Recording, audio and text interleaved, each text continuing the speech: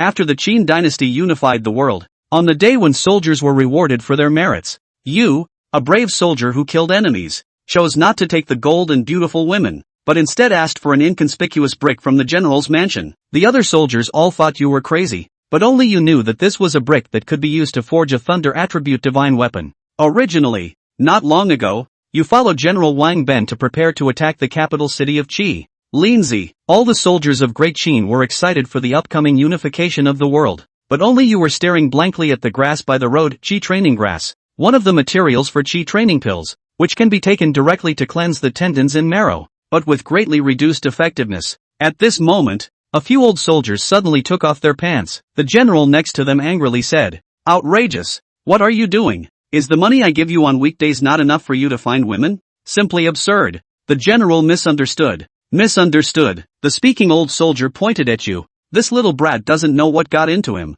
Suddenly started gnawing on the grass by the road. This grass is highly toxic, and I have seen Yen people vomit black blood after eating it. Wang Ben frowned slightly, seeing you crazily stuffing the grass by the roadside into your mouth. Not knowing what to say, the old soldier saw the general's face looking a little unpleasant, and hurriedly said, "General, rest assured, I have a local remedy from my hometown that has detoxifying properties in the urine. Feed it to him, and I guarantee he'll be fine." Wang Ben nodded. He still believed in the words of the old soldiers, and you looked at this group of old soldiers with a frightened look. The Qi refining grass in your mouth had not been completely swallowed, and you couldn't say anything for a while, so you started waving your hands frantically to indicate that you were fine. The veteran's eyes changed instantly when he saw it. This kid is poisoned. Both hands are twitching uncontrollably. Quick, have two people hold him down and force-feed him urine. Hearing this, you almost cursed out loud. Others may not understand the meaning of refining Qi, but as a time traveler, you understand it too well. This is the starting point of immortality that the later Emperor Qin Shi Huang dreamed of.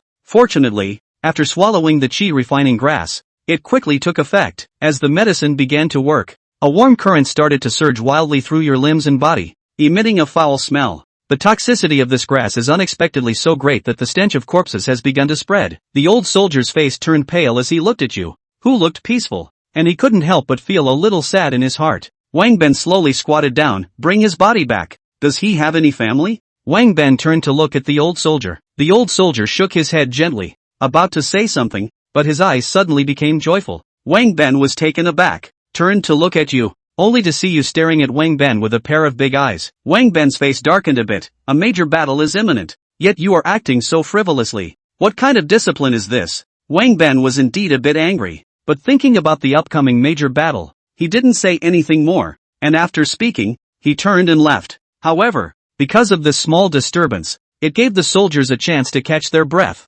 which is also considered good. The next battle may be a tough one. A few days later, the war drums sounded, and the horns sounded along with the drumbeat. Soldiers of Great Qin, for the king, for Great Qin, this is the final battle, the long-awaited peace for all. Blood has begun to cover the city walls, and bodies are starting to accumulate. With a loud noise, the city gate was opened from the inside, and all the Qin soldiers rushed in. In almost no time, this city has already been captured. After occupying the city, Wang Ben did not stop, but led the soldiers to continue marching towards Linzi. It was the last stronghold of the Qi state, and once taken, the Qi state would be completely destroyed. However, what he did not expect was that the monarch of the Qi state had already led his ministers to wait early at the city gate. Seeing this scene, everyone's hearts were relieved, and some people even started to cry. The battle was over, and they could finally go home to be with their wives and children, and fulfill their filial duties to their elderly parents. Time came to the evening. Everyone was talking and laughing,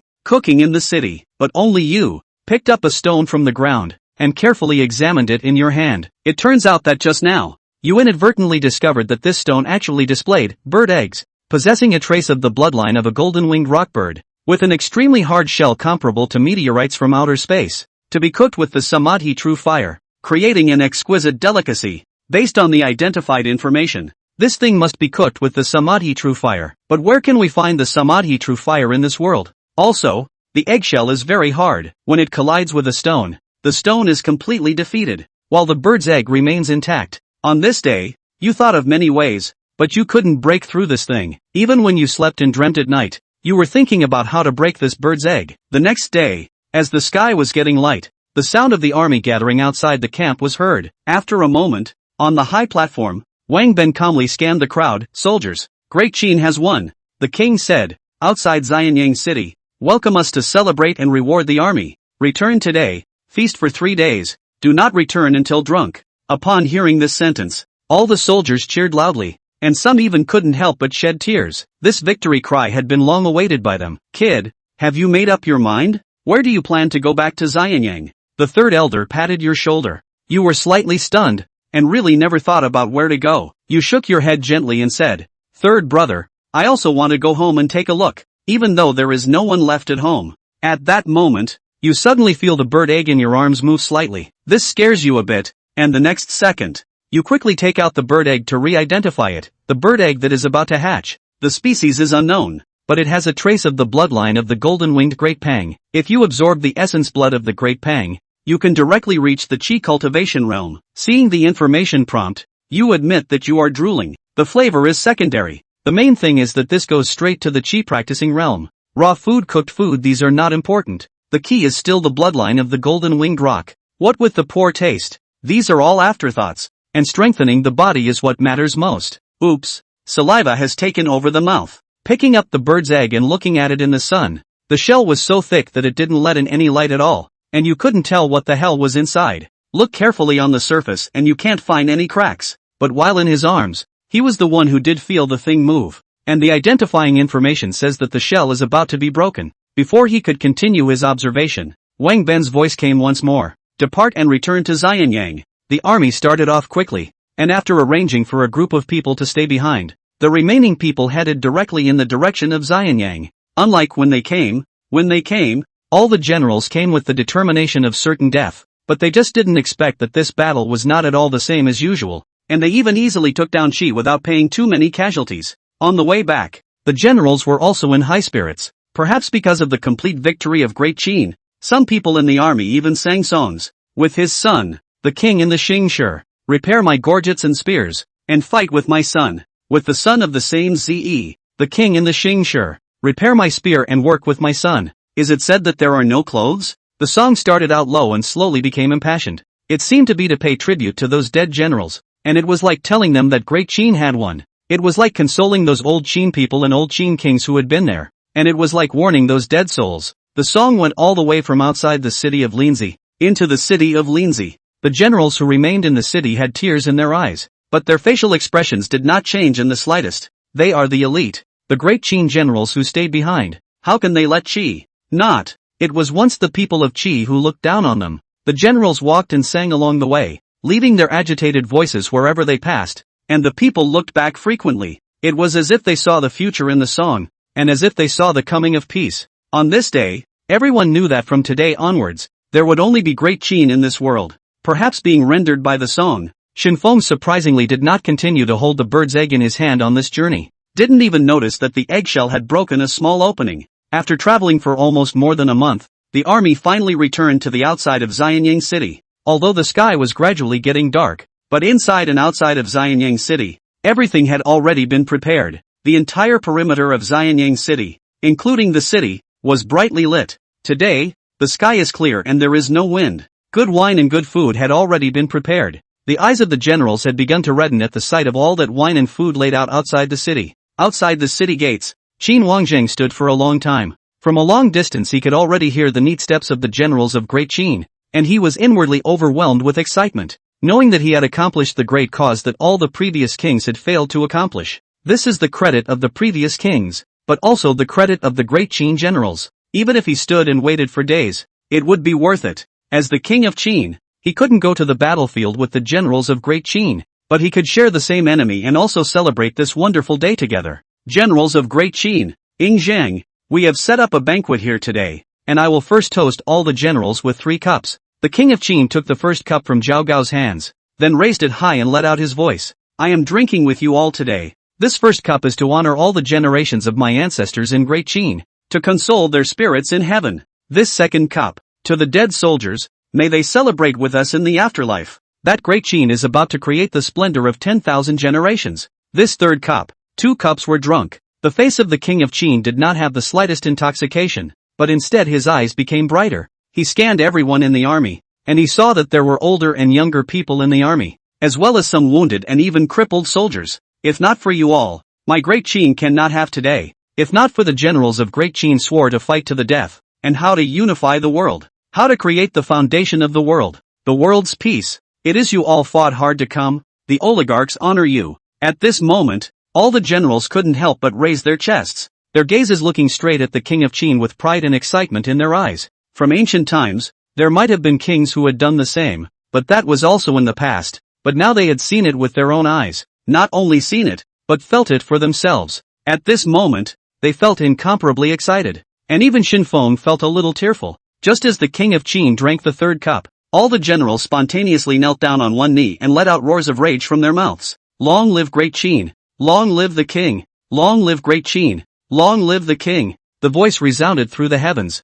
seeming to completely tear apart the gloom that hindered the starry sky. The roar of Qin's generals was heard in the sky and underground, which made those small-minded people from the remaining 6 countries tremble. The drinking has begun. No longer having any fear, all of them took off their armor and rushed into the crowd to grab the wine and meat. The cackle of laughter traveled around the square. It was destined to be a sleepless night. Dawn. A thin figure in the crowd slowly stood up. Having been poured too much wine last night to let go all night, the first thing you do when you're sober is find a place to get handy first. Looking around, what surprised Shen Feng was that there were still people still drinking, and looking closely, it seemed to be none other than Wang Ben and a few other generals, only there was no sign of the king of Qin. Previously, because he had been standing in the innermost part of the room, coupled with his lack of height, he was unable to see the true face of the Qin king. I wanted to take this opportunity to take a good look at what this great Qin Shi Huangdi really looks like. Without realizing it, he was not among them, and seemed to have returned to the palace long ago to rest.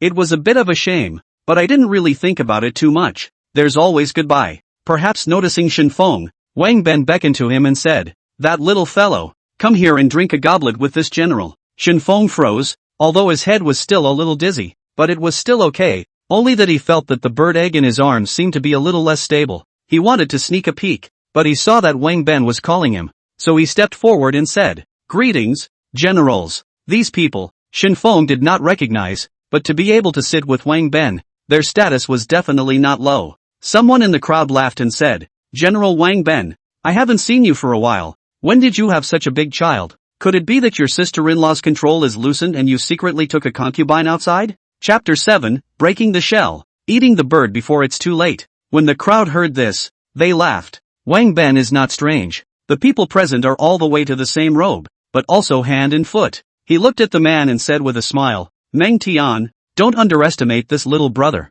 Don't look at him as young as he is. This attack on Qi, this son is very ferocious and took the brunt of the attack, although he didn't behead half of them. But it's enough to show the military might of my Great Qin." Meng Tian's eyes lit up and he picked up his wine cup and said, "Oh, there is such a young hero in my Qin. Come on, I'll share a goblet with you." Shen Feng glanced at Wang Ben. He always felt that it didn't seem like a compliment, but after all, the official is a big man, so he had no choice but to take the wine handed over by Wang Ben. Bone-strengthening wine, made from the bones of demonic beasts. After consuming it, it can strengthen the body with good results. In fact, the wine was still the same wine, all courtesy of the king of Qin, and the same as everyone else was drinking. But it seems that after being handed from different hands, it also creates different words. Seeing the words, Shen Feng did not hesitate any longer and took the glass of wine and drank it. The moment he drank it, all he felt was a knife going down his throat. Tingling, pungent, and hot, it instantly surged. In the eyes of onlookers,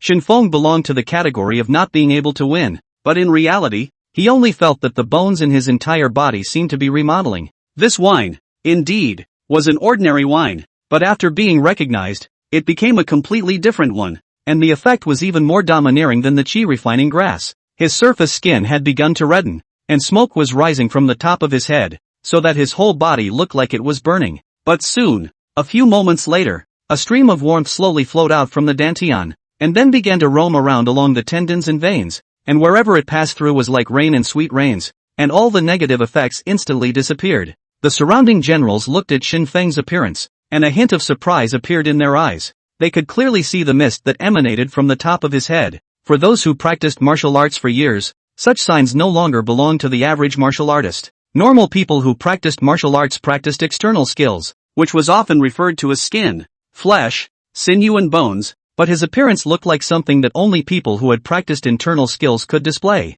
For a moment, the crowd couldn't help but gather around. Kid, have you practiced any skill or learned any ability? Why do you have internal power in your body? Could it be that you have been instructed by an immortal when you were wandering in the past? Wang Ben was puzzled in his mind. Before this, he had never heard of Shen Feng having such a skill, nor had he ever seen the existence of a character like him in the army. After saying that, Wang Ben put one hand on his shoulder, and immediately afterward a force began to probe around his body, as if trying to find where this internal force was, but after probing for a long time, he did not find that internal force, as if it had been completely consumed. Shen Feng was still in a state of confusion. To be honest, after coming to Great Qin for so long, it was the first time he had heard of something like internal power. As for this aura, he could be certain that it was purely from the effects of the qi refining grass. Meng carried a wine cup, came to the front of Shen Feng, stroking his beard, said, I heard that above certain famous mountains, there are some qi refiners, but these are just legends, nebulous existence, and no one has ever seen a real immortal. I think that he should have eaten some kind of immortal herbs and medicines, and this makes him have the generation of internal force. Meng Tian's words caused Wang Ben to fall into deep thought. Fairy herbs and pills? This time, the army is on the march, and this journey has not heard of any problems. And after Shen Feng ate the poisonous grass, he had also asked the veterans, and it seems that they just ate the poisonous grass. Suddenly, he saw a little green tip showing in Shen Feng's arms, so reaching out, he took it out, and looking at the tip of this blade of grass, he fell into a deep thought. Just want to throw into the mouth. Aside the Meng Tian hastily blocked, General, do not want to fool around. This thing contains poison. When the attack on Chu, I have seen some soldiers ate this grass, immediately after the violent death. This grass cannot be eaten. Wang Ben opened his mouth, his eyes looked at Shen Feng, and he didn't say anything for half a day. This kid can eat a lot more than this little nugget. He ate a lot of it. He's fine if he eats it, but I'll die a violent death if I eat it? But when he saw that the look shown on Meng Tian's face did not look like he was joking, he threw the grass in his hand aside. But suddenly, only a yellow light flashed, and the grass that was supposed to fall on the ground suddenly disappeared. Luckily, Wang Ben was quick on his feet and grabbed that yellow light. But just grabbed. Has not been a while. His hand began to have blood dripping. Wang Ben ate pain subconsciously loosened the palm of his hand. The yellow light also quickly flew toward Shen Feng's arms. The scene froze everyone in their tracks. The other generals saw that Wang Ben was injured and then surrounded Shen Feng. But fortunately Wang Ben stopped in time and said, what was that thing just now? I touched it rather like a bird. Shen Feng froze, reached into his arms, and grabbed the bird with one hand. Golden finch, with a trace of golden-winged rock bloodline. Hairy and meaty, tasteless to eat, discarded. Burned with samadhi fire. Can condense rock essence blood? Can build up the foundation after consuming it. Seeing the words foundation establishment, Shen Feng immediately sobered up. The eyes that looked at Goldfinch also changed instantly. Become slightly gluttonous. The others did not know why, and thought that Shen Feng did not know where to get the little sparrow, and the mold looked as if it was a bit different. Wang Ben curiously stretched out his hand and wanted to touch it. After all, his own hand had been scratched by this little guy, so it shouldn't be a big deal to touch it. But when Wang Ben reached out his hand and was about to touch it, Shen Feng's reaction made him directly freeze in place. The childish face revealed a hint of ferocity, and a fierce light flashed under his eyes. That looks like a wild dog guarding its food. The crowd laughed once more at this scene. Although this little guy is not good at drinking, he seems to be quite protective of his food. But this little finch doesn't seem to be very big by the look of it. Rather like it was just born not long ago. There is something wrong with this little guy's idea. Wang Ben glanced somewhat helplessly at his palm which had stopped bleeding and said with a smile, this bird is quite close to you. Look at your eyes, you can't wait to eat it. Why don't you keep it? Shen Feng did not answer, but looked down at the golden sparrow that was eating the qi refining grass. Raising it? It's not that the idea isn't there. Only this goldfinch gave him a somewhat different feeling. That dripping little eyes. How to look at how to feel enlightened. It's innocent now, but what about later? If in the future the goldfinch knew that he was thinking of eating it before it was even born, wouldn't it be the reverse of the Big Dipper? What's more, it still has rock essence blood in its body, so it can build its foundation after consuming it. This is where eternal life really begins. Chapter 8, You've lost your home. What the hell are you going back for? Shen Feng's eyes were glowing. He was a bit hesitant. Should he just swallow it alive now? Or wait until he really practiced the Samadhi true flame in the future and then refine it? But when you've practiced the Samadhi flame, will this little goldfinch still be able to get down? The little golden finch, after all, possessed the rock bloodline, and seemed to sense some kind of malice, subconsciously looking up at Shen Feng. As an oviparous animal, It generally breaks its shell with a great deal of reliance on the first creature it sees. As for the little gold finch, there was no need to say that being born in Shen Feng's arms, even if it didn't see a person, the flavor alone was enough to make it reminisce. Shen Feng twisted the wings of the little gold finch with 2 fingers, then carried it to the front and carefully observed it. By the looks of it, it was indeed not long out of its shell, with feathers that were still wet in places, and a pair of small, dark eyes with a splash of red above them. At first glance, it did look no different from any other bird, but after looking at it for a long time, something always felt wrong. It seems that the wings were pinched a little painful. Opened the beak a burst of twittering sounds, like cursing. The generals also stopped focusing their eyes on Shen Feng. Having won the battle and the 6 kingdoms were destroyed, they would not only drink until dawn, but also until they died of drunkenness. Shen Feng stuffed the little gold finch into his arms, found a random place, and lay down. Occasionally, he spread into his arms and grabbed out a few qi refining grasses, placing them in his mouth and chewing on them. Ever since he had this qi refining grass, his stomach hardly felt hungry at all. Eating and drinking seemed to have become a less important thing. At this moment, he even wanted to leave instantly and start his own plan of traveling around Great Qin. But Shen Feng was well aware of Great Qin's decree that the only explanation for breaking away from the barracks without any reason was desertion. And even if he had had a word or two of friendship with Wang Ben, that could never be taken lightly. Looking at the night skies, Shen Feng felt for the first time that the night was so long. Unconsciously, under the pounding of the little gold finch in his arms, Shen Feng slowly fell asleep. 3 days of great feasts, and it's only been 1 night. But the more so, Shen Feng's heart felt more and more anxious, and he wanted to implement his plan as early as possible. Early the next morning, the generals were lying outside Xianyang city. Some were even still in a drunken stupor, but some had also begun to take their leave from the general, intending to take the opportunity to go home for a visit. Although Wang Ben had been drinking all night, his head was still clear. It was only natural that the generals wanted to go home after the battle, so he naturally didn't force the issue too much and agreed directly with a wave of his hand. Seeing that a portion of the people had gradually left, so Shen Feng also walked up and said, "General, I also want to go home." Hearing the voice, Wang Ben looked at him with drunken eyes and scolded him with a smile. "Your kid doesn't even have a home. What are you still going back to? Follow this general. I will take you to open up the frontier and expand the land, and in the future you can't help but be a captain of 1,000. And if you are a little bit more capable, you might even be a general." For Shen Feng, fame and fortune are not what he seeks. Nowadays what he thinks in his heart is only longevity. Since he has obtained the ability to recognize all things, if he keeps it, would it not be a waste? Wang Ben saw that he was a bit reluctant, so he patted him on the shoulder and said, "Kid, I understand your situation clearly. You are different from them. They still have people at home to take care of, while you are unattached, and you are at an age when it is a good time to build a career. Follow this general, although not to be able to protect your honor and wealth, but also can make you famous in history. If you are willing to learn, I will also teach you to read and write, teach you the art of war and martial arts. The luck is almost as a general. Luck is better when a general is not necessarily ah." Hearing the conversation between Shen Feng and Wang Ben, the other generals also slowly woke up. To be honest, they couldn't help but feel a trace of curiosity about Shen Feng. If it were someone else, they probably wouldn't even blink, and they would just leave. What they were most curious about was still Wang Ben's attitude towards him. That doesn't sound like something a general would say to a private. Doesn't the general want to recognize him as his righteous son? Wang Ben's eyes lit up slightly. If he was willing, it was not impossible. The corner of Shen Feng's eyes twitched slightly. He was unattached in this world. One day, he would become immortal. One day, he would live forever. But he could not chain himself to his feet. Wang Ben is obviously determined not to let him leave. In his opinion, although this child is a little hysterical, but a good seedling, not to mention the strength of leading soldiers to fight, at least not afraid of death. That alone was enough to impress him. There is no one who fights a war who is not afraid to die, but he had seen with his own eyes that during the attack on Qi,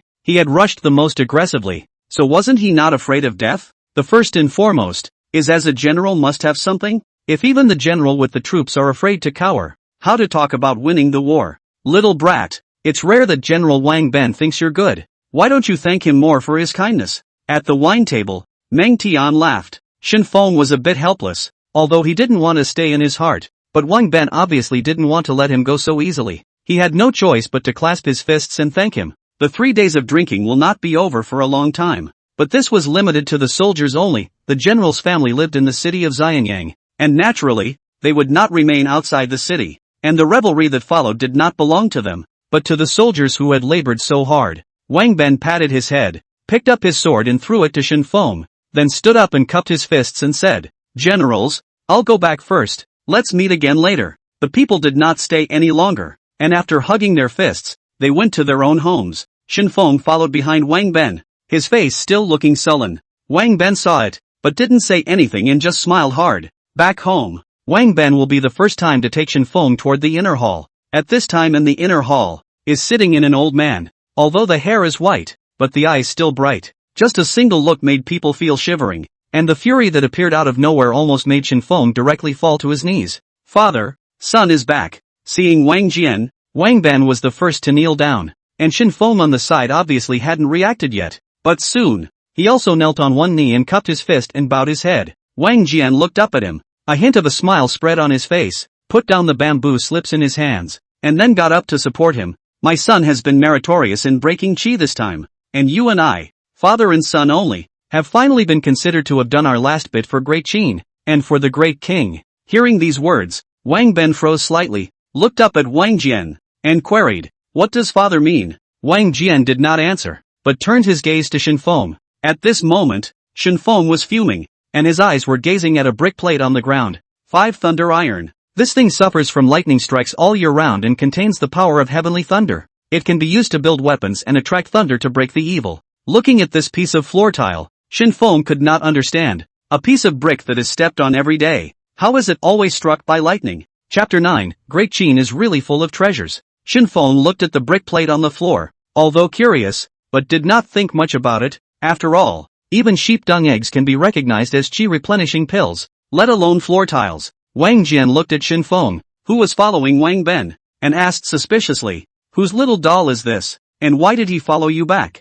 Wang Ben kicked Shen Feng with his foot, signaling him to speak for himself. Only then did Shen Feng react and reluctantly shifted his gaze to Wang Jian's body, then cupped his fists and said, "General Shang, I am a pawn in the army, and it was General Wang Ben who asked me to follow him. It is impossible to say that you are not timid when faced with a figure of this magnitude, but the best way to face fear is to deflect it. Since it was Wang Ben who had brought himself back, it wouldn't be better to transfer this problem to Wang Ben's head." Wang Ben's cheeks twitched slightly. He was not expecting this kid to turn the topic to his own head. Looking toward Wang Jian, his eyes were now fixed on him. Wang Ben said somewhat helplessly, "Father, this kid is a bit different. He was planning to go home to visit his family, but as far as I know, there is no one left in his family to visit." So a trace of pity rose in his heart and he simply brought him back. Seemingly worried that Wang Jian would not agree, Wang Ben stepped forward and whispered in his ear, "Father, this is a good seedling." Wang Jian frowned slightly, looking at Wang Ben with a hint of disbelief in his eyes,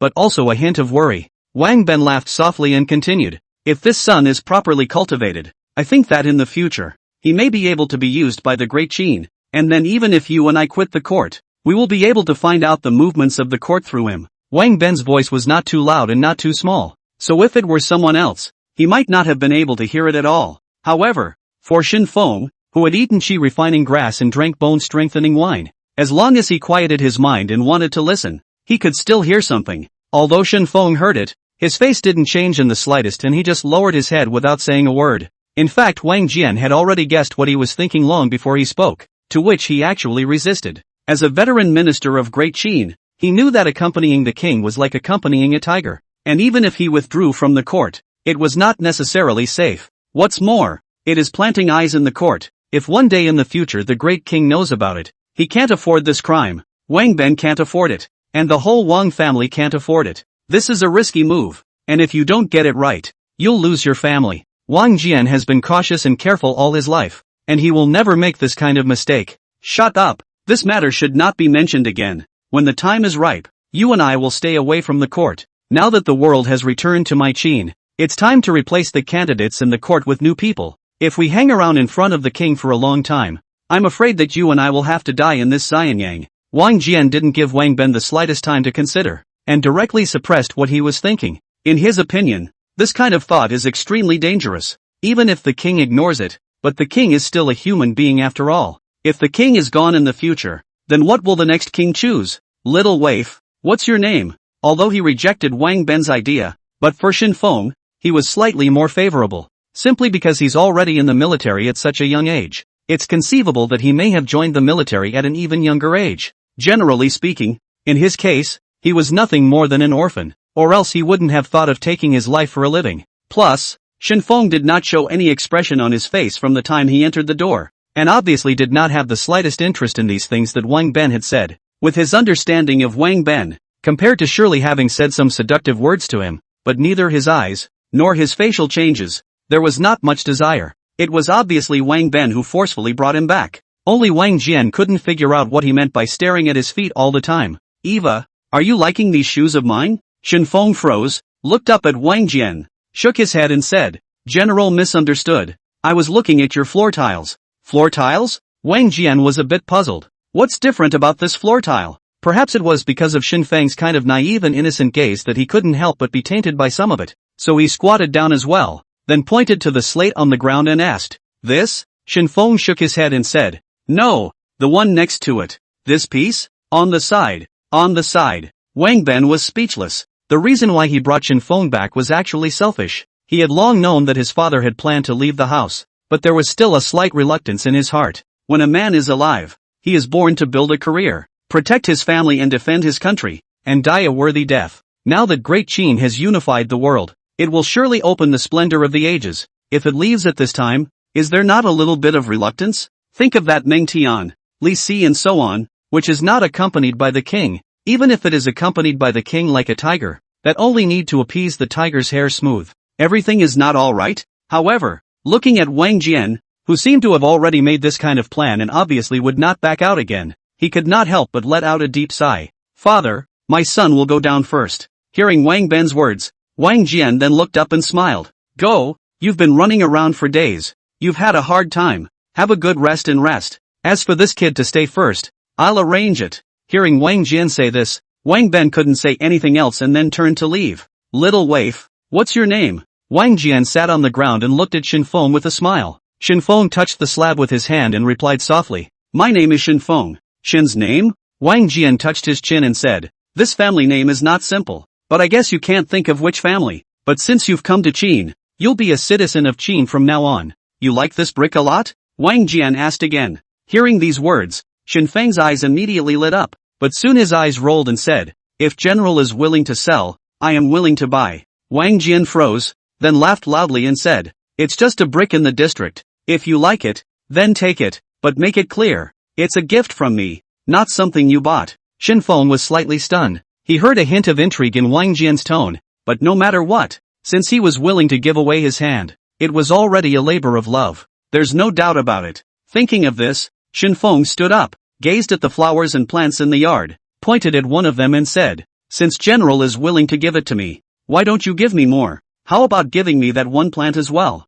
Before entering the inner hall, Shen Feng had already noticed these flowers and plants, especially one of them, which was extremely bright. Dragon's blood grass, containing a trace of dragon's blood, one of the materials of dragon's blood pill. After consuming it, it can reshape the sinews and bones, and enhance one's qualification. The effect of taking it alone is greatly reduced. Chapter 10, General. It's no good. The kid took poison and killed himself. As the upper general of Great Qin, Shen Feng is still the first person who dares to face him with such a slightest disregard for his identity and is also so greedy. But it was ridiculous to say that this kid didn't ask him for a gold cake, or any of his belongings, and surprisingly, he only asked him for a brick, and a blade of grass. This made Wang Jian feel a little curious. Pick up the long sword and warp the brick that Shen Feng pointed to. He first weighed the weight in his hand, and it didn't seem to be anything special. It was about the same as an ordinary brick. Thinking for a moment, Wang Jian did not hesitate any longer and directly threw the brick to Shen Feng, after which he said with a smile,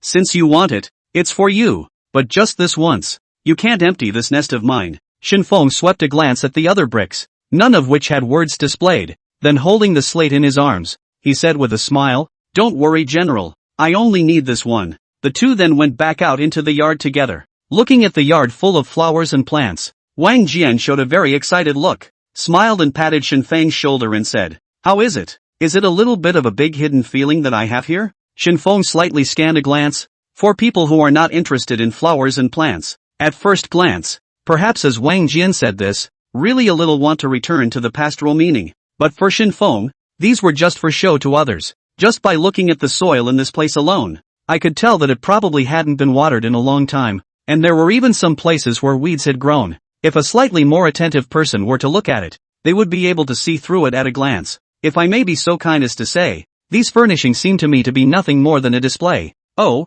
Wang Jian raised his eyebrows slightly upwards, with a hint of puzzlement in his eyes. These flowers and plants were specially planted here by him, although he didn't take care of them. But no matter what, it can show that he has the intention of wanting to unload his armor and return to the field. You see, the earth is dry and cracked, and the weeds that accompany the flowers, it might have been better if they had been distinguished by tiled pots. In my opinion, these flowers and plants cannot yet be tended by the subordinates, but must be handled by the general himself, so as to be able to show that it is the flowers and plants that the general loves nowadays. Shen Feng didn't say too much, but Wang Jian wasn't a cutie pie either. As someone who was over 100 years old and even half of his feet had already stepped into the yellow earth, he had not lived his years for nothing. Wang Jian's eyes looked at Shen Feng. A hint of surprise flashed in his eyes. He now suddenly somewhat understood why Wang Ben had left him behind and even intended to install him in the court. This man's heart is meticulous, so it is no wonder that his own son would think so highly of him. But although this son is meticulous, he is not suitable for the court.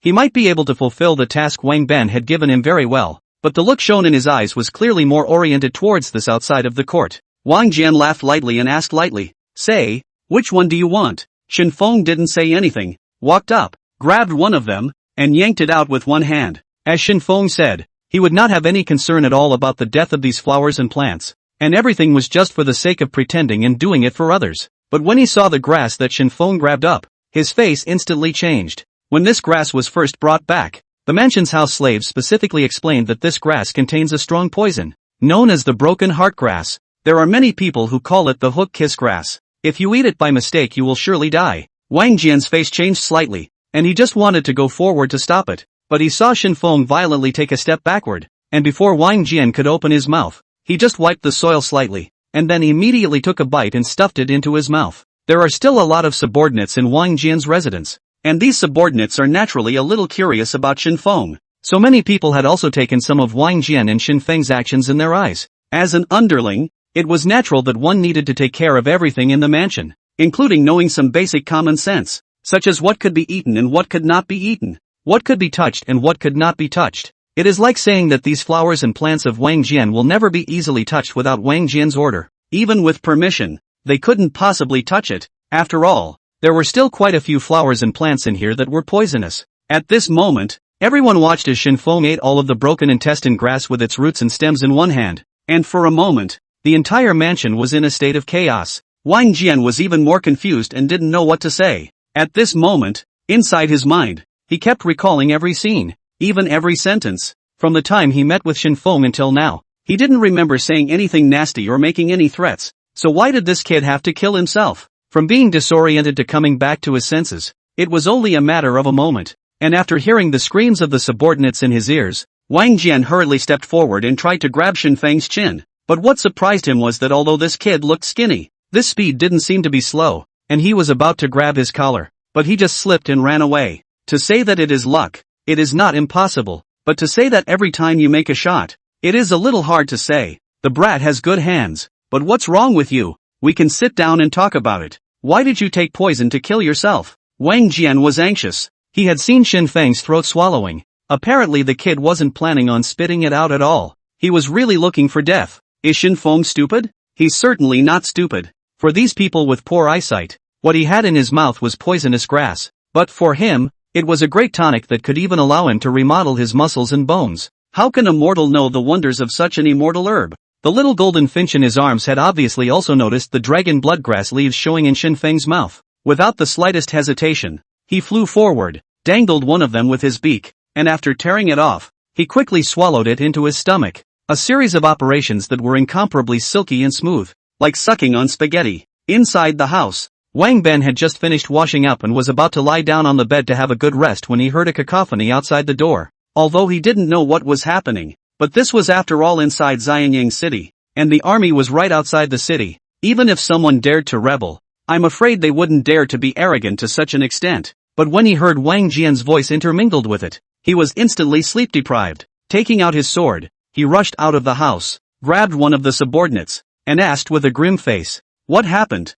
The subordinate was obviously also frightened by this appearance of Wang Ben, so he hurriedly said, "General, it's not good. The young soldier you brought back took poison and killed himself." Hearing these words, Wang Ben froze. Suicide by poison? How could it be? Chapter 11 or received the mantle inheritance of a chi refiner. Wang Ben couldn't be bothered to put on his clothes at the moment and rushed out of the house, then rushed towards Wang Jian's yard. Enter the yard just in time to see an old man and a young man jumping up and down. One seemed to be trying to grab the other as hard as he could, and one was covering his mouth while frantically running away. Every now and then, a small goldfinch could be seen pecking at Shen Feng's hand with its beak, as if it wanted to pull out worms from it. What is going on here? Wang Ben frowned. Didn't he say that he committed suicide by taking poison? Why did it turn out this way? The subordinate at the side hurriedly said. This little military master brought back by the general didn't know what kind of confusion he had committed. He froze and swallowed the intestinal breaking grass planted by the upper general, and it was still eaten together with the roots and stems.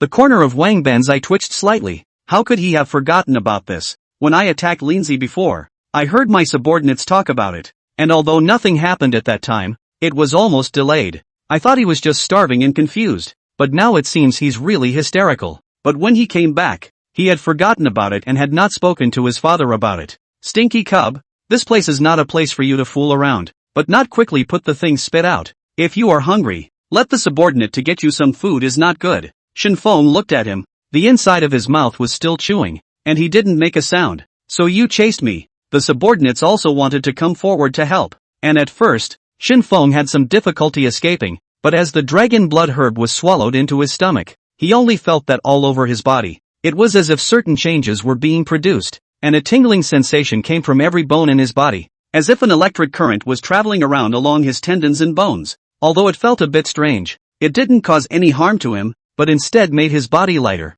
and even felt like there was an inexhaustible amount of strength in his body. For a while, the entire mansion began to become a bit restless. All the subordinates were surrounding Shen Feng. Even Wang Ben and Wang Jian were personally on the battlefield, but none of them were able to catch him. Finally the crowd no longer had any strength, and Shen Feng had completely swallowed the dragon blood grass. Vaguely, everyone seemed to hear a sound like thunder, but when they listened more carefully, they couldn't hear anything else. Looking at Shen Feng again, he only saw that his entire body was covered in dirt, as if he had rolled around from inside a mud puddle. Coupled with the fact that he had never properly freshened up during this period of time, the impurities in his body surged out, accompanied by a foul odor that directly caused the crowd to resist covering their mouths and noses. Little, the old man has promised to give it to you. Why do you still want to do so? Quickly invite a physician. Let him come and see how to cure the poison. Wang Jian is a bit anxious. The boy is indeed a talent. If it is so, poison death, both for the Great Qin, or for himself, is a huge loss. Wang Ben frowned. He remembered that when he was on the road before, this kid had eaten poisonous grass, but it didn't seem to be a big deal. Then again, looking at his lively appearance, he didn't look like he was showing signs of poisoning. Wang Ben pulled back the subordinate who was ready to go and ask for a physician, and then whispered a couple of words in Wang Jian's ear. Wang Jian frowned slightly and looked at the crowd with an icy gaze. No one is allowed to say anything about today's matter. If this general hears anyone outside spreading rumors, don't blame me for being merciless. These subordinates are afraid of Wang Jian to the bone. As the Great Qin's god of war, his battle achievements are said to be frightening, and even his fame is catching up with that year's Wanjin by Qi. Such a killing star, they couldn't afford to provoke, not to mention telling the matter out. One more word, they wouldn't even say it. After waiting for the subordinates to disperse, Wang Ben then looked angrily at Shen Feng and said, "Still not coming over quickly? How much longer do you want to make a scene?" Shen Feng hemmed and hawed, came closer, touched his stomach, and said awkwardly, "Let the general see you laugh. Ever since I joined the army, I would always be unable to resist wanting to eat some exotic flowers and herbs." Wang Jian stepped forward and grabbed his wrist, and a huge aura instantly probed his body clearly, but probing half a day without any discovery. His body, whether it is the breath, or vitality, are very normal, only this temperament seems to have become a little less different. The originally skinny body looked, at the moment, as if it was a bit taller. The original waxen face also had a slight hint of blood color. Could it be that the broken heart herb from earlier caused this? The father and son of the Wang family glanced at each other. Both of them had probed Shen Feng's body, but they had not detected any abnormalities. It was like this when he attacked Qi before, and this time at home, it was like this again. If they said he was lucky, how could they not believe it? The only explanation was that this son had perhaps received the mantle of a Qi refiner before he had ever entered the military. Only this explanation could answer the doubts in the hearts of the Wang family's father and son. Alchemist. These three words can be mysterious to regular people, who have never really met these people. Unlike those fengsher in the palace, what the Qi refiner pursued was the true way. Wang Ben looked at him with a complicated gaze. He did think of sending Shen Feng to the palace to cultivate into his own forces, so that in the future he can also let him help Wang Li. But now it seems that his pattern is small. It was rumored that Qi refiners would enter the earth to train for the Great Tao. Perhaps Shen Feng had joined the army before for the sake of training, and now that the war had ended, he naturally thought of returning to the mountains, and now they are being forced to stay by themselves. If he holds a grudge in his heart, I'm afraid the Wang family. Thinking of this, Wang Ben's hand, which was tightly gripping his sword, subconsciously shook, and a murderous intent slowly spread out. Wang Jian, who was beside him, apparently also felt the aura, and he glanced faintly at Wang Ben, then said to Shen Feng with a smile, "Little brat, are you sure you're alright?" In the face of Wang Ben's killing intent, Shen Feng did not show too much emotion, although he did not know what Wang Ben thought, but for the time being, showing nothing was the best result. The upper general is joking, eating a grass. What can happen? If the upper general doesn't mind, I can teach you how to take care of these flowers and grasses, so that when the onlookers see it, they won't have doubts anymore. Seeing Wang Jian and Shen Feng chatting so cordially, Wang Ben understood his father's intention in his heart. This son must not be crossed. Thinking for a moment, Wang Ben let out a light laugh and said, "Father, why don't we let him freshen up first? This kid really stinks." Shen Feng went to freshen up. In the courtyard, the father and son of the Wang family looked at the flowery courtyard and fell into deep thought. After a long time, Wang Jian softly inquired, "How do you plan to treat this son?" "And I ask for father's instruction. If he wants to leave, he must not be forced to stay. If he does not leave, it may not be a blessing for my Wang family, but he must never be crossed." Chapter 12, Dismissing the armor and returning to the field to plant flowers first. Soaking in the bathtub,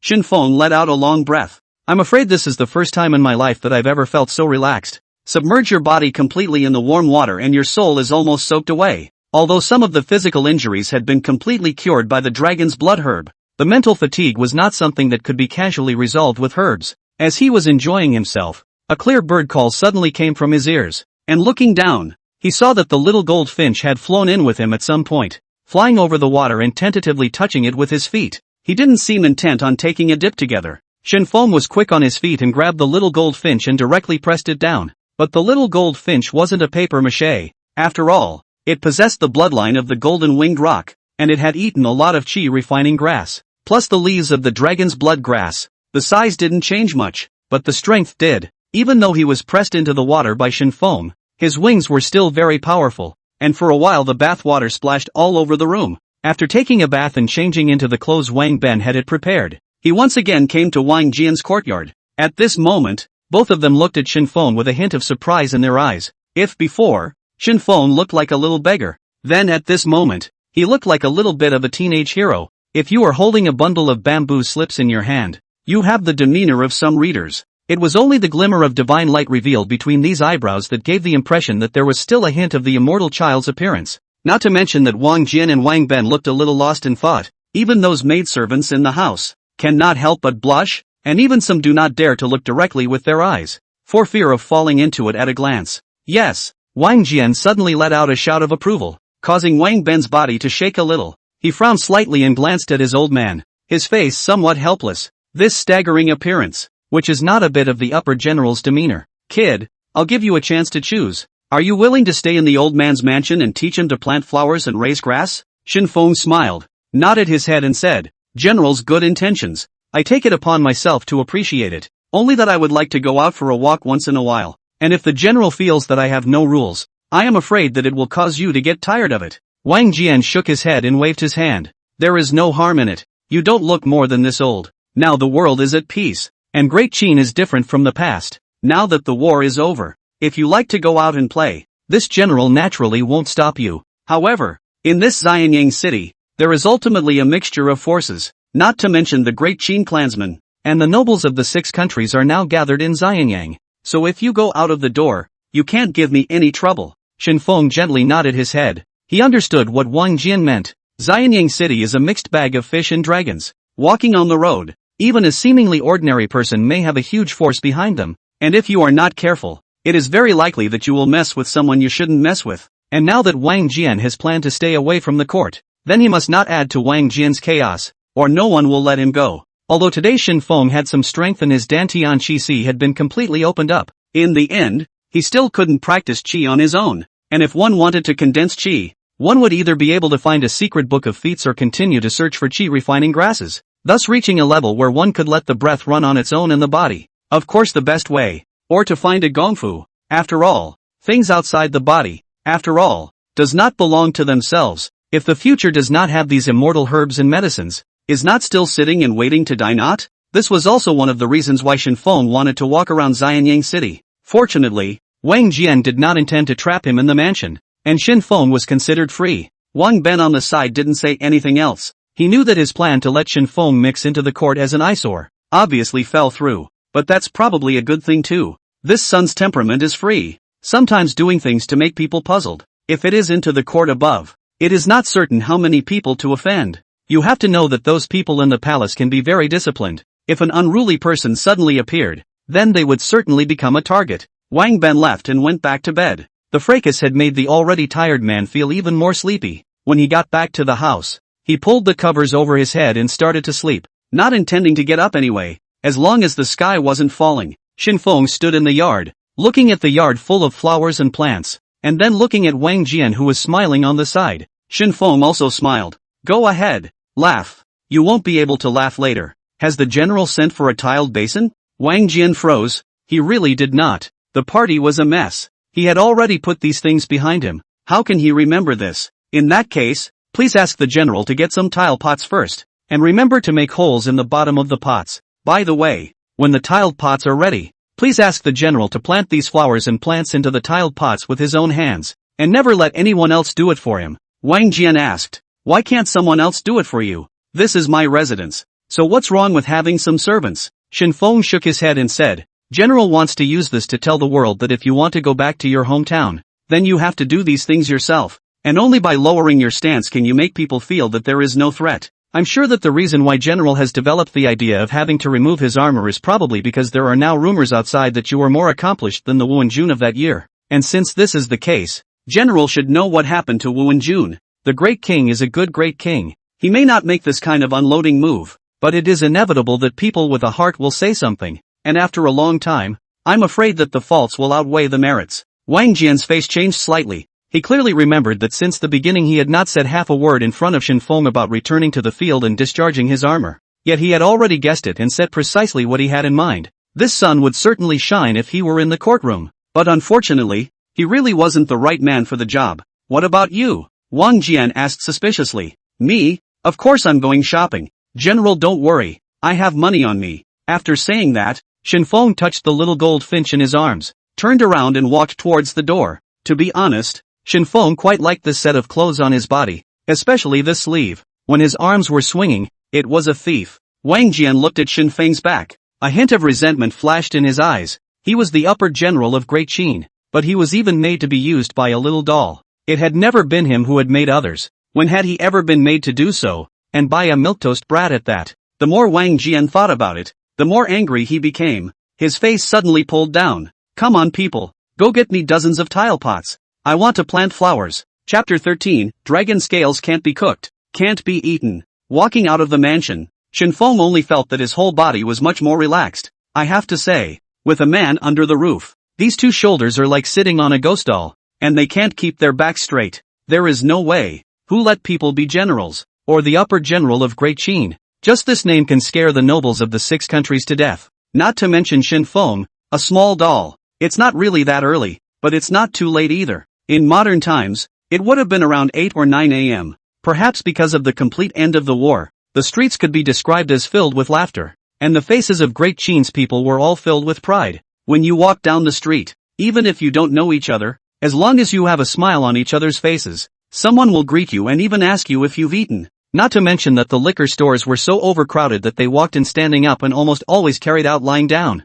Shen Feng walked on the street, and although he was curious about these items sold on the street, he was not very interested. More often than not, his eyes still looked to those corners to see if there were weeds, wildflowers growing. In his experience during this time, it seemed that wild grasses and trees, on the contrary, were more likely to bring surprises. But unfortunately, it seemed that the city of Xianyang had been recently governed, and both the weeds on the walls and the wildflowers in the flower beds had been cleaned up and were almost spotless. Shen Feng was a little helpless. Most of these things on the street, Most of them he had seen. Almost none of them were with words. This also means that in order to find the good stuff, you still have to head outside the city. However, if he leaves now, he is afraid that he will be condemned by Wang Ben. If he doesn't say anything, maybe it's not a big deal, but if someone notices, it's inevitable that he will have to carry the hat of a deserter, or a traitor. With no choice, Shen Feng could only wander around in Xianyang city. It had to be said that Xianyang city was really big, and just by wandering around, he had already gone to midday. By now the stomach had also started to rumble. The body has been greatly improved, but this improvement has not been without after effects. Without good medicinal herbs to replenish, then he could only rely on eating. Nowadays Shen Feng hadn't fully entered the cheat practicing stage, and it was normal for him to be hungry and want to eat. I was thinking of looking around to see if there was any place to fill my stomach, when suddenly, a holler came to my ears. Jagged pears, wild jagged pears, delicious. At first, Shen Feng did not care about it. The slag pear is actually just hawthorn, and this thing in the wild can be said to be sour to the home. Normally, very few people would buy it, but when Shen Feng came to the stall, Shen Feng's eyes lit up. 100 years of vermilion fruit, edible, with powerful medicinal effects. Those who practice martial arts can increase their power by eating it, and those who practice cultivation can increase their cultivation by eating it. When Shen Feng touched it, the little gold finch in his arms seemed to be a little bit unable to resist sniffing his fingers. If not for Shen Feng catching it in time, maybe the hand would not be protected. Looking at the stall in front of the slag pear, Shen Feng's eyes are almost red. This pile into a small mountain of general slag pear. If all eat, that is not in place to ascend to immortality? However, very soon, Shen Feng froze, because these hawthorns were almost all piled up together. So when the words were displayed, it made him think that all of the small mountain piles were vermilion fruits, but really, there's just a couple of them in here. Shen Feng did not feel the slightest bit unhappy, and after squatting down, he looked at these fruits, first picking out all those vermilion fruits with words, and then placing these few in his hand. Only at last did he say to the stallholder, "I'll take all of these, and this is for you." Shen Feng also did not care whether the stall owner agreed or disagreed. After carefully placing the zhugui into his arms, he immediately followed the hawthorns on the stall, packed them all with a cloth, threw the other party a piece of gold cake, picked it up, and turned around and left. It's not for nothing that this was done.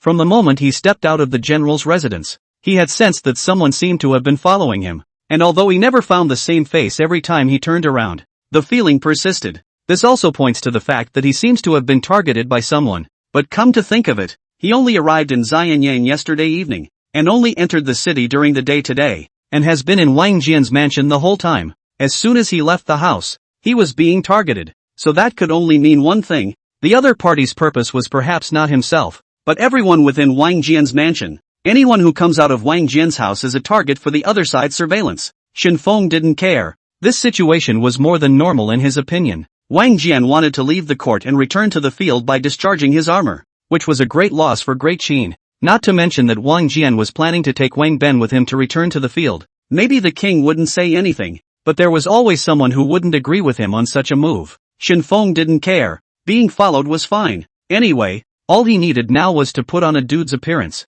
Anyway, with the clothes he was wearing now, and with the kind of posture he had after washing up, he looked like a rich kid. As for the people following behind him, he didn't care in the slightest. After all, this kind of thing was inevitable after all. Carrying a large bag of jagged pears, he came near the entrance to the palace. This was the first time he came to the entrance of the royal palace. Looking at the towering city walls, although it did not have that sense of historical vicissitudes after 2,000 years, it still made people feel shocked. The most important point, he saw on the palace wall. There was a place where words appeared. Dragon scale. The scale of a real dragon. Although it is set on top of the city wall, but this does not affect its power, invisibly giving a strong sense of oppression. Good refining materials cannot be boiled, inedible. At this moment, the eyes of the guards outside the palace gates were almost all fixed on him. The duties of the guards were to prevent intrusion and at the same time keep an eye out for suspicious people, and Shen Feng's appearance looked quite suspicious. Obviously not dressed like the average civilian,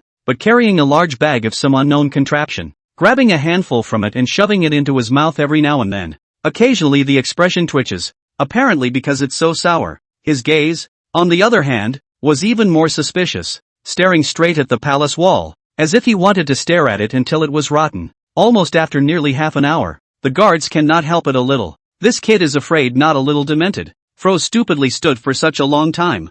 A little other reaction might not have turned off the guards, but from the beginning, he just ate the fruit and stared at the walls. There's puking all over the floor from the crumbly pear boy. This young gentleman, can't you eat your fruit somewhere else? Chapter 14, My name is Fusu. Shen Feng's gaze remained the same. This was a dragon scale, the first time he had seen it, and it was also set on top of the palace wall. Isn't that tempting him to commit a crime? If someone hadn't suddenly come up to him and asked, he might have actually stood there until midnight, then secretly climbed up the palace wall and gouged the brick down. It's cool in here. It's nice to stand here. The guards froze. Cool? Where is it not cool in the middle of winter? Seemingly realizing that he had said the wrong thing, Shen Feng glanced at the hawthorn boy on the ground and said with a hefty smile, "Sorry, I'll clean this place up later." The guard frowned slightly. This kid's appearance. How can he not look like a noble son? A normal noble son would never be so gentle. But no matter what, after guarding the door for so long, there is ultimately a way of looking at people.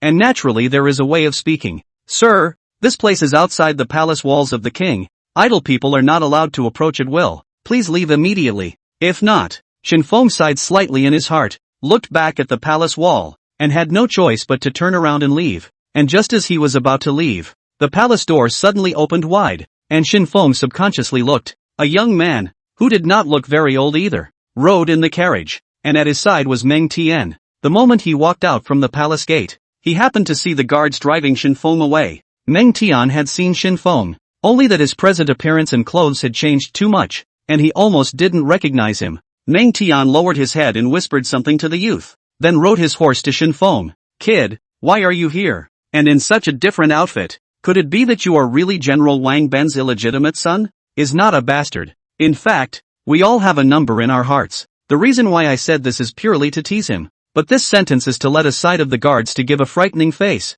Shen Feng smiled awkwardly and put down the bag in his hand, then cupped his fists and said, "Greetings, General. You should know very well if I am the illegitimate son of General Wang Ben." Meng Tian laughed and shook his head. "Why don't you stay in the general's residence and run around here? Aren't you afraid of being arrested as a spy?" Shen Feng raised his eyebrows slightly. The 6 countries had been destroyed. Where were there any more spies? As for why Shen Feng was here, it was actually very simple. He no longer knew where the way back was. Originally, he was planning to find a place to eat, but after using a gold cake to buy this big bag of fruits, it would be a bit of a waste if he didn't finish it. I wanted to stay back in the general's residence to eat slowly, but I walked and lost myself without thinking. At the same time, he also happened to see that there was a dragon scale inlaid on the city wall, so he just stood here and ate the fruit while admiring his dragon scale. Anyway, he believed that Wang Ben or Wang Jian would have to enter the palace sooner or later, so he would just follow them back then. But now it's good. Although he didn't wait for Wang Ben, he did meet a familiar face.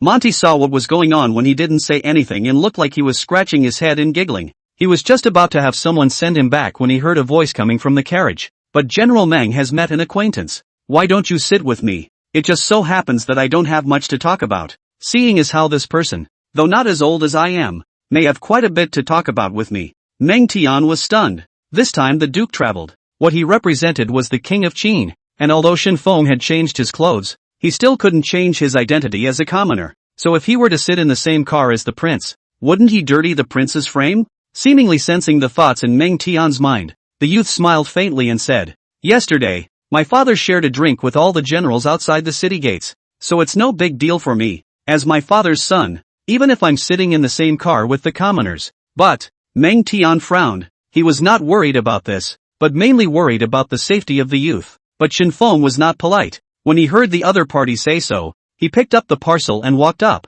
While all those guards had not yet reacted, he directly jumped onto the carriage and sat on his butt beside the youth. This scene made everyone freeze. Even the people who were on the sidelines were looking at the audacious kid with dumbfounded faces. "Do you eat it? This fruit is very sweet." Jumping onto the carriage, Shen Feng took out a hawthorn from the package. The hawthorn still had some dried dirt on it, and it looked like it had fallen to the ground when it was ripe, and then picked up again from the dirt. Seeing that the other party was not moved, Shen Feng then directly threw it into his mouth. That smells good. That expression, that demeanor, it all says how sweet this fruit really is. But as the Duke of Great Qin, the eldest son of the King of Qin, both his status and position and something else were binding him. Even though the thought of wanting to eat had arisen inside his head, he still couldn't just say it out loud. "Do you want to taste it, General?" Shen Feng grabbed a handful from the package and handed it to Meng Tian. As a general is always outside to lead the army to fight, although there has never been a shortage of food. But it is inevitable that there have been times when the food and grass cannot keep up.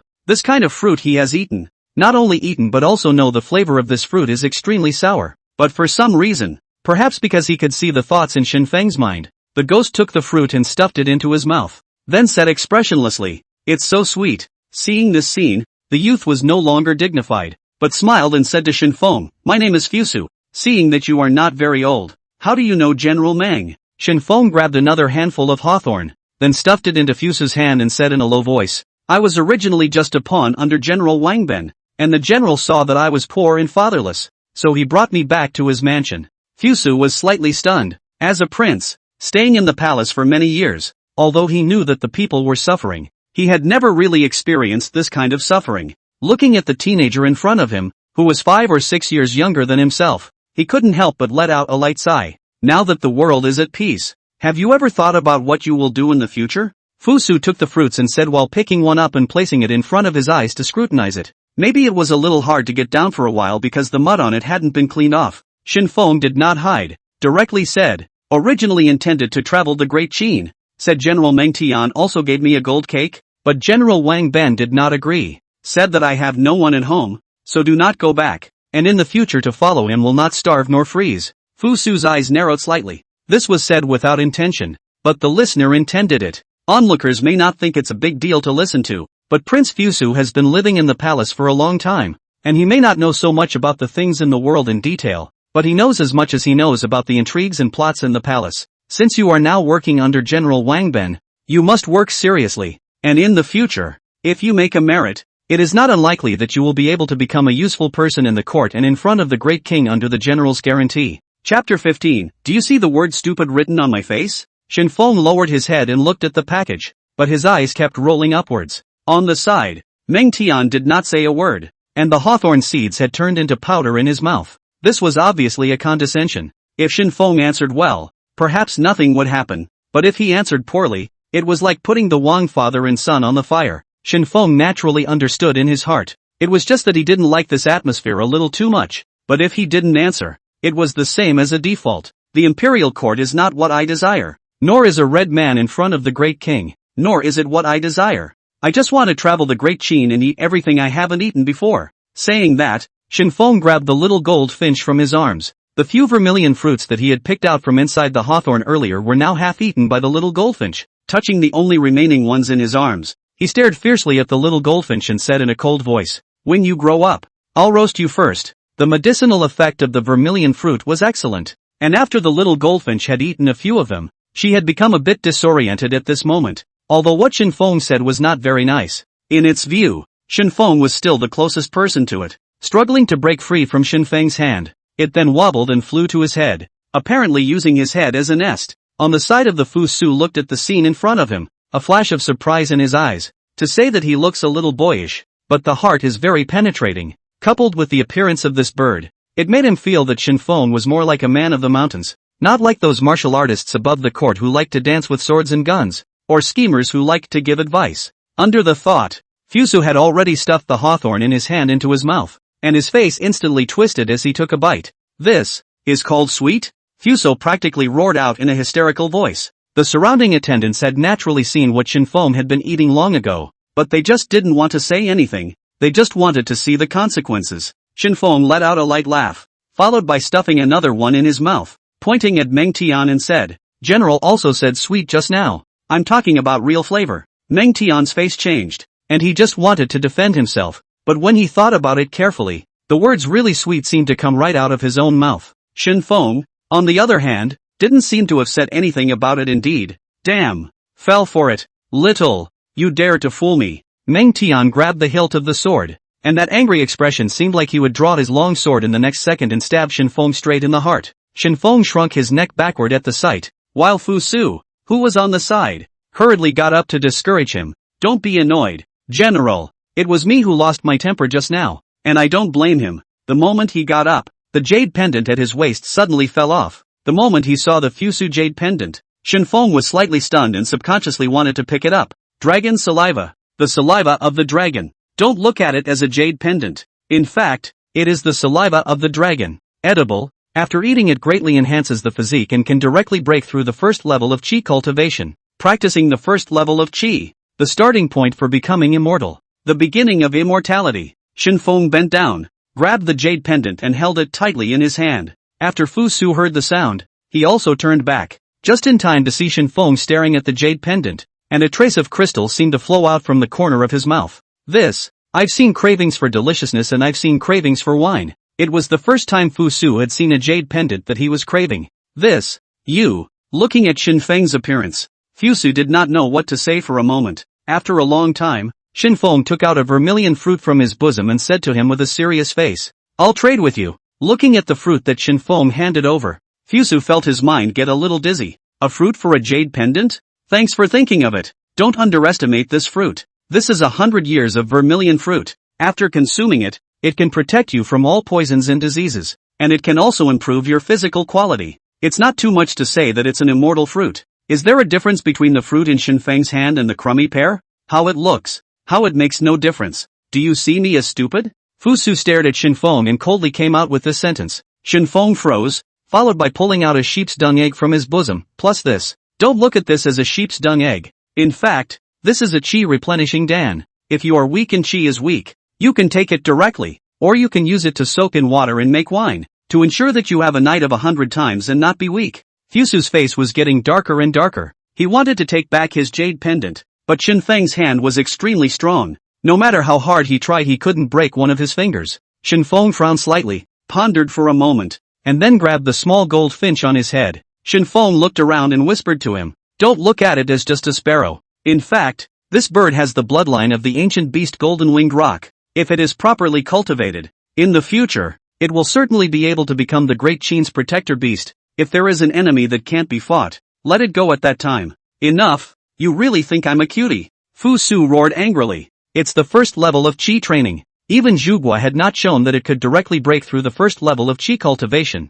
which possessed a great temptation for Shen Feng. No matter what, he had to get this jade pendant. At this moment, Fusu no longer felt at all that Wang Ben had brought him back in order to arrange for him to enter the court. Although this person looked normal, when he was not normal, he was like a madman, even madder than a madman. "My lord, dare I ask you what you need to do to be able to gift this jade pendant to me?" "Anything I can promise you." Shen Feng was serious. It was the first time he'd ever gone into a sentence so seriously. Fusu was slightly stunned. He didn't see that kind of crazy look in Shen Feng's eyes. He was sober, and he seemed genuinely interested in this jade pendant of his. For Fusu, it was merely a piece of jade pendant that he carried with him, and even if he gave it to him, it was no big deal, but he always felt that something wasn't quite right. This jade pendant is extremely common in the palace, and the quality is not too good. This time out is also a piece of his hand picked, in order not to make people feel too much fanfare. After a long moment of contemplation, he finally released his hand. "Since you want it so much, then it will be gifted to you. As for these things you said."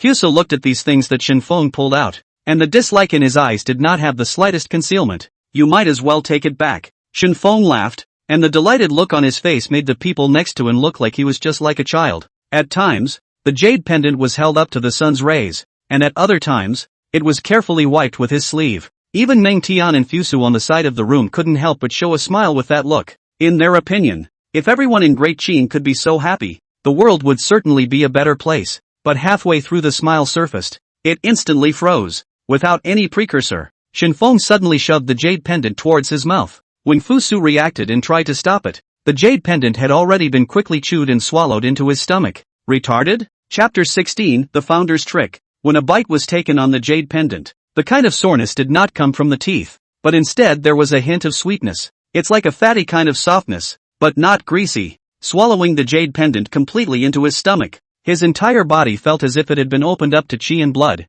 and the circumferential spiritual Qi began to madly pour in towards his body. At the same time, a strange wind began to blow throughout Xianyang city. The wind was not strong, but it made people feel a little unsteady on their feet, and some of them even developed a giddy feeling just from being blown by the wind. As the strange wind gradually became smaller, Shen Feng slowly opened his eyes. At this moment, he clearly felt that a vortex made of aura gathered at his dantian was slowly operating above it. Every so often, a droplet of something like water would fall at the center point of the vortex. As the water droplets fell, Shen Feng only felt as if his whole body was electrocuted. Then, He only felt a powerful force rising up from the depths of his soul, and it even felt as if, by raising his hands and throwing his feet, he could destroy the heavens and the earth. But soon, Shen Feng suppressed this unrealistic thought. There are many people here, not to mention that there are Meng, Tian and Fusu next to them, so if they are exposed, there may be some kind of trouble. Due to the scraping wind caused by Shen Feng's absorption of spiritual qi just now, the frame of the car was somewhat deformed. Huagai, not to mention, had long since been blown somewhere by the wind, but the eyes of Meng, Tian and Fusu still looked at him with a hint of disbelief. It was absolutely unbelievable that he had actually swallowed the jade pendant right off the bat and hadn't choked to death. Although Fusu still had some disbelief, the fact was right in front of him, and the person was standing in front of him alive. There was no room for disbelief. The strange wind didn't blow away his confused thoughts, but instead made his brain even more muddy. Only after a long time did Fusu turn his head to look at Meng Tian and say, "General saw it just now?" With a grave expression on his face, Meng Tian nodded his head and replied, "Your Excellency." The last general thought that it would be better to act as if he didn't know anything about it. Fusu froze and gave him a puzzled look. Meng Tian glanced at Shen Feng, pulled Fusu to the side, and said softly, "The last general once heard someone say that in certain famous mountains, there are legendary qi refiners. These people are erratic, and they are said to have the ability to penetrate the heavens and the earth. Although this man has been serving in the army, he has always been in Wang Ben's army, and the last general does not know much about him." Fusu's eyes narrowed slightly. The rumor that Wang Jian, the upper general of Great Qin, wanted to return to the mountains and fields had spread even before Qi had broken the city. Now that Great Qin has united the world, it has been rumored that the upper general intends to disarm and return to the field. But at such a juncture, what was the meaning of taking in such an eccentric teenager in the mansion? Meng Ten and Meng Yi had been by the Qin king's side since they were young, and their skills in detecting words and colors had reached the point of pure perfection. Although the policies upheld by Duke Fusu were different from those of the Great King, he was the one among all the dukes who was most similar to the character of the Great King. "Your Excellency, the qi refiners that the last general spoke of can enter the 9 heavens above and the yellow springs below, but in the last general's opinion, this son may not necessarily be a qi refiner. In this world, there is also a group of people who belong to the pseudo-alchemists, or what we often refer to as fincher, and there are quite a few of them in the palace, and the skill of these people should be clear to the Duke." Fusu froze. If not for Meng Tian's reminder,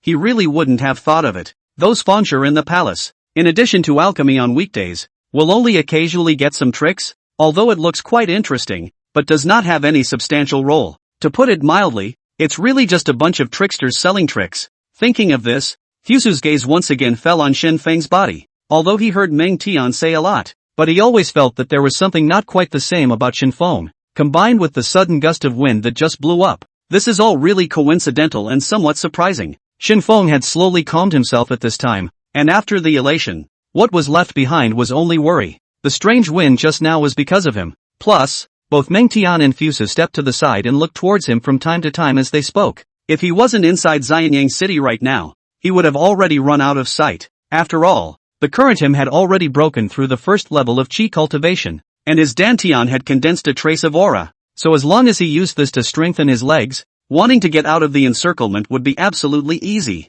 But what if the aura is depleted? Once Meng Tian led the troops to pursue, when the aura was exhausted, that was when Shen Feng died. He didn't dare to move around, and his gaze toward Fusu Meng Tian became a lot more naive and pure.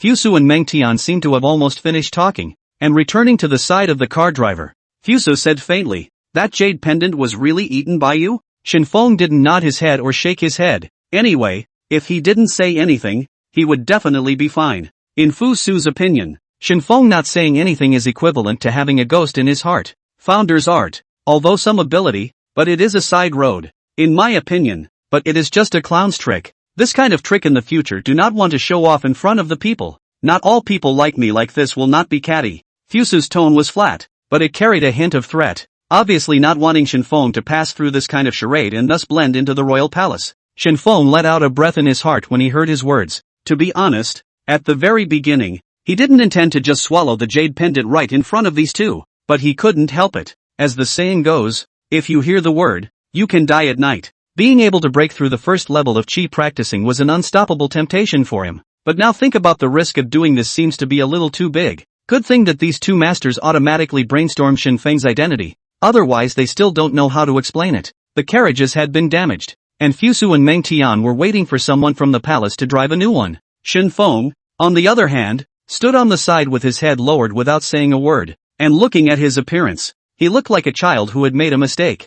Fusu wanted to say more, but when he saw Shen Feng's appearance, and then associated it with his life, he was still a little less tolerant after all. It didn't take long for the new car driver to finally come, and Shen Feng didn't dare to continue sitting on the frame for fear of seeing something good again. But for the piece of dragon scale on the city wall, Shen Feng's heart could be said to be extremely itchy, and every few steps, he couldn't help but look back. It was only after he could no longer be seen that he let out a deep sigh. We will soon arrive at the residence of the upper general. Could it be that you are worried that you will be rebuked by the general for letting out such a sigh? Accusations? You're overthinking it. I'm just sad that my piece of dragon scale is still hanging on the wall. Chapter 17, Recommendations on Nurturing. The upper general's residence wasn't really too far from the palace gates. It was only that there were too many people on the streets. Plus it was also the first time Shen Feng entered Xianyang city, which made him lose his way. Once he arrived not far from the gates of the mansion, though, he pretty much knew his way around. Your Excellency, General, I already know where to go next.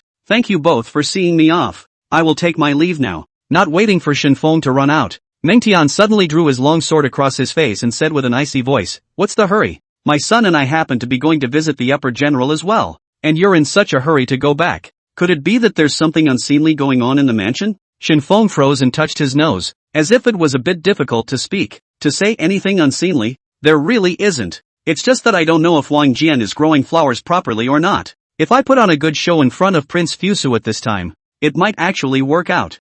Fusu slightly waved his hand, signaling Meng Tian to put down his sword, then stepped out from the carriage and said with a smile, "Since I'm here, I should always pay a visit. The upper general is the pillar of my Great Qin. Would it not be disrespectful if I didn't go to pay my respects?" Walking off the car, he came to Shen Feng's front, took his hand, smiled and then walked towards the door of the mansion. The door of the mansion was not closed. Just from the outside, it seemed that it was a bit busy inside, and the subordinates in the mansion, one by one, were all grimy, and almost every one of them had a lot of dirt on their faces and bodies. Come on, dig up that flower for me. I'm going to plant it myself. All of you, be gentle. Don't break it for me. Says you. Can't you hear me? Give me a gentle hand. Don't chip the root for me. The door to the mansion was not closed, so naturally the voices inside could be heard clearly. Apparently Wang Jian had already known about Fusu's arrival and would be busy making a scene. As for Wang Ben, probably still sleeping. Fusu likewise heard the clamor inside,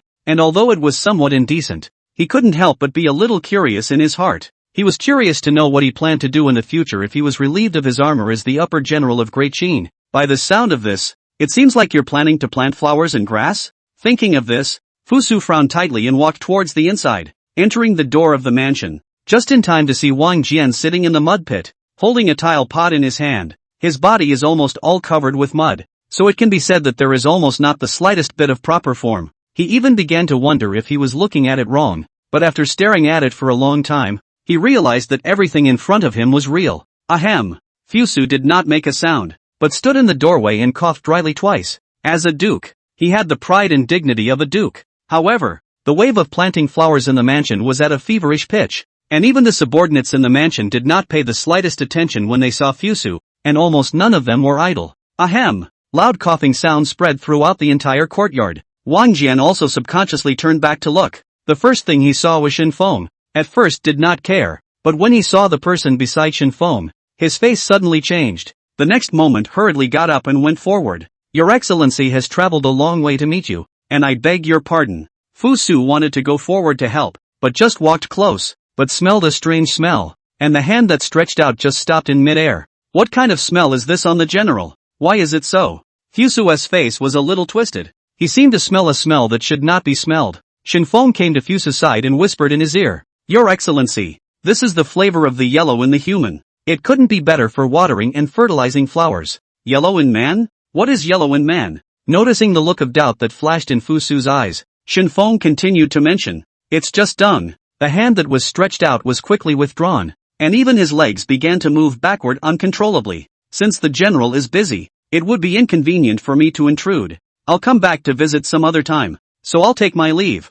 Fusu also did not linger for a moment. Although Wang Jian intends to leave the court, if he wants to stay, there is no hurry in this moment, and the smell he really cannot stand some. It was not too late to simply leave first and wait until there was an opportunity to visit again. As for Shen Feng, Fusu from the beginning did not see him as too important. District of Fengshi, in his view, cannot set off what big waves. After all, not all Fengshi. As Su Fu that kind of clever tongue. After waiting for the male to leave, Wang Jian didn't get up, but just sat on the ground and let out a long breath. Then his gaze rested on Shen Feng's body and asked, "Why are you traveling with Gongzi?" Shen Feng did not hide anything, except for the secret about himself. He told all the other things without any mistake, including the fact that he felt he was being followed on the road along with it. After all, Wang Jian had lived for most of his life, and was extremely sensitive to the politics above the court, and his brows had begun to furrow when he heard Shen Feng say these things. It was just something seemingly insignificant, but if it really kicked up a storm,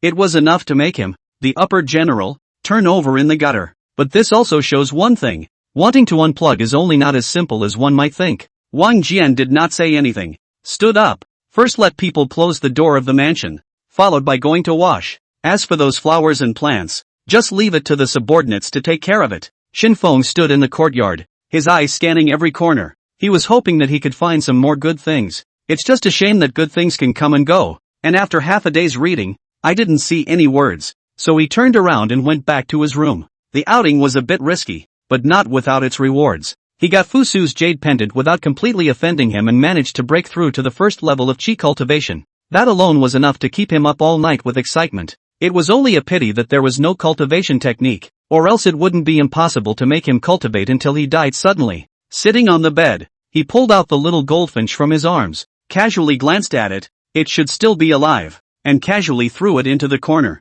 After all, it possessed the rock bloodline, and throwing it like that wouldn't create any damage to it at all. What's more, he had also eaten several juju, and since he ate it, he had been sleeping until now, so he was probably in the digestion stage. As for the rest of the juju, there wasn't much left, counting 3.5 left. Shen Feng picked up one of them and was about to put it into his mouth. But soon, his movement stopped. Coming to the window to look in the direction where the palace walls were, a plan flashed through his mind, and his eyes couldn't help but turn to the little goldfinch in the corner with his head tucked into his wing. The little golden finch, low-level demonic beast, has the bloodline of the golden-winged rock, has not yet grown, and it is recommended that it be raised again, and it is in a state of dormancy and advancement after consuming the vermilion fruit, and when it awakens, a pair of claws can break through stubborn stones and can tear armor. Chapter 18, General, would you like to taste it? To pry the corner in front of so many people during the day would be equivalent to slapping the Qin king in the face. This kind of thing, no matter who can do it,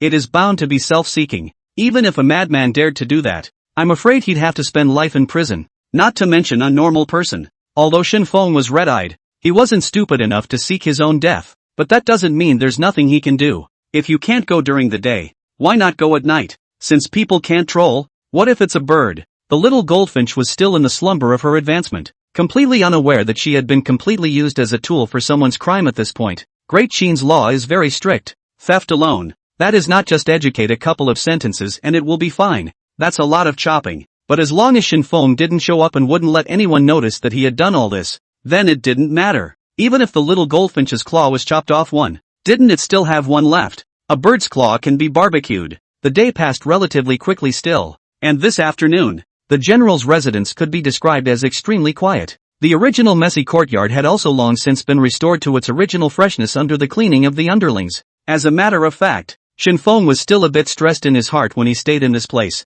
He didn't know exactly what kind of identity he was living in, and the eyes of the underlings always looked at him with a kind of teasing. It was as if he was really Wang Ben's illegitimate son. Although this place is quiet, well-fed, warmly clothed, and there won't be any other threats, Shen Feng might be more comfortable compared to being with those veterans. Because I didn't eat at noon, my stomach was already hungry, but I was too embarrassed to say something. Solely, Shen Feng took out a zhuguo from his bosom and threw it into his mouth. Originally, he had planned to save these to compel the little goldfinch. After all, if he wanted it to contribute, he had to give some benefits. It wasn't what was expected, not the kind of sourness of hawthorn or the feeling of astringency in the mouth, and it slipped into the stomach before it entered the mouth to be savored. Entering the abdomen, the effectiveness of the vermilion fruit instantly exploded. A huge spiritual qi began to burst in the body. Before Shen Feng could react, all the spiritual energy was instantly swallowed by the vortex in the dantian. This time, what fell from the vortex was no longer drops of water,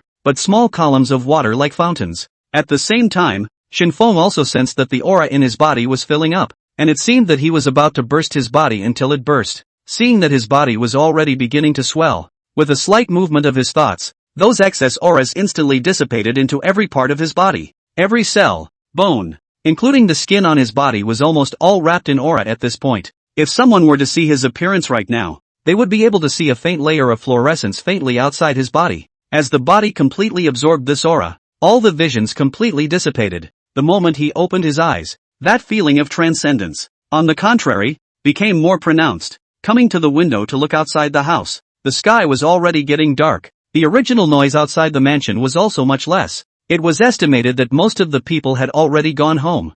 Thinking of this, he picked up the small golden finch that was still sleeping in the corner and tucked it into his arms before heading towards the room where Wang Jian was. "General, I have a favor to ask." Inside the room, Wang Jian was talking to Wang Ben about something at the moment. His brows furrowed as if he was not in a very good mood. Hearing Shen Feng's voice, Wang Jian did not say anything, but Wang Ben's face became a bit gloomy. "Not to be seen. My father and son have something important to discuss. If there's anything, we'll talk about it tomorrow." "Okay, then I will wait here." Shen Feng didn't say anything and leaned on the door of the room, just sitting on the floor, playing with the little gold finch in his hand. The two people in the room listened to the movement outside the door, and for a while they were a bit speechless. Didn't he hear himself say that he had something important to talk about? And really just sit outside the door, waiting for dawn? What the hell is wrong with this kid? After a long period of silence, Wang Jian said faintly, "The king's great feast lasted 3 days, and today is only the first day, and no news has come from the palace. But the Duke and Meng Tian did come at lunchtime." Wang Ben froze, puzzled. "Your Excellency has come? What is the matter?" "It was brought by Shen Feng, who happened to see me planting flowers and plants, and didn't say anything, but just said that he would come back to visit next time." Wang Ben's face is even more ugly. Originally brought Shen Feng back. In fact, a large part of the reason is to see him pitiful, in the thought of cultivating him a hand, and then stuffed into the courtroom, as his own eyes and ears. This way, even if he and Wang Jian are disarmed in the future, he will be able to be the first to know anything that happens in the court. But now it seems that this kid is simply a scourge. Bringing the Duke today, he might dare to bring others tomorrow as well. Thinking of this, Wang Ben couldn't help himself, stood up and came to the door, opened the door and grabbed Shen Feng by his collar. "Little brat, what are your intentions in bringing the Duke here?" Wang Ben looked angrily at Shen Feng. Originally, under Wang Jian's persuasion, he had already developed the idea of retiring, but now it was like the two of them had rushed onto the back of the tiger. Wang Jian smiled faintly. He felt that there was nothing wrong with it, and as for whether Shen Feng had really brought the gongzi on purpose or not, it was all no big deal. It was a good thing that the mail came and went as quickly as he did, and that everything was going in the direction he wanted it to go as well. As for Shen Feng, he still said that it was best to get along if he could not make enemies, and it didn't matter whether he stayed or went. "General misunderstood. During the day you were sleeping, the upper general was planting flowers. I was alone and had nothing to do, so I went out for a walk, but I didn't want to lose myself, and I just happened to meet General Meng Tian outside the palace gates, and he just happened to recognize me, so he sent me back." "It's that simple?" Wang Ben's eyes narrowed slightly. "It's that simple." Seemingly thinking of something, Shen Feng took out a vermilion fruit from his bosom and said with a smile, "This is a wild fruit that I bought with a gold cake. Do the two generals want to taste it?" Wang Ben frowned slightly, took the zhugua and glanced at it, and looked at Shen Feng as if he was looking at a retard. "You bought such a lousy fruit for a gold cake?" Shen Feng smiled without saying anything,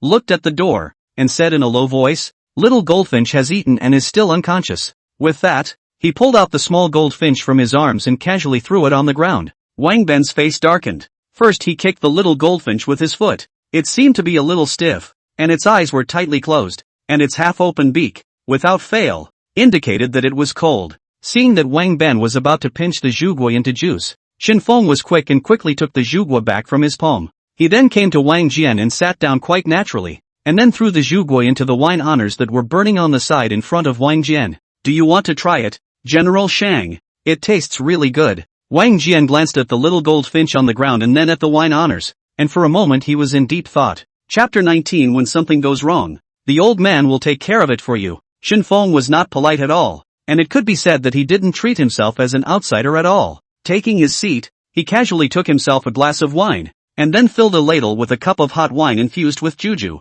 He first looked up at the Wang family's father and son, smiled, and finished his drink. The effect of wine soaked with vermilion fruit is halved. Those who practice martial arts drink it to heal dark wounds in the body. and those who practice cultivation drink it to strengthen the body and cultivate the vitality. Vermilion fruit soaked in wine is not as effective as it was before. Those who practiced martial arts can eat it to increase their power a little, and those who practiced cultivation can eat it to increase their cultivation a little. There's still a big difference between eating it straight out of the bottle and eating it after the warm water has gone down. The aura dispersed in all directions within the body and did not enter the dantian. Apparently this was not only because the dantian was already full, but also because the aura in the wine was no longer as pure as the vermilion fruit. This kind of aura with mortal impurities was not able to enter his dantian at all, and its only use was to improve his physique. After a glass of wine was finished, Shen Feng naturally did not intend to continue to drink more. After all, he still had more important things to do tonight. Drinking only delays things.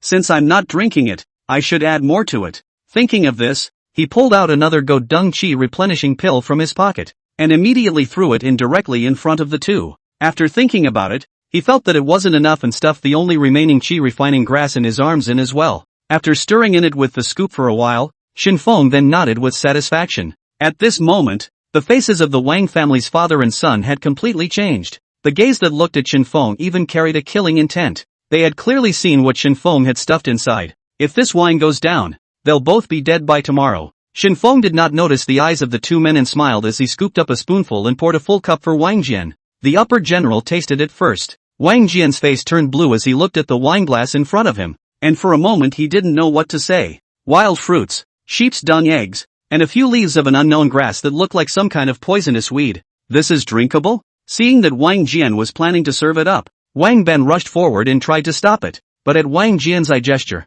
he could only stand aside. Bringing the wine cup to his mouth, Wang Jian suddenly stopped. His gaze calmly looked at Shen Feng, softly inquired, "Little waif, do you know that if I drink the wine you cooked, and anything happens, it will be difficult for you to get out of this room? Have you thought about it?" Shen Feng froze, looked up at Wang Jian and said, "General took me in, provided food and drink, and also provided clothes. I have nothing to repay you, and I'm a little embarrassed in my heart, so I just cooked you a pot of great tonic wine. How could something happen?" Wang Jian smiled faintly. In fact, he had already thought about it. He was determined to get out of the court. The charge of high merit, he cannot afford to carry. Rather than losing his reputation, it is better to die. Perhaps it would be much better to die in Shen Feng's hands than to die under the punishment of waste decapitation. Having figured this out, he looked at Wang Ben again and said, "If I have something to do, I must not hurt his life. Let him go and return to the mountain fields, and perhaps it will be a good karma." At this moment,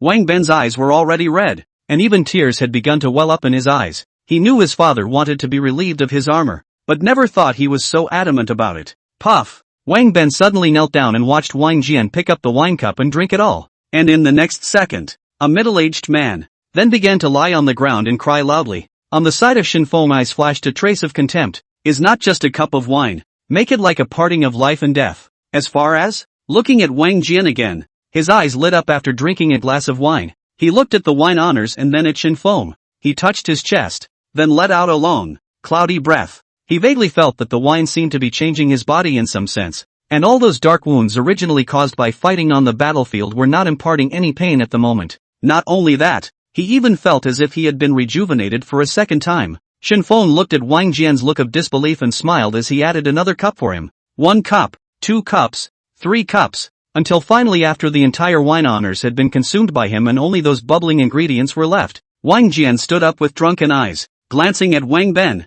who was still bawling on the ground. He couldn't help but let a trace of dislike flash through his eyes. "How's the wine, General?" Wang Jian took a deep breath, moved his muscles and bones, then swung a fist violently. Looking at his powerful arm, after touching his whole body, he couldn't help but yell out, "Good, good wine, fabulous. I have never drunk such a fine wine. This wine makes it difficult for me to describe it in words. It is not too much to call it an immortal wine." Hearing Wang Jian's voice, Wang Ben stopped crying and looked up at Wang Jian. I only saw Wang Jian at this time. His face was red, and the whole person's essence was like a new person, and he even vaguely saw the Wang Jian who was once in his prime and heroic. Seeing this, Wang Ben cried again, this time more loudly. In his opinion, Wang Jian is dead, which is clearly a sign of return. Listening to the ear of Wang Ben's crying, Wang Jian brow wrinkled into a chuan. How can he not figure out his own Qin on the general, the pillar of Qin? How to give birth to such an incompetent thing? Just know to cry and cry. Even a doll is not as good as. It's a waste. However, the family scandal could not be spread outside the family. It was impossible for him to lecture his own son in front of outsiders. Wang Jian looked at Shen Feng with a smile and asked, "Is the material in this wine zone still available to continue to be used to make wine?" Shen Feng thought for a moment, then glanced at wine dignity. "The ingredients for the infusion will be less effective each time you make it. It should soak a few more times, but the results probably won't be as good as they are now, but they won't be bad either." Wang Jian hurriedly pulled Shen Feng to the side and said, "You came to me just now, but what is it?" "I'd like to go for a walk. I just don't know if there's going to be a curfew this night, and also I'd like to see the veterans outside the city." It didn't matter if you wanted to walk around the city. The country was celebrating and there was no curfew. As for leaving the city, I'm afraid it's unlikely. If in the daytime, it's not a problem, but at night out of the city will be suspected. Contemplating for a moment, Wang Jian thought for a moment and said, "Forget about going out of the city. Just take a walk in the city. You just said that you bought a fruit with a piece of gold cake, so you don't have a lot of money with you. Come on. I do have some here. You take it first.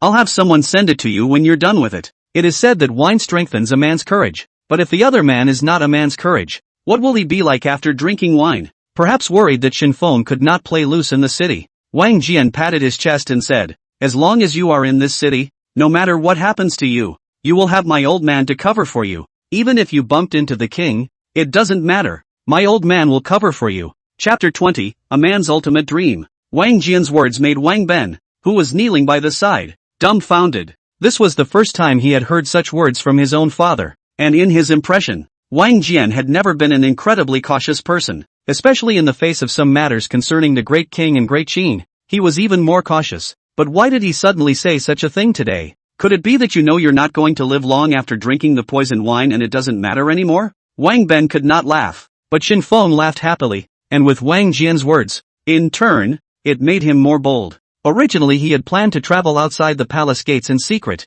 Now what else was there to fear? Just go in a big way. After Shen Feng left, Wang Ben still lying on the ground crying. Wang Jian really cannot stand it. A kick in his body. Howling what? Go to get some wine. You and I father and son today a good drink. Wang Ben looked up at him, a hint of disbelief flashing in his eyes. In his opinion, even if it was a flashback, it shouldn't have lasted this long. Murphy, father is unharmed. What? You want something from me? I'm just going to die, and it's not going to be your turn to hold the title of upper general. When he heard Wang Jian say it was fine, Wang Ben immediately wiped his nose in tears, and laughed nervously. Father is joking. How could my son think like this? It's just that you just. Wang Ben pointed to the wine honors, his eyes full of doubts. He clearly saw Wang Jian will drink this poisonous wine. Why will there be nothing at all? And also looks so alive and well. Wang Jian smiled without saying anything and just told him to get some wine and some food. And as long as he drank it, he would naturally be able to understand the mystery. Walking out of the general's residence,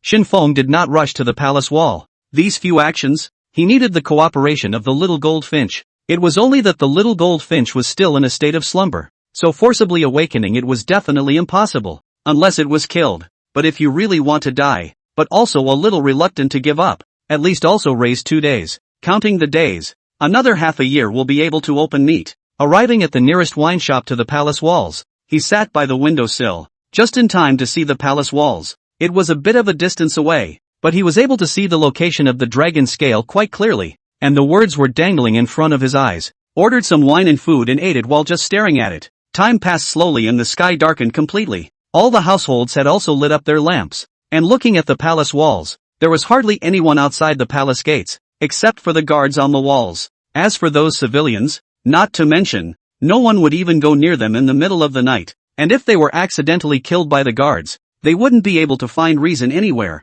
At this time, the guests of the wine shop had almost left. Shen Feng glanced at the street, estimated that the time was about the same, stood up, settled the bill, and walked towards the door. Looking again at the little golden finch in his arms, he grabbed it and then placed it in his hand and shook it frantically. It's time for you to behave. If you don't wake up, I'll roast you now. As a matter of fact, the little gold finch had already woken up a long time ago, only that the power in its body hadn't been fully digested yet, and even if it woke up, it couldn't give any useful help. Solely, it continued to play dead. Shen Feng was in a hurry. If this waited any longer, there was no telling when he would have to wait. 3 days of great feast. This is the best opportunity. If you miss it, and then want to find such a good time, then I do not know when to wait. However, if the little gold finch didn't wake up, It was impossible for him to go digging alone. After all, he couldn't fly, and he wasn't familiar with invoking the aura in his body. If you keep shaking it like that, this bird is really going to die on you.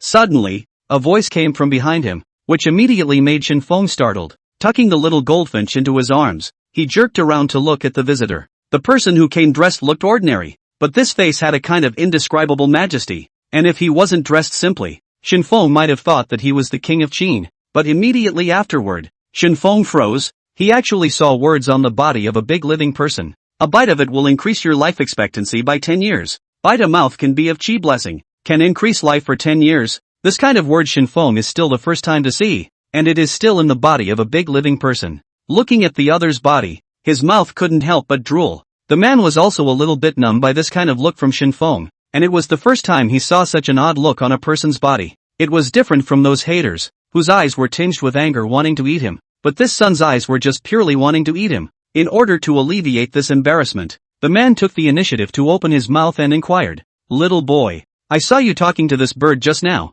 Could it be that this bird understands human speech?" Shen Feng also came back to his senses, wiped the saliva at the corner of his mouth, and hurriedly explained, "You must have heard it wrong. How can a bird understand human language? If it did, wouldn't it have become an elf?" The man nodded and turned around that he intended to leave. He kind of couldn't stand this kind of look from Shen Feng anymore. Seeing that the other party was about to leave, Shen Feng's eyes turned and hurriedly shouted, "Wait, dare I ask if your excellency has anything to be busy with right now?" Hearing Shen Feng's shout, the man froze slightly, stopped his steps and turned around to look at him and said, "In these few days, the Great Qin banquet is celebrated by all the people. Even the Great King is expected to be able to be idle for a few days. So what can I do?" When the other party said this, Shen Feng came closer and sized up the other party's body and looked at the distant palace wall. Pretty much, just stand on his shoulders and pretty much just touch the dragon's scales, but of course it would be nice to be able to stand on his head. But how to make the other party agree to his request? This is what Shen Feng is most worried about.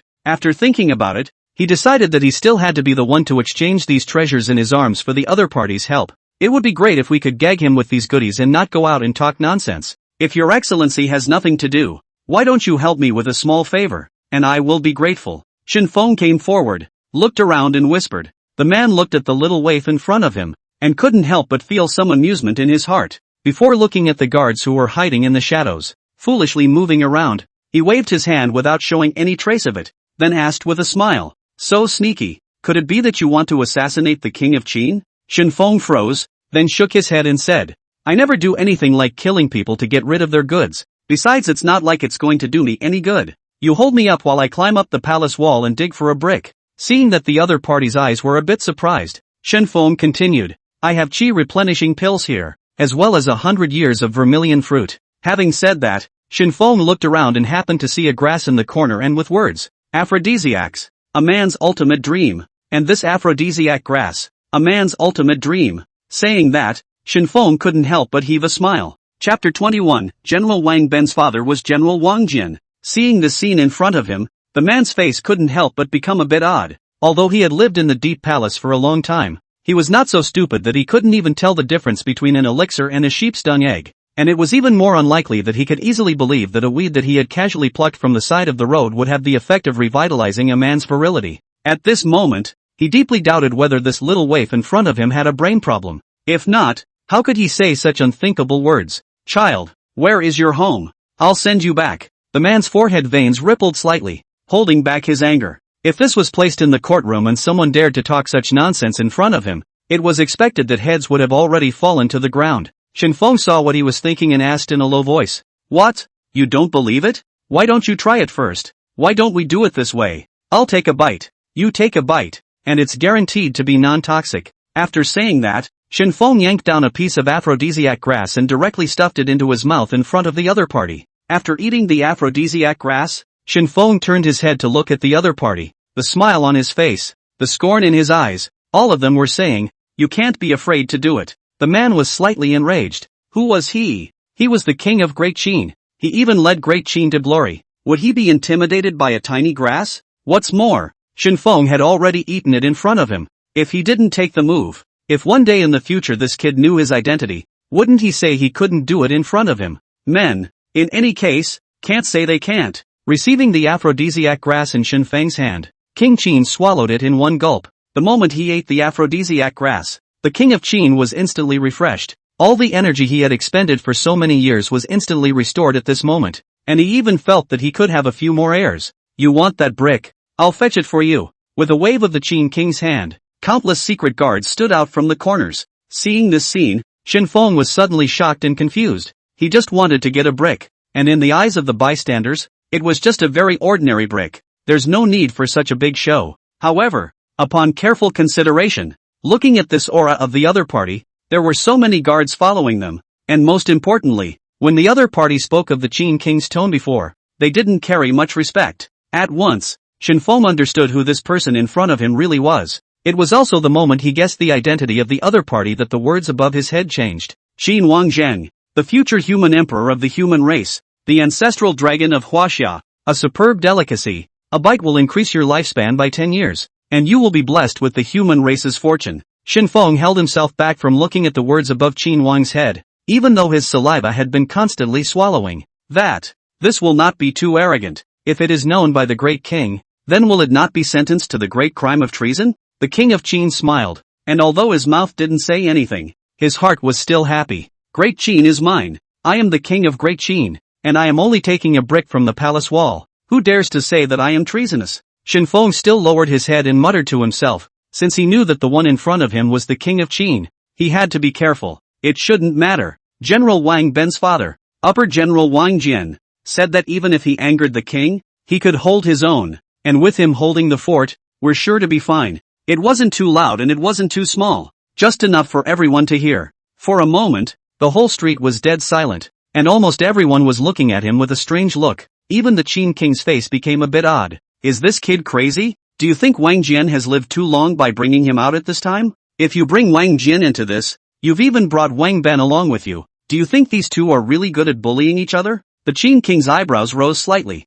and he was somewhat puzzled as to why Shen Feng had suddenly uttered such a sentence. Wang Jian? Wang Ben? This father and son seem to be drifting a bit. I've heard that father and son are now bent on returning to the mountains and fields, so they're trying to use this as an excuse so that the widow can deprive them of their official positions and release them to return to their hometowns? The widow is partial. Little Eva, do you want it or not? The king of Qin was a bit impatient. He had originally thought of going out for a walk to see the night view of Xianyang city, but now he just wanted to grab his way back to the harem. Hearing the shout, Shen Feng looked up and laughed. Naturally, only I thought. And above the palace wall there are guards. If it is discovered, will not be shot into a hedgehog. Why don't I shout first? Or to avoid misunderstandings. While the crowd was still in a daze, they only saw that Shen Feng had already arrived in front of the palace wall, looked up at the guards above, and yelled, "Brothers above, I am from the residence of the Upper General Wang Jian, and I have come here to take a brick." The guard on the city wall had already seen the group of people outside the palace gates,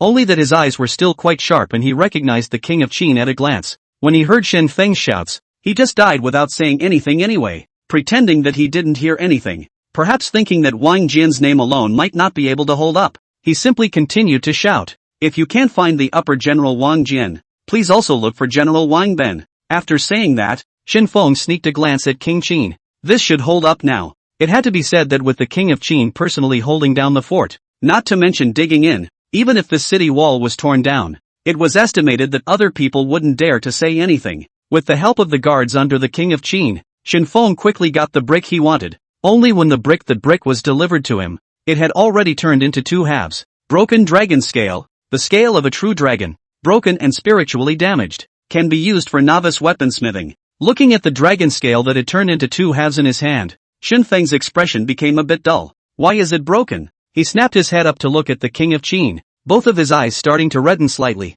He was getting a little angry. Anger burned inside his body, and the aura began to stir inside his body, and the wind began to blow inexplicably on the street, and the wind grew stronger and stronger, as if it wanted to blow everything around him, all the way up to the sky. At first, the king of Qin didn't care about the sudden wind, but instead touched his nose, as if he was somewhat apologetic. The men didn't know any better and thought it was something good, so they broke it privately, which turned it into two halves. Seeing that Shen Feng was silent, King Qin thought that he didn't hear him, and wanted to continue to say something, when the wind suddenly became louder. Seeing this scene, the guards hurriedly protected him in the center, then walked towards the palace wall against the gusty wind. The gale was still continuing, with Shen Feng as the center point, constantly spreading in all directions. Although he was standing at the very center of the eye of the wind, the clothes and hair on his body did not fluctuate in the slightest. All of it, it seemed, had nothing to do with him. Alas, after a sigh, everything came to a halt,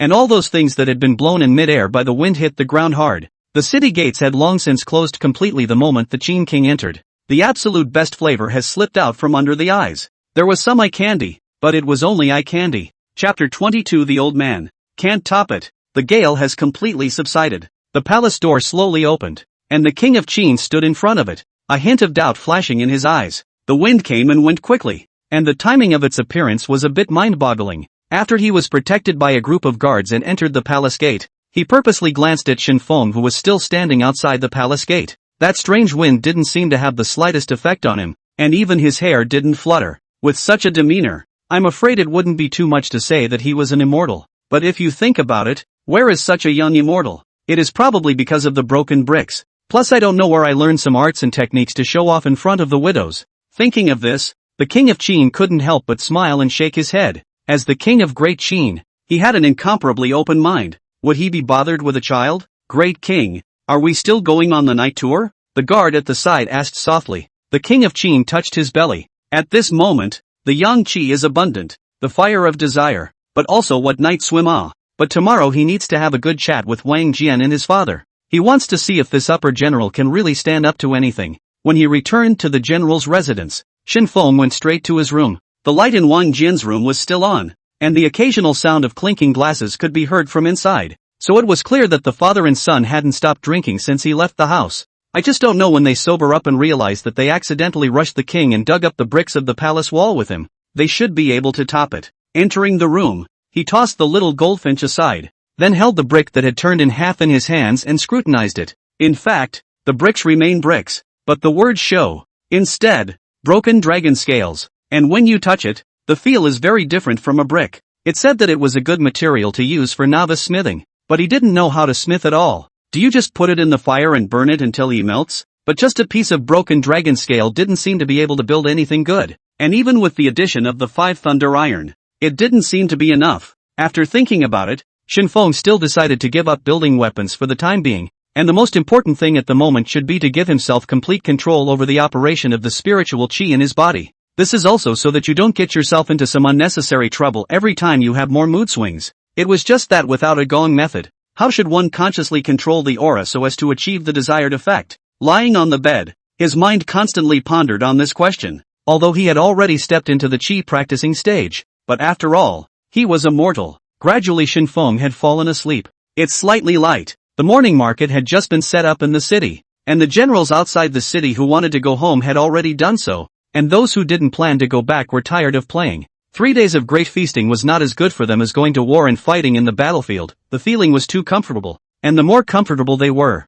the more uneasy they became. General's residence, the subordinates had already started to prepare the morning meal. The 2 generals were still sleeping soundly, and likewise Shen Feng was nestled in the quilt, snoring loudly. It was until noon when a frantic knock on the door caused Shen Feng to jump up from the bed at once. Little, get your ass out here. Open the door. I'm going to skin you today. The one screaming and cursing outside the door was Wang Ben, his voice loud and clear, and still carrying a monstrous rage. As soon as Shen Feng heard this, he knew that it was not good. It must be that they knew about what happened last night. But didn't we agree that the general could stand it? Shen Feng quickly put on his clothes and came to the door, and just as he opened the door, he saw Wang Ben reaching out and grabbing towards his collar. In Wang Ben's opinion, as a martial artist, although he is not like those martial artists in the Jianghu, he is also not bad. This grab Shen Feng could not possibly avoid it in any case, but in Shen Feng's eyes, Wang Ben's movements, he saw it clearly, even though it was a sneak attack, but the speed was still very slow.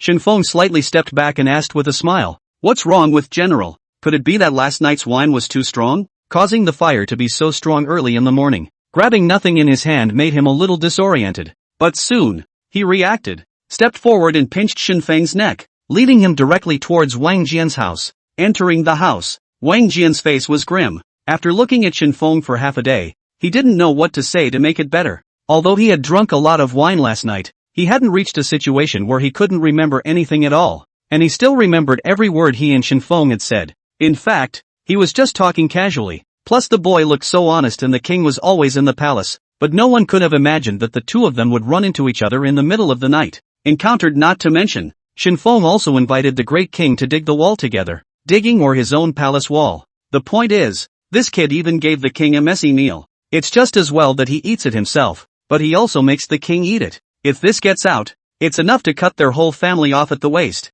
There was a dead silence inside the house, and the subordinates outside the house were also silent. No one knew why Wang Ben was suddenly so angry. I remember when the two generals went out in the morning. They were both fine, and their faces changed when they came back. Could it be that this little army master has caused some trouble outside? You. Wang Jian raised his hand and pointed at Shen Feng, looking at him for half a day only to come up with such a word. What happened? The king of Qin had already told him. Although nothing happened and everything was fine, he still couldn't help but want to reprimand Shen Feng for a few sentences. But there's no reason for it. When things go wrong, he takes the top. The words came right out of Wang Jian's mouth, and it was a bit of a stretch to reprimand him now for such a reason. Is General wanting to ask me what I said to the Great King last night? Shen Feng almost understood at this moment. He slowly got up, smiled, and came to Wang Jian's side, saying softly, "Don't worry, General. I did not say anything more that would be detrimental to General and General Wang Ben." Wang Ben grimaced. One sentence sells them both out,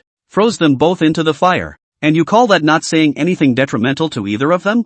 Noticing that Wang Ben's expression was not right, Shen Feng slightly shrunk his neck and looked at Wang Jian with a naive face. Isn't it the general who said that he could hold his own? Wang Jian face stifled red. Half a day from the teeth to squeeze out a few words, old man. Can not top it. Shen Feng scratched his head and smiled awkwardly. Don't worry, General. I just dug a brick with the Great King and gave him an aphrodisiac herb. Nothing else was done. Except that, unfortunately, my piece of the brick was broken in half by one of the guards under the Great King. I don't know what he would have done if he hadn't been a Great King. Wang Jian gave him a deep look, then waved his hand at Wang Ben, signaling that he could go out first. To be honest, Wang Ben really wanted to kick him twice. He almost pushed the entire general's residence into the fire pit without realizing it, and he still thought of doing something about it. This kid's guts are too big. He's all thinking about sending him away, preferably away from Xianyang. Chapter 23, The Great King is the Sky. Does the general mean for me to break this sky? Wang Ben left, huffing and puffing. Before he left, he also hated to break Shen Feng's legs with his eyes to save him from causing trouble everywhere. At this moment, Shen Feng and Wang Jian were left in the room. Wang Jian stared at him for a long time, which eventually turned into a long sigh. Although this is not a big deal, but the king is the king after all. The king is like this sky, even if I am the upper general. But if the king wants me to die, I have to die. You might understand what I mean by that? Wang Jian's eyes were filled with worry. This kid was too naive and acted very oddly.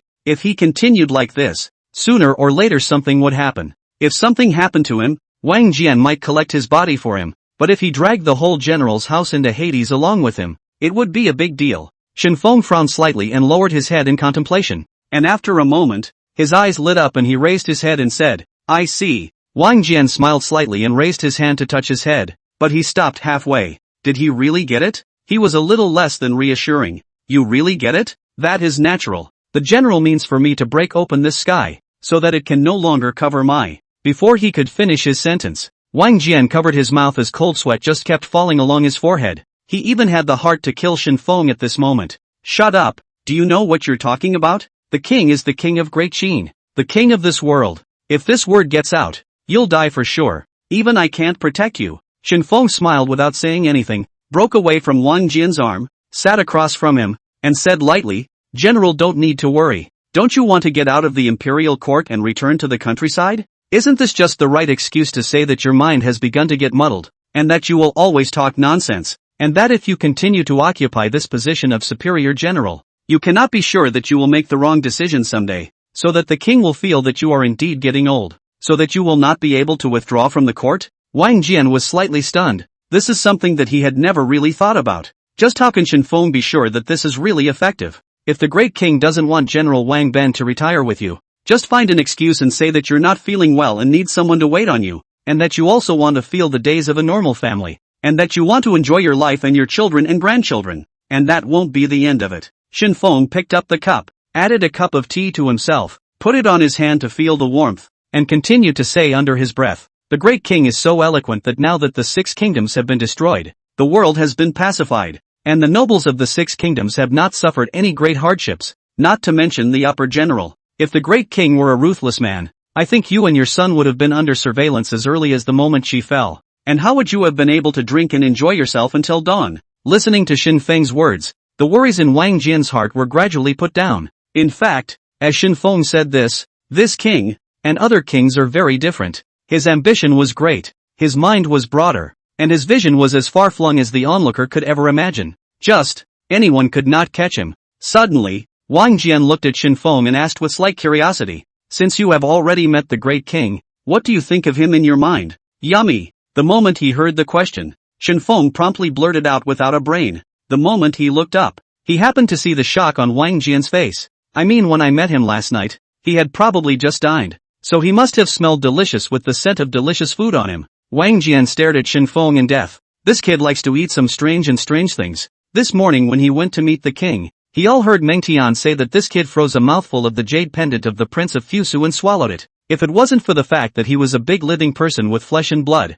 I guess Wang Jian would have drawn his sword and cut off the demons. Shen Feng was stared at a bit weakly, and lowered his head as he kept drinking the water in the cup, not caring at all whether it was hot or not. But that's what the words do show. King Qin, absolutely delicious. Leaving Wang Jian's room, Shen Feng saw that Wang Ben was still standing at the door and wanted to sneak away, but he was caught by him just as he went out. Wang Ben's strength was immense, perhaps because he was a martial artist, plus his physical fitness itself was good. Although it was not like that year's Qin Wu Wang that possessed innate divine power, but it was not much different. In the case of preparation, wanting to restrain Shen Feng was still an easy task. As a general, his heart is inevitably competitive, let alone in the face of such a childish child. The more Shen Feng struggles, the more excited he is instead. "Come on, I want to see how strong you are. Today, if you are able to break free from my hands, from now on, you can do whatever you want, and I promise I won't say another word. But if you can't break free, you'll follow me to study and learn martial arts."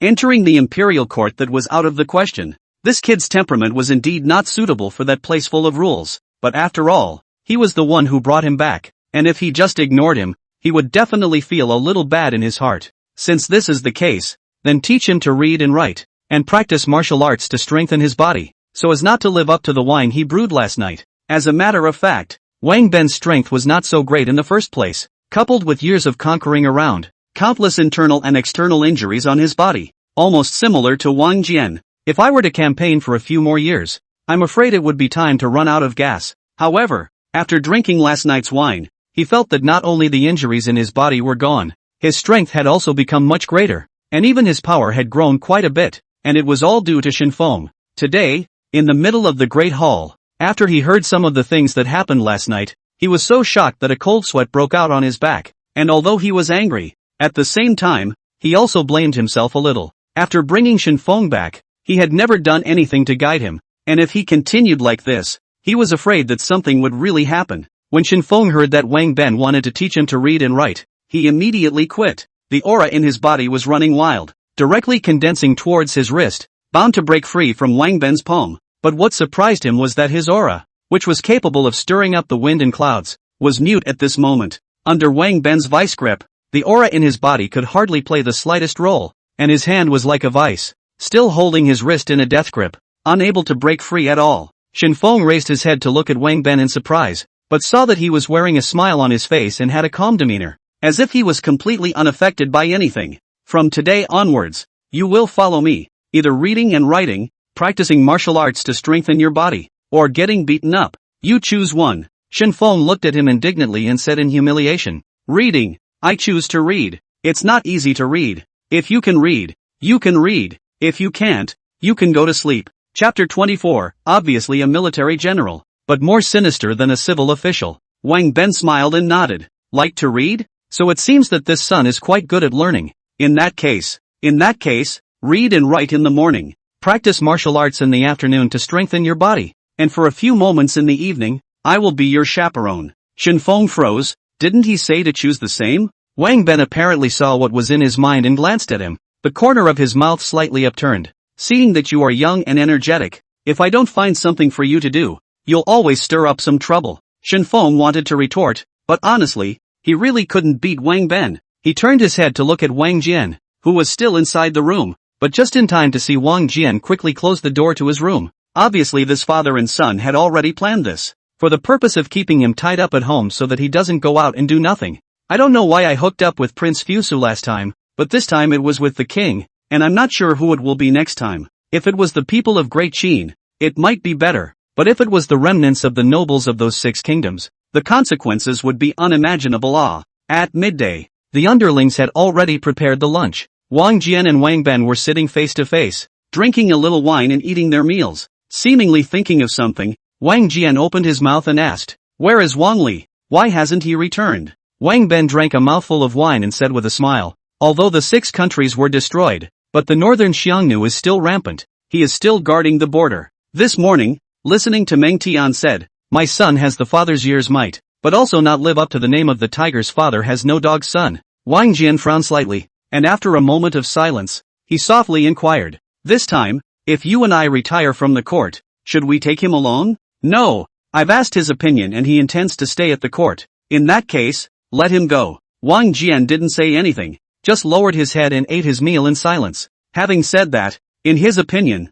it doesn't work that way. Wang Li may not want to stay by himself, but he has to stay. As long as he exists in Xianyang for one day, then no one will ever think that Wang Jian and Wang Ben will rebel. In other words, Wang Li was equivalent to becoming a pledge. If not, even if the Great King agrees, I think those officials in the courtroom will not agree. Where's Shen Feng? Why don't you see him coming to dine? Could it be that he is still angry? Wang Jian felt a little funny when he thought of the scene that happened just now. Wang Ben raised his eyebrows slightly, put down the chopsticks in his hands, and let out a light laugh. Although this son is a bit different, this temperament still needs to be properly polished. That is, the Duke and the Great King are magnanimous. If not, he and even the general's house would have already died out. It can't be a great deal to starve him, and it's just as well that I'll take him to a gentleman later on, so that he can get acquainted with it first, and then I'll try and test him in the evening. Wang Jian nodded. Although Wang Ben seemed very reckless at times, he did well in the details. Perhaps he was worried that Wang Ben did not have a light hand,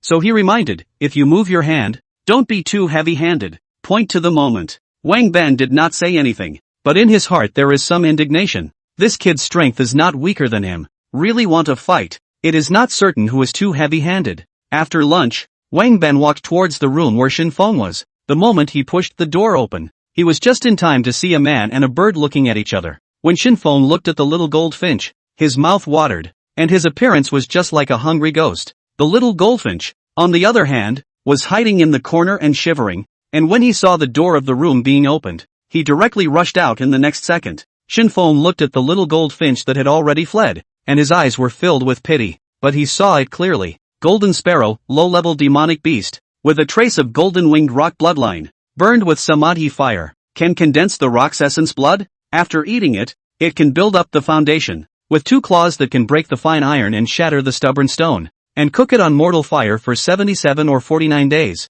It can be used to make pickled pepper phoenix claws, with such a delicious flavor. It would be an absolute defiant statement if you didn't crave it. Seeing Wang Ben, Shen Feng's face instantly pulled down, and he had no choice but to jump down from the bed and said, "General is planning to start letting me practice martial arts now?" Wang Ben slightly shook his head and said, "For the time being, there is no hurry. Now that the 6 kingdoms have been destroyed, this Xianyang city is very lively. You first follow me to find a famous teacher to read and write the matter of practicing martial arts. Later." Shen Feng sighed slightly in his heart. To be honest, he had never thought that he, a small immortal of the first level of Qi cultivation, would one day be forced by a mortal to read and write. It's just humiliating. But the truth was that he really couldn't beat Wang Ben. Follow Wang Ben out of the general's residence and onto the street. Today's Xianyang city seemed to be a bit more crowded than usual, and some of them did not seem to be dressed like Qin people. Wang Ben put one hand on his head and said with a smile, "With the 6 kingdoms extinguished, only Great Qin is left today,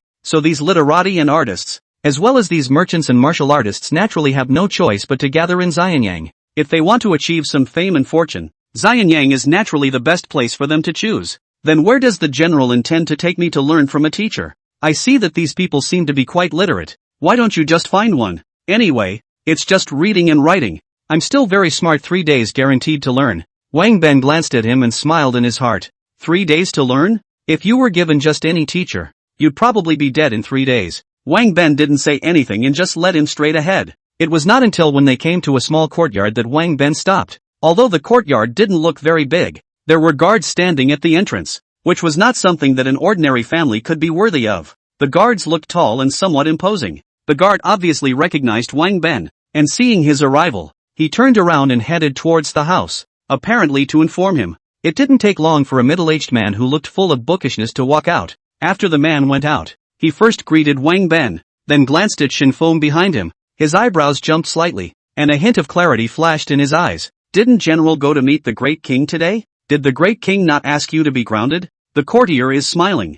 This incident is all because of him, and he was brought here because he wanted to learn from the courtier. Shen Feng took a careful look at the man in front of him. Courtier? The only courtier of Great Qin seems to be Li Si. So, the man in front of you is Reese? He's not prime minister yet? Li Si smiled faintly. From the moment Wang Ben brought him here, he had already guessed what Wang Ben was thinking, except that he hadn't planned to take on a disciple yet. But looking at Wang Ben's appearance, it seemed that it was not him. After thinking for a moment, Li Si nodded slightly and said, "It's not impossible, but what does he want to learn? If it's to learn some real skills, it would be better to send him to the Jishi Academy. After all, there are many famous teachers in the Jishi Academy, and 100 schools of thought have gathered, so he can learn whatever he wants." Wang Ben hemmed and hawed, walked up and pulled Li Si aside, looked back at Shen Feng who was looking around, and said softly, "Brother Si, this son is a bit stubborn. Originally an orphan I brought back from the army, fatherless and motherless at the age of 10 or so, and relied on the veterans in the army to keep this little life of his for all these years.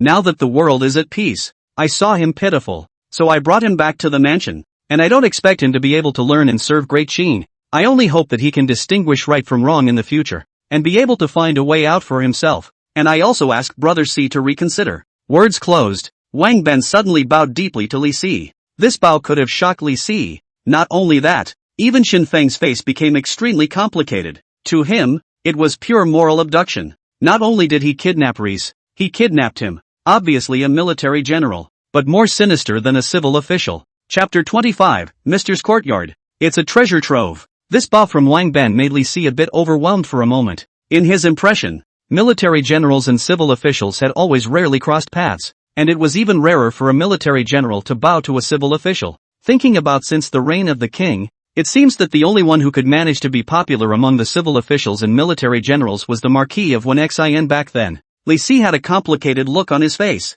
In fact, he also saw this trick of Wang Ben's, but on the contrary, he ate it up. "General, do not have to be so. If just let me teach him to read and write, I will take this job.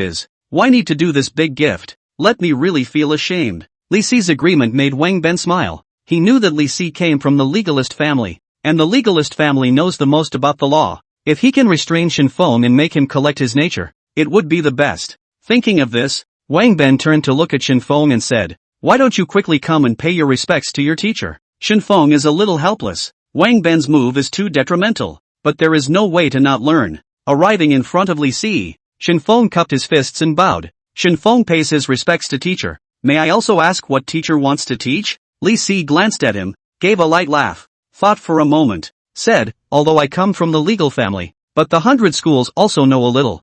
This courtyard is small, but there are a lot of books inside the collection. You first find a few of their own to see. If there is no understanding of it, can ask me." Shen Feng didn't say anything. His gaze had skipped over Li Si and turned to his yard. The courtyard was obviously seldom cleaned, and it was overgrown with weeds, except for the stone table and chairs which had nothing on their sides, and all the other things were all kinds of wildflowers and grasses. Many of them also come with words. This instantly made his eyes light up. Seeing that Shen Feng didn't speak for half a day, Wang Ben frowned slightly and just wanted to give him a big earful, but he happened to see his eyes staring at those grasses and trees inside the yard. Seemingly thinking of something, he hurriedly said to Li Si, "Brother Si, there is one thing I have to warn you about first. If this son gives you anything to eat, you must not eat it indiscriminately, and also if he stays here to eat, you must pay attention to whether there is anything strange or weird in the meal, and if there is, you must not eat it." Li Si froze, then smiled faintly. So to speak, this son in the army has learned a lot of old soldier oil gangster. Such mischievous tactics do seem like the work of a child. "General, rest assured, this son to stay in my place will not have any problems, but March, no, a month, I will be able to teach it to be well behaved. You just wait to see the changes." In this aspect of teaching children, Reese is still relatively confident. How can you be the court captain of Great Qin if you can't even teach a child? Wang Ben patted Shen Feng's shoulder and said with a smile, "In that case, you will first stay here for 2 hours to familiarize yourself with it. and after 2 hours, return to the mansion on your own, and I will teach you martial arts at that time. After saying this, without waiting for Shen Feng to react, he turned around and ran towards the general's residence. Looking at Wang Ben's back, Shen Feng fell into silence, not knowing why. He felt that Wang Ben seemed to be very happy to leave himself here. I think you must have been a bit naughty in the general's residence. Otherwise he wouldn't have been so excited. Li Si stood beside Shen Feng and patted his shoulder with a smile. Come in first. I do have quite a collection of books in this house, so you can look through them at your leisure. And if you don't understand anything, you can come and ask me. Risa's teaching style is simple, free range, and it's all up to you to see for yourself. If you don't know a word, just ask. You can also ask questions if you don't understand the reasoning. But would Shen Feng ask? Of course it's impossible. Not to mention knowing the characters. This full of bamboo slips of characters. Just like the little man dancing. Even the front and back he does not know. But it's still a good idea to put on a show. Anyway, taking out a random one from the bookshelf, he then entered the grass inside the courtyard and found a place to sit down casually. Inside the house, Li Si glanced at Shen Feng through the window and nodded slightly. This son is considered honest. But why did Wang Ben talk about him so badly? Mrs. Li was a bit puzzled. Li Si let out a light laugh and said, he has been in the army since he was a child. Plus he is fatherless and motherless, and was brought up by veterans in the army. So I think that this moment of honesty should be feigned. There is no harm in observing a little more, and perhaps in a little while, he should reveal his true colors.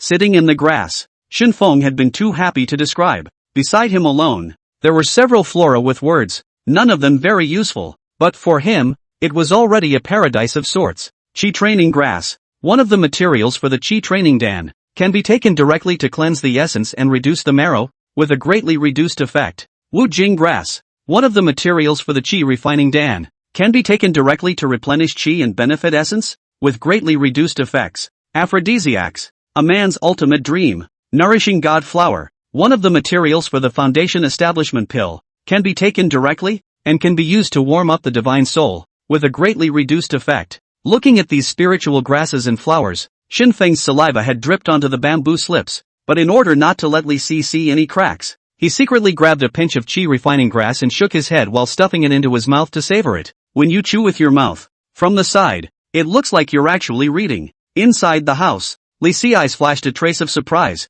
In his opinion, this son at most but a quarter of an hour will not be able to resist wanting to jump up, but did not want to think. He froze to sit in the disc for an incense burner of time, did not have to scratch the ears and cheeks of the action. Reese was a little puzzled. Could it be that he had underestimated him? If this is really the case, this son's determination, but also not bad. If you learn well, the future will become a great talent. Even if you don't enter the court, you may not fail to achieve some fame and fortune. Suddenly, Mrs. Li, who was on the side, suddenly spoke up. I see that he seems to be eating. Reese froze. Eating? What's for dinner? There was nothing to eat in the meadow where he was. Even if he came hungry, I don't think he would have eaten grass. Could it be that he had hidden some dry food in his arms and was eating it while reading a book? That's not right. He seems to have taken the book backwards. I remember the binding of the booklet. It should be underneath. Mrs. Li added. Upon hearing these words, Reese's face became a bit grim. Reese snapped to his feet and was about to walk out to berate him,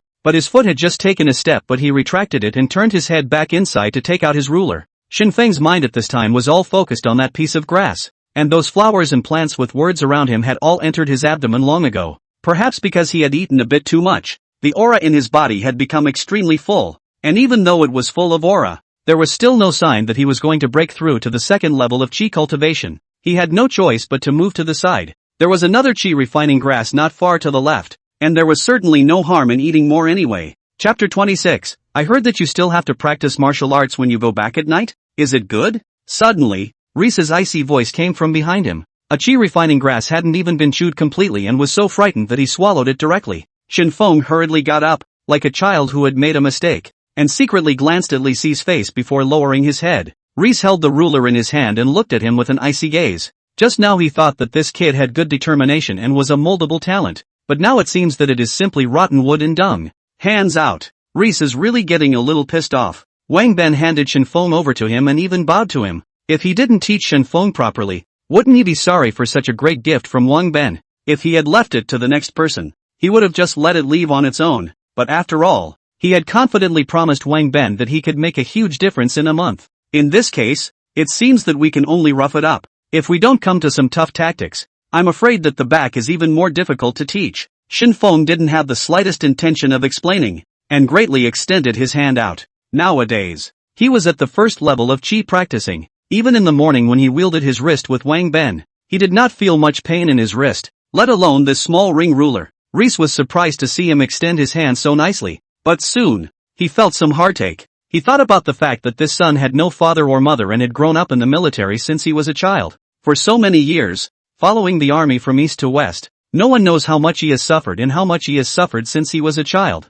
The ruler in Li Si's hand was raised high, but hesitated to fall. Silent for a long time, he said in a deep voice, "Today, I will spare you once. If there is another time, I will let you taste the ruler's power." Shen Feng was obviously a bit embarrassed as well. After all, he had come here to seek learning, and this appearance of Li Si was obviously serious. And yet he was so unconcerned about it, thinking only of helping him with this spiritual grassy land. "Go ahead, sir. Hit me hard. I promise not to say a word. Hit me as many times as you want until you're not angry." Shen Feng stepped forward and grabbed Li Si's sleeve, his eyes filled with sincerity. Li Si was born in Xuanzi. Legalistic thinking is deeply rooted in his mind. The reason why he did not do anything just now is that he was moved by compassion. And now Shen Feng has taken the initiative to ask to be punished, which makes him feel a little surprised. After a long period of silence, he said faintly, "Since you took the initiative to admit your mistake, then I will give you a lesson. Hand over." Li Si hand strength is not big,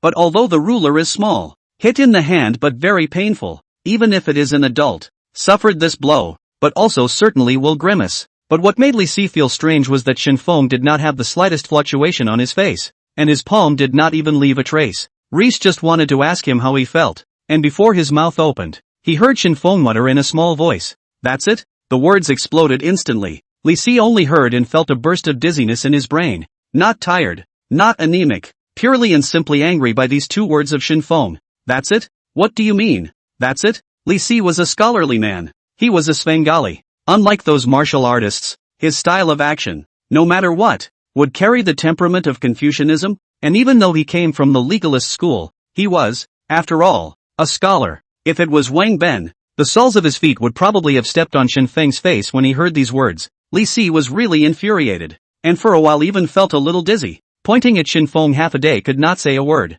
Shen Feng obviously realized that he had said the wrong thing, and in order not to make Li Si overly angry, he hurriedly stepped forward and said, "Mr. Misunderstood, the student didn't mean that." Li Si slightly stepped backward several steps, sat on the stone bench, and stared at Shen Feng with a deadly stare, and only after a long time did this breath finally slow down. "You are very good. Do you think I have no hands? Then I can't clean you up?" Shen Feng looked at Li Si with a smile on his face. "How come?" Shen Feng did it on purpose. It's not that he doesn't see Li Si as his teacher. To put it bluntly, he just doesn't want to learn, and it's best if he can get Li Si to talk himself out of it, so he can go back and have an excuse not to come. Although Li Si's heart was full of anger, he also saw this little thought of Shen Feng, and after thinking for a moment, his anger naturally dissipated. It was a bit unworthy to get so angry in the face of a child. Since he had already seen Shen Feng's thoughts, it was natural that he couldn't do what he wanted, and since he didn't like to read, he thought that he would be even less likely to like to recognize words.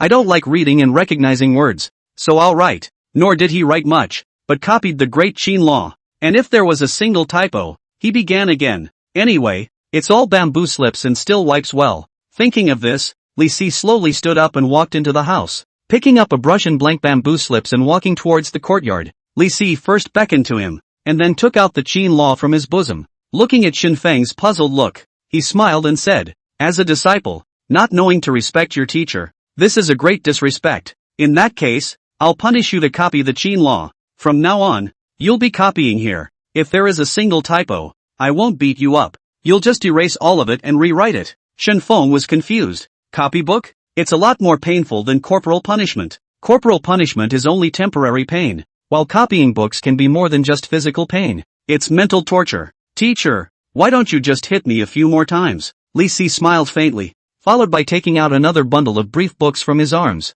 sat down across from him, and read them in silence. "When you finish copying, when you go back. If you can't finish copying, you don't have to go back. As for General Wang Ben's side, I will send someone to inform." Perhaps feeling that such a punishment was not enough, Li Si continued, "If you don't finish copying, you are not allowed to eat, let alone rest. Shen Feng took a deep breath. It wasn't impossible for him to skip meals, but the point was that it was a bit too much to consume here, so that he couldn't go out. But Li Si now, no matter how to say, are considered his teacher, to let him deceive his teacher, honestly still a little dry out. There was no choice but to grab a copy. There was still a certain difference between the Qin seal script and those inside Shen Feng's brain, but at least there was a foundation in place. And when writing, although the posture of holding the pen was not too elegant, in general, it was quite passable. Even if you don't know the words, you can still copy them. I don't know how long, Shen Feng is still continuing to copy, and under the adjustment of Li Si, the posture of holding the pen has slightly improved quite a bit,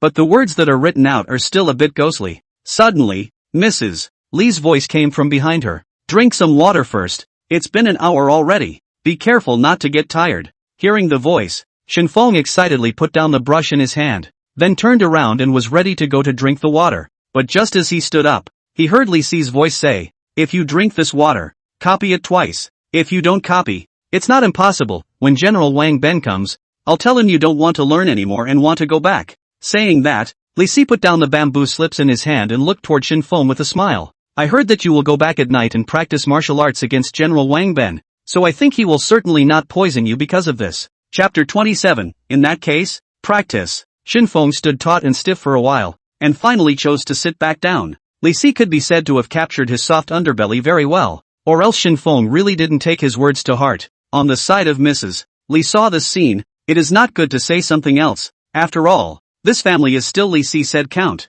even though she thought the kid looked interesting, good looking, and had a good personality. If it were someone else's child who was treated like this by Li Si, he would have jumped up and down. And Shen Feng not only did not show an angry or hateful look, but instead revealed the most, only helplessness. Plus, just now in the house, listening to Li Si slightly introduced Shen Feng's life, Mrs. Li's motherly love suddenly flooded. Placing the glass of water on the stone table, he then went back inside and took out some snacks. Reese frowned slightly and said, didn't I tell you, he's not allowed to eat until he finishes writing. Mrs. Li didn't say anything, just gave him a faint look. Eat when you are hungry, child, and don't listen to him, though he is in charge of this house. If I open my mouth, and if he does not allow it, then his word does not count. Li Si's face is slightly ugly. If there is no one else, Mrs. Li also said, Li Si will not say a word more, but now after all, there are outsiders in. The word said so do not give face, is really some embarrassment to him. Madam, go back quickly, I will teach him well myself. Mrs. Li also did not go, also sat together on the stone bench, just so straight look at Shen Feng. After a while suddenly opened his mouth and said, if my home by the child to grow to his age, also so good looking would be good. Reese was a little upset. Could his own son not be better than others? Of course he didn't say it out loud, but his eyes had betrayed him. This instantly made Reese even more upset. Copy the book, and if you look around again, copy it twice. The Qin law is not too long to say, and not really too short to say. If we really want to move out all the Qin laws, I am afraid that this bundle of books and slips will not be able to be stuffed at all. Fortunately, Shen Feng was also more serious, and finally finished copying after the sun went down. It was just that when the brief was handed to Li Si for inspection, Li Si's face looked slightly unpleasant, not because of anything else, but mainly because the writing was just too ugly. After handing the booklet to Li Si, Shen Feng secretly touched a snack from the table. This snack had been on his mind for a long time,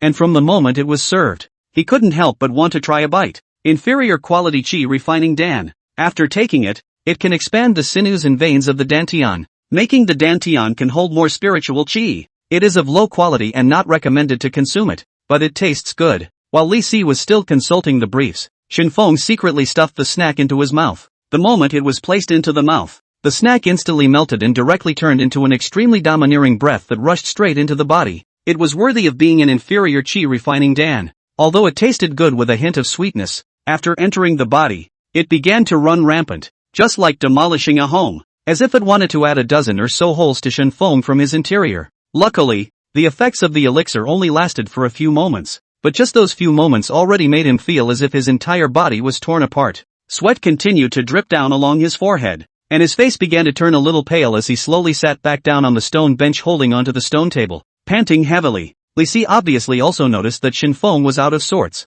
put down his book and brief and hurriedly came forward to ask, "What's wrong? Why are you suddenly sweating so much?" In the next second, Reese saw a piece of snack missing from the plate next to him. and his brows tightened. Did you eat something cold and upset your stomach? Shen Feng did not reply and waved his hand at him, and it took a while before the aura began to wobble and swirl in every corner of his body. After a while, Shen Feng exhaled a long breath of turbid air and said softly, "Teacher, don't need to worry. Disciple may be a little cold in the stomach. Dare I ask, teacher, can disciple go back?" Seeing Shen Feng in this state, Li Si could not continue to say anything. The characters were ugly, but it was obvious that he was writing extremely carefully, not to mention that he had hardly made any more messes this afternoon. It's kind of barely a pass. Li Si nodded slightly and said, "It is possible, but you look like this. Why don't I go back with you and talk to General Wang Ben, so that he can give you a good rest tonight?" As soon as he heard that Li Si wanted to meet his parents, Shen Feng immediately shook his head. No,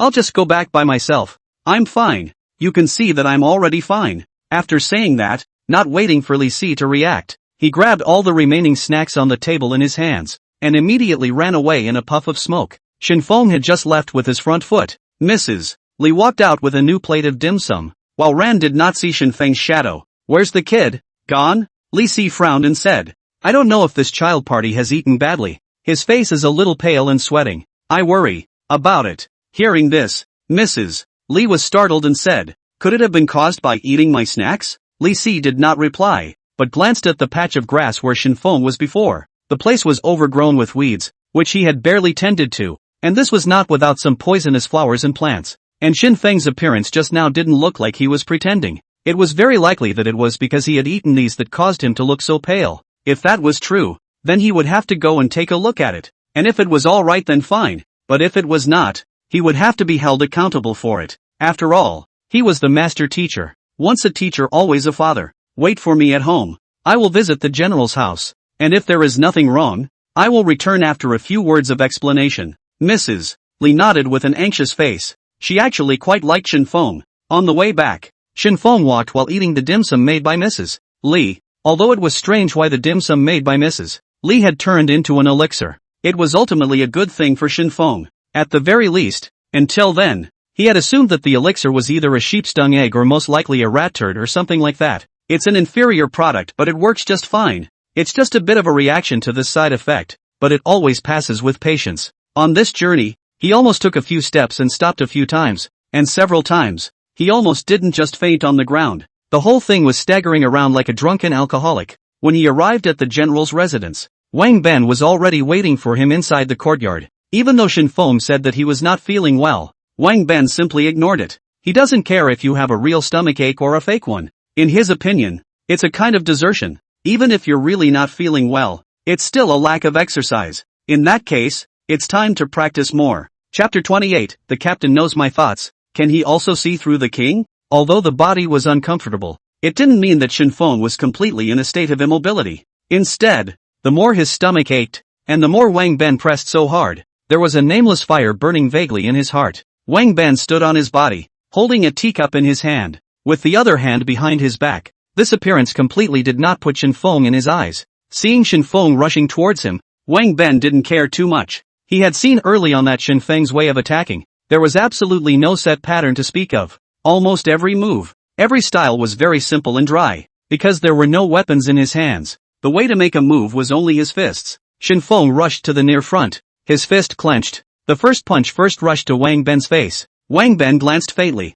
slightly down, but what he did not expect was that this punch was just a false move. The moment he bent down, he only felt a cloudy wind coming from his ears, and before he could react, the punch had already struck his temple. For a moment, dizziness, nausea, all kinds of discomfort rushed straight to his brain, in that he felt that the punch was like a hammer, hammering on his head all at once. It seemed that the boy's power had become a bit greater than that of the morning session. Seeing that Shen Feng was going to continue to attack, Wang Jian, who had been hiding in the shadows, hurriedly walked up, pulled Shen Feng's arm and said, "Okay, that's it for tonight. Didn't you say you're not feeling well? Quickly go back to rest. Haven't eaten yet. I'll let someone send you to your room later." Shen Feng was not polite, and after nodding, he went straight to his room. He was really a bit uncomfortable, and felt that his whole body was about to fall apart. When Shen Feng left, Wang Ben sat on his butt on the ground, his entire body sweating coldly and his breathing became rapid. Where did this kid learn the dirty tricks?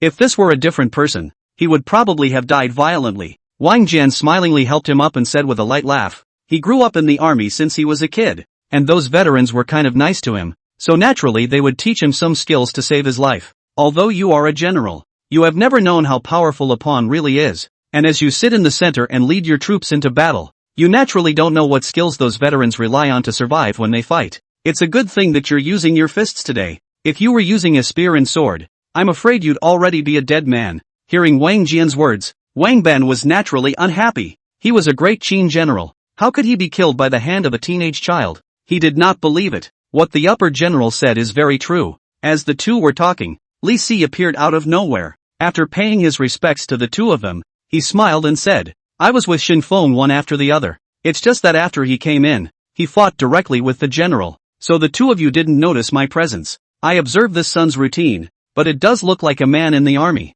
If I let him kill someone, I'm afraid he won't even blink. If he had a sword in his hand just now, this sword would only have taken the general's life. Wang Ben still didn't believe it. He couldn't believe that this kid dared to kill him. General, don't believe me. Although this son looks naive, but in my opinion, this is all a habit that he has retained while being in the army for many years. He had been in the military for many years and had been taught by those veterans that, in their view, any skill was good as long as it was enough to survive the battlefield, even if it was an act that was frowned upon. Sneak attacks, assassinations, false starts. These are the ways veterans survive. I think Shen Feng has already learned the veterans' moves in their entirety, and if the general still wants to practice against him, he needs to be more vigilant and not take it lightly again. Wang Jian nodded slightly. From the moment you saw him, your heart has created a weak definition of him. Even now, your mind is so thought. If it was in the past, I will let you know what is called pride and arrogance. But now, Wang Jian didn't continue. After all, they were all on the verge of retiring, so there was no point in saying this again. Wang Jian didn't say anything more, glancing at Wang Ben, who was still in deep thought, and turning to Li Si, he asked with a smile, the courtier is here. Could it be that he's here to sue? For Shen Feng, he is still more optimistic, although some stubbornness, but the characterization is not bad. It is this habit of eating everything, or to change. I thought that he might have eaten badly because of all those flowers and plants, but now that he seems so alive and well, I guess he wouldn't have too much of a problem. At the beginning, this son ate a lot of flowers and plants in my courtyard. When he came back, he seemed to be a bit uncomfortable. I was a bit uneasy, so I followed him to take a look, and now it seems that it shouldn't matter. Li Si replied with a smile. Wang Jian's eyebrows rose slightly and his brain worked quickly. Then he took Li Si by the wrist and said, I see. Is it possible that the courtier is distressed that the flowers and plants in the courtyard have been spoiled by him? In that case, why don't you pick some from me as a form of compensation? After saying that, Wang Jian pulled Li Si towards his small garden. Although it is already late in the day, the surrounding lights are still quite bright, shining on top of these well-tended flowers and plants, making people feel a bit relaxed. Looking at these flowers and grasses, Li Si couldn't help but have a hint of a smile on his face. To be able to see a hint of spring in the cold winter months makes me really feel some admiration. Could it be that General really intends to just plant flowers and raise grass from now on, and never ask about the rights and wrongs of the court again? Li Si is so smart that as soon as Wang Jian offered to show him these things, he already understood what he was thinking. The Great King is not an unfeeling man, and this time is different from the past, and the general is not the Wang Jian of that time, so why should such concerns arise in your heart? Li Si came here firstly to see Shen Feng's condition, and this secondly, naturally, was to persuade Wang Jian, but now it seems that Wang Jian is obviously determined to leave the court, but he still wants to persuade again. After all, the Great Qin is now united the world. If you just leave, will not be a loss? When the 6 kingdoms are destroyed and the 4 seas are reunited, the king will have a broader vision, and if the general retires now, who will be able to take up this important task? Wang Jian did not answer positively, but held a pot of flowers in his hand, placed it in front of Li Si, and said with a light laugh, if the courtier knows my thoughts, could he also know the king's thoughts? Li Si froze, and after a moment, he took the flower pot and said softly, the heart of the king is unpredictable, and I do not have this ability to see through all hearts. Since the courtier is not a roundworm in the Great King's stomach, how can he know what the Great King is thinking? The king has a broad vision, naturally will not be confined to this piece of heaven and earth. The 6 kingdoms have been destroyed, but the Xianyang in the north is still there, and in the south there is even the presence of foreign enemies. If you want to return the 4 seas to unity, it is necessary to replace the old with the new. The 6 kingdoms are destroyed, and it's time for me to retire. If I don't, how can the newcomers go further when they are so firmly established? Chapter 29, isn't the general a bit incompetent?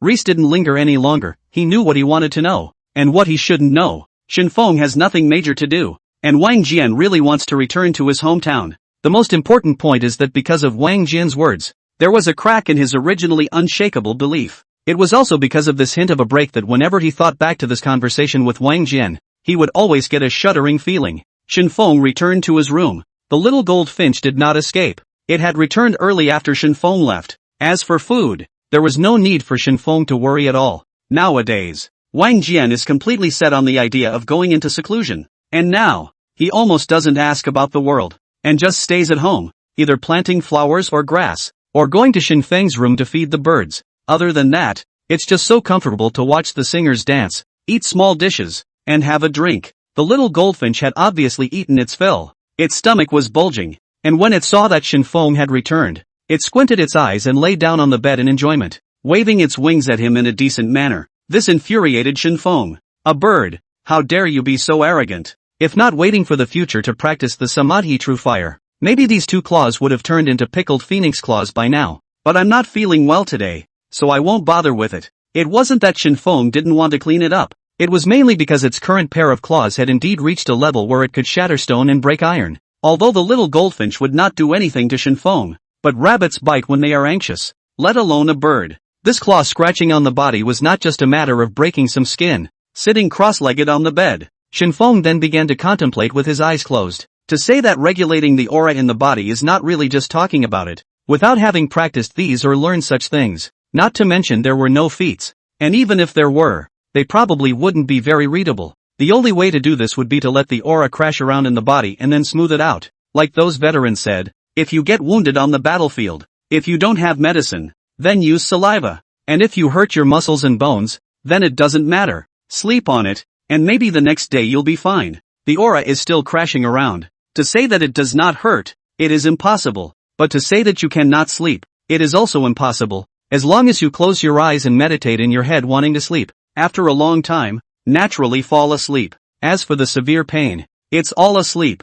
Who's thinking about that? The sun, in winter, is always slower to come out, and even when it does, it doesn't always shine on the earth. It was a bit gray today, and although I didn't go outside, the wind outside the house was blowing the windows with a thud. Shen Feng poked his head out from inside the comforter. A chill came over him. It seemed a bit extra cold today. However, this was not a matter. When he was sensing the chill, his aura had already begun to slowly run through his body. The chill naturally disappears. After waking up from a sleep last night, all the pains within the body had all disappeared as well. And not only that, the tendons and veins within the body seemed to have become tougher as well. The moment he lifted the quilt, put on his clothes, tucked the little goldfinch that was shivering at the end of the bed into his arms, and opened the door, Shen Feng could not help but freeze in place. Outside the house was white. Everything was covered underneath with snowflakes, as if the whole world was dressed in a white veil. Reaching out his hand to catch a goosefeather-sized snowflake, he was just about to bring it into his mouth to taste the flavor when subtitles suddenly appeared before his eyes.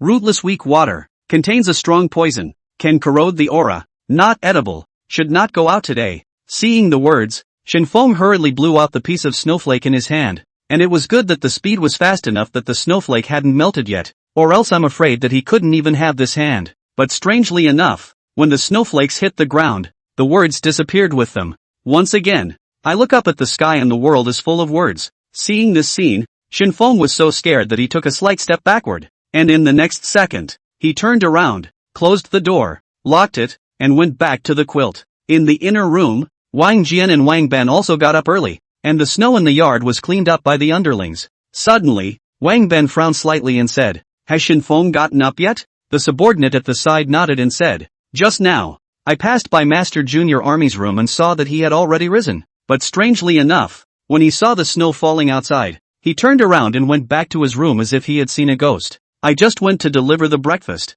and found the door of the room locked from the inside, and there was no sound from inside, so I guess I went back to the quilt and fell asleep again." Wang Ben slammed the table and angrily rebuked. This little, said that he would follow the courtier to study in the morning. Could it be that he wants to go back on his word? Wang Jian also did not say anything, eating breakfast, touching his stomach, a happy look, not to mention, since he did not lead the army, his face has become a lot more amiable. Wang Ben glanced at Wang Jian and saw that his old man did not make a sound, put down the dishes in his hands and walked directly towards Shen Feng's room. Along the way, when the subordinates saw Wang Ben's gloomy face, They didn't dare to get close. And then looking at the direction he went, it was obvious that he was heading towards Shen Feng's room. And although they were curious, they didn't dare to follow him up, and only dared to watch from afar. Knock knock. There was a grumpy knock at the door that seemed to hate it. Still not getting up? How much longer do you have to sleep? Today you have to go even if you don't. I tell you, if you don't open the door, when I come in,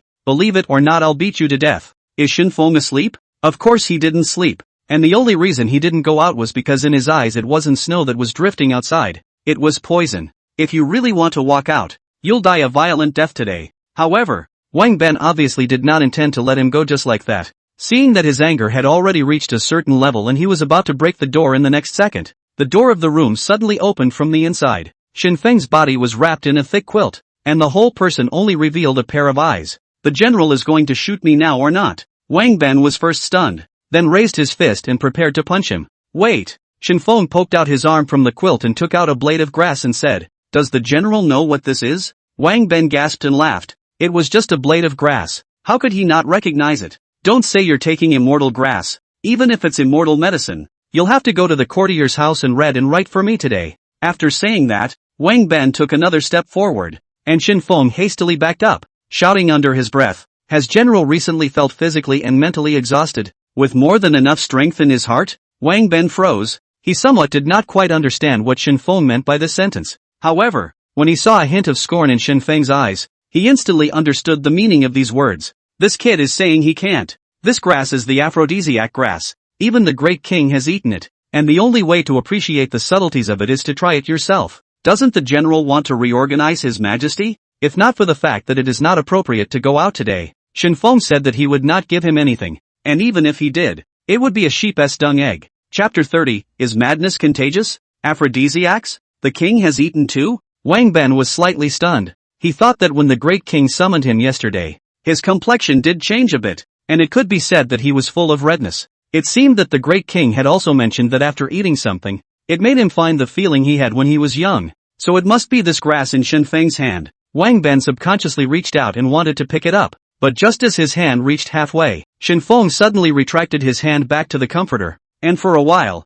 Wang Ben was neither picking it up nor not picking it up. As a general, when had he ever been so humiliated? His face was suddenly hot, and he could not wait to beat Shen Feng violently at this moment. But he really wanted the aphrodisiac grass in Shen Feng's hand. If this thing really has the miraculous effect that Shen Feng said, it doesn't seem to be a big deal not to read the book. Silent for a moment, Wang Ben put his hand back, looked at the snow outside the door, said in a deep voice, "Today is indeed inappropriate to go out. So snow, but a good day to cook wine. How about we drink a cup?" Shen Feng looked at Wang Ben with a smile through the slit left by the quilt. If the teacher's side asks about it, wouldn't it be my fault? Or I'd better go read and write. As for this grass, as the saying goes, once a teacher always a father. I'd better offer it to the teacher. As soon as Wang Ben heard that Shen Feng was going to give the aphrodisiac grass to Li Si, he immediately became angry. No matter what, the one who brought Shen Feng home was himself. The one who provided him with food and drink was also himself. The one who taught him martial arts and found him a teacher was still himself.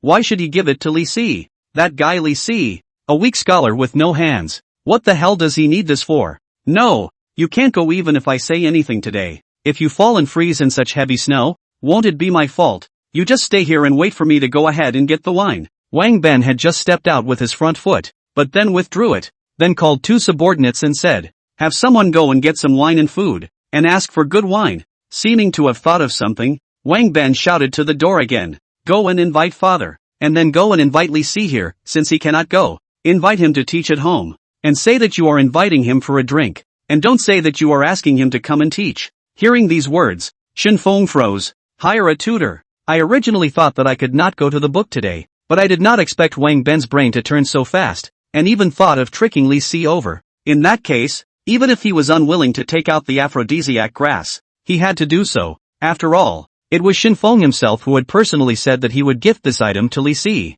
It didn't take long and the wine and food were soon ready. Wang Jian also arrived at Shen Feng's room early, and when he first came in, he saw Shen Feng wrapped in a quilt and felt a little strange. Even though it's snowing, it's not really that cold, and there's a big difference between the temperature of falling snow and melting snow. This kid didn't study today? Wang Jian looked at Wang Ben in confusion. Wang Ben's attention was focused on his wine honor at this time, so he didn't care what Wang Jian was saying. Shen Feng gritted his teeth and said, I'm just a little bit afraid of the cold, so the general is planning to hold a banquet here at my place, saying that he's going to cook wine to warm up his body, and he's also planning to invite his teacher over. Wang Jian heard a laugh. He does not care about this. For him, eat well and drink well. This day has been fast like a god. As for Wang Ben, he doesn't care about Shen Feng. As long as he doesn't make trouble, everything is fine. On the streets of Xianyang city, because of the heavy snowfall, people are nestled in their homes to keep warm, and everyone says that snow is an omen of a good year.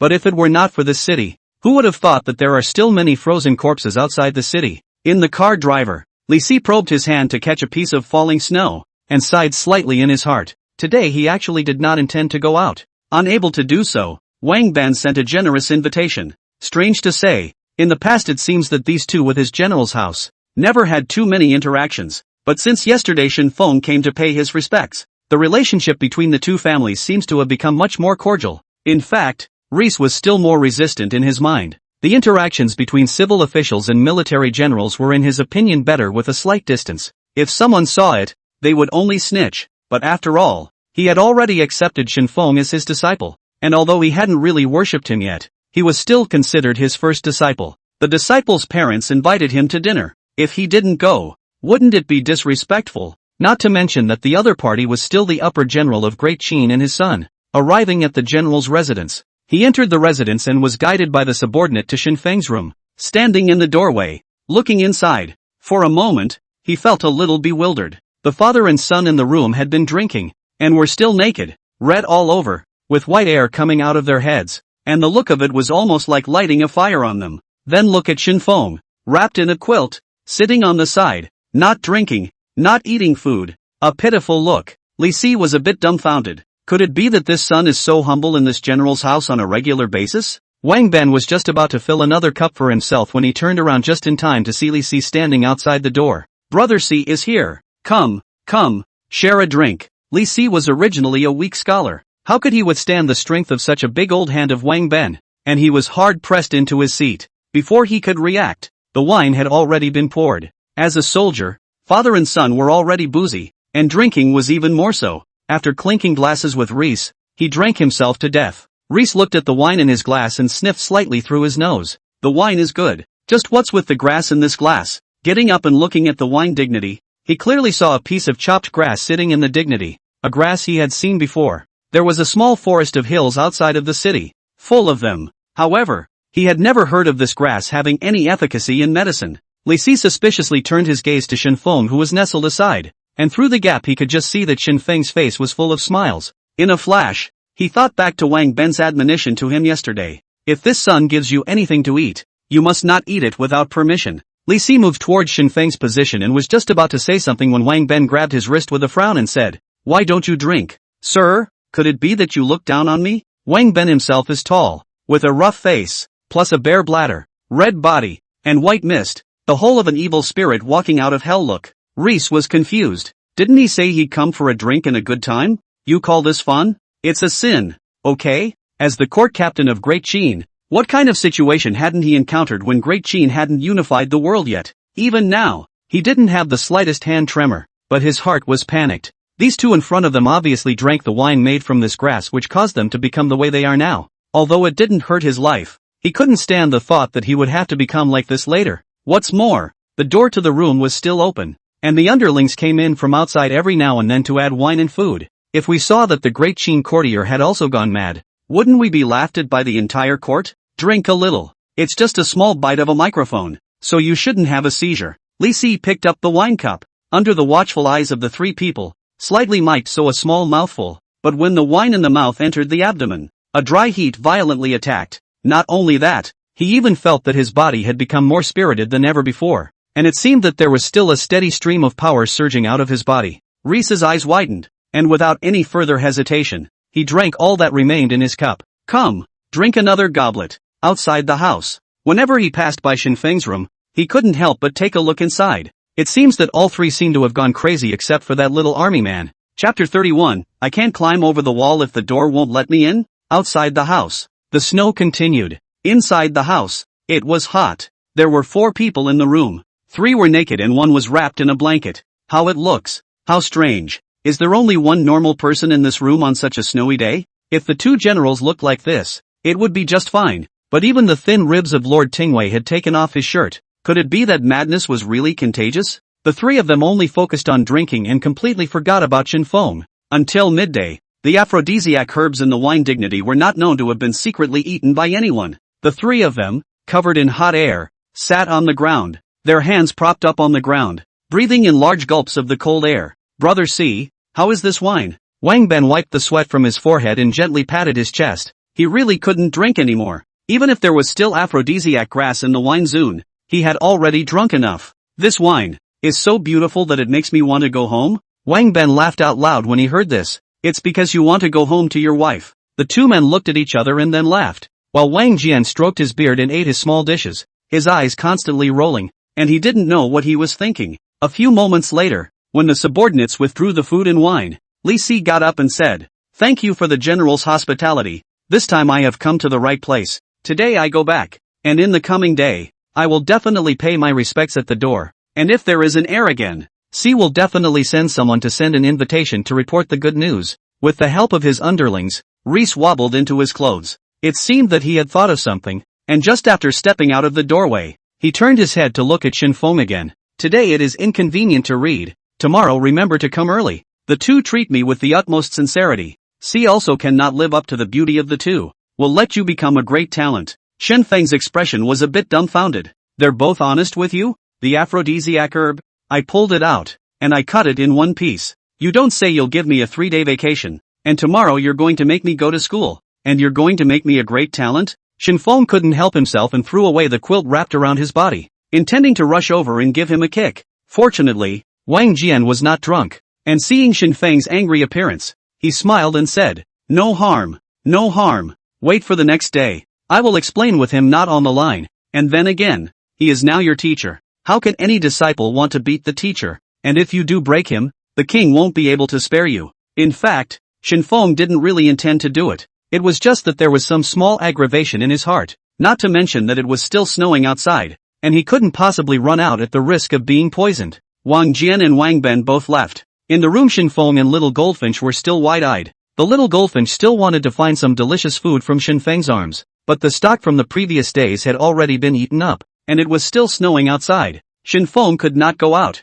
so there was no choice but to nestle in the quilt and sigh deeply. Heavy snow fell from morning until late in the evening. Opening the door, there was silence outside the house, and it seemed that the entire population of Xianyang city had gone to bed early. In the general's residence, it was also very quiet, and it was clear that Wang Jian and Wang Ben had not yet sobered up. In order to prevent it from suddenly starting to snow again, Shen Feng purposely wrapped himself tightly, covering all but a pair of eyes. The subordinates in the general's residence were also considered very familiar with this little military master, and over the course of a few days, they had already figured out Shen Feng's preferences. I don't know if it was because of his past years in the military. He always liked to travel at night, and his subordinates would always leave a door open for him after he went out. Walking out of the general's residence, looking at the thick snow on the ground, Shen Feng could not help but directly pounce on the ground. It's a good thing the snowflakes on the ground are non-toxic, or else he'd have to go to hell with this lunch. The snow-wrapped Xianyang can be very cold, but it has an indescribable feeling.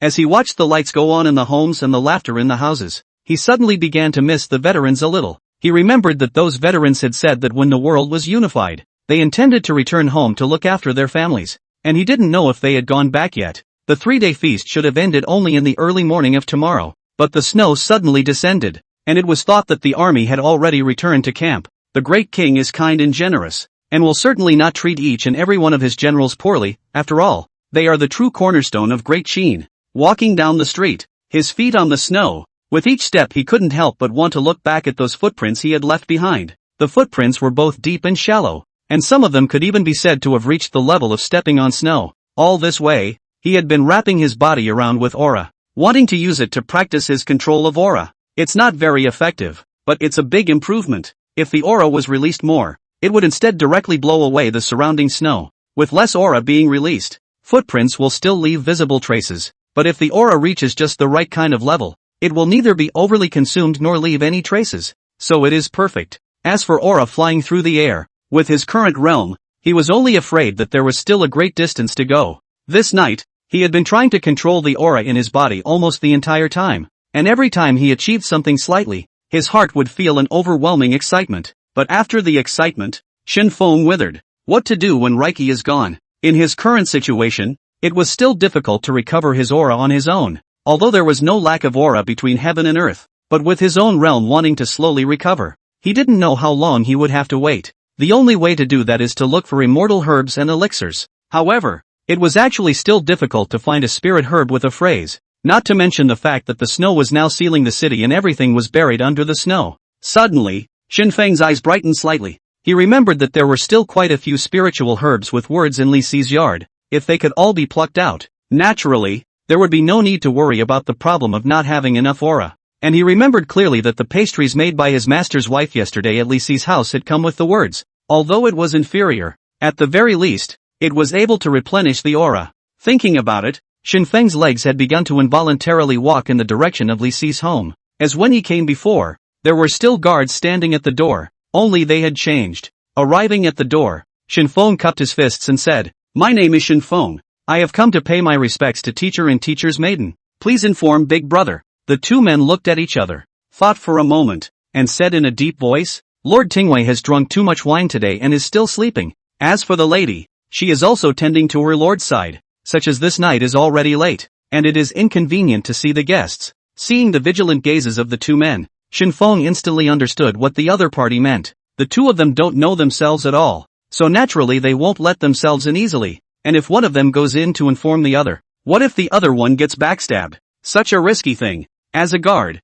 it was natural that he would not make such a low-level mistake. Shen Feng didn't say too much and turned around and left. Coming to the other side of the fence, he smiled as he looked at the two-man-high fence. "Can't you go over the wall if you're not allowed in?" Chapter 32, Meeting a Friend in High Mountains and Flowing Water. The height of the fence was actually nothing. Even if one hadn't reached the first level of Qi cultivation, one could just as well go over it. Only this is, after all, the residence of Li Si, the court captain of the Great Qin. If he really tumbled in, not to mention whether he could steal something, once he was caught, then he would certainly be tortured. In Great Qin, the crime of stealing is a very serious one. Shen Feng's movements were very light, and on this journey, he had been able to master the use of his own aura very well. Gathering his aura above his legs, he then gently leapt and simply crossed the fence. Just as he crossed the fence, he apparently didn't find the right spot and stepped on a stone table. There was snow on top of the stone table, and the stone table itself was relatively smooth, so Shen Feng's entire body directly fell heavily onto the table.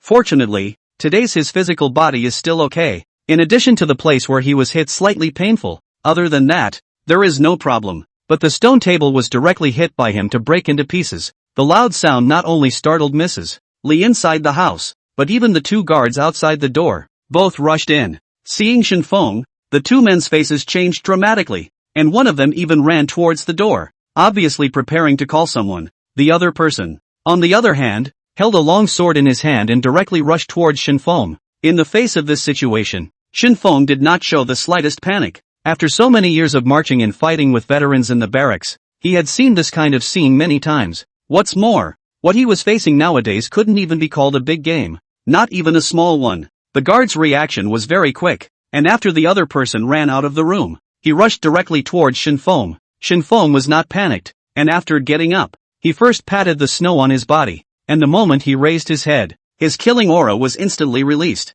For so many years, on the battlefield, although there wasn't a lot of blood on his hands, he had cut off the heads of his enemies with no expression on his face. Perhaps in the eyes of those murderous generals, this was nothing more than a trivial matter, but for those who had never seen blood before, and who didn't even dare to look at the enemy's head directly, this was more than a lot of ordinary soldiers. In addition to the fact that today's Shen Feng had stepped into practicing Qi, while releasing the killing Qi, that kind of might that mortals could not touch was also released together. The guard stood in front of Shen Feng, and the long sword in his hand was raised high, but was slow to fall. For some reason, a sudden fear arose in his heart. He could clearly feel that the source of this fear was coming from this 15 or 16-year-old teenager in front of him. His hands were shaking and his legs had begun to stiffen. Suddenly, there was a sound of a door opening from inside the house. Shen Feng glanced at the guard in front of him with an icy gaze, then gave a light laugh and turned towards the door of the room. "Student Shen Feng, greetings to the master mother, greetings to the teacher." The door to the room slowly opened.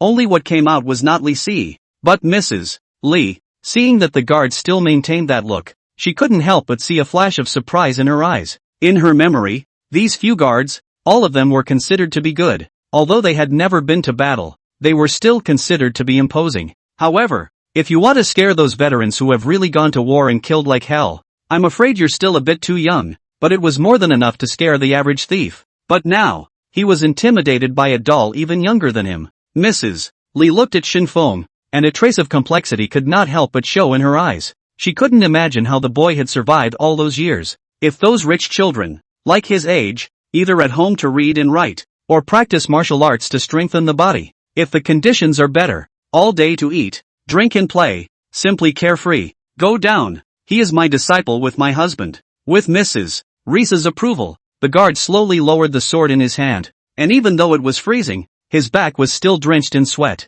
When he sneaked a look at Shen Feng, his heart was still pounding furiously, and he was indeed frightened. Walking out of the mansion and closing the gate, the guard leaned against the wall, gently stroking his chest as his breathing gradually became even. The guard who had gone ahead to call out earlier had also returned with 7 or 8 people, but they were all stopped by him one by one. Even Mrs. Li Si hadn't said anything about what was going to happen, so if he were to bring people in to stop them, I'm afraid it would really be a bit of an ungrateful thing to do. Why did you come over so late? It can't be that husband asked you to come over to study all night, right? Mrs. Li let out a light laugh, pulled Shen Feng into the house, and pushed the fire pot towards his side. Shen Feng smiled awkwardly. He had only intended to come over to steal a few qi refining grasses, but how could I not expect that when I jumped over from the wall? I didn't find a good position, and jumped directly on the stone table, and even smashed the stone table. After thinking about it, Shen Feng touched his stomach and said, disciple has not eaten any food in the evening. The 2 generals and teacher drank too much wine in the morning.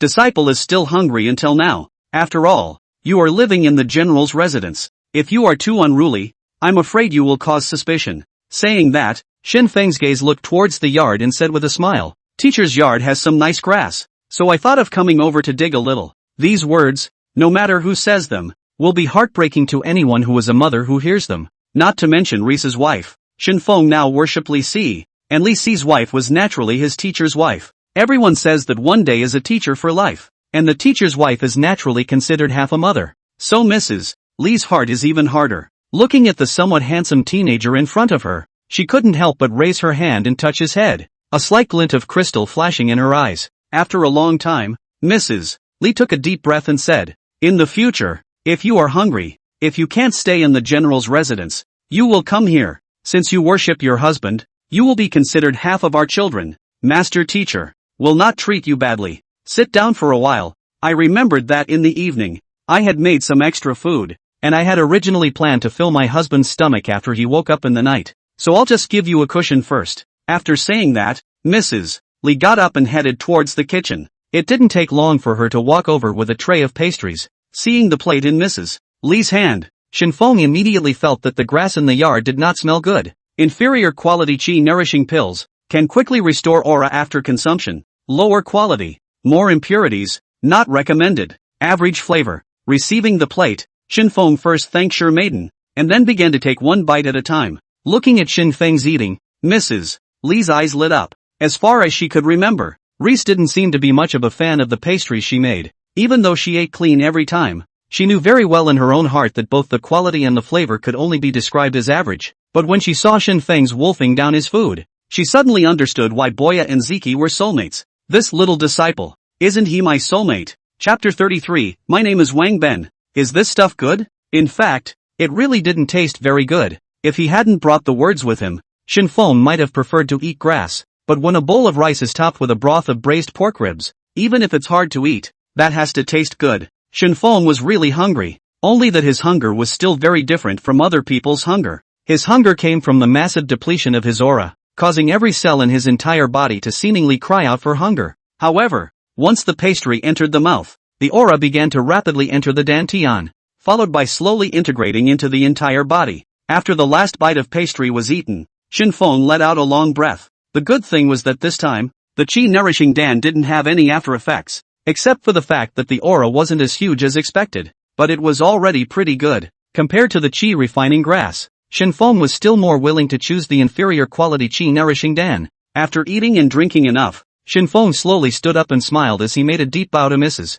Li. Many thanks to Master Teacher. the student has eaten enough. Mrs. Li smiled and nodded her head. The more she looked, the more she liked it. The most important point was that Shen Feng would not show any dissatisfied expression during the meal. Unlike Ri's, Shen Feng did not linger. Since he had eaten and drank enough, he had no reason to stay on. Only before leaving, he still deliberately pulled away all the last few grasses with words, "The beautiful name is Hoing." Gone? After Shen Feng had left for a while, Li Si's voice suddenly came from behind Mrs. Li. Ouch! Scared me. The originally smiling Mrs. Li instantly changed her face, and her eyes towards Li Si couldn't help but take on a hint of resentment. Li Si didn't care and sat down next to the fire pit, rubbed his stomach and said with a smile, "Ma'am, dare I ask if there's any food left? For my husband is a bit hungry." Mrs. Li glanced at him and turned toward her room, leaving only an icy sentence. "No, do it yourself if you're hungry." Reese was confused. What does that mean? If my disciple is a human being,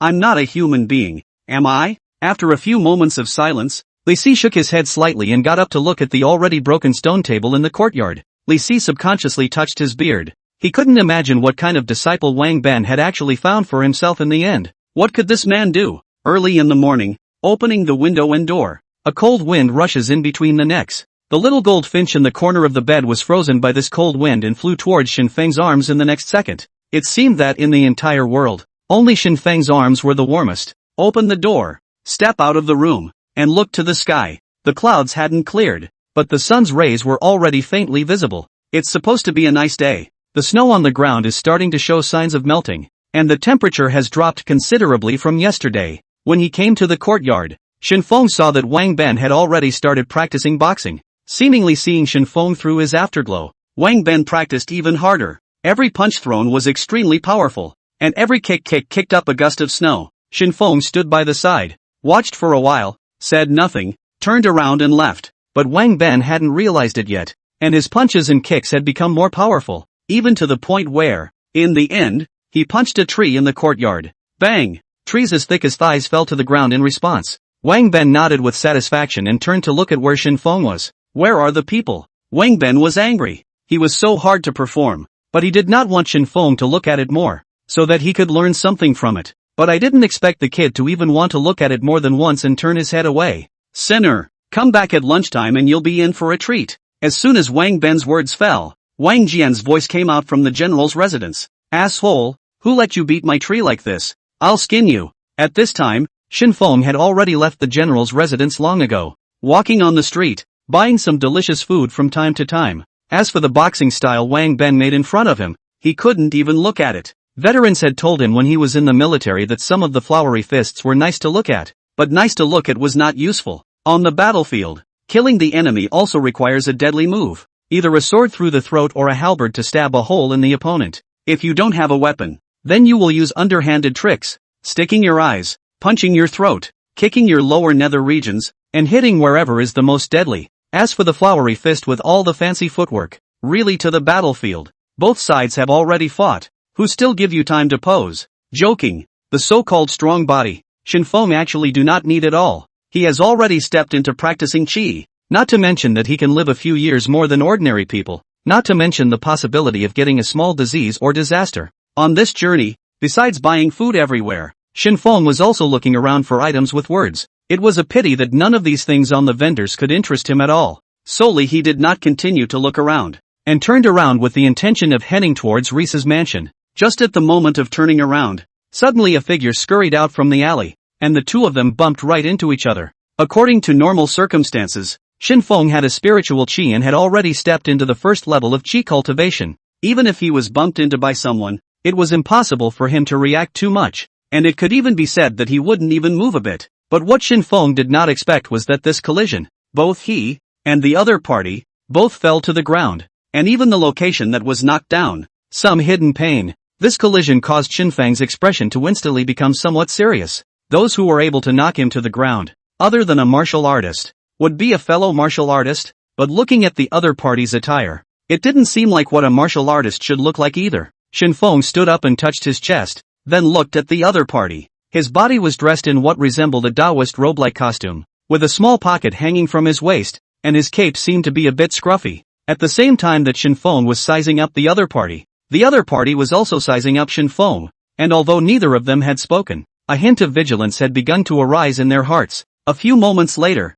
the other party suddenly spoke. I am the Great Qin founder. May I ask your name? Shen Feng glanced at him, pondered for a moment, and said with a smile, I am a general of Great Qin. May I ask what your name is? Shen Feng had heard of the word fengshui long ago, and he had heard the veterans talk about it when he was in the army. In Great Qin, it was best to offend no one but the founder. These fengshui acted oddly, and their temperament was also very odd, and they often made some things that were mind-boggling, and some powerful fengshui would even make pills, and there was one in the palace of the Great Qin. It is said that the king also intends to let this square scholar go out to sea to seek immortality medicine. If it was before, Shen Feng listened to it as a joke, but now, the other party obviously did not intend to report his name. In his eyes, Shen Feng and himself were both the same kind of person. Reporting his name, this was not a secure thing to do. Legend had it that in the ancient times, there were some side alchemists who could curse each other to death by another person's name, and he wouldn't make this kind of low-level mistake before figuring out who the other person really was.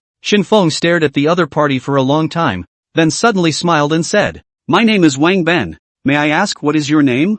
Fengshui froze. Wang Ben? What a familiar name. I think I've heard it somewhere. Chapter 34, Your Majesty's Sacrifice to Heaven and the Minister's Observance. Fonzie wandered off. The name did seem like he had heard it somewhere before, but for a moment he couldn't even remember who it was. After a moment, the founder revealed a cold smile. My name is Wang Jian. Shen Feng was stunned. Then he looked at him with a strange look. Your Excellency impersonated the upper general Wang Jian. Aren't you afraid of being known by the man himself? Fengshui glanced at him and snorted. What? If I'm not Wang Jian, are you Wang Ben? Nonsense, who wouldn't? Shen Feng smiled slightly. It was true that he was not Wang Ben, but he was very familiar with Wang Ben. Looking at this founder in front of him, although he was a bit scruffy, he was wearing a Taoist uniform, which did not look like something an ordinary founder could afford to wear. If he's a square in the palace, Shen Feng smiled. Wouldn't it be just right? Although Fengshui wondered what exactly Shen Feng's origin was, at this moment, he couldn't care less about pursuing Shen Feng. Today, the palace came to the news. 3 days of the feast has passed. In addition to yesterday's snow, the next year is bound to wind and rain. Today is an auspicious day. The Great King is going to make a sacrifice to heaven. Since there was going to be a heavenly sacrifice, how could there be any less of a square priest like him? In the past, no matter what any other country sacrificed to the heavens, a large number of fengshui would go there, not to mention whether it was true or not, but at the very least, they were able to obtain a large number of benefits. Now that the 6 kingdoms had been destroyed and only Great Qin was left, he couldn't imagine how spectacular this heavenly sacrifice would be. Looking at the back of the founder, Shen Feng subconsciously rubbed his fingers. It was a good habit. Every time he picked up heads on the battlefield, he just rubbed his fingers together, and it didn't create too much pressure in his mind. The harder he rubbed his fingers together, the less pressure he would feel in his mind, and even in the end, he would not feel any negative emotions. When the founder had completely walked away, Shen Feng slowly loosened his fingers. Most of the veterans in the army come from all directions. From Yan, from Zhao, and not a few of them are from Qi, Chu, or from other countries. But in Shen Feng's memory, he had never heard these veterans talk about people who cultivated immortals in this world. The ones who said the most were the ancient Qi refiners, but how far back ancient times have gone, no one knows at all, and no one has ever seen anyone able to turn over a mountain. This also suggests that there might not even be such a thing as an immortal in this world. But today, he detected a hint of threat in this Fonzie's body. The other party and himself both seemed to be of the same kind, and although he didn't know what his realm was, a large portion of it was likely that he could also condense aura with himself, thus reaching a level of cultivation. Looking at him, he didn't seem to be very old, only slightly older than himself, which meant that there were perhaps even more powerful fangs behind him. The most popular name he had heard of for the palace's fengshui was Su Fu, and as for Su Fu, Shen Feng walked towards Li Si's home while bowing his head in deep thought. Su Fu went out to sea in order to look for the overseas immortal mountain, but according to his once memory, it should belong to return without any success, unless this Great Qin was not the Great Qin he had imagined. Today, outside Li Si's mansion, there were quite a few guards standing, perhaps because of what happened last night, causing these guards to start becoming more vigilant. When he came to the door, he looked up to the guards, and before Shen Feng opened his mouth, the guards took the initiative to open the door, and it was obvious that they had already created a great impression of Shen Feng. After thanking the guards, Shen Feng walked towards the mansion. Entering the house, he did not see Reese. Mrs. Li seems to be the only one at home. Sensei-sama, isn't the teacher home? Seeing that Mrs. Li seemed to be preparing refreshments. Shen Feng hurried forward with the intention of helping. Mrs. Li saw that the visitor was Shen Feng, so she smiled and said, "Today, the Great King is going to offer a sacrifice to heaven, and all the officials are observing the ceremony, and husband is also going with him." "Didn't General Wang Ben say anything to you?" Shen Feng was stunned. "In the morning, he went out in a hurry. He didn't even eat breakfast. He went straight here. And naturally, he didn't know anything. Shouldn't the king go to Mount Tai to offer sacrifices to heaven?" Although puzzled, but did not ask more questions, Mrs. Li looked at Shen Feng's puzzled look, and let out a light laugh. "Every year after the Rue Shui, within the royal palace will carry out the ceremony of sacrificing to the sky, in order to the next year's wind and rain. I'm afraid that today will be different." Shen Feng asked curiously. "Why?" "Great Qin destroyed the 6 kingdoms and unified the 8 wastelands. The 6 kingdoms are all destroyed. All the nobles of the 6 kingdoms that used to be here will come to observe the ceremony. Not only that, there are also those founders who have been roaming around outside the country. They will also come to observe the ceremony and carry out the sacrificial rites. I think this year's heavenly sacrifice ceremony will definitely be incomparably grand. Thinking about what was, and then thinking about what will be, I'd like to think that the Great King's unification of the world may not be a bad thing."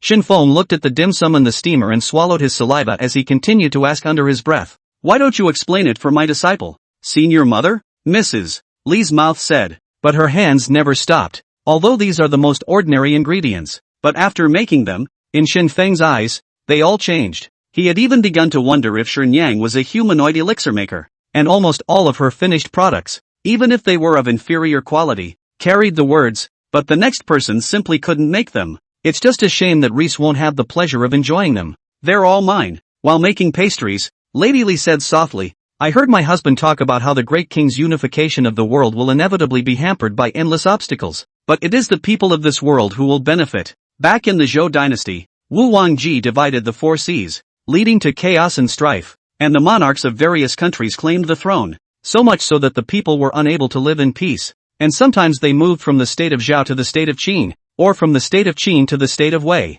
The people have returned to their homes, and the children of the nations are constantly migrating in search of a way to live, to the extent that some of them no longer know where their roots are. Now that the world is united and the 7 kingdoms belong to Great Qin, won't the people no longer have to move around and worry all day long? Isn't that one of the greatest things? Mrs. Li turned around with a smile and opened the steamer, intending to bring out one of the plates. Shen Feng was quick on his feet and rushed forward to offer his help. To the point of view where the teacher mother, the words are not unreasonable. Can disciples, the 6 countries' nobility is ultimately a potential hidden trouble. The country, although all have been subordinate to the Great Qin, but the hearts of the people are not unanimous. Now the king is still alive, but the king if... Shut up. Mrs. Li's eyes glared, raised her hand and gently patted on Shen Feng's head, looked out the window, and said in a low voice, "Don't say this kind of words again in the future, and this kind of thing is not for you to think about. Since your heart is not in the imperial court, you don't need to think about this, even if there is really a change in the future.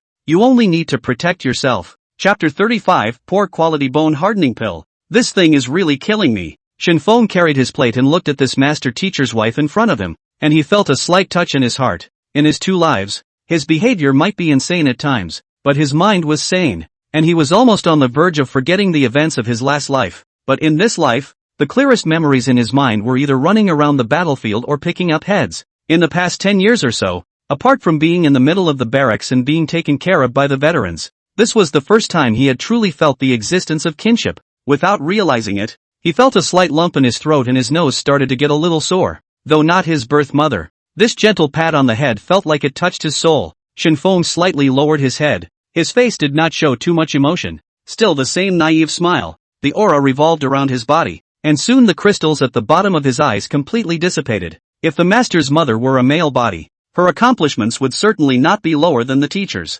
After Mrs. Li put the freshly made pastries into the steamer, she led Shen Feng towards the inner hall, laughing as she walked. "Don't talk nonsense. These are actually all husband's mouth on weekdays being heard by me. If you study well, good, and your teacher to seek learning, even if the future does not enter the dynasty, not as an official, but also can find a piece of pure land to teach, at least will not starve." After saying that, Mrs. Li pushed the plate of pastries towards Shen Feng. "Inferior quality bone hardening Dan. After consumption can change the density of bones to a certain extent. The higher the density, the harder the bones. Due to the lower quality, It is not recommended to take. The sequelae are huge. The taste is okay. Originally, Identity's emotions were still slightly at a low ebb, but now that he saw this plate of inferior bone hardening Dan in front of him, his immediately panicked a bit. He was still a bit scared of the effects that the last inferior chi refining Dan had caused him. Himself. What's more, at that time, it hadn't been said how big the side effects were,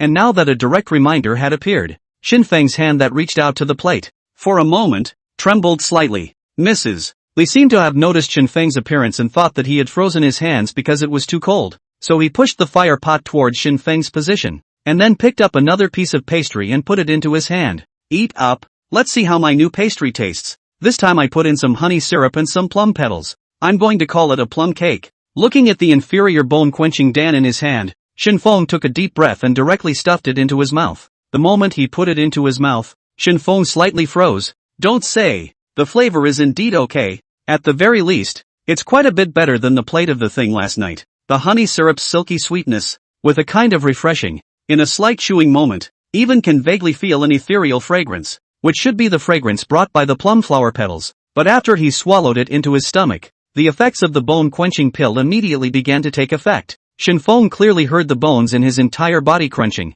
and suddenly, a sharp pain suddenly came from his chest, and it felt as if his ribs had been hit hard by something and shattered. The broken ribs didn't last very long and began to heal slowly after they were broken. As it healed, the pain gradually decreased, but before it was completely restored, the sound of bones breaking began to come from the shoulder as well. Cold sweat continued to drip down along his forehead, and his entire face was suddenly bloodless. Mrs. Li, who was sitting on the opposite side of the table, also noticed that Shen Feng was out of sorts, and hurriedly walked over, touched his forehead, and anxiously asked, "What's wrong? Why are you suddenly sweating so much, and why is this body of yours so cold?" After saying that, Mrs. Li intended to go to the door to call someone. Shen Feng endured the severe pain as he pulled her back and said, "Senior mother, it doesn't matter, it's just some minor ailments. After a while it will be fine." Sharp pains were still coming from every part of his body, and he couldn't help but shudder violently with each crack of bone. Mrs. Li's heart was burning with anxiety at the moment. Shen Feng was just taking a bite of plum cake. How could he suddenly become like this?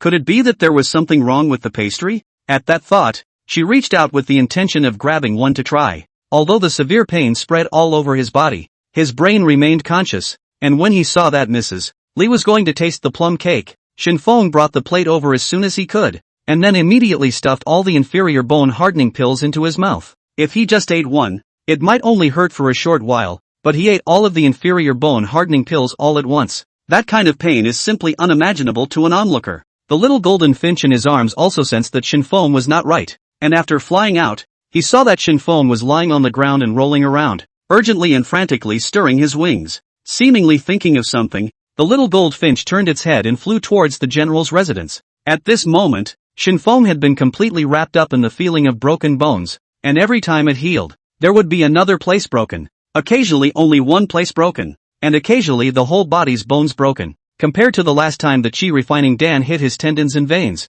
this time the bone-hardening Dan could be said to directly make him feel the torture of the 18 layers of hell in advance. On the side, Mrs. Li assisted him to the bed with great difficulty, boiled a pot of hot water, and constantly wiped the sweat for him. Her hands were trembling, her eyes were red, and her whole person became a little haggard and quite a bit more haggard. The severe pain continued until the evening, during which the little goldfinch also came back several times, and every time it came back, it carried a hawthorn berry in its mouth, and although all of them were stuffed into Shen Feng's mouth, they did not produce any effect. This time, it flew off again. It wasn't long before Li Si returned, and before he even knocked on the door, he saw Mrs. Li walk out with red eyes and hugged him for a while. Li Si froze, and the first thing that came to mind inside his head was that Shen Feng was a sinner. But when he saw Shen Feng, who was lying in the room, motionless and even with a somewhat grim face, he couldn't help but ask in confusion, "What's going on?" Mrs. Li did not hide anything, and informed Li Si of all that had happened in the morning.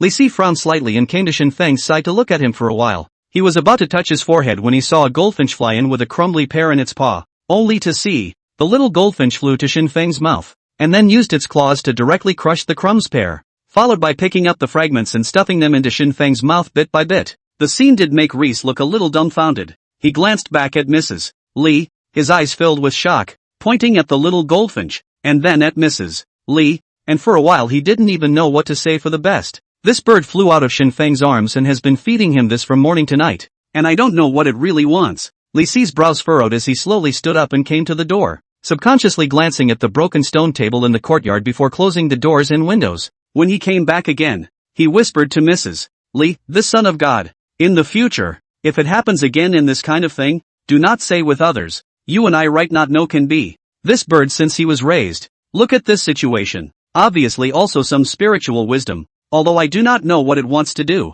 but certainly will not harm his master. You go and dismiss the guards outside the door." Although he has endured without uttering a single cry, it is inevitable that after he falls asleep, there will be a strange noise, and then have the guards make a trip to the general's mansion, and tell them that Shen Feng won't be going back tonight. Chapter 36, Speak Out, Go copy the book. Up. My stomach is so high and my mouth has gone numb. Too sour. Acidic saliva flowed, and when I swallowed, it hurt all over my body in the process. So thirsty. It felt like my whole body was being burned by fire, so dry that even my saliva evaporated before I could swallow it completely. He wanted a drink of water, and it would be nice if one of the vermilion fruits could be able to taste it now. The best fruit I've ever eaten in my life seems to be the juju. It's just that all of these vermilion fruits were eaten up by the little gold finch, and he even only ate one. So sweet. It was a sweetness that he seemed to have tasted, but his spirit was so tired that he was too lazy to think about it. It felt as if his body was soaking in water, and the burning sensation from the intense pain was slowly disappearing,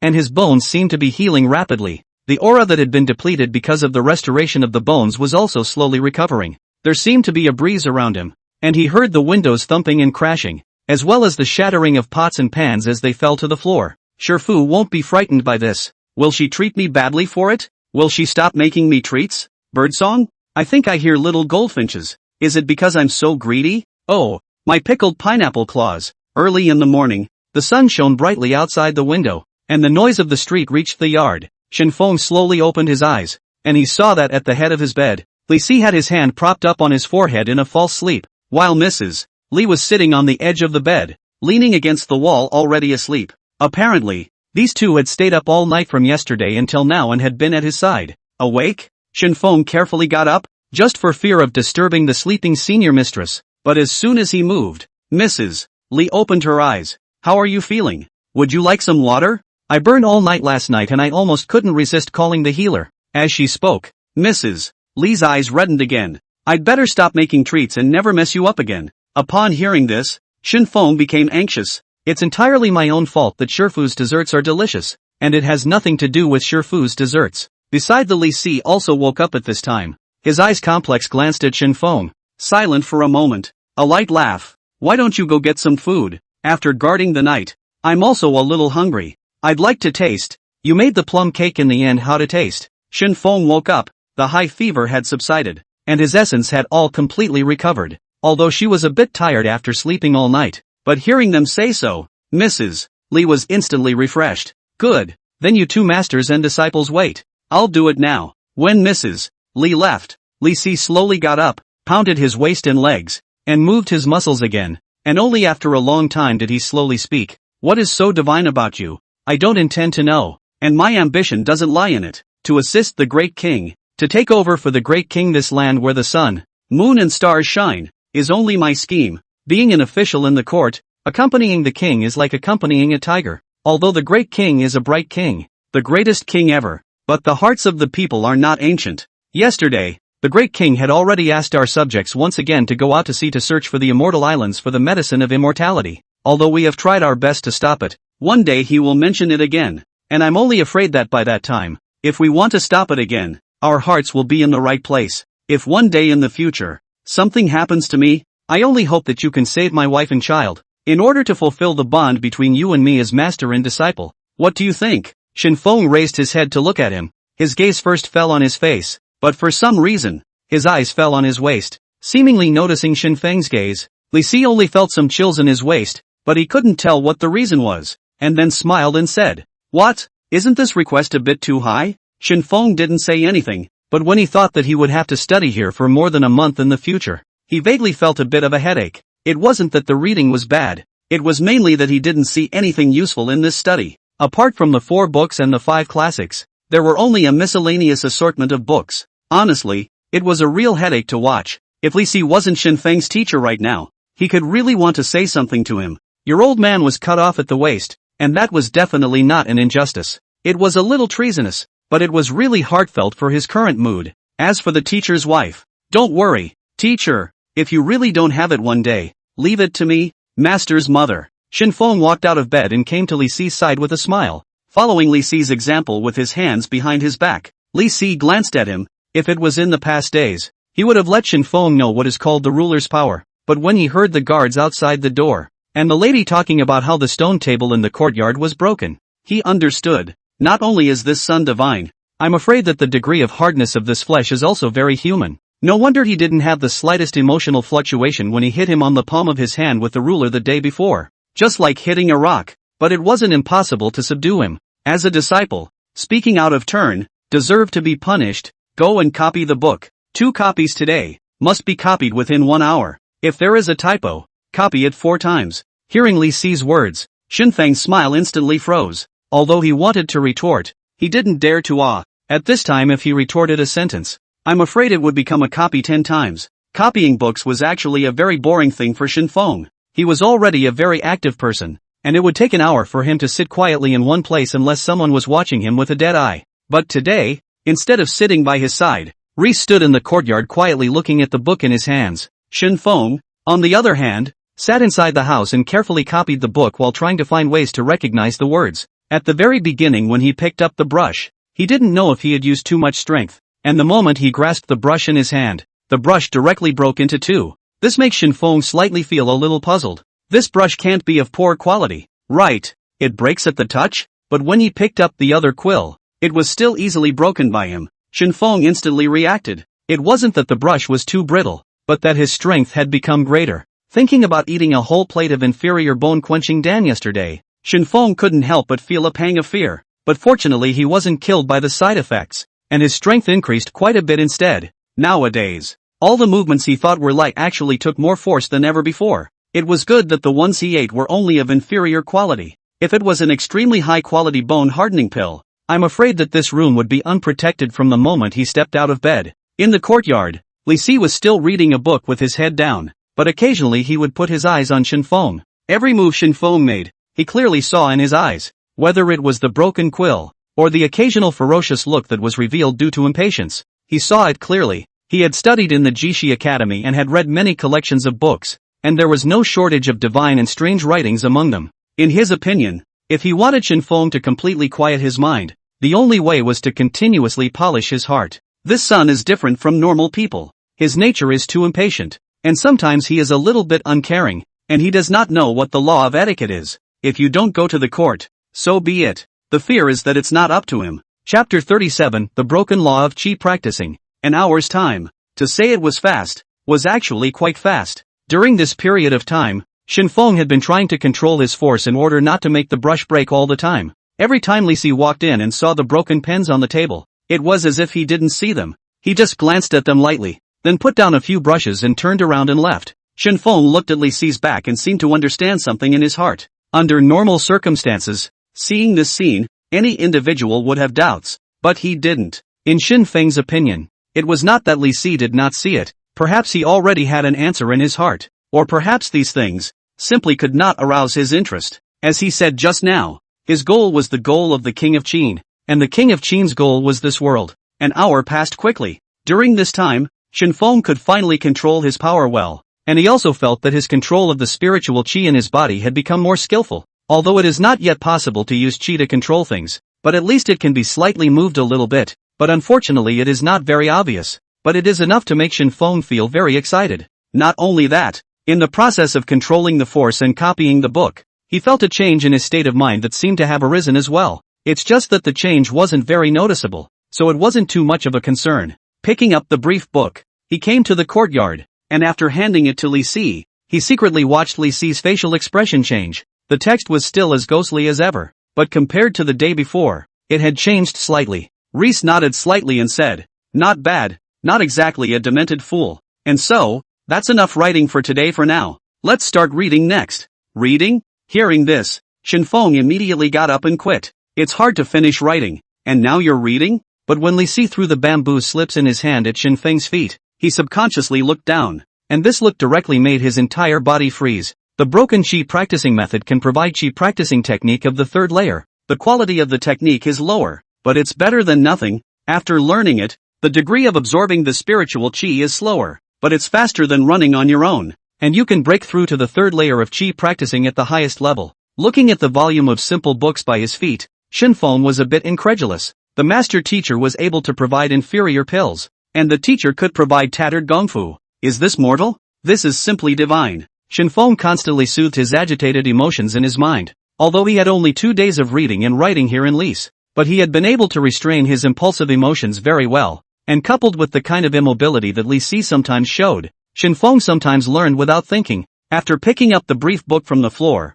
he said nothing and walked over to the corner and watched it intently. In the eyes of the onlookers, this volume of simple books was a very ordinary miscellaneous book, but in Shen Feng's eyes, it was a picture. The drawing was full of the tendons and veins going through the human body, and there was a small point of light that was traveling along those veins. While viewing the booklet, he had already begun to subconsciously control his aura to follow the images shown on the diagram as it traveled. Every time you walk through a circumference, both the dantian and the spirit have a very full feeling. The longer he wandered, the more he felt the abundance of aura in his body. While meditating, the aura enveloped the area he was in, and as long as those flowers and plants were in his periphery, they would rapidly blossom, then wither, then blossom again, then wither again. It was as if he was surrounded by a heaven and earth of his own, a heaven and earth in which there was a law of self, and the very flowers and plants around him made all the explanations. Lise on the side looked at the scene in front of him. His heart was full of horror. He knew that Shen Feng was divine, but he had never thought that he was so capable.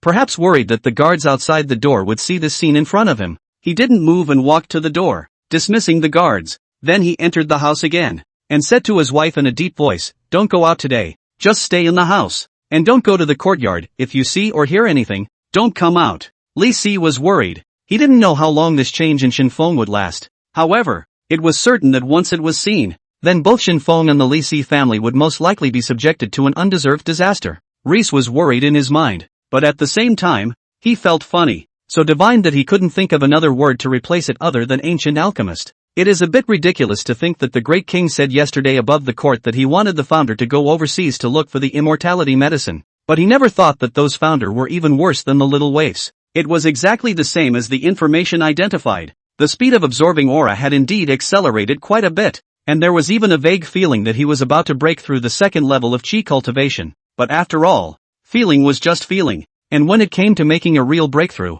it was actually still quite a bit short. Yesterday's inferior bone-quenching Dan had already depleted the aura in his body, although he had recovered quite a bit by relying on the little gold sparrow's private stash of vermilion fruits. Most of the aura contained in the vermilion fruits had been used to repair Shen Feng's body, and wanting to recover all of the aura again was still not enough, but now it was good. Although it wasn't a superior cultivation technique, it was enough. At the very least it's a lot better than running on your own. This meditation lasted until midday, and had even exceeded 2 hours. All this time, Reese had been at his side in case there was any too much commotion. However, the good thing was that except for some visions of the flowers and plants around Shen Feng, everything was very peaceful. Shen Feng slowly opened his eyes. The bones in his body creaked as he stood up and stretched. After some meditation, the aura in his body had completely recovered, and the side effects of the inferior bone-quenching pill had all disappeared. He clearly felt the changes in every part of his body, whether it was the bones, or the flesh and skin. It was beyond the realm of ordinary people.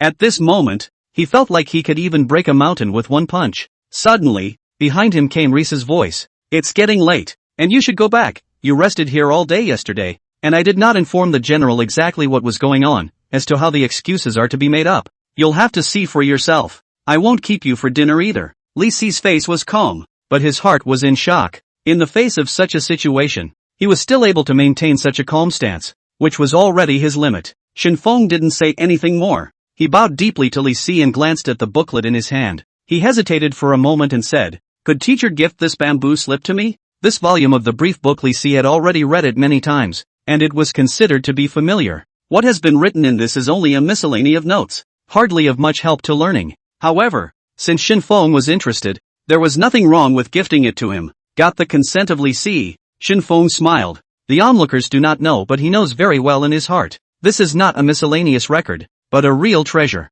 Walking to the door, Shen Feng's mind suddenly appeared a person's appearance. he turned to Li Si and asked, "Has the teacher ever seen a fengshi? A little scruffy, but with a very honorable Taoist costume, a small bag on his waist, and not very old." Chapter 38, Wang Jian's Worries. Li Si was slightly stunned. Ever since Qin had destroyed the Six Kingdoms, the scholars from all directions were converging towards Xianyang, not to mention the Fanzis. There are some crooks among them who want to fish out of water as well. However, since Shen Feng asked, there must be an original reason. Contemplating for a moment, Li Si said softly, "There are countless fengshi in the king's palace, and there are quite a number of models such as the one you described." Reese looked at him with some confusion. Why did he suddenly ask about this? Could it be that there was something wrong? With these gestures that Shen Feng had shown before, Li Si did feel that he and those fengshi should not belong to the same category. There is still a certain difference between a fengshi and a qi refiner, although he didn't know exactly what the difference was. In Li Si's memory,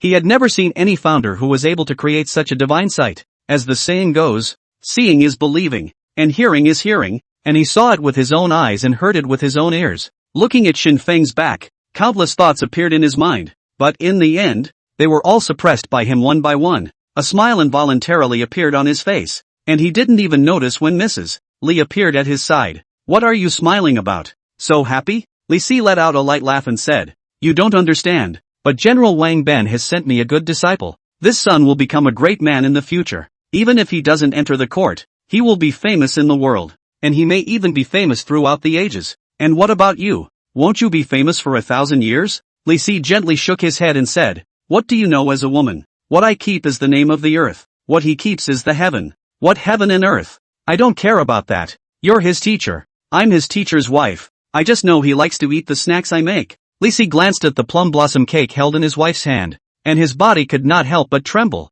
from seeing Shen Feng turn into that appearance after eating the plum blossom cake. Whenever his wife said she was going to make pastries, he had palpitations. It was a good thing they were non-toxic, or he would have been the next one in bed. Walking on the road, Shen Feng grasped the little golden finch in his hand. Looking at the traces of slagged pears and vermilion fruits remaining on the little golden finch's paws, he subconsciously raised his hand and prepared to help it clean up. The little gold finch obviously also realized what was going on. Even though it was held in Shen Feng's hands, its wings still waved non-stop, and the chirping sound even drew side glances from bystanders. In the eyes of onlookers, Shen Feng was abusive, but in Shen Feng's feelings, he was showing off. Showing off what a great thing he had done. Showing off that he had saved Shen Feng. Shen Feng glanced at it and muttered in a small voice, "It's true that this claw can't be eaten, but this wing can still be eaten. Don't worry, when you grow up, I'll bury these pairs of claws of yours properly, or if not, erect a monument and make an offering." Nowadays, the little gold finch had been able to understand human speech,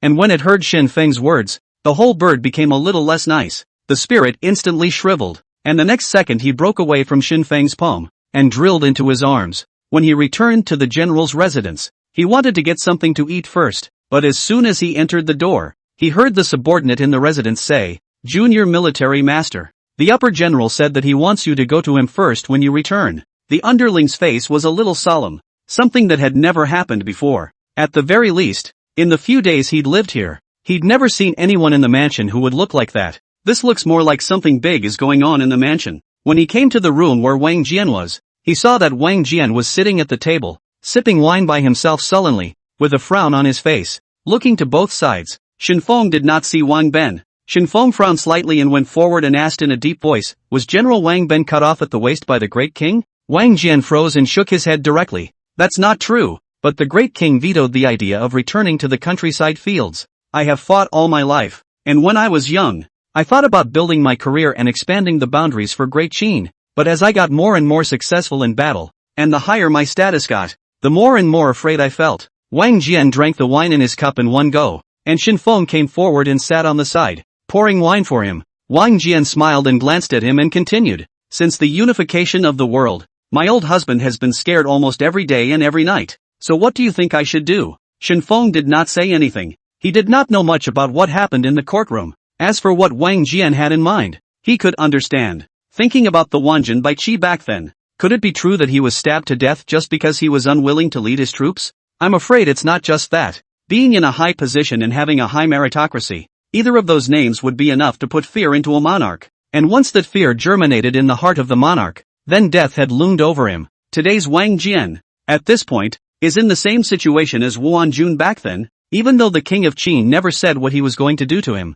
and no disturbing news has come from the royal palace. But the more you do it, the more it makes you feel panicky. General, why don't you wait any longer? Perhaps the king is not trying to do anything to you. Perhaps he just thinks that although the 6 kingdoms have been destroyed, the territory of Great Qin has not been completely stabilized. If you were to retire at this time, wouldn't you be telling those remaining members of the 6 kingdoms that the king of Great Qin and the upper general of Great Qin are centrifuged, and that Great Qin is about to fall? When the time comes and the remnants of the 6 kingdoms raise their arms, won't there be rebels everywhere? Shen Feng got up and continued. In my opinion, it may not be the right time to retire, so why don't you wait until the time is ripe?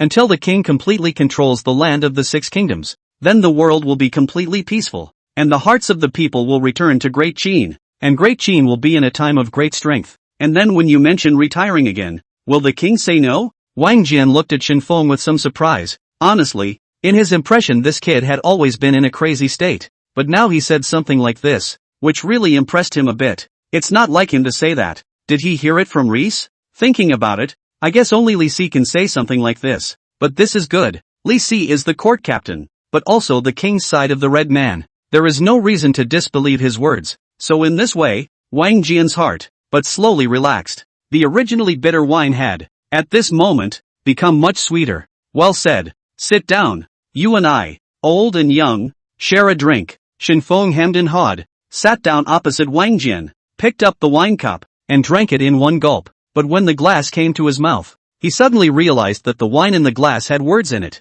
But before he could take a closer look, his body had stopped, and he hesitated for a moment with the wine wrapped around his mouth. Is it spitting it out and looking at it? Or just swallow it? Chapter 39, this wine is good. Better swallow it. It would be weirdly disgusting to spit out the wine again in front of Wang Jian and read the words before drinking it. I'm afraid that by then I won't even have the energy to drink, and I might even end up with a severe beating. Although Shen Feng was now at the first level of qi cultivation and was about to break through to the second level, in front of Wang Jian, he could still feel an invisible sense of oppression from the body of this upper general. This sense of oppression did not come from his status or aura, but rather the gap in strength. To be honest, Shen Feng was curious about what Wang Jian's strength was like. Although he couldn't beat Wang Ben, he hadn't felt this great sense of oppression on Wang Ben's body, and even if he had then it hadn't reached this terrifying level. But now that he was drinking, if he offered to practice a hand with him, he would only be really crippled if he got drunk. Shen Feng actually learned to drink from the veterans in the military camp.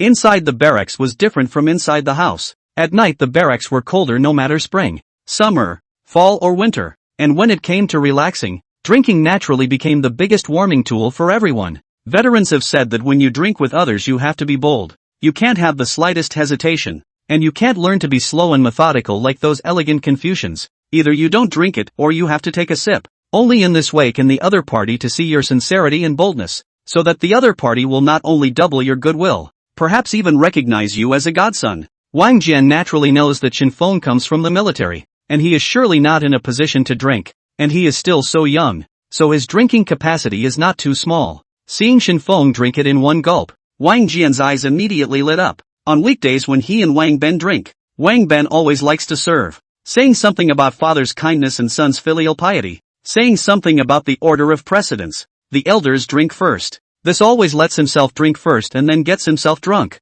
Now that he saw Shen Feng drinking so painfully, Wang Jian's addiction to alcohol suddenly came up. Men, get me some more wine. Today, no drunkenness. When Shen Feng heard this, he hurriedly said, General Wang Ben will be back later. I still have to practice martial arts with him, and he's going to spar with me in the evening, so if I drink too much, what if the general blames me? Wang Jian's eyes glared. Is he the superior general or am I the superior general? And is he in charge of this household or am I? I'll drink when I say so. If he dares to touch you, he'll have to go through me first. Come on, drink. The underlings quickly carried the wine, and when they saw that Shen Feng and Wang Jian's bowls were empty, they would also consciously fill them up. Whenever Shen Feng looked at the wine in the bowl, a silly smile would always appear on his face. What he was drinking was not ordinary wine, but spirit brew. Spirit brewing, after drinking, can eliminate impurities in the body, can strengthen the goat's guts, can increase life for 1 year, unrepeatable. The more you drink, the more impurities eliminated.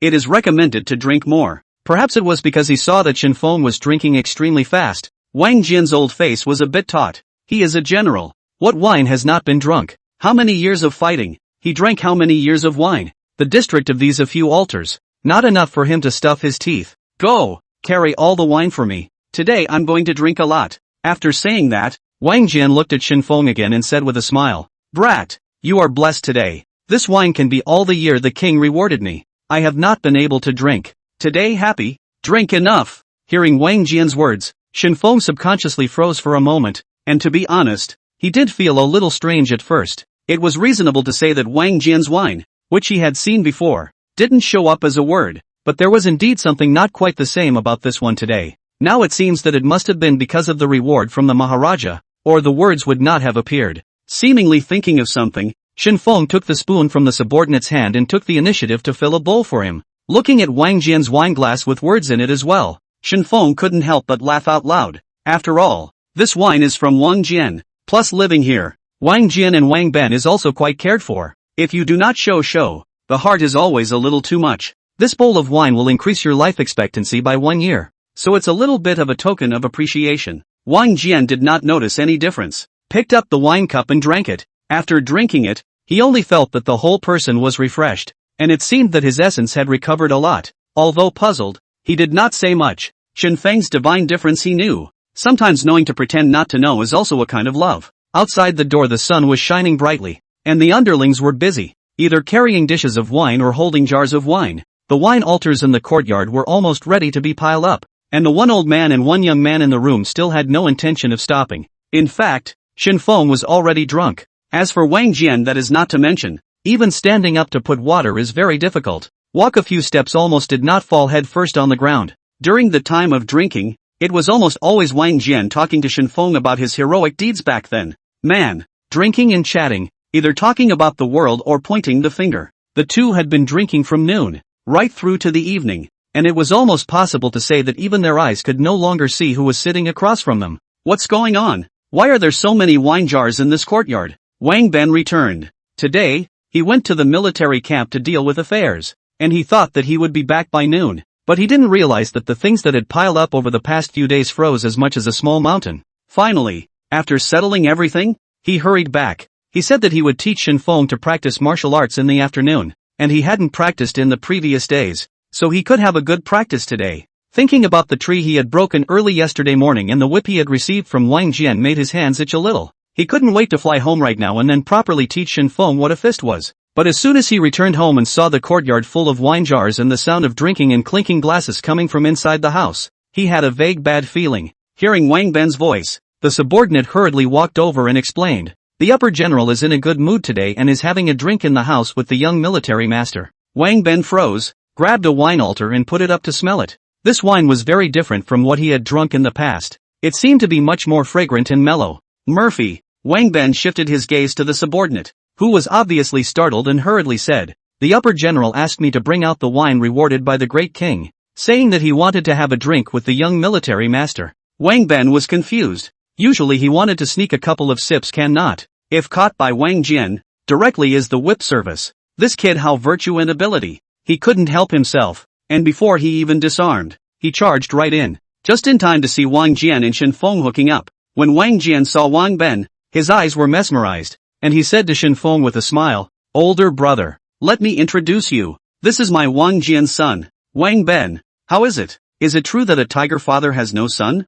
After saying this, Wang Jian turned his gaze back to Wang Ben. "Sinner, why don't you come over and pay your respects to your uncle?" Chapter 40 Call you uncle. Do you dare to say yes? Wang Ben was confused. Uncle? Where's the uncle? Wang Ben had a kind of murderous aura in his eyes as he looked gloomily at Shen Feng, just wanting to go forward to pull Shen Feng out. Wang Jian, who was still in a daze, instantly came to his senses. His eyes glared, grabbed Wang Ben's arm, and angrily rebuked. "Sins, how dare you be so insolent? Come on, the family law will serve you." Wang Ben's angry appearance, so that Shen Feng also instantly sobered up most of the wine, hastily stepped forward to dissuade. "General Shang, you drink too much. Why don't you stop for today, and wait for the next day to drink again?" "How?" Wang Jian frowned tightly, and when he turned to look at Shen Feng again, his eyes once again became confused. What is this talk of the old brother? Said not to get drunk and not to return, how to suddenly change his mind? As a matter of fact, alcohol would not cause Shen Feng to become much drunk.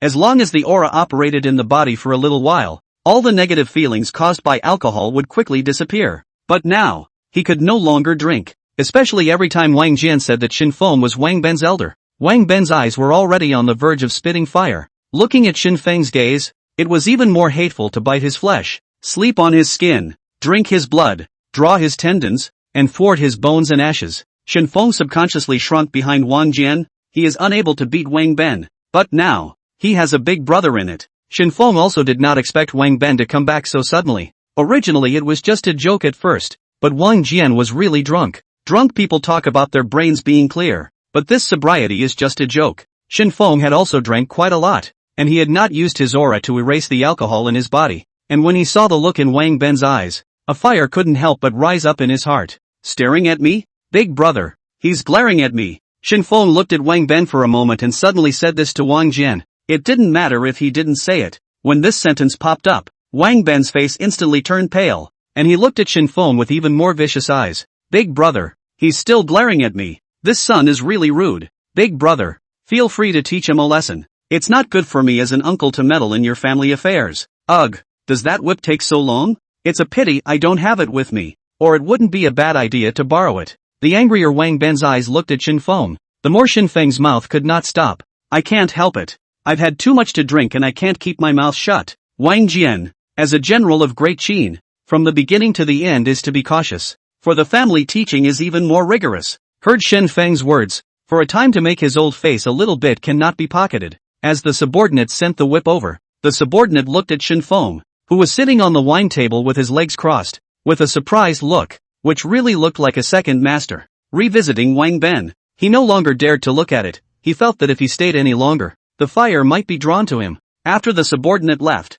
Wang Jian immediately raised the whip in his hand, and without saying anything, went up and prepared to whip. Seeing Wang Jian really, Shen Feng did not dare to continue to so end, rushed up and hugged Wang Jian and said, General, I'm just kidding. If you hit this whip, then I will not have a good life in the future. Wang Jian froze and stood in place contemplating for a while. Perhaps because the party was so disturbed, his brain also cleared up quite a bit. Looking at Shen Feng, then at Wang Ben, he said nothing, threw the whip in his hand behind him, turned around and walked towards the bedroom. This scene can put Shen Feng look dumbfounded. This is awake? Just leave? General Shang. In order not to let Wang Ben catch himself, Shen Feng took a step towards Wang Jian's bedroom, but before he could run 2 steps out, he felt someone grab his collar behind him. It even lifted his entire body directly. Big brother, General's house, courtyard. In the distance, the underlings peeked around the corner and watched, snickering as they did so. As early as when Wang Jian and Shen Feng had gotten drunk and called each other brothers,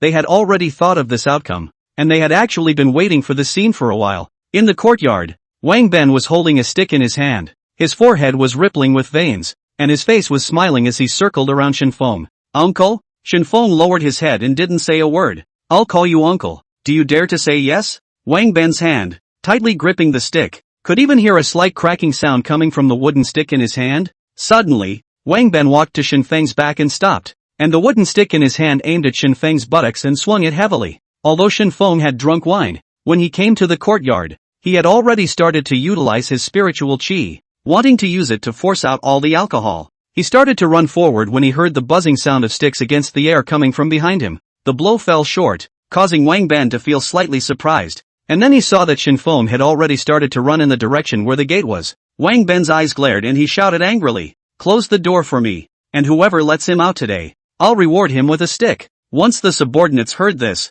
they didn't dare to continue to sneak around and watch the fun, and hurriedly closed the door before Shen Feng could run to the front door. When Shen Feng came near, the gate had already been closed, and there were several subordinates who stopped him dead, and said under their breath, "Junior military master, General, this stick, we can't take it. This stick down is going to take a life. Why don't you or you go and take it?" Shen Feng looked at them with wide eyes. What kind of words are these? You can't stand this stick, but I can stand it? Seeing that Wang Ben had already caught up, Shen Feng, without saying a word, gathered his spiritual qi into his legs, stomped hard, and directly jumped out from the fence. This time, the subordinates in the mansion were dumbfounded. This young master even had such a skill? Wang Ben likewise saw this scene and frowned slightly, a hint of worry flashing under his eyes. This son was different, and at times, would reveal a divine act that no one else could do. For example, this move of jumping over the fence just now, he could likewise do it, but if he didn't have 10 or 20 years of strength, he simply couldn't do it to jump so high. now that he was still in a drunken state. If he ran out and made a scene, he would be in big trouble. Go, get him back to me and tell him I'm not going to beat him up. Just a normal sparring session. Point blank. Perhaps thinking of something? Wang Ben swept a glance at the crowd with an icy gaze and said in a cold voice, if word of what happened just now spreads out, don't blame the stick in my hand for being merciless. Shen Feng ran away. At least for the moment, he was safe. It was getting dark and there was hardly anyone left on the streets. Shen Feng staggered down the street, sometimes leaning against the wall to take a nap, and then continued to walk forward after sobering up. Although the alcohol was forced out quite a bit by the aura, there was still a lot of it left inside the body, and at this moment, it was exactly when the alcohol was kicking in, and the whole person was in a muddled state. As he was walking, suddenly an angry cry came from the front. What kind of person dares to obstruct the Duke's carriage? Arrest him. Chapter 41, Peach Meat? Peach Cores? Shen Feng heard the sound of wheels and hooves coming from the front early in the morning. It was just that the alcohol hadn't completely dissipated, and even if he wanted to dodge, it was too late. The guards came close to Shen Feng and only smelled the smell of alcohol, and each of them couldn't help but furrow their brows. One of them turned in the direction of the carriages and shouted, Your Excellency, General, it's a drunkard who's had too much to drink. Fusu slowly lifted the curtain, looked up at Meng Tian, shook his head and smiled lightly. The Qin has been celebrating the country these days, but it's really normal. Let people carry him to the side, with lighter hands and feet. Meng Tian nodded slightly, then led a few generals towards Shen Feng. However, when Meng Tian came closer with his torch and saw that face of Shen Feng, his face could not help but become a bit odd. He remembered that Wang Ben should have returned home at this moment, and heard him say that he was still planning to drill and train him properly. But how could this kid be so drunk and lying here? Without thinking too much, Meng Tian jumped off his horse, squatted down, gently patted Shen Feng's face and said, Little waif, wake up. Why are you sleeping here? Could it be that you were driven out by Wang Ben? Hearing the familiar voice, Shen Feng slowly opened his eyes and looked at Meng Tian for a long time before he smiled and said, General Meng, after not seeing you for many days, you have aged quite a bit again. Hearing these words, Meng Tian's face instantly turned blue. This kid to really be driven out by Wang Ben, that really does not aggravate him. On this mouth, not to mention driven out of the house, even if it is broken legs, that is deserved. Inside the carriage, Fusu apparently also heard Shen Feng's voice, and although he was a little uncertain, he still stepped down from the carriage. Coming close, looking at Shen Feng lying on the ground, he was slightly puzzled. This, Meng Tian let out a light laugh and said, I guess he stole a drink in the upper general's residence and was afraid of being blamed, so he ran out on his own. Looking at Shen Feng lying on the ground with the appearance of a drunkard, Fusu helplessly shook his head and said, Speaking of which, it seems that it was also the two of us who sent him back last time, and now that we have encountered him once again, I have to say that this fate is somewhat not shallow. After thinking for a moment, he let out a light laugh and said, Just as well, since we've come across it, we'll give it away once more. As soon as he heard that Fusu wanted to send himself back to the general's residence, Shen Feng directly jumped up from the ground and was ready to run without saying a word and turning his head. But Meng Tian is not a dry meal. In the moment Shen Feng turned around, he grabbed him, followed by letting the guards bring a rope and tied him to death. Fusu on the side looked a little speechless. He always felt that Meng Tian seemed to have some hostility towards Shen Feng. Just where this hostility actually came from was unknown. Meng Tian looked at Shen Feng, the corner of his mouth slightly upturned. A few days ago when the Great Qin sacrificed to heaven, Wang Ben said to him that when he encountered this kid, don't be merciful, and think of it as giving him some refinement. Since Wang Ben had opened his mouth, how could he have the nerve to refuse? He was good at this killing thing, and he was good at torturing people. Although Meng Tian did not say anything, in Fusu's opinion, Shen Feng gave him a pretty good feeling even though he was suspected of pretending to be crazy. It would be a bit uncharacteristic to just let Monty drag him along on a rope. So, he just let Shen Feng enter the frame. This time the carriage seemed to be a bit more comfortable than the last one he had been in.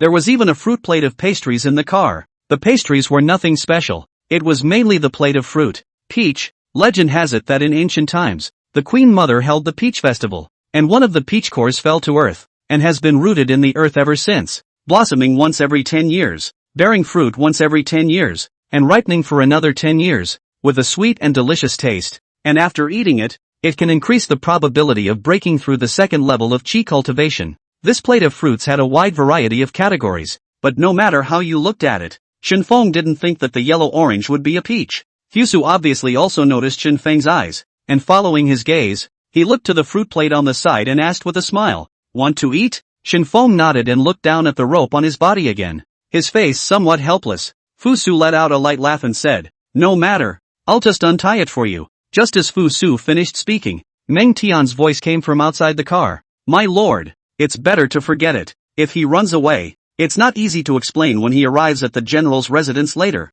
Fusu slightly stunned. This is not unreasonable. After all, this kid is quite slippery. If it really just run away, is not a trip in vain? But if we don't help him untie the rope, do we have to feed him ourselves? Thinking of this, Fusu couldn't help but shiver. It's better to untie it. The moment he untied the rope, Shen Feng took the orange and the fruit plate in his hand. Looking at the recognized peaches, Shen Feng slightly fell into deep thought. Whether from the feel of the touch or the smell coming out of your nose, there is no doubt that this is orange, but oranges have peels. After hesitating for a while, Shen Feng finally did it. He peeled the orange peel in one piece and was just about to throw it out of the car when the words of the orange peel appeared. Peach flesh, with a superior taste, sweet and delicious, can increase the probability of breaking through to the second level of qi cultivation after consumption. Looking again at the orange flesh on the other hand, the same words appeared. Peach kernels, with a general flavor, can be eaten to strengthen the body and can get rid of all diseases. Seeing this,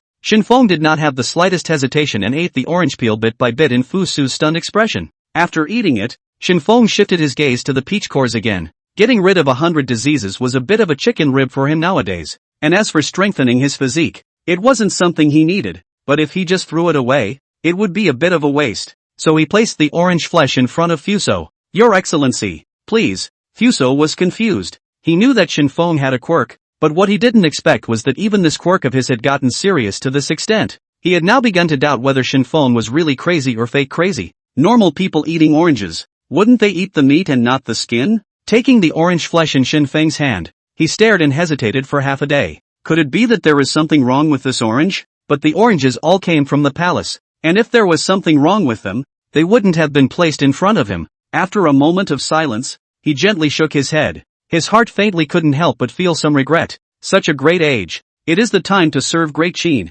but there is madness. It is really a pity. He sighed as he broke off a petal of orange and subsequently put it in his mouth. Oranges he had eaten, tart and sweet, although not yet reached the extreme, but also considered soft and sticky and delicious. But this orange seemed a little hard today. With one bite, one of his teeth almost crumbled, but after biting it and swallowing it into his abdomen, a warm current instantly began to travel throughout his body. He only felt that his mind became clearer, and even the wind cold that he had suffered from the snow in the previous days had disappeared as much as possible, and his nose was clear, and his whole body was refreshed. Looking at the orange in his hand, Fusu's eyes lit up. Good orange, just a little hard. Chapter 42, Big Brother? Fusu was incomparably surprised in his heart at this time. He had eaten a lot of oranges, but this was the first time he had eaten such an odd orange. He glanced down at the orange in his hand. It didn't seem too different from the usual ones, except for being a little hard, both in shape and whatever else. Just put it in your mouth. And besides being a little hard, it seems that even that original orange flavor has changed. More like peaches. He looked at Shen Feng with slight surprise, looking at the remaining orange peels in his hand. The flesh of the orange in his own hand was so hard that not only was it a little bit hard to bite, but it also smelled like peaches. So where was the peel in his hand? Noticing Fusu's gaze, Shen Feng said something bad in his heart. Then under Fusu's gaze, he swallowed all the orange peels in one bite. Even the remaining crumbs were taken away one by the little goldfinches, hardly leaving the slightest bit behind. Looking at this man and bird eating, Fusu was a bit dumbfounded. As for the remaining orange meat in his hand, he didn't intend to continue to eat it. Instead he took out a handkerchief from his bosom, carefully wrapped it up, and gently placed it in the corner. Fusu's every move was watched by Shen Feng. As a matter of fact, in his opinion, no matter how hard the orange really was, as long as he took a bite and felt the divine flavor of it, it was absolutely impossible to stop. But Fusu was able to endure it, which made Shen Feng somewhat impressed. But he didn't ask much. After all, this orange was originally his. Even if he kept it to eat later, Shen Feng couldn't care. Where is Gongzi preparing to go this time when he leaves the palace? Sitting on the side, Shen Feng was a bit bored as he surveyed every corner within the carriages. Fusu smiled and said, "Originally, I had planned to make a trip to the Tingwei's home, and I also wanted to ask for some advice on how to rule the country. But after sending you back, I guess I should go back." Shen Feng was slightly stunned. Going to Li Si's home so late in the evening? How to look at it was not like he wanted to discuss any strategy for governing the country. Come to think of it, these past few days, nothing much seems to have happened. And the only activity was yesterday's ritual of offering to the heavens. Shen Feng had heard Li Si say something about the Qin King's sacrifice to heaven, and it was said that the Qin King had even mentioned in public that he wanted to send someone overseas to seek immortality medicine. It is assumed that Fusu traveled to Li Si's home for this very thing. After contemplating for a moment, Shen Feng glanced at Meng Tian outside the car, then said softly, "Do you think there is really an immortality pill in this world?" Fusu froze slightly, his brows suddenly tightening. In fact, the subject was still rather taboo in his opinion. Although the idea of the Qin King's sacrifice to heaven wanting to seek an immortality pill had been spread, no one dared to say that this thing didn't exist at all. Even if one's heart was incomparably determined that this thing was something nebulous, no one would say anything about it. And at the most, they would just take all sorts of things to put off blocking this move of the Qin King, this trip to the home of the court captain Li Si, in order to find a way to let the King of Qin break this idea. After all, the search for the immortal medicine is not a day's work, but if one day does not seek the immortal medicine, is it possible that the Great Qin one day does not operate? Fusu's worry, Shen Feng was able to see it, although his face is elegant looking, but his heart cannot be hidden. Almost all have been written on his face. Your Excellency is better to relax. Some things are worth worrying about. Some things are not necessarily worth worrying about. Worrying too much is counterproductive. The car stopped. The general's house has arrived as well. Fusu was still pondering what Shen Feng's words really meant, but he completely failed to notice that Shen Feng had already gotten out of the car. He didn't react until the sound made by the wheels rolling again. At this time, Meng Tian, who was outside the car, suddenly spoke up and said, "Your Excellency, although this son is a bit crazy, what he said is not without reason. Seeking immortal medicine is actually not the idea of the Great King alone. All the kings of the past generations, and even the kings of the Zhou dynasty, have had this idea. But in the end, none of them are empty-handed. The Great King is an unprecedented monarch. His ambition is far-reaching, the reason why he wants the immortal medicine. For the world of Great Qin, according to the last general's opinion, regardless of whether the immortal medicine exists or not, will not be delayed in the operation of the Great Qin. The Great King, if the iron-heartedly want to go to look for it, as a subject, cannot be stopped." Fusu didn't say anything, just sat in the car with his eyes closed. His mind still echoed the words that Shen Feng had said, and he felt that the words were not urging him to relax, nor did they seem to be saying whether he could find the immortality pill. It's more like saying that if you keep holding out like this, you might be in danger of losing your life. Go back to the palace. I'm going to interview my father. After Shen Feng got out of the car,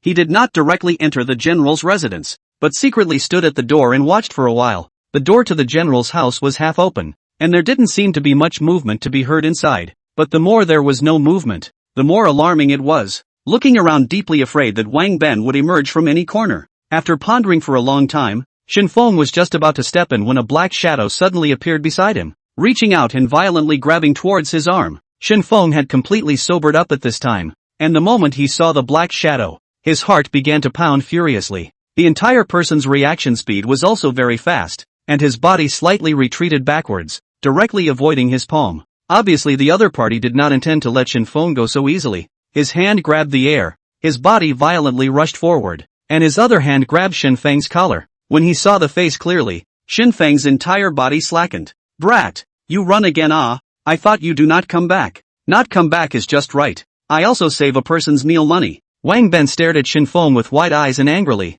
and under the illumination of the lamps one could vaguely see that there were gusts of reflections on his forehead, which was obviously sweating profusely because he had searched for Shen Feng for a long time in Xianyang city. "Little, I'm going to have to show you some color today." After saying that, he looked around and glanced at the carriages that were already far away, grabbed Shen Feng and walked towards the mansion. In the courtyard, the lights are on, and Wang Jian is sitting on the stone table, not saying anything, but his face doesn't look good. Obviously he has been sober, but also remembered those things that happened in the afternoon. Although drunken jokes, but was his own son somehow preached. Any who heart will not be comfortable. Coming to the courtyard, Wang Ben threw Shen Feng to the ground, then rubbed his fists and palms, looked at him with an icy gaze and said, come on. I'd like to see what progress you've made in the past few days. Do you just think that you've become invulnerable? Or is your head ironed out?" Shen Feng subconsciously swallowed his saliva, then turned his gaze to Wang Jian's body and gave a tentative shout under his breath. "Big brother?" Chapter 43, Suffocating. It's so suffocating. Xianyang Palace. I heard that you left the palace just now? The king of Qin sat high above the steps, his gaze calmly looking toward Fusu, his unruffled and imposing aura instantly covering the entire empty hall. Fusu slowly bowed down, and after worshipping, he softly replied, I intend to go and ask Lord Tingwei for advice on how to rule the country. As I am my father's eldest son, I should share my father's worries. The king of Qin nodded his head slightly. As his eldest son, among all the heirs, he is most optimistic about is Fusu. To go with those civil officials and military generals to learn the strategy of governing the country, to learn to lead the troops, but also not impossible. Only he also heard that Fusu suddenly turned back in the middle of the journey, not to Li Si's home, but to Wang Jian's residence. The atmosphere in the hall became a bit depressing. The more the king of Qin didn't say anything, the more Fusu felt trembling. My son was originally planning to head to Lord Tingwei's residence, but on the way I met an acquaintance, and seeing that he was drunk on the street, my son thought about sending him back to the general's residence first, not realizing that this delayed the hour. Hearing these words, the aura on the Qin king's body also slightly lowered. He had known about this matter for a long time. From the moment Fusu left the city, he had already known about it, including Fusu's encounter with Shen Feng halfway through the journey, and some of the things that happened to Shen Feng in the general's residence. He's got it all figured out. I've heard that Senior General Wang Jian has taken in a righteous brother this afternoon, and General Wang Ben has inexplicably gained an additional uncle. If this matter were to spread, I'm afraid it would be laughed out of court. Fusu was stunned. How could father know this? The Qin king had a kind face and smiled lightly, but did not offer any explanation. Walking down the hall, he came to Fusu's side and said softly, this upper general has tried everything to retire, even doing such absurd things. Could it be that the widow is really so horrible? The king of Qin waved his hand, straightened his sleeves, gazed at the 10,000 lights outside Xianyang city, and said in a flat tone, all the generations of the previous kings have been striving for excellence, and now that I have finally unified the 6 kingdoms, I can be regarded as having fulfilled the legacy of the previous kings. But why do I not feel the slightest bit of joy in my heart? Li Si said that the king's power and hegemony should be achieved when all distractions in the heart are abandoned, when the country is the root, when the ambition is the far-reaching goal in the heart. Could it be that the widow has reached such a state, and has even reached the point of being unsympathetic? The king of Qin slowly turned around and looked at Fusu. I don't know when. He seems to have really become a loner, and his family love, the love of the ruler and the minister, all of them seem to be drifting away from him. He's really getting lonelier as he goes along. The king of Qin slowly raised his hand. He was satisfied with this son of his. He was very much like himself when he was young, but his character was different. He has suppressed the world and taken the 6 kingdoms with his cruelty, and now that the 6 kingdoms have not yet been completely pacified, his cruelty cannot be completely relaxed. But Fusu's kind of gentleness is just right for soothing the traumatized Qin. He wanted to pat this son of his on the shoulder as an affirmation, but his hand reached halfway and eventually retracted. Father, this is an orange that was gifted by that friend while on the road, and my son has already eaten a petal of it. It was a bit hard, but after eating it, it gave me a feeling of refreshed spirit. The king of Qin looked at the orange in Fusu's hand and a warm current crossed his heart. He had also met Shen Feng before, and the effect of the aphrodisiac grass was still hard for him to forget. But as the king of Great Qin, he could not possibly go ahead and pester Shen Feng every day just because of his own selfish desires. This was not his style. Looking at the remaining oranges, his fingers moved slightly, but soon, he smiled and shook his head. You're not well, keep it for yourself. The king of Qin didn't say anything else, smiled and rubbed Fusu's head, turned around and walked towards the harem, the general's house. Shen Feng kept looking toward Wang Jian's direction, but the old man was as deaf as if he had heard Shen Feng's shouts, but pretended as if he hadn't heard them. The whole person was just like demented, just sitting by the stone table and staring blankly at the sky. Wang Ben doesn't care about this. Since Wang Jian didn't say anything, it means he doesn't intend to care about it. In that case, Wang Ben picked up 2 wooden long swords from the weapon rack next to him, one of which he threw to Shen Feng and said, come, practice. Shen Feng helplessly picked up the wooden sword on the ground as he looked at Wang Jian one last time. Wang Jian still looked unmoved, and Wang Ben, who stood on the opposite side, also saw Shen Feng's appearance and sneered. Don't look at it. No matter how much you look at it, father won't be able to do it. Before the words were finished, Shen Feng suddenly moved. Wang Ben's face changed and he hastily backed up, then raised his longsword in preparation to block. According to normal thinking, whether it was a soldier, or those martial artists in the Jianghu, the first attack would be with a tentative move, and such tentative moves were nothing more than chops, slashes, or maybe sweeps. But what Wang Ben did not expect was that his stance had been set up, and the way Shen Feng attacked was completely unexpected. His offense is so ordinary that you could say it's unbelievably ordinary. There was no set pattern, nor was there any stance. The wooden longsword directly rushed towards his throat area. Even though it was wooden, Just stabbing it in a vital area would cause the same kind of serious injury. Not to mention the fact that the throat was supposed to be the most vulnerable part of the human body. Wang Ben frowned. He had fought with Shen Feng before, only that he was a bit gullible at that time and was hit by him in the temple. Now, with the long sword stabbing straight to his throat, he couldn't help but begin to wonder if Shen Feng had done it on purpose. This unorganized attack was like treating him like a hater. Although there were some surprises, if Wang Ben was serious, it would still be somewhat difficult for Shen Feng to injure him. Thus, his long sword was slightly raised upwards, and he directly picked up the tip of the sword.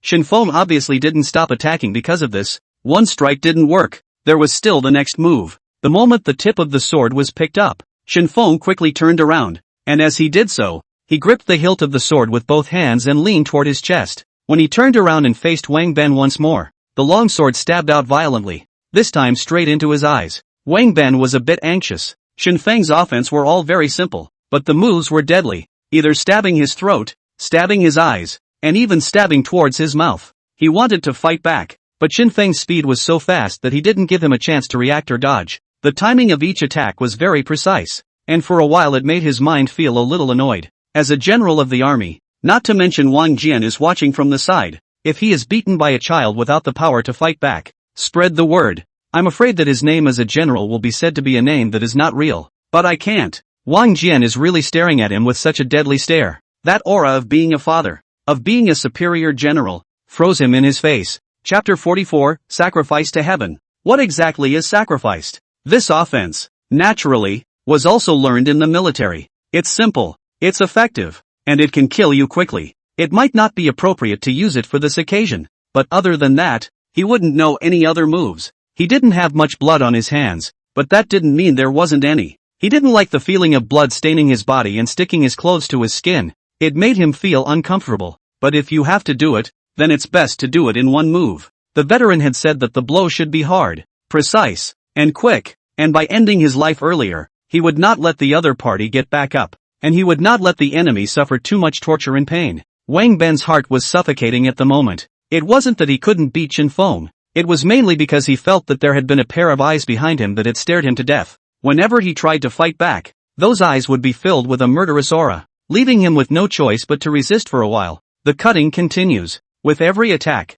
Shen Feng could find his shortcomings. The sword was still not quick enough, and the next move that connected after the wooden sword was swung away was still a bit sluggish. What's more, every time he stabbed out, Wang Ben seemed to be able to accurately predict where he would attack, and although he didn't return the favor, he could easily avoid it. Although Shen Feng was a bit annoyed in his heart, gradually, that annoyance faded away with the refinement of his swordsmanship. Compared to Wang Ben's physical strength, Shen Feng's torso was slightly still inferior, but as the aura gradually dispersed throughout the body, the fatigue was instantly swept away. The force was also getting progressively greater with each attack, while the speed was also getting faster. So much so that in the end, Wang Ben was even a bit unable to fight. Although he could still avoid it, the armor on his body began to clank and rattle. Obviously, if he hadn't had the armor to protect him, he would have been full of holes. The damage that the wooden sword was able to inflict was not great, but if it reached a certain speed and a certain force, it could equally pierce his body. Finally, Wang Ben couldn't stand it any longer and took a violent step backward,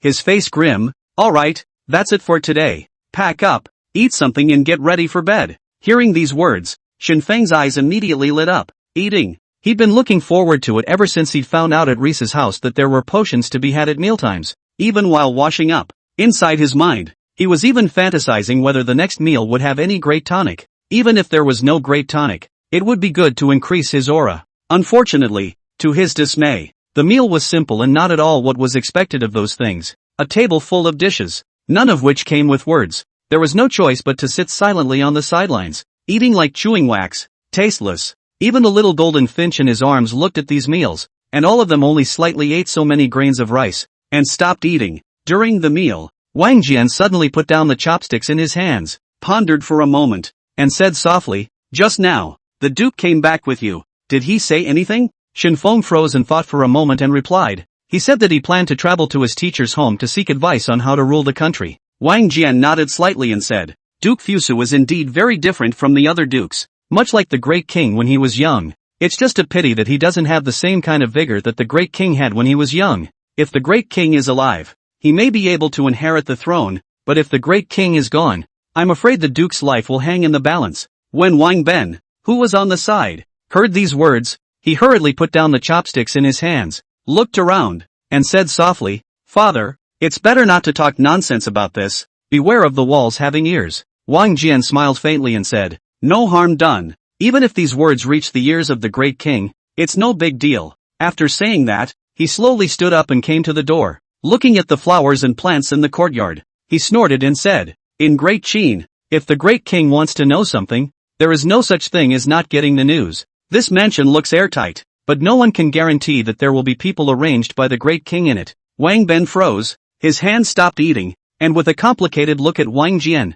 he said, "In that case, wouldn't that afternoon's events have already reached the ear of the Great King?" Wang Jian didn't bother with him. It's not surprising that this kind of thing, not to mention the king, even if the whole Xianyang city knows about it tomorrow. In this city of Xianyang, whether it is the hidden spies of the remnants of the Six Kingdoms, or the intelligence network under Li Si, or a certain male subordinate in the palace, these people seem to be doing nothing in Xianyang city all day long, but in reality, they are there to collect all kinds of valid intelligence. As for what happened in the general's residence, it was simply not enough to mention, and at most it would be treated as a joke after the meal. At the moment, Wang Jian's only worry is when he can exit this muddy water. He had a feeling that the longer he waited like this, the less hope he had of ever wanting to return to his home. There was a long silence. Wang Jian's fists clenched slightly, and after a long time he let out a long breath and said, "Prepare the horses, change your clothes, I'm going to meet the king." Hearing this, Wang Ben stood up in a hurry. Of course he knew what Wang Jian was going to do at this time to meet the king,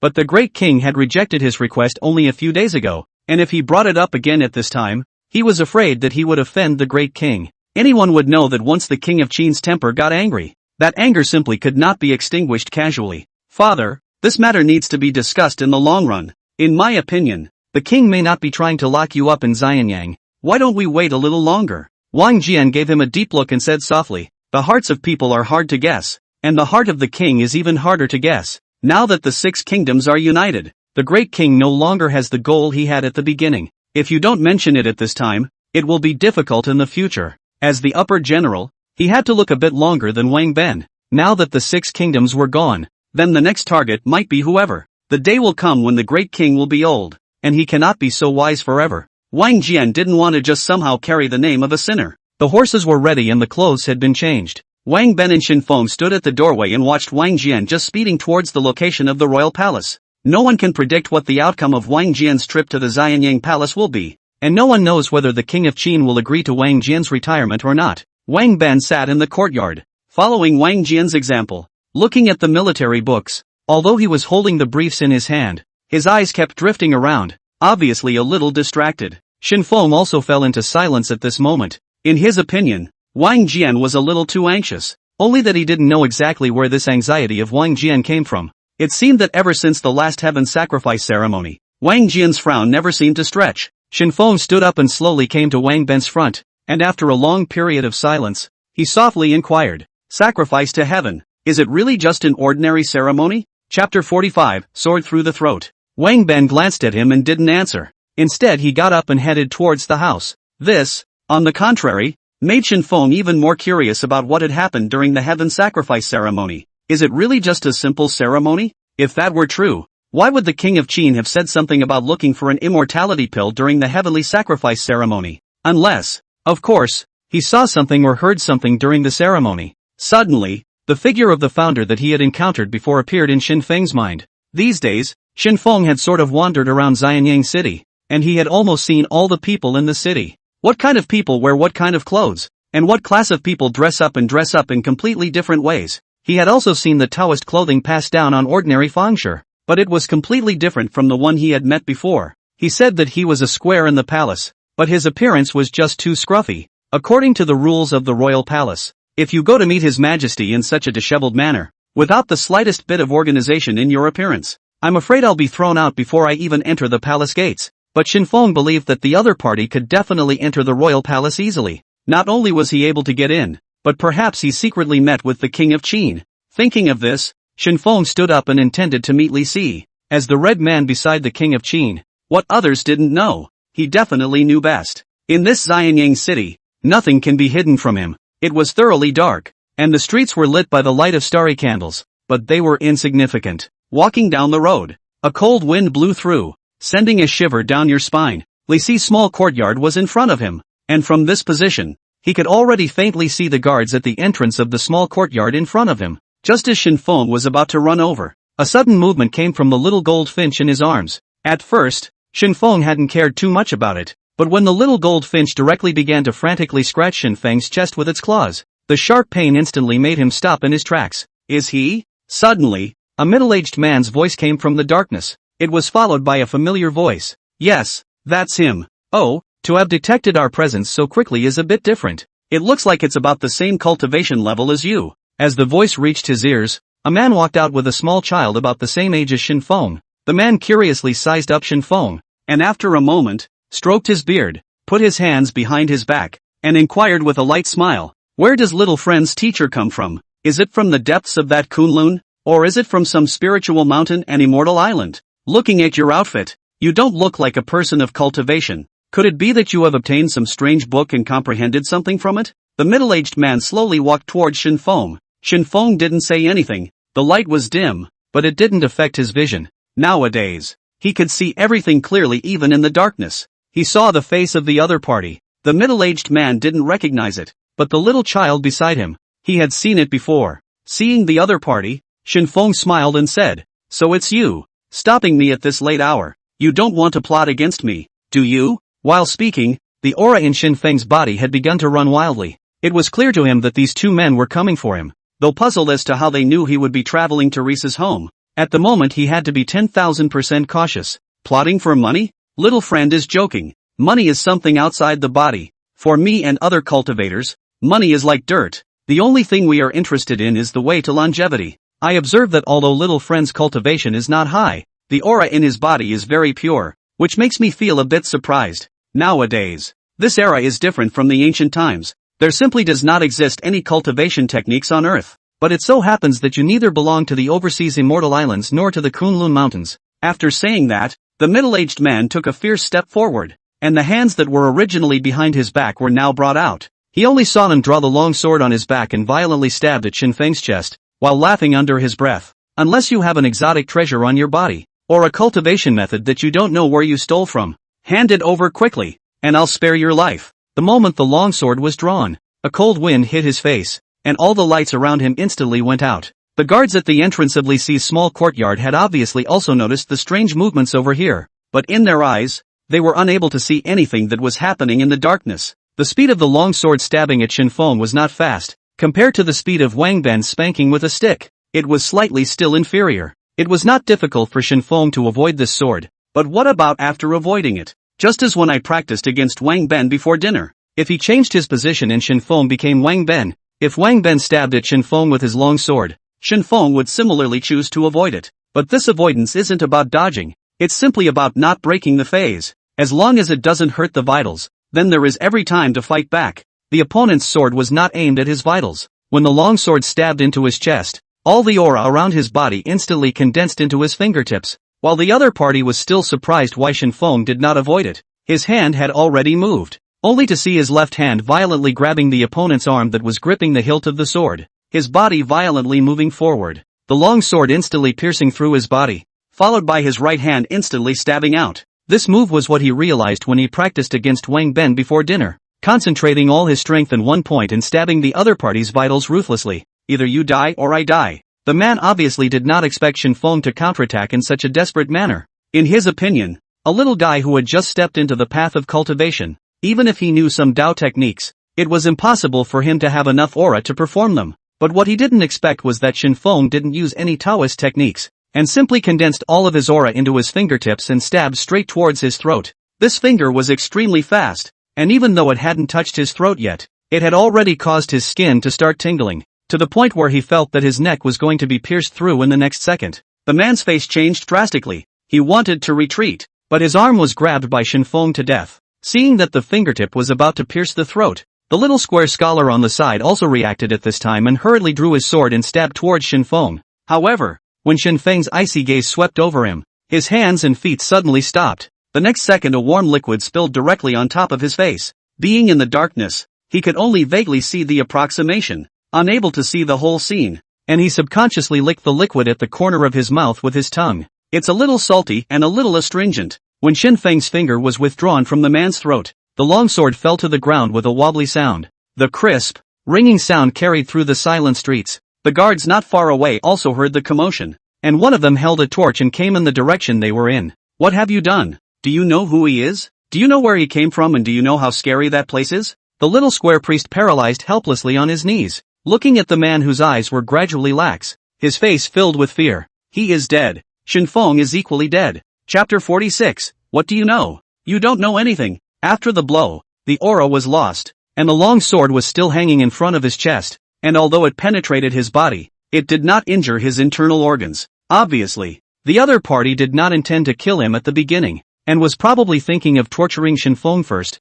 and then killing him to silence him when the stuff arrived. But what he did not expect was that Shen Feng's ruthlessness had completely exceeded his expectations. Even at the risk of being killed, he would exchange his death for the other party's life. This kind of ferocious fighting style was something he had never seen before. Even the Fengsher on the side were scared by this ferocity of Shen Feng and did not dare to move. The man collapsed on the ground, his consciousness gradually lapsing, and he couldn't understand to his death why on earth he had died at the hands of such a weak cultivator. His cultivation was clearly less than half of his own. His has even a stronger backhand yet to be used. Although the young square's face was filled with fear, his gaze went to the small cloth bag hanging from the man's waist. Not far away, the guard's voice had come, and he knew that if he didn't leave this place now, he was afraid that it would be difficult to leave again. Without the slightest hesitation, he grabbed the small cloth bag on the man's waist, and immediately turned his head to look at Shen Feng, picking up the long sword at the moment. A hint of hesitation arose in his heart. He could see that at this time, Shen Feng was already at the end of his strength.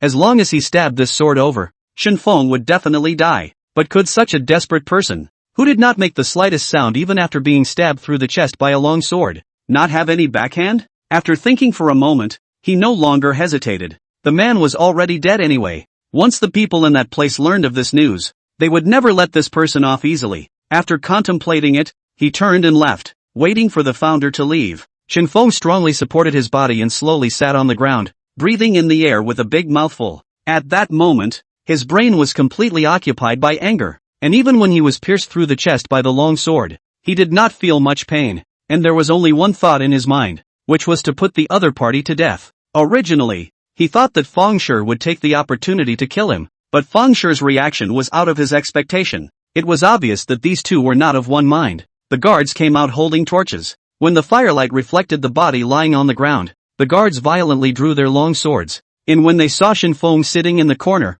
one of the guards recognized his face. What's going on? How are you? Quickly, someone, hurry up and get the courtier. After seeing the person he was familiar with, Shen Feng couldn't hold out any longer. His eyes rolled over, and he directly fainted. When he woke up again, he was in bed. It was already dawn outside the window, and by his bedside, Li Si, Mrs. Li, and Wang Ben were all around him. Seeing Shen Feng wake up, the crowd couldn't help but let out a breath. Mrs. Li sat aside with red eyes and said softly, "Silly child, when you encounter assassins, why don't you cry out? The distance is so close, the guards are bound to hear it, and won't let those assassins succeed?" Shen Feng laughed innocently, perhaps because of the drumming in his chest, causing the wound to tear a little. Halfway through the laugh, his face instantly paled, and his face became a little hideous. Behind Lady Li, Li Si and Wang Ben looked at each other. Then Li Si patted Lady Li's shoulder and said softly, "He has been unconscious for such a long time. I think he is also hungry.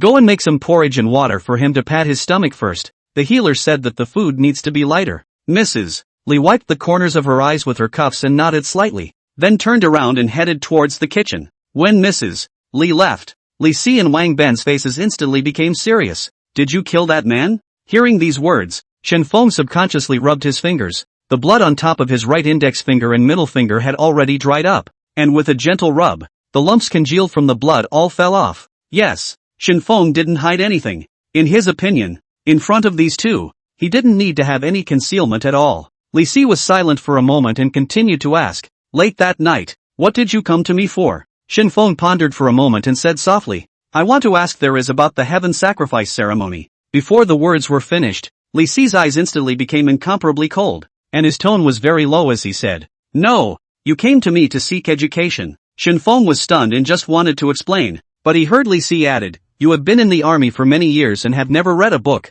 General Wang Ben saw you as pitiful, so he delivered you to me. Nay, you are too clumsy to know anything about it, but you possess an enterprising mind, and so you come to me, day and night, to learn to read. Do you hear me? Shen Feng was confused. What's this about? A confession? But this confession is full of holes. When Wang Ben saw that Shen Feng was still frothing, he was anxious to go up and give him a big ear. Says you, hear me. Shen Feng was silent for a moment and softly inquired. This matter, will it bring trouble for the general's residence and teacher? Shen Feng's question caused both of them to freeze. The two of them glanced at each other and let out a light laugh. Li Si continued. You came here to study, and halfway you met that founder, and when you saw that he and the boy beside him got into an argument, you went up to persuade him, and unexpectedly, the other party lost his hand and seriously injured you, and you don't know anything about what happened after that. Remember? Shen Feng nodded. He had already heard what Li Si meant. He meant to pick Shen Feng clean, and as for how the man actually died, no one knew, except for that little boy. Seeing Shen Feng nodding his head, Wang Ben did not say anything more, and after explaining a few words to Li Si, he went back to the general's residence. He needed to report his safety to Wang Jian. When Wang Ben left, Shen Feng propped up his body and sat up, asking softly, Teacher, I won't be decapitated, right? The Qin law says that if you kill someone without a reason, you will die. Li Si smiled faintly and said, Kill someone? When did you kill someone? Shen Feng let out a bitter smile and shook his head. If that little boy had come forward and said that he didn't kill anyone, wouldn't this lie have been demolished? With his hands behind his back, Reese looked out the window and said with a smile, Do you know what the other side is about? Seeing Shen Feng's confused face, Li Si laughed. Since you don't know the other party's origin and have no grudge against him, why did you kill him? And since you didn't kill him, then apart from you, there is only that little child left. The origins of these two are indeed extraordinary. The man comes from an overseas immortal island and is a chi refiner. He was the one who presided over the heaven sacrifice ceremony before, and that little boy beside him is probably also a child he brought from the immortal island. As for why he would set his eyes on you, I think it's because of the exposure of something on your body, which caused them to become greedy. Suddenly, Li Si's words changed. In that case, I am quite curious as to why they stopped you. Could it be that you are also a chi refiner? But why are you in the Great Qin's military camp? Chapter 47, It's all in the wine. Li Si slowly turned around, sat on the edge of his bed, and continued, As I said, I don't want to know anything about you, but you are my disciple after all, and sheltering a disciple is what a teacher should do. That Fangzhe and the little boy came from the immortal island. This grand ceremony harvested a lot. The two of them divided the wealth unevenly and clashed, which made the little boy ruthless and murderous, and you have nothing to do with it. If someone mentions it, just answer it that way. As for the guards, I have also questioned them, and because of the dim light, they did not see the whole process. All they know is that when they found out, you were already in a semi-conscious state, and that the little boy had fled. Shen Feng nodded absent-mindedly. At this moment, his mind was completely focused on the immortal island that Li Si had mentioned. The man also seemed to have heard the words immortal island that night. Besides the island of immortality, there is another place, which seems to be Kunlun. It was obvious that these people came from these places, and it was likely that the same cultivators as Shen Feng existed in these places. Li Si noticed that Shen Feng was silent and thought that he was worried about something, so he smiled and persuaded. If you are worried about people coming from the immortal island, you don't have to. What should be given in this sacrifice? Great Qin has already given. Even if one person dies, they can't blame us, but when the time comes, they will definitely send someone to come and ask questions, and when that time comes, you just follow what I say. And even if they see any cracks, as long as they can't find any substantial evidence, they won't have a reason to take you away. After all, the world is no longer the seven kingdoms that fought for supremacy back then, and now only Great Qin remains. Shen Feng looked at Li Si and opened his mouth, but he didn't say anything for half a day. There were countless questions in his mind. As early as when he was in the military camp, he had asked the veterans in the army, but the answer he got from their mouths was that they had never seen this kind of existence before. Now it seems that it's not non-existent at all. It's just that they've never seen it before. Come to think of it, after all, with the power of gods and devils, how could an ordinary person possibly want to see it? Even if they did, then the monarchs to whom they belonged would find ways to conceal them and rewrite everything into myths and legends. For a monarch, any existence that could surpass the emperor and surpass power must be erased, and once it appeared the only thing that would be threatened would be the majesty and power of the monarch. Thinking of this, a question could not help but arise in Shen Feng's mind. Since monks do exist, are there really fairies in the sky? Seemingly thinking of the lotus root that he had eaten in the capital of Qi some time ago, Shen Feng could not help but shiver. The room was dead silent. Reese had risen, his gaze still fixed on the broken stone table that had been piled up in the corner of the courtyard. Shen Feng leaned on the bed, and in his mind, he was similarly pondering all the things about the overseas immortal islands, and Kunlun, and so on. Suddenly, the door of the room was opened. Mrs. Li walked in with a bowl of porridge, saw Shen Feng sitting up from the bed, and hurriedly went forward. "Why are you up? Quickly lie down." The healer specially explained that in these few days you should just rest and recuperate. It's best not to move if you can. Looking at Mrs. Li picking up the bowl and walking straight over, Shen Feng subconsciously wanted to reach out and take it, but just as soon as he moved, the wound began to transmit a hot stinging sensation. Careful, don't tear the wound. Although the wound was in severe pain, the pain slowly dissipated a lot after the spiritual qi was running. Shen Feng reached out and took the bowl, smiled and said, "It's hard to take care of senior mother." Mrs. Li laughed softly, then turned her head to look at Reese. "You see what the child has learned from you, how sweet and lively he was, and now he is taught to be so bored by you." Reese was a bit dumbfounded.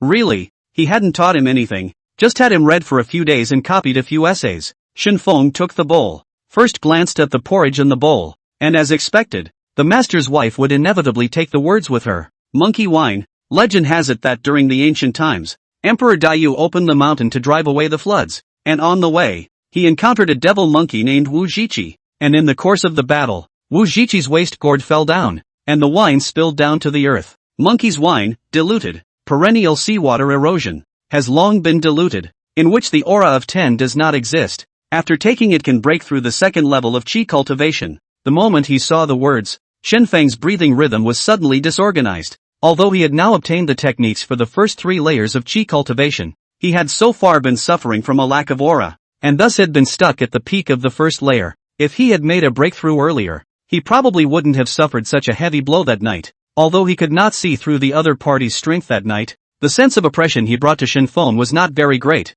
Compared to Wang Jian, it was far from it. It was because of this, coupled with the opponent's lightheartedness, which allowed Shen Feng to succeed in his sneak attack. If not, it's not certain who the deer will be. Shen Feng picked up the bowl and turned to look at Mrs. Li. The gratitude in his eyes was beyond words. After a long time of excitement, his heart gradually calmed down. What should be said and what shouldn't be said is in the wine. Mistress. This statement could have confused both Mrs. Li and Li Si. Wine. I didn't say anything about a head injury. Why are you talking nonsense? Mrs. Li just wanted to go up and touch his forehead, but she saw Shen Feng pick up the hot porridge and drink it in one go without even frowning. She was in a hurry and hastily snatched the bowl, but the bowl of porridge had already been consumed, and I don't know if it was an illusion, but Mrs. Li vaguely seemed to smell a smell of alcohol. However, she didn't think much about it, and put the bowl aside, and hurriedly said, "You child, did you bump your brain? Such hot porridge, why did you give it in one mouthful?"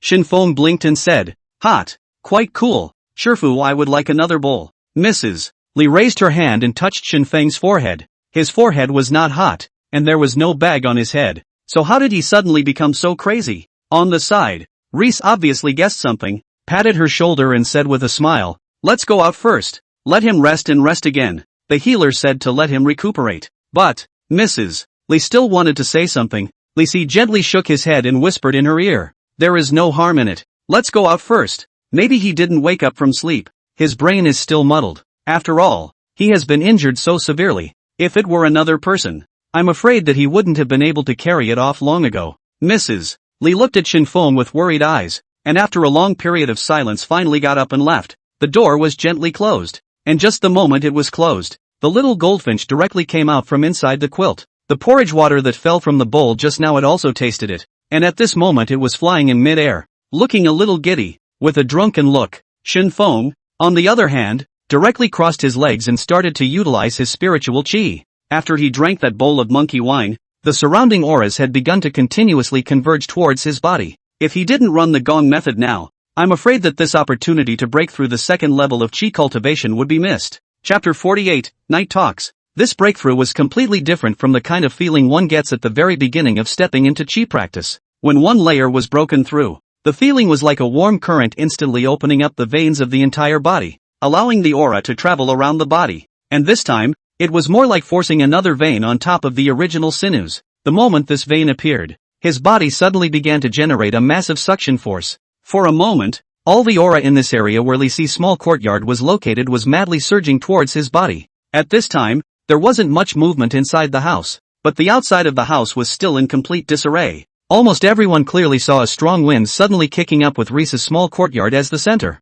and as long as everything within this range was blown around by this strange wind, but the gust came and went quickly, and in just a moment's time, the strange wind disappeared. The people who passed by this area took a heartfelt look at the courtyard, and immediately afterward, they all left in a hurry as well. Everyone knew that although this courtyard was not big, the people living inside were not that easy to mess with, coupled with the fact that the guards outside the door were all armed with long swords. Even if they were curious, they wouldn't joke with their own little lives. In the courtyard, Mrs. Li tightly hugged Li Si, cold sweat continuously flowing down, waiting until the wind stopped before she deeply exhaled and said, "What's going on? Why is there such a strange wind all of a sudden?" Li Si didn't say anything, glanced at the room where Shen Feng was and said with a smile, "Maybe it's going to be a change of weather. Help me heat up a pot of wine in the evening. I want to have a small drink." Mrs. Li glared at him slightly and said, "Your disciple was almost killed, and you're still in the mood to drink? We have guests for the evening, so a little drink might not hurt." Mrs. Li gave him a puzzled look and softly inquired, "Could it be from the palace?" Reese gave her a look and said no more. This lady of his was good at everything, but she read his mind too easily. Inside the house, Shen Feng got up and got out of bed, slightly moving his muscles. Once that huge aura entered his body, the injuries on his body had begun to slowly heal. Coupled with the fact that the monkey wine itself possessed the effect of healing injuries, it could be said that the wounds had been completely recovered, and a little bit of scarring could barely be seen. According to his thoughts, since he had recovered from all his injuries, he shouldn't continue to stay here. But when he stepped out of the room, he was directly pressed back by Mrs. Li. Even when he unwrapped the bandages and stated that his injuries had healed, Mrs. Li still did not give her consent for him to leave. Not only Mrs. Li, but even Li Si said that he should rest for a night before leaving. After finally persuading Shen Feng back to bed, Li Si took advantage of Mrs. Li's departure. He said softly to Shen Feng, "Tonight there is an honored guest coming to the house. If I don't call you, you are not allowed to come out or make any noise. Just listen." Seeing that Li Si looked serious, Shen Feng could not help but feel a little curious. In his opinion, there was only one person who could make Li Si show such an expression, and that was the king of Great Qin. As for the others, I'm afraid that none of them could be placed in his eyes yet. There was just something he didn't understand about what it was that made him stay. The king of Qin was bound to have something very important to discuss with Li Si when he came here. So if Shen Feng was allowed to hide in the dark and eavesdrop, wouldn't something happen if he was discovered? However, Li Si seemed to have already guessed what was in Shen Feng's mind, patted his shoulder and said with a smile, "Don't worry, it will be fine. Remember, as long as I don't call you, not allowed to come out." Shen Feng nodded. When Li Si left, Shen Feng directly lay down on the bed, resting his hands on his head. He looked at the overhanging beam and frowned. Li Si's words made him feel a bit strange. By all accounts, the king of Qin came here at night and naturally did so to avoid the sight of others. However, Li Si did not intend to let him leave, which could only mean that what they had to say was most likely related to Shen Feng. Come to think of it, he had only met the king of Qin once between himself and the king, and never again after that, and there was no way he could have known that he had stayed at Li Si's house. Then the thing they were going to talk about was bound to be something to do with the Fonzie that he had killed. Thinking of this, Shen Feng couldn't help but become a little complicated as he looked at Li Si's back. Obviously this teacher of his had guessed some of it, and the reason why he had left him here was that he wanted him to listen to it and see if he could get any useful information. In fact, all along, in Shen Feng's impression, Li Si was just a very weak scholar. Putting aside this identity of the scholar, there seemed to be nothing else but the courtier of Great Qin. Of course there was one more thing. He could provide Shen Feng with gongfu, although they were all mutilated. What he didn't realize was that Li Si had already seen through him at some point. All along Li Si had emphasized that he was not interested in what happened to Shen Feng, saying that he was not interested, but in fact, it was only so that Shen Feng could feel at ease. For the rest of the day, Shen Feng had been meditating and cultivating inside his room. Since having the tattered gongfu, the operation of the aura had become much smoother. At lunchtime, Mrs. Li did send a pastry, and seeing Shen Feng sitting on his knees with his eyes closed, she didn't make a sound to disturb him, and after placing the plate on the table, she closed the door and walked out. A day's meditation time had allowed him to stabilize his cultivation at the second level of qi cultivation, and when he opened his eyes, he only felt a burst of hunger in his abdomen, and seeing the plate on the table, he got up and walked over. Inferior quality qi nourishing pill. Can quickly restore aura after consumption. Lower quality. More impurities. Not recommended. Average flavor. Seeing the poor quality qi nourishing Dan on the table, Shen Feng's eyes instantly lit up, picking up a piece and preparing to stuff it inside his mouth. But just as he was about to stuff it in his mouth, he heard a familiar voice from outside the door. Li Si, in your opinion, how exactly should Great Qin go on? Whether to carry out a division according to what Wang Oai said or, Your Majesty, if we follow what the Prime Minister has said, I think that Great Qin is bound to repeat the mistakes of the Zhou dynasty. Hearing this voice, Shen Feng subconsciously put back the inferior qi nourishing pill in his hand, and then gently walked to the door, quietly listening to the conversation outside the door. Also at the moment he turned around, under the belly of the bed, a yellow shadow sneaked out, wobbled and flew to the table, and began to frantically peck at the pastries on the table. What did the Great King unite the 6 kingdoms for? The King of Qin pondered for a moment and said in a deep voice, Naturally, it is for the sake of unifying the world, so that the people will not be displaced, and so that the world will not be in strife all around. Since your Majesty knows that the unification of the world is for the sake of keeping the world free from the chaos of strife, if Great Qin divides the world in accordance with the Zhou dynasty, then won't Great Qin be the next Zhou dynasty in the future? Unification is not a simple word, but is to be deeply embedded in the hearts and minds of the people, so that future generations, and even all generations, will understand that unification is for the sake of the world's people. I know what is in the heart of the Great King, and the Great King also knows what is in my heart. If I want the word unification to be engraved in everyone's heart, I must strengthen the people's sense of belonging to my Chinese land. Only then can everyone feel that unification is the truth. Li Si's words made the King of Qin fall into deep thought. As a matter of fact, the King of Qin was quite moved by the words of the Prime Minister Wang Au, but what Li Si said did not seem to be unreasonable, but he still had to think hard about how to choose. Let's not talk about that for now. The widow has actually come to you this time for another matter. Is your Majesty trying to talk about the slain Fengsher? Li Si smiled and got up to pour wine for the King of Qin. Chapter 49, When the Immortals are angry, they throw bones to the ground. To the King of Qin, a death was just a trivial matter, but what mattered was who died. If he had not encountered the overseas immortals before, the Qin king thought that the world was the only place for the Qin iron cavalry. But when he saw the immortals' ability to swallow mountains and overturn clouds and rain, the Qin iron cavalry seemed to have become so insignificant. This sacrifice was not only to the heavens, but also to the immortals of the overseas immortal islands. He had the honor of meeting an immortal once when the late king sacrificed to the heavens. That immortal appearance was still unforgettable to him, and the words that came out of his mouth were even left in his mind to this day. Heaven? What's there to worship in heaven? Worship me if you will. I am the heaven on this earth. The King of Qin glanced at Li Si and didn't say anything more, but took out a jade piece from his bosom and handed it to Li Si. Li Si looked at the jade piece handed over by the King of Qin, holding it in his hands and carefully turning it over and over, but did not see anything unusual. It didn't seem to be any different from an ordinary jade piece. The only difference was that this color seemed to be a little bit better looking. Place it on your brow and you will know everything. Li Si half-heartedly placed the jade piece on his brow, and when he first put it on, he didn't notice anything wrong. But suddenly, an old voice came from his mind. Panglai Immortal Island congratulates the King of Qin. The King of Qin should greet my Immortal Island servants with the rite of heavenly sacrifice. Hearing these words, Li Si's entire body was like a thunderbolt from a clear sky. He stood up violently and his gaze subconsciously looked towards the room where Shen Feng was. But soon, he reacted and asked with a pale face. Servant? Yes, it is the servant. Li Si breathing became a bit anxious. The ceremony of the heavenly sacrifice he is the whole ceremony. That the means of the square priest can be said to be unpredictable. Just lifting his hand can stir up the wind and clouds change, but his identity is just a servant of the island of immortality. He had also seen Shen Feng's power, as evidenced by the broken stone table in the courtyard, as well as Wang Ben's praise for him, even when Shen Feng killed him at the cost of serious injuries. But there was no getting away from it. He was just a servant of the immortal island, a slave who didn't even deserve a name. After the shock, a sense of powerlessness set in. Before that, when he learned that Shen Feng had killed that founder, he thought that even if it was the immortal island, it wasn't a big deal. You have to know that Shen Feng couldn't even beat Wang Ben, let alone Wang Jian.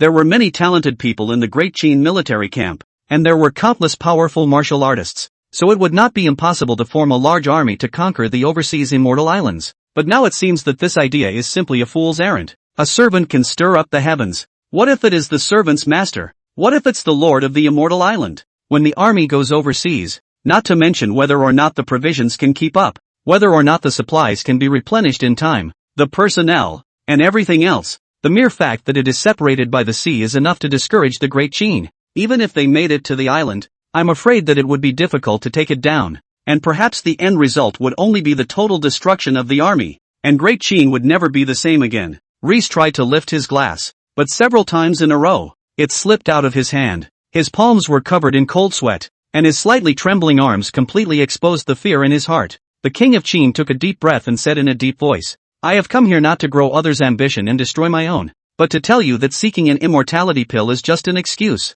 The widow intends to have people with countless amounts of gold and silver, and hundreds of boxes of other exotic treasures, go to the overseas immortal islands as a means of resolving the feud, and if that doesn't work, to send them again. Hearing these words, Li Si's brow immediately furrowed. Your Majesty, if we send these things, won't it be a no-brainer? And how can I, Great Qin, afford such a large sum of wealth? The king of Qin slowly rose and snorted. How long does the courtier think it will take for 400,000 people to be buried alive? Burying 400,000 people alive? Isn't this what Bai Qi, the ruler of Wuhan, did back then? At the very beginning, Li Si also had some doubts in his mind. After all, 400,000 people is not a small number. Even if the heads are piled up can be stacked into a small mountain. If a pit could be dug to fill it with all 400,000 people, how big a pit would have to be dug? And how much time and manpower would have to be spent on it? Does the courtier think that the 400,000 people are really just digging a big pit and burying them alive?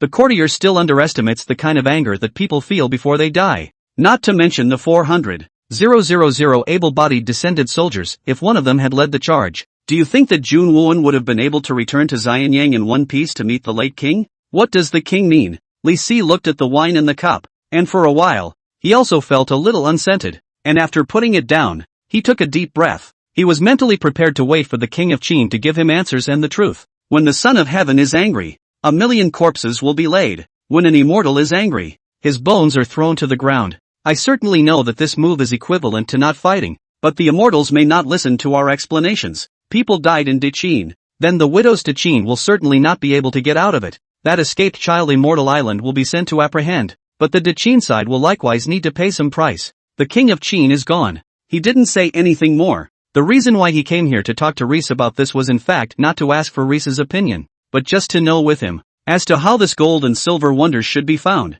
Naturally it was left to Li Si. The king of Qin can take the blame, but things must be done by you. After the king of Qin left, Li Si sat at the wine table with a dull gaze, looking at the table of dishes. He only felt tasteless. It was the first time he had ever felt that a drink entering his mouth could be so difficult to swallow. It was also the first time he felt the true meaning of having no hands. Shen Feng also walked out from inside the room and sat across from Li Si, first eating a mouthful of food, followed by a sip of wine. These wines and dishes were all made by Shifu's mother herself, and naturally came with words, but they were just to increase their physique and aura. Other than that, they didn't have much of an effect. Shen Feng naturally wouldn't just let it go. Unlike Li Si, his heart was bigger, and even after hearing these secrets, he still didn't think it was a big deal. It's just the island of immortality. When he got stronger, he could just find a place to be an immortal island too. Then he became the lord of the immortal island. Then, thinking of this, Shen Feng couldn't help but giggle. The otherwise dead silence of the room, coupled with Reese's serious look, was broken. Li Si looked helplessly at Shen Feng. You are big-hearted. After hearing so much, don't you feel scared? Shen Feng looked up at Li Si and asked with a puzzled face. I didn't kill the person, so why should I be afraid? Li Si's corner of the eye slightly twitching. Reading is not good. Pretending to be crazy is quite fast to learn. Chapter 50, taught by Wang Ben. Shen Feng noticed Li Si's facial changes and said with a cheeky smile, it's also because the teacher taught him well. Reese froze and said with a stern face, I didn't teach you anything. You learned it all on your own. Shen Feng didn't say anything either. As a big fan of his teacher's wife's cooking, he would never waste any time to eat, especially these meals that contained aura. Since Li Si didn't move his chopsticks, it meant he wasn't hungry. Since he wasn't hungry, Shen Feng was not polite. Li Si's eyes were still looking out of the window, his mind constantly pondering on what to do with what the king of Qin had explained. In his opinion, if he could delay for a while, perhaps Immortal Island would suddenly stop coming.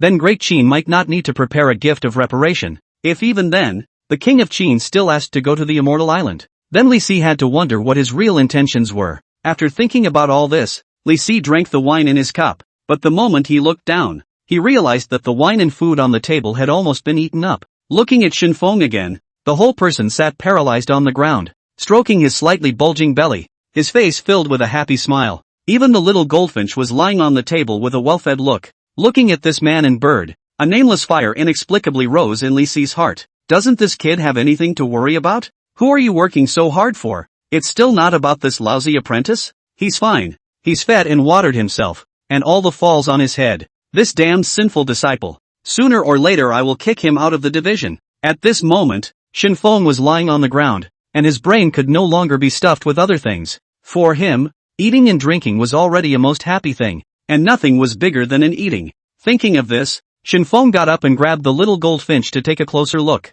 Golden sparrow, low-level demonic beast, about to build foundation, with a hint of golden-winged rock bloodline, burned with samadhi fire, can condense the rock's essence blood, can reach the peak of foundation after consuming it. Below foundation can't withstand the power of this pair of sharp claws. Cook it on the 80-64th day with the mortal fire to make pickled pepper phoenix claws. Looking at the words displayed on the goldfinch's head, Shen Feng's face couldn't help but pull down. As his pet, as his pickled phoenix claw, it had even improved faster than himself. What kind of reasoning was that? Inverted Big Dipper? You're not allowed to eat. The sudden comment froze both Reese and Mrs. Li, who had just entered the living room. This kid is afraid he's not really crazy to be talking to a bird? The little goldfinch apparently understood Shen Feng's words and chirped twice at Shen Feng. But where did Shen Feng understand? How dare you talk back when I say something to you? The little goldfinch was confused. Did he talk back? It didn't say anything at all. As for the chirping, it's a completely natural reaction. Whose bird doesn't know how to chirp?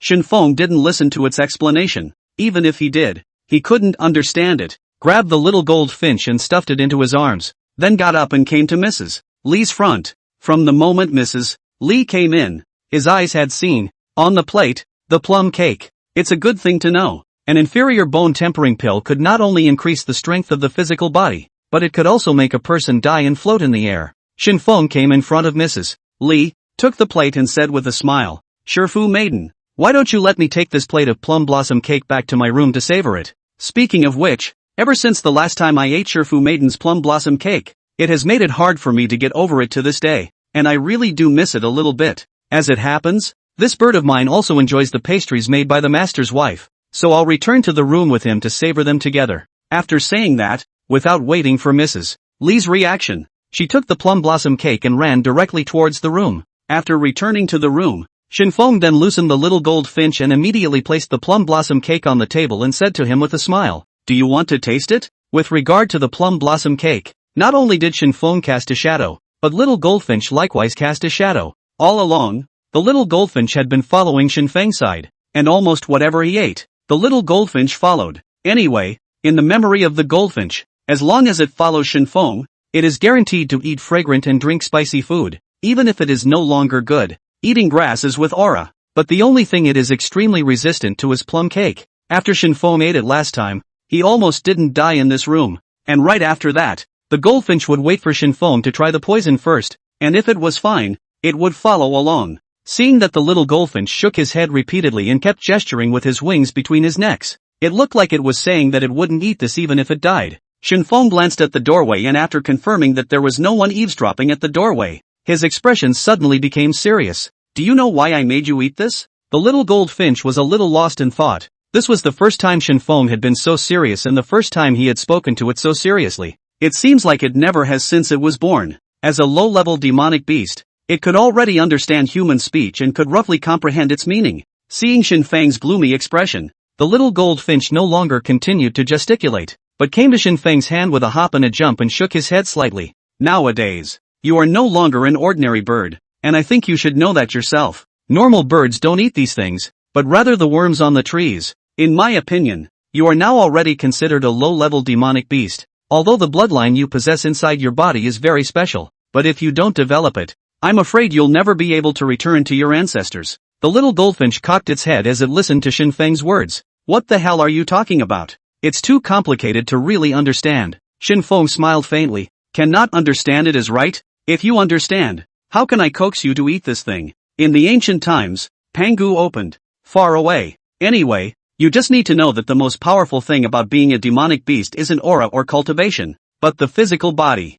This pair of claws of yours can break through iron and stone. and can kill all qi refiners below the foundation establishment level. So if you just leave them unattended, they will surely go to waste in the future. Listen to me, eat these plum cakes, and your fleshly body will surely be taken to the next level. Now, the little goldfinch sort of understood that after all was said and done, all the bull ***** was to make it eat poison. Although it is a bird, it is not stupid, and the matter of testing poison has never been Shen Feng's job. It does not do it. Thinking of this, the little goldfinch's head tilted, his claws carved and drew on the table, and a line of crooked and twisted words slowly wrote out. Sins. The writing is ugly, but not so distorted that it's unreadable. At first he was quite pleased when he saw the little goldfinch inscribing on the table. After all, his bird could write, which showed that it was a sort of talent through his indoctrination. But when he recognized what the words were written, his face instantly grimaced. Invisibly, a huge aura instantly filled the entire room. Although Shen Feng's cultivation level was only at the second level of qi cultivation,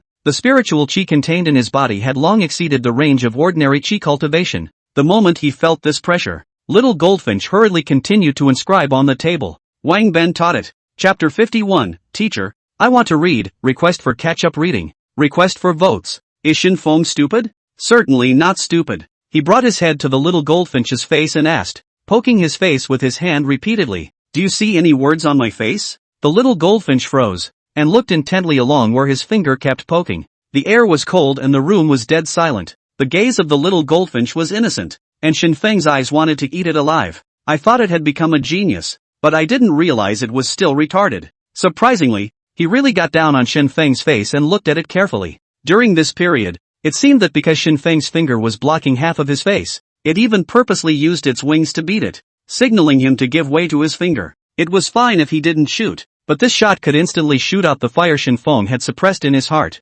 Eat. Shen Feng didn't spoil it either. Pointing at the plate of plum blossom cakes, his face grim as he growled lowly at it, the little goldfinch raised its wings, covered its head, shivered, and from time to time secretly looked at Shen Feng through the slits in its wings. In its view, this behavior of Shen Feng was similar to Wang Ben. Yes, it's simply another version of Wang Ben. In its impression, Wang Ben always liked to bully Shen Feng, and it was obvious that Shen Feng had completely inherited this evil behavior. The little goldfinch warily came to the plate of plum blossom cake, and before placing its mouth, it glanced at Shen Feng with a face full of grievances. As it turned out, its cute selling was of no bird's eye use to Shen Feng at all. Can I not eat? The little goldfinch wrote crookedly on the table with his paw. Shen Feng didn't say anything, and his eyes already answered all the questions. Watching the little goldfinch eat the plum cake bit by bit, Shen Feng sighed deeply, then gently stroked his fingers on its head. You don't understand, and as the dad who hatched you out, I'm heartbroken about how you're going to feel next.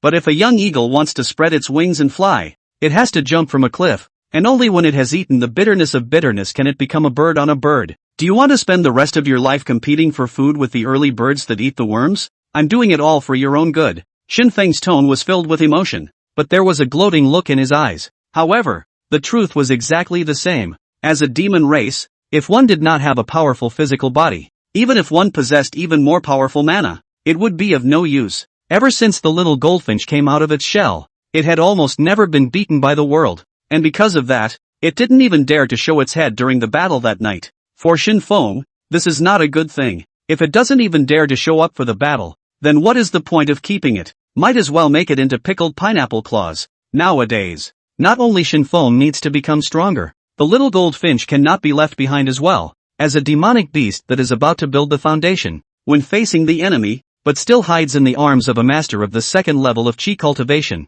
To say it, I am afraid of being laughed at to death. This plate of plum blossom cakes had all been touched by Shen Feng, and as long as it was eaten, its flesh would inevitably become stronger, and it might even be able to stimulate some of the power of its bloodline. This is a test for the little goldfinch and a first step towards courage. Shen Feng believed that it could definitely take this step. The facts proved that Shen Feng's belief was right. As he tasted the first bite, the little goldfinch vaguely realized that these plum cakes were no longer ordinary food at all. Although after eating it, every cell and bone in its body would transmit a gust of pain, but this kind of pain, it was still able to withstand. More importantly, it felt that along with the pain, its body was undergoing some sort of change. The feathers seemed to have become harder, and a pair of bird claws seemed as if they could shatter this table in one go. The most important point, it vaguely felt that its power had become greater, and even when it looked at Shen Feng, it would carry a kind of contempt in its eyes if anything. The two small eyes squinted at Shen Feng, as if saying, You can no longer hold me. Shen Feng had been paying attention to the changes in the little gold finch, and even the sheep's dung egg in his arms was ready to be stuffed into it at any time. But after he saw the little goldfinch's eyes, he was instantly confused. What's that supposed to mean? Let you step into the path of courage and you step into the path of rebellion? Is this a rebellion? Shen Feng wanted to reach out and grab it, but he stopped halfway through his hand. Contemplating for a moment, he walked out of the room and to the door of Reese's room. Teacher. The night was actually quite late, and Li Si and Mrs. Li had entered the quilt early. Hearing Shen Feng's voice, Li Si looked at Mrs. Li, who had fallen asleep long ago, and carefully got up to open the door of the room. It's late and you want to go up to your room? Shen Feng gently shook his head and said with a serious face, Teacher, I want to study. Reese froze, then shot him a head-to-tail glance for a moment. Then, stop it and go back to bed. Reading? Ha, who are you kidding? Seeing that Li Si was about to close the door, Shen Feng hurriedly said, Teacher, let's say for example, you have a pet, and now the pet grows bigger and bigger, even so big that even you are about to be unable to defeat it, and even it wants to turn around and become your master. What would you do? Reese's eyebrow rose slightly. He always found the analogy a bit inappropriate. Kill it before it grows. Shen Feng froze and continued, but this pet of yours is unique in the world, and can even be said to be unique? Offer it to the king. The pipsqueak. Hearing these words, Shen Feng's smile instantly froze. You are really selfless. Li Si obviously also saw that Shen Feng was not joking, smiled and shook his head. Say it. What is it? Looking at Li Si, Shen Feng's expression became serious, and after a long period of silence, he said softly, Teacher, I want to read. That was a whole lot of confusion for Reese. He had thought about Shen Feng asking him to transfer his troops, and he had also thought about asking himself to get the archers to directly finish off the little goldfinch, but the only thing he hadn't thought about was that he had said so much, but it was really just for the sake of reading. Li Si fell into silence, wondering whether he had heard wrongly or Shen Feng had said wrongly,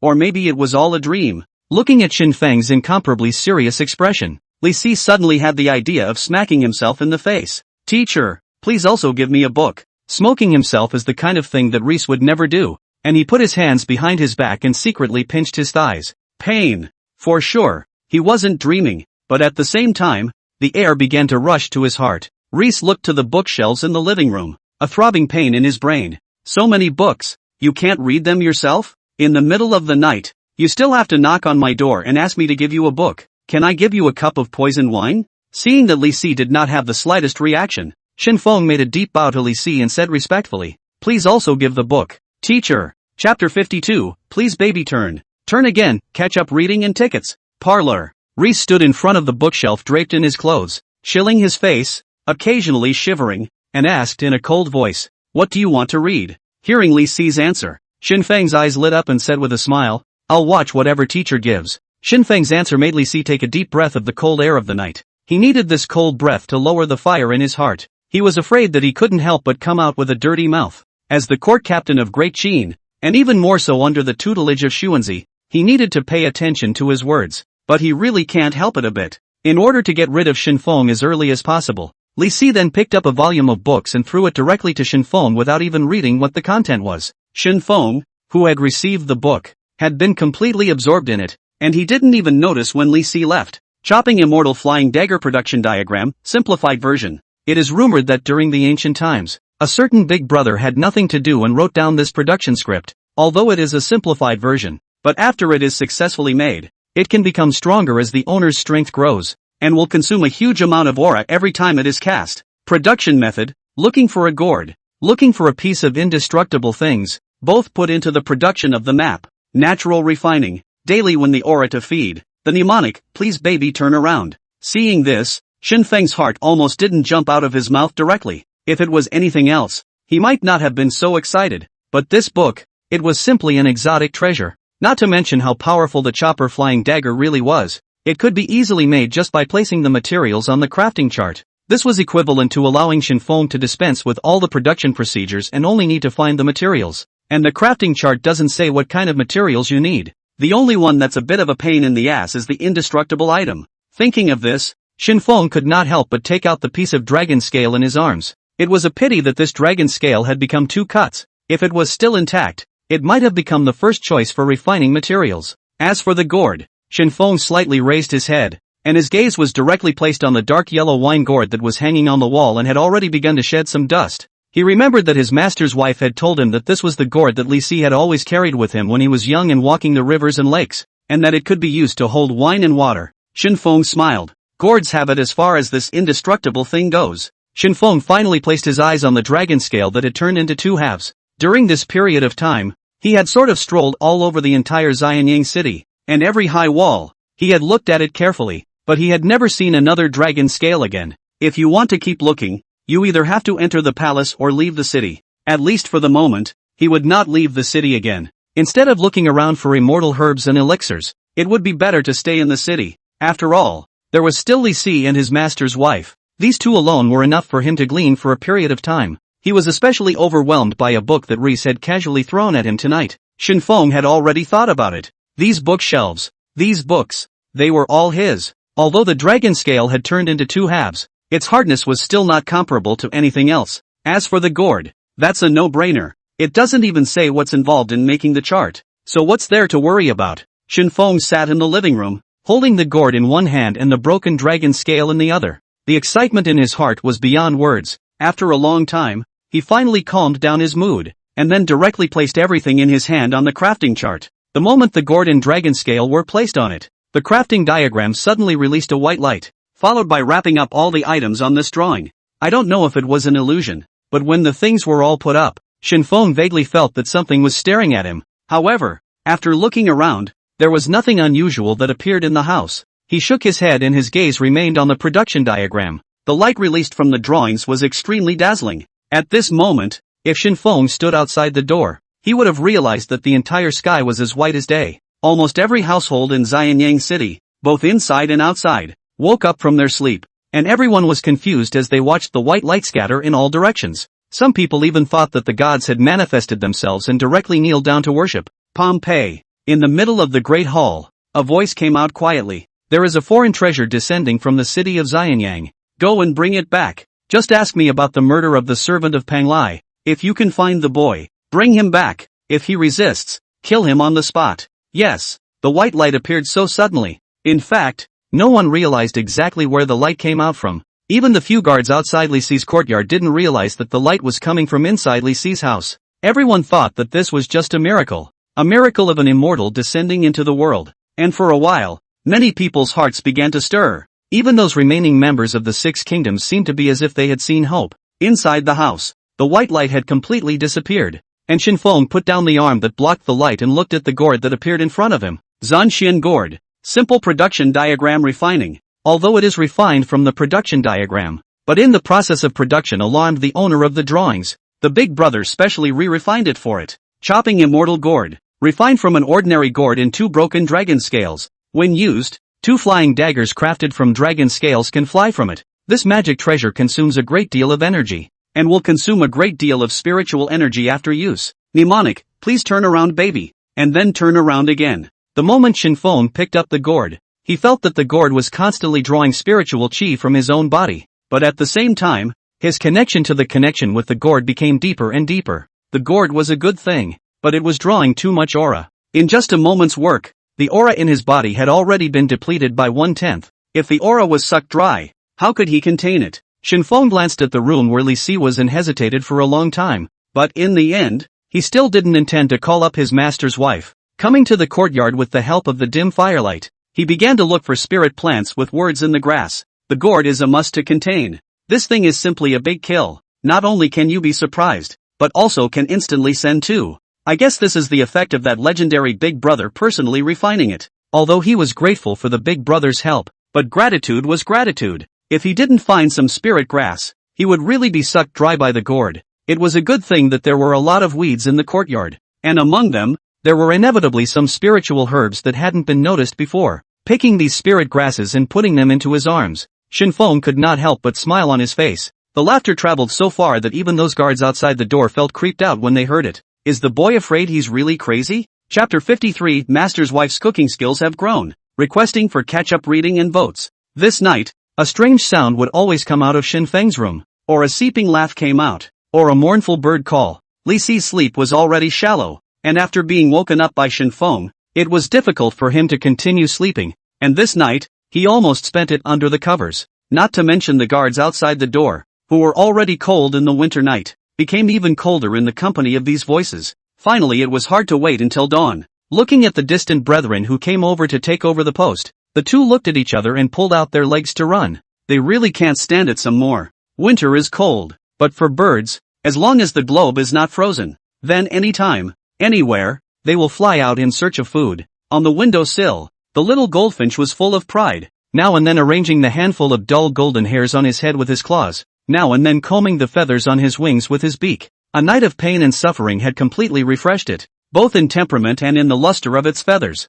At first glance, looking further out the window at the birds that were flitting around, constantly fighting for food, the little goldfinch couldn't help but see a flicker of contempt in his eyes. As a demonic beast, it very much looked down on these birds that hadn't yet opened their spiritual wisdom. As a pet, it subconsciously looked back at Shen Feng, who was holding a broken gourd in his arms and was still in his sleep. Then, it flew directly to Shen Feng's face and gently touched his head with its wings. Obviously, Shen Feng slept very deeply and barely reacted in the slightest. Seeing this scene, the little goldfinch was overjoyed in his heart and flew directly to his head in the next second. The sunlight slowly shone in along the window, and at this moment, the little golden finch that stepped on Shen Feng's head had its wings stretched out, and under the sunlight's irradiation, its posture was like a rock spreading its wings, as if it was about to go straight up to the 9 heavens. Suddenly, a large hand violently it grabbed. The little goldfinch, heart chilled, just wanted to spread its wings and fly away, but realized that he had already been unable to move. Even though nowadays it had reached the most basic physical body of a low-level demonic beast and was about to build its foundation.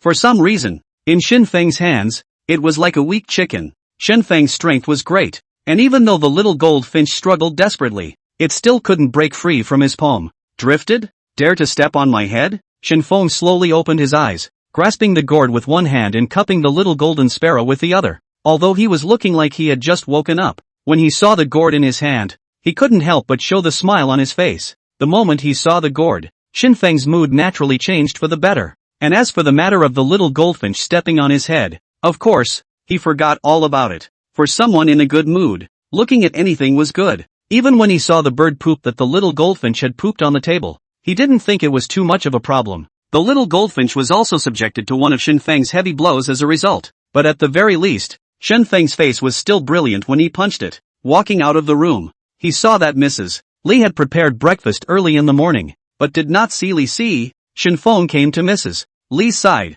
took the breakfast, smiled, and asked, "Teacher's wife, where is the teacher? Last night, I don't know what kind of wind I had, but I tossed and turned in bed all night and didn't fall asleep. And early in the morning I went to the pharmacy, saying that I wanted to grab some medicine to calm my nerves." Shen Feng froze, his eyes suddenly became serious. Taking medicine? That's not good. It's medicine. Next time, let me prescribe medicine for the teacher. As long as the things that have been recognized by myself may not be good for powerful cultivators, but for mortals, they are all elixirs. Instead of choosing to seek out a healer, he could have just eaten the breakfast made by his master's wife. For example, this rice cake made by the master's wife this morning is quite good. Medium qi refining dan. After consuming it, it can replenish spiritual qi and can be used to break through the 3rd level of qi cultivation. If you forcefully consume it, it may cause your body to explode due to your realm being too low. Explode and die? This was not a matter for Shen Feng at all. Nowadays he had a dog gourd that ate spiritual qi in his body.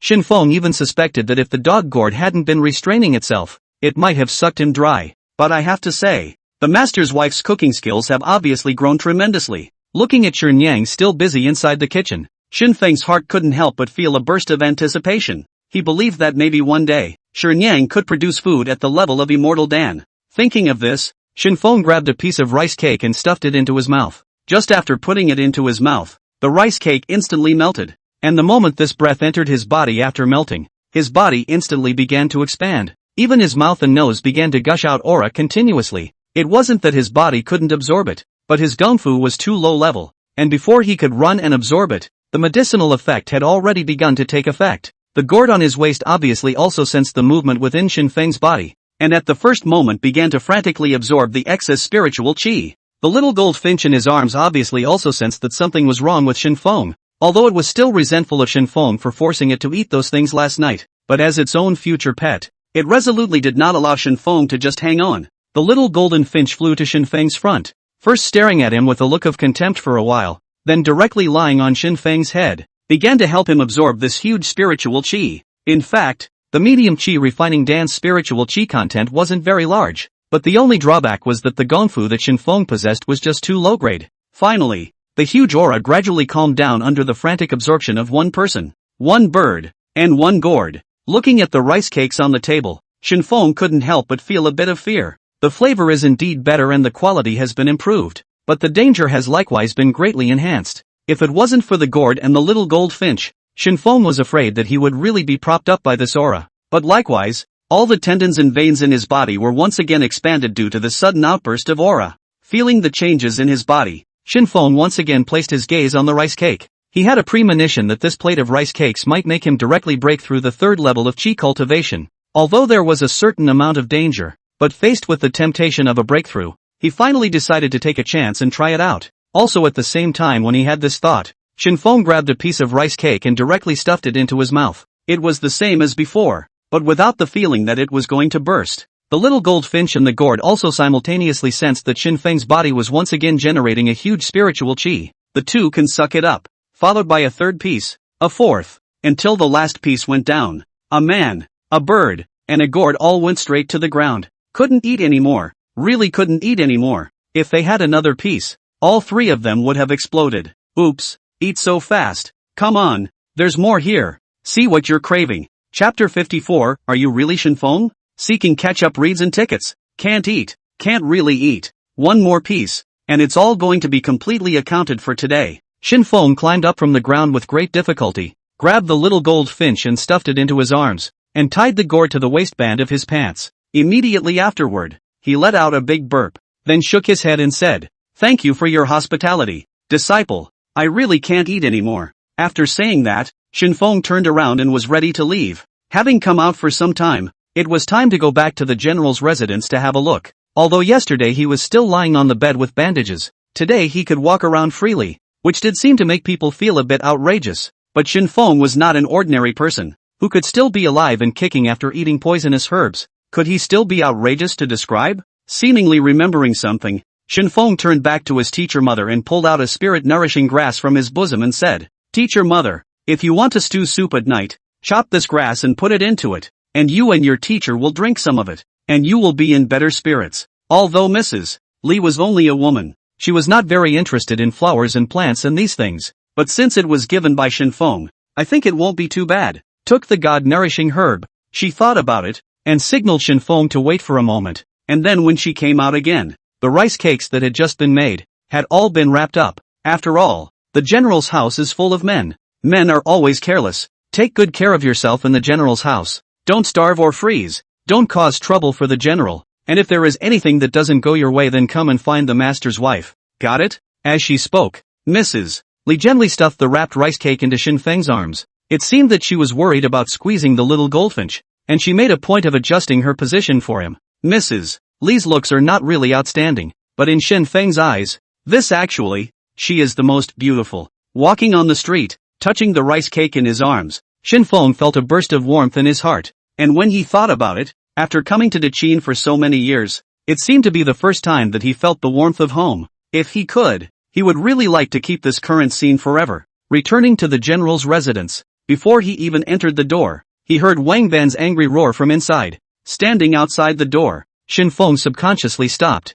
The subordinate standing at the door looked at the sounds coming from the courtyard and kept shaking his head. Seeing his appearance, Shen Feng came forward and asked curiously, "What's going on? Who made General Wang Ben look like this? Could it be that the upper general did this?" "Which can the upper general now is not ask the world. The whole day out of planting flowers and grass, is to read a book, other what do not care. I only heard that yesterday, General Wang Ben went to the palace, and after he came back, he's been in this furious state, so I think he must have been aggrieved in the palace, otherwise he wouldn't still be furious until now." Hearing the subordinate's explanation, Shen Feng subconsciously touched his chin. Yesterday? He remembered that Wang Ben had been at Li Si's house yesterday morning, and had gone to the palace in the afternoon. Could it be because of his own affairs? But on second thought and think it is unlikely. After all, Shen Feng killed the immortal island servant thing. Do not know a few people, and Wang Ben is not likely to be stupid enough to say this kind of thing in front of so many palace maiden temple people. If word got out,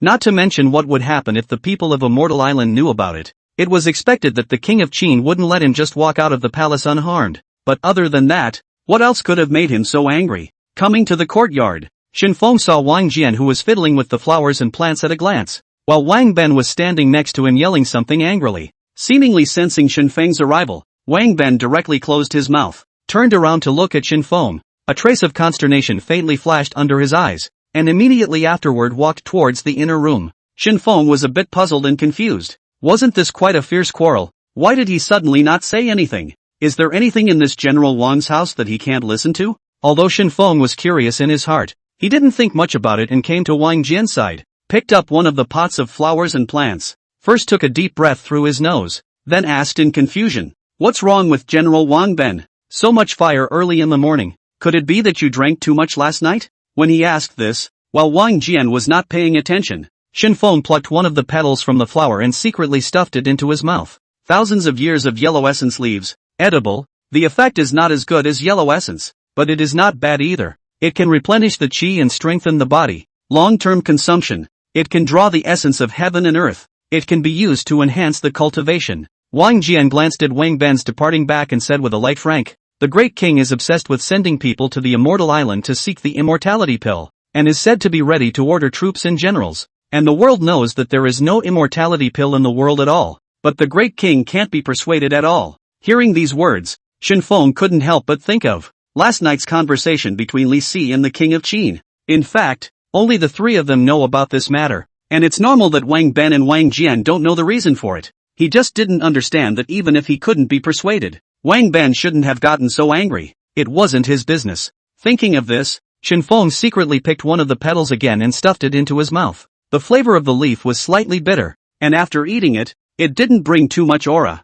but made him feel that the orifices of his entire body became more permeable, when naturally absorbing the aura between heaven and earth. That original sense of blockage was much less. Seeing that Wang Jian was contemplating, Shen Feng did not hesitate for a second. Quickly removing all the remaining petals, he quickly stuffed them into his arms, then put down the flower pot and sighed softly. "I think there must be a reason for this. I'd better go and ask myself. Maybe I can help him untie his heart." Wang Jian nodded slightly. The reason why he was reluctant to say it was actually not without reason, especially in front of Shen Feng, only that he would be even more angry than Wang Ben. When Shen Feng left, Wang Jian turned around with the intention of continuing to build flowers and plants, but when he saw that his favorite plate of daffodils suddenly turned bald, his face instantly grimaced, the kettle in his hand instantly deformed, and the stone tiles under his feet directly cracked. "Sins!" Wang Jian's roar. Shen Feng naturally heard it but ate faster. Even the little goldfinch was constantly pecking at one of the petals. In just a blink of an eye,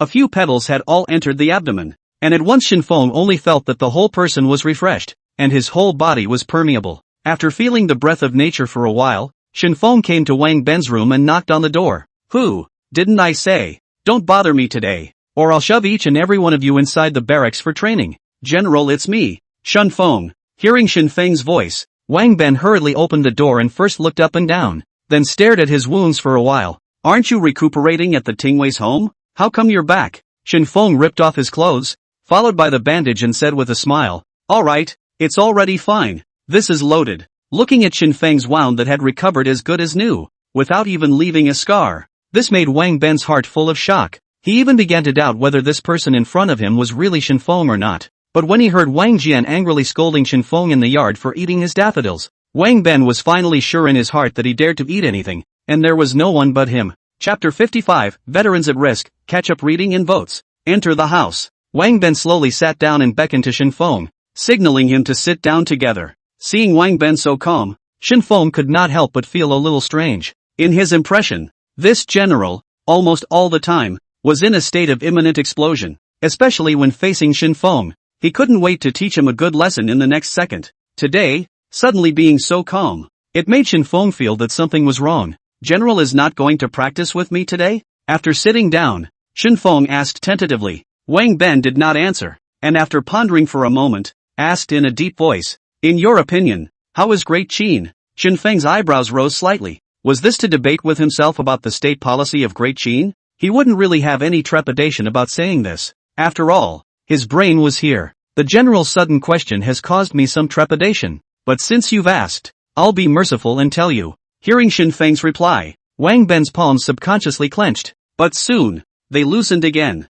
forcing a smile on his face. He was really afraid that he couldn't help but punch over. The boy is at it again. Nowadays, Great Qin is like a ship that keeps moving forward in the middle of a big river, and neither heaven's time nor earth's favorable conditions are on Great Qin's side. The most important priority right now is to stabilize Great Qin internally first, and then think of ways to deal with Great Qin externally after that. Although the 6 kingdoms have all been destroyed, the king was too kind and did not clear up these remnants, which, in my opinion, may be a kind of hidden danger. And if one day these remnants resurface, I'm afraid that Qin will surely be overthrown. Although the words were not much, and there were not too many esoteric words, but the sentences were in place, and every word was deeply rooted in Wang Ben's heart. In fact, it wasn't just Shen Feng. Everyone thought so. Of course, there were some who felt that the great king's move was a sign of heaven's goodness, so he spared their lives, but this was not child's play after all. Though a mayfly cannot shake a tree, what if there are more? There are not a few people in the world who hate and resent Qin.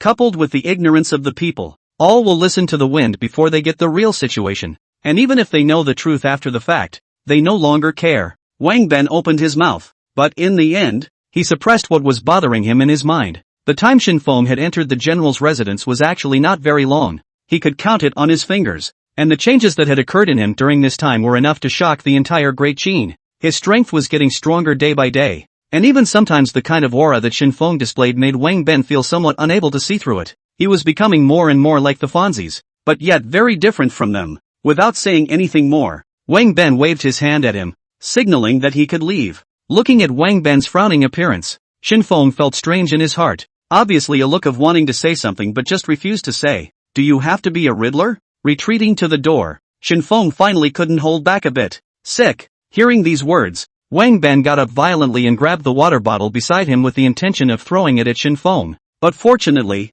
Shen Feng's speed was fast enough, and after cursing these words, he directly slipped away. Also not long after Shen Feng left, Wang Jian walked in with a kettle. Looking at Wang Ben who was full of sorrow, Wang Jian couldn't help but say, "What? You didn't tell him that the king is preparing to send people to the overseas immortal islands, including those veterans?" Wang Ben bowed his head. He didn't know how to tell Shen Feng about this matter. In his opinion, Shen Feng was very different from them in both his demeanor and his thoughts and ideas. The reason why I brought him back was that I knew that it would be difficult to control such a person, and that if he stayed in the military, there would be only one thing that would happen: violating the military law and ultimately being put to death. He saw that Shen Feng was an orphan, plus the fact that Great Qin was about to unify the world at that time, so with a good thought in his heart, he brought him back. But now he couldn't help but begin to have doubts in his mind about the choice he had made in the first place. He didn't know what kind of situation he would bring to Great Qin, and the general's house, if he did this. Once Shen Feng knew that those old brothers of his were about to be dispatched overseas to the immortal island by the Great King,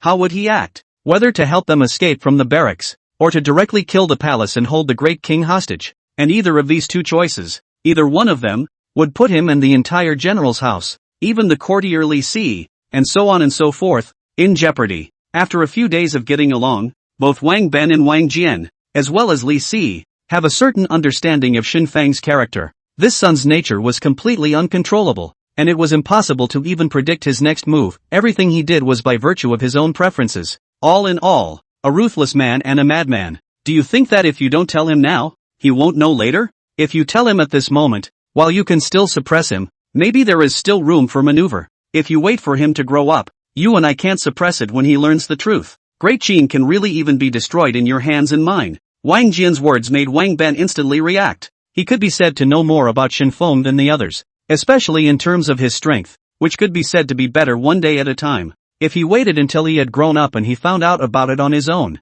he would be in big trouble then. Wang Ben just wanted to chase out, but Wang Jian reached out and stopped again. You can't say anything about this matter, and I can't say anything about it either. But you can let the court captain do something on your behalf. After all, he is Shen Feng's teacher. Shen Feng is an orphan and has never felt affection, so I think he should have enjoyed these past few days at the Ting lieutenant's home. And if the Ting lieutenant is willing to help him enlighten him, it might be more effective than if we went. After saying that, Wang Jian stood up with his water bottle, looked at Wang Ben, and then at the flowers and plants in the yard, and snorted. In the eyes of the onlookers, you and I, father and son, are all just a bunch of martial artists, a bunch of roughnecks, and even the old man himself has never imagined that he would be so attached to a little crazy person, and even feel more important than I am to return to my hometown. After Wang Jian left, Wang Ben subconsciously rolled his eyes. That being said, if Shen Feng really goes crazy in the future, in the end, the ones who really suffer are still those of us who have the deepest relationship with him,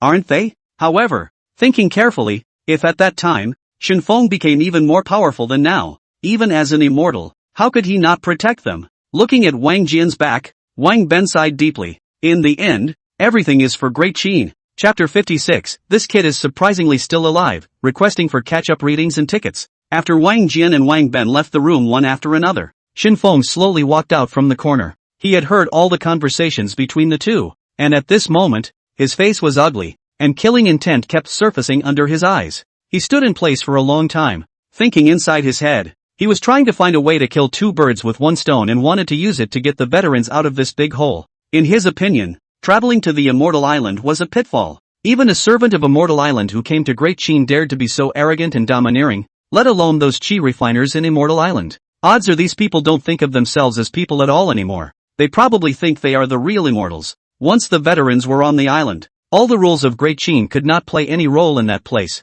and once all was not right, there was a high probability that they would fall into a place of no return. He decided that he was going to report it. Wang Ben had just gone out in front of him, and Shen Feng followed along and left the general's residence. The gates of Xianyang city were open these days, and the inspection of comings and goings was not particularly strict. Plus, his dress was not bad, and the guards at the city gates would not easily stop him. The army has long since left Xianyang for the Tian camp, and the distance from Xianyang city is not too far, and it will only take half a day if you ride a horse. And along the way, it was just as well to look around for any spiritual herbs and immortal medicines with words. I have to say, this gourd around the waist is really too much to eat. The medium chi refining dan that I ate in the morning was propped up by one person, one bird, and one gourd at that time. And at this time, the little gold finch was still refining the spiritual chi in his arms, and Shen Feng's stomach was still slightly bulging, while the gourd had long ago absorbed all the spiritual chi, and now it was starting to draw on the spiritual chi in Shen Feng's body again. It was good that he still had the rice cake gifted by his master's wife in his arms, or else he was afraid that he would have to die of aura depletion before he could search for spiritual herbs and immortal medicines. This packet of rice cake, at the very least, could support a round trip, and of course along the way, Shen Feng had found quite a few grasses with spiritual chi, but because of the cold weather and the winter months, it was more or less difficult to find more. Reese's little house. Lord Courtier, this matter you must persuade Shen Feng. You also know that this kid and I have always been able to move our hands and definitely not our mouths. He doesn't always listen to anyone else, but he will take your words to heart. Li Si sipped his tea, and the teacup was steeped with the god-nourishing herb given by Shen Feng. Don't say. It's really a pity that this kid doesn't go to be a healer. If he does, I'm afraid that the medical family will have to round up this small courtyard of his and scold him. General, don't be in a hurry. This matter needs to be discussed in the long run. After all, the Great King also said that going out to the sea to search for the immortals will also have to wait until after the beginning of spring,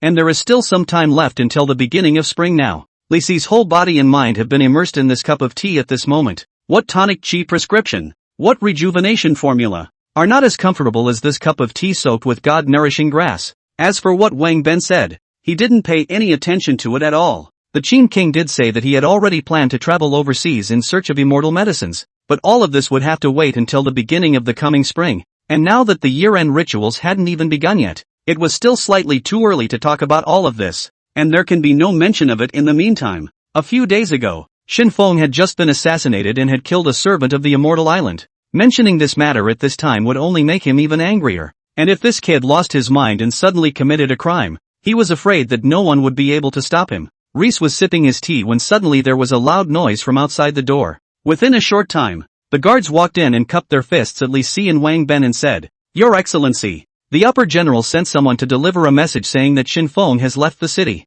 Out of town? Wang Ben froze. What was he doing out of the city at this hour? Didn't he go back to his room? Why are you suddenly out of town? Crap. Seemingly thinking of something, Wang Ben hurriedly got up. This kid must have overheard my conversation with father, and now he must be running towards the Tian camp. Breaking into the barracks, that's a big crime. If you know, maybe it's better. If you don't, it's very likely that you'll be taken down directly as a spy. Once he heard this, Li Si could no longer sit still. Although this kid was no good, but after all, he was also his only disciple. Walk. Let's hurry to Tian camp. Li Si hurriedly put down his teacup and pulled Wang Ben with the intention of going out. Wang Ben was a little confused by his pull. Just now was not still a light-hearted look. How so a moment on the rush? Li Si was really anxious. The reason why he wasn't anxious just now was entirely because he thought that Shen Feng didn't know about this at all. Since he didn't know, he was naturally in no hurry. But now I heard that he had left the city, so he must have gone in the direction of the Tian camp.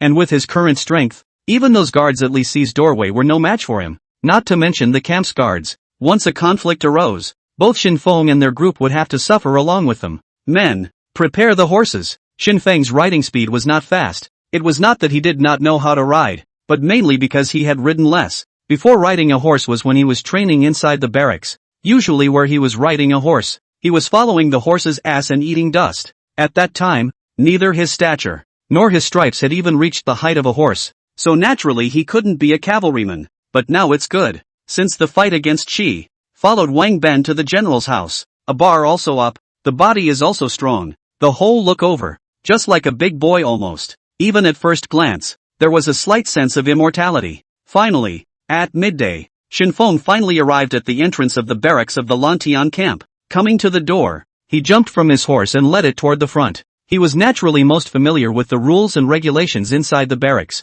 Within the first 100 paces of entering the barracks, one must dismount, and no one is to approach easily unless it is an emergency. Standing at the gate of the camp, he raised his head to look at the soldiers on the sentry post and shouted, "Brothers, do me a favor, I'm looking for Lao San of the former army." An old soldier. The soldier at the sentry post glanced down at him with a frown on his face and said, "Important place for military affairs. No one is allowed to approach. Get out of the way." Shen Feng was a bit helpless, waving his hands and said, "Brother, I was in here before, and then I was taken away by General Wang Ben, and today I came back to see these old brothers, so please do me a favor and let me go in to have a look. If you can't, you can ask them to come out and see me. I just want to talk to them." The sentry remained unmoved. What was a sentry? It was in charge of people like Shen Feng who wanted to get close to the barracks for a messy reason. He naturally will not easily leave. Not only that, the crossbow in his hand, but also has long been aimed at Shen Feng. As long as Shen Feng steps forward again,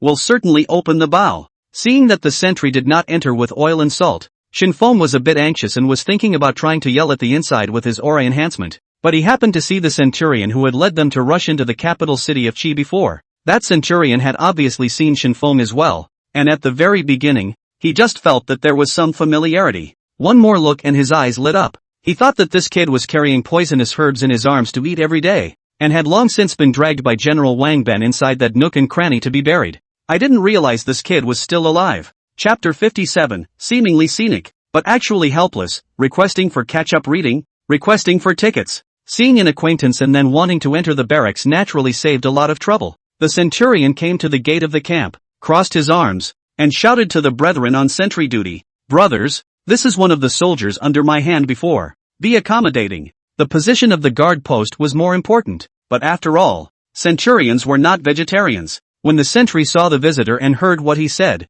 he naturally stopped stopping him. The centurion smiled and came to Shen Feng's front, first looked up and down, then patted his shoulder and said with a smile, "Not bad. It's only been a few days since I've seen you. It's like you've changed into a different person. Your size seems to have grown up, and this little body is also much stronger. Could it be that he stole some good food in the general's residence and was whisked back by the general?" The centurion looked around and came to Shen Feng's ear to ask softly. Shen Feng laughed and shook his head. "Your honor is joking. What can there be to eat in the general's residence? It's either fists or knives, and if you get him in a bad mood, you don't even get to eat." The centurion smiled and didn't say anything. How could he be treated like that when he was able to get the general's attention and had brought him back home? But listening to the tone of this kid's speech right now, he seems to have a good relationship with General Wang Ben. "Come on, I'll take you in. You don't know, ever since you were taken away by the general, those old soldiers have been talking about you in their mouths every day. It's just as well that there's nothing to do today, so you can go and see them too, and I'll go and get you some wine, and on the thousand husbandman's side, I'll go and talk to him." Returning to the barracks, Shen Feng was like returning to his home. But walking around the barracks in such a dress would always attract a group of strange gazes. All the time when he arrived in front of that tent, Shen Feng was just about to lift the curtain and walk in when he heard a familiar voice coming from the tent. "Old three, didn't you say you were planning to get out of the army and go home to bring up your children? I think you'd better go and say so before it's too late. If you wait until spring, you won't be able to leave if you want to." It didn't take long for Lao San's voice to come through. Originally, I was planning to get discharged and go home to bring up my children. But in the first 2 days, news came from above that if I joined that flotilla, I'd get a large reward. This money is enough for my large family to rebuild their house and live a good life. Lao San's tone was agitated, a hint of helplessness in his agitation, and a hint of reluctance at the same time. After coming back from Lindsay, he hadn't been back home yet, and hadn't let his daughter, who could already speak, call her father. Ugh, if only I could have been chosen too. But the centurion said it had to be a good swimmer. It's just a shame I'm a dry duck. Lao San, don't say I didn't warn you. Such a large sum of money may seem like a reward, but it could also be a settling fee, with no return. Inside the army tent, the talking gradually stopped. In the military for so many years, small and large things these veterans have experienced. What kind of mission? What kind of action? They only need to listen to the people above them to say a word. They know the next is life or death. If it was just a waste of life, Lao San said nothing about getting involved, and might have returned home before he was named. But with such a reward, he had to be moved. After so many years in the army, it is hoped that one day to be able to get ahead. Even if you cannot be a general, at least mix a centurion as. But after being in the army for a long time, he realized the truth that only by being a pawn, this little life is the easiest to save. At the same time, this idea, too, completely cut off his hopes of promotion. After so many years of being a pawn, some of his colleagues have already been promoted, and some have even become 1,000 captains, while he is still just a pawn. But none of those who got promoted outlived him. Originally, he was planning to return home from the army, bring up his children at home, take care of his parents and then spend time with his wife. But when he got the news, his heart to quit the army disappeared in an instant. He needed this reward, and he needed to use it to bring good times to his family. Even if his wife remarried and his children changed their surnames, at least he had done what a man should do, and he would not regret it. Outside the account, Shen Feng slowly lowered his hand that was ready to pull open the curtain. Having spent a lot of time with these veterans, he naturally understood their personalities, especially Lao San, except on the battlefield. Off the battlefield he is a very ordinary and honest man. Unlike Shen Feng's thoughts, their thoughts were fixed. In their view, either killing people on the battlefield or making achievements. Other than that, any windfall was a burden. In fact, Shen Feng had come here in order to try to secretly take away those veterans who had been added to the list. But now it seems that the only one who has been added to the list is the oldest. Because of the people he knew well, only Lao San had the best water skills. As for the others, even if they wanted to join the list, I'm afraid it would be difficult for them to be selected because none of them can water. If it was just one man, he could probably easily escape the barracks with him. But what about the consequences? Leaving the camp privately without reporting would be dealt with as desertion. Not to mention that Lao San had been added to the list, and it was thought that the family had already received this reward. If he were to flee the barracks again under these circumstances, then his family, all of them, would be implicated as a result. If, after learning that it was Shen Feng who left with Lao San, Li Si, Wang Ben and Wang Jian, all will be implicated. Even though they are all in official positions, they are still subject to disciplinary action. Sitting outside the tent, Shen Feng looked slightly dumbfounded. Or this is the meaning of pulling one hair and moving the whole body. Within a short time, the centurion had already trotted all the way over holding the wine jar, and seeing Shen Feng sitting outside the army tent, he slightly froze, then shouted inside the tent, "How come there's no one to come out and give a hand?" The people in the tent also rushed out when they heard the centurion's voice. Seeing the wine altar held in the centurion's hand, the crowd burst into laughter. But when they saw Shen Feng sitting in front of the tent, they all stopped laughing again. This back, they were too familiar with it, but the clothes it was wearing made them a little hesitant to act rashly. Lao San, as a veteran soldier in the barracks, naturally had more guts than the others, and he first sized up Shen Feng behind him. After having a general confirmation in his mind, he quickly walked to the front again, and at the first glance of his face, he burst out laughing, and then greeted the crowd. Seeing Lao San's action, the crowd also became excited, and all of them directly rushed towards Shen Feng, lifting him up high with one hand. "Little, I thought you would disown us after you followed the general. Do you remember when you first entered the barracks? Your uniform was sewn for you by my old man, stitch by stitch." Chapter 58, Every man has his own destiny, request for catch-up reading, request for tickets, and me, you guapi, when you had a fever, it was I who went and boiled hot water for you. Do you remember the groundnuts I stole for you when you didn't have enough to eat? Little, now that you've grown up, you don't recognize us as godfathers. The veterans' mouths were more damaged than one another, but to Shen Feng's ears, they sounded so kind. Unlike following Li Si, and when he was in the general's residence, it was here that Shen Feng felt the most at ease. The wine altar had been opened, and the aroma of the wine spread throughout the military tent. On the side of the thousand master, the centurion has already greeted, and now the army is resting. Even if it is a couple of sips, it will not say anything more, and even if it is seen, then it is also turning a blind eye. What kind of industry is it? Only those who have been in that line of work can understand how much heartache there is in it. Coupled with the fact that Shen Feng's identity nowadays was already very different, the chief of thousands naturally would not make a fool of himself. All the military tents were almost silent. Those who rested rested. Those who napped napped. Only the place where Shen Feng was the most lively. The veterans said one thing from the east and one thing from the west about the embarrassing things that Shen Feng used to do, and every time one of them finished, the other one followed closely. In their eyes, Shen Feng was not only their little brother, but more, as a relative. In the course of a noon hour, several altars full of wine were just drunk clean by their group, but for Shen Feng, these wines were just rinsing his mouth, and it was still a bit difficult to get him drunk. Coming outside the military tent, Shen Feng greatly stretched his waist, hiccuped, and sat on the ground, and inside his mind, he was still pondering how he could get Lao San off the list of those who went to sea. That was the sole purpose of his visit. Just as he was thinking, a clamor suddenly came from the entrance of the camp, and Shen Feng just wanted to get up to see what was going on, when he heard Wang Ben's voice coming from outside the camp. Shen Feng, little, I know you're here, come out quickly. Hearing Wang Ben's roar, Shen Feng subconsciously shivered and knew without thinking that he must have gotten the news that he had left the city.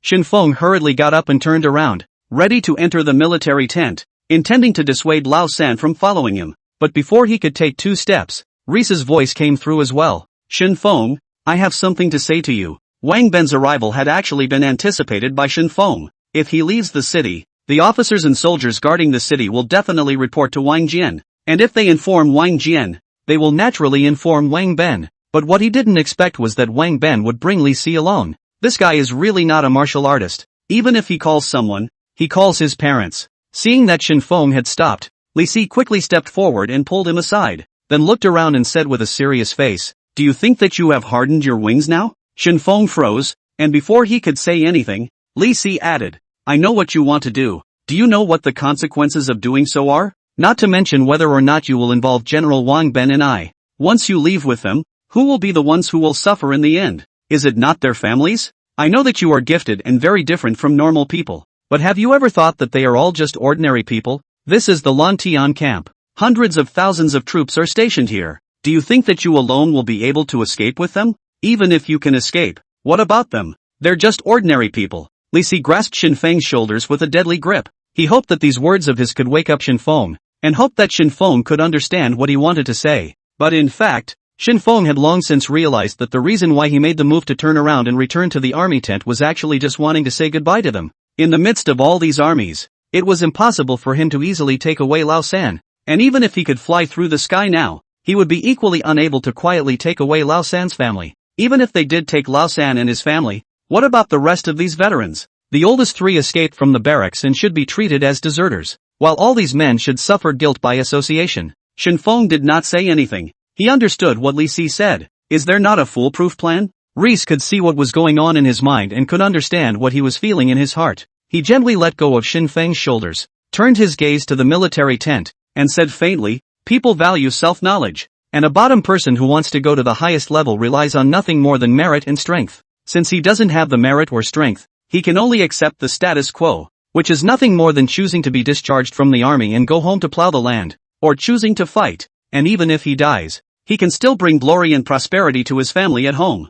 I know you're an orphan, unattached and unsupported in this world, but he's not. He's got his own people, he's got his own family, and he'd give anything for them. Your thoughts, my child, are too childish, too simple, and not everyone is as fortunate as you are. And, there's still some time before we're out to sea. After saying this, Reese winked at him. Shen Feng didn't say anything. He knew that he thought a lot of things a little too simple, but he should always help. Arriving in front of Wang Ben, Shen Feng bowed his head slightly and said softly, General also asks you to help me pass these things to him. Seeing Shen Feng's appearance, the anger in Wang Ben's heart also instantly dissipated a large part of it. Receiving the parcel handed over by Shen Feng again, he was about to have someone send it in to Lao San when he heard Shen Feng say softly, the sheep dung eggs in this can replenish qi and blood, and taking it in a moment of crisis can save one's life. There are also some grasses in here. Although they look poisonous, they can strengthen the body. Take them once a day at the most. Eat them all and make sure that his flesh can reach the level where swords and knives can't penetrate him. And all these wild fruits that can be used to save your life. Every time Shen Feng said a sentence, Wang Ben's hand trembled. When he looked at Shen Feng again, his eyes were suddenly filled with sultriness. At least he had lived in the general's residence for so long. But this kid hadn't given himself anything. It was rumored outside that Shen Feng was Wang Ben's illegitimate son. But now it seemed that this one called Lao San was his real father. What the? Is Godfather that unpopular? Shen Feng left and followed Li Si's carriage together to leave the Lantian camp. He did not go to the military tent to say goodbye to Lao San and them. As Li Si said, people have their own destinies, and forcibly reversing the destiny of others may not ultimately bring about what they want, and perhaps implicate many innocent people. And after he left, the oldest three and the others all walked out. As veterans, a mere altar of wine would not easily intoxicate them. As the person who had taken care of Shen Feng for the longest period of time, Lao San came to Wang Ben with a stiff upper lip. General, this kid is good at everything, just a bit stubborn sometimes, and his brain doesn't work very well, so please forgive me. General, Wang Ben glanced at him, and then glanced at the package in his hand, and after a long time, he sighed softly and said, this is what Shen Feng asked me to pass on to you, keep it well. The things in here can all be able to save your life. If it wasn't for Shen Feng asking him to pass them on, he would have really wanted to keep them for himself. Except, of course, for those sheep's balls. Chapter 59, coming for the gourd, requesting for catch-up reading and tickets. On the way back to Xianyang, Shen Feng had been silent. By all rights, he should be unattached, focusing only on immortality and caring only about himself. But he couldn't do it. Everlasting life was still too far away for the current him. Even though he had already thumbed his foot into the door of everlasting life, it was completely impossible to cut off all emotions related to himself. On the side, Li Si had also been paying attention to Shen Feng's emotional state. It could be seen that although there was some dissatisfaction, it hadn't reached that state of wanting to explode, and it was obvious that all those words he had said, Shen Feng had listened to them.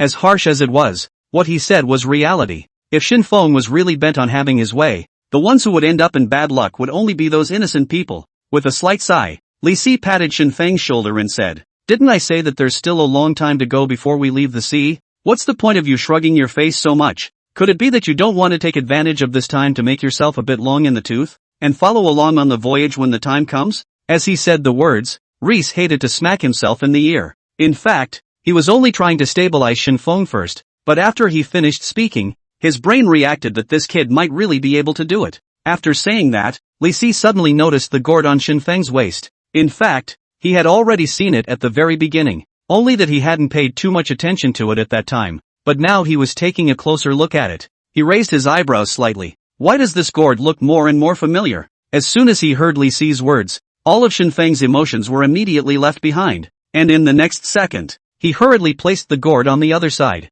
then looked to Reese and hemmed and hawed. The corner of Li Si's mouth turned up slightly, and he was just about to say something when the horseman driving suddenly turned around and said, Sir, there are people stopping the car in front. When Li Si heard this, he said lightly, if he is a refugee, give him some coins. If he is a robber, kill him. The person who can drive for Li Si is naturally not an ordinary person, and these guards beside Li Si, almost all of them are from the palace, and each of them is also an expert. However, what Li Si didn't expect was that the coachman had just stepped out of the carriage and was about to go forward to interrogate him when he heard a loud voice coming from the front. Among the carriages, is it the Great Qin Li Si? The voice was loud and powerful, and in the hearing of ordinary people, there was nothing wrong with it, and at most, they thought that the other party should be an expert with deep internal strength. However, in Shen Feng's ears, it was completely different. This voice, mixed with a trace of aura, obviously the other party is a cultivator. Thinking of this, Shen Feng subconsciously wanted to probe and take a look.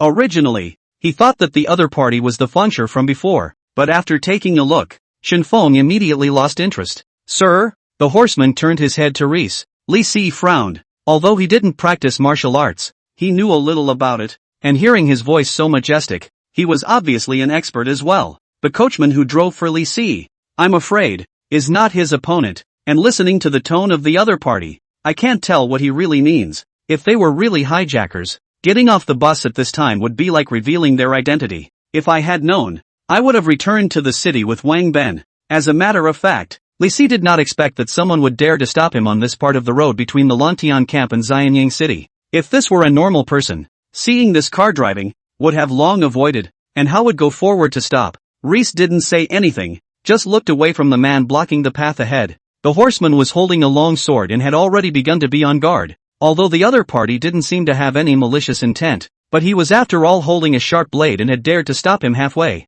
so it was obvious that he was coming from a bad place. If your excellency is de Qin Li Si, please also meet me in person. I am from overseas. Hearing this, Reese instantly realized. The other party said that they were from overseas, so naturally they were from the same overseas immortal islands as the two Fengshi from before, except that what Li Si didn't expect was that they would send someone to come at this time. According to what the king of Qin had said, they shouldn't have come at this time, and even if they did, they shouldn't have come directly to see themselves, but rather waited for the king's edict, and then went directly to meet the king afterward. Just as Reese was still contemplating, the other party suddenly came over in the direction where the carriage was. In the eyes of the onlookers, his speed was extremely fast, and in just a blink of an eye, he arrived in front of the carriage, and even after reaching it, he didn't even breathe a single breath. However, in Shen Feng's eyes, he vaguely saw that a huge aura wrapped him up and then carried him directly to the crowd. This scene couldn't help but make Shen Feng grip the gourd in his hand tightly. He couldn't even resist asking Baby to turn around.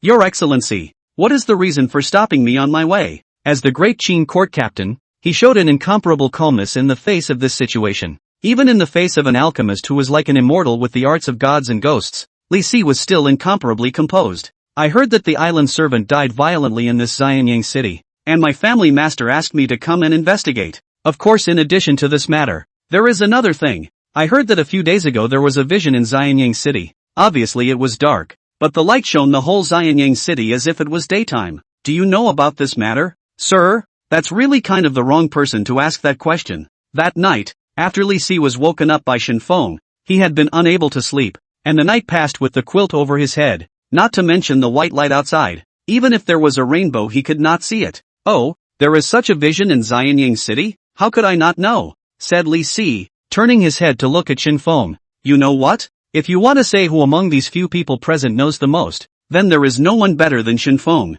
After all, he was the one who made that vision. That night happened to be the night that the immortal beheading flying dagger was refined, and it was only normal for a vision to appear. Only what Shen Feng did not expect was that overseas was at least 1,000 miles away from Xianyang, and someone on Immortal Island had even noticed it. Contemplating for a moment, Shen Feng replied indifferently, Disciple has been unwell in recent days, coupled with the dizziness of reading during the day. I can't help but want to sleep at night, and I don't know much about this matter. Reese sniffed and couldn't help but look at him a few more times. Reading during the day? If this was put on someone else's body, he might still believe it, but if it was put on Shen Feng's body, he wouldn't believe it even if he was cut off at the waist. The kid hadn't been properly read, let alone read his head off, since he'd arrived at his little compound. However, from these words, Li Si had guessed something, and it was obvious that this vision definitely had nothing to do with Shen Feng. But who made him his disciple? Harboring is fine. No one knows the truth of the matter anyway. Your Excellency is a person from outside the party.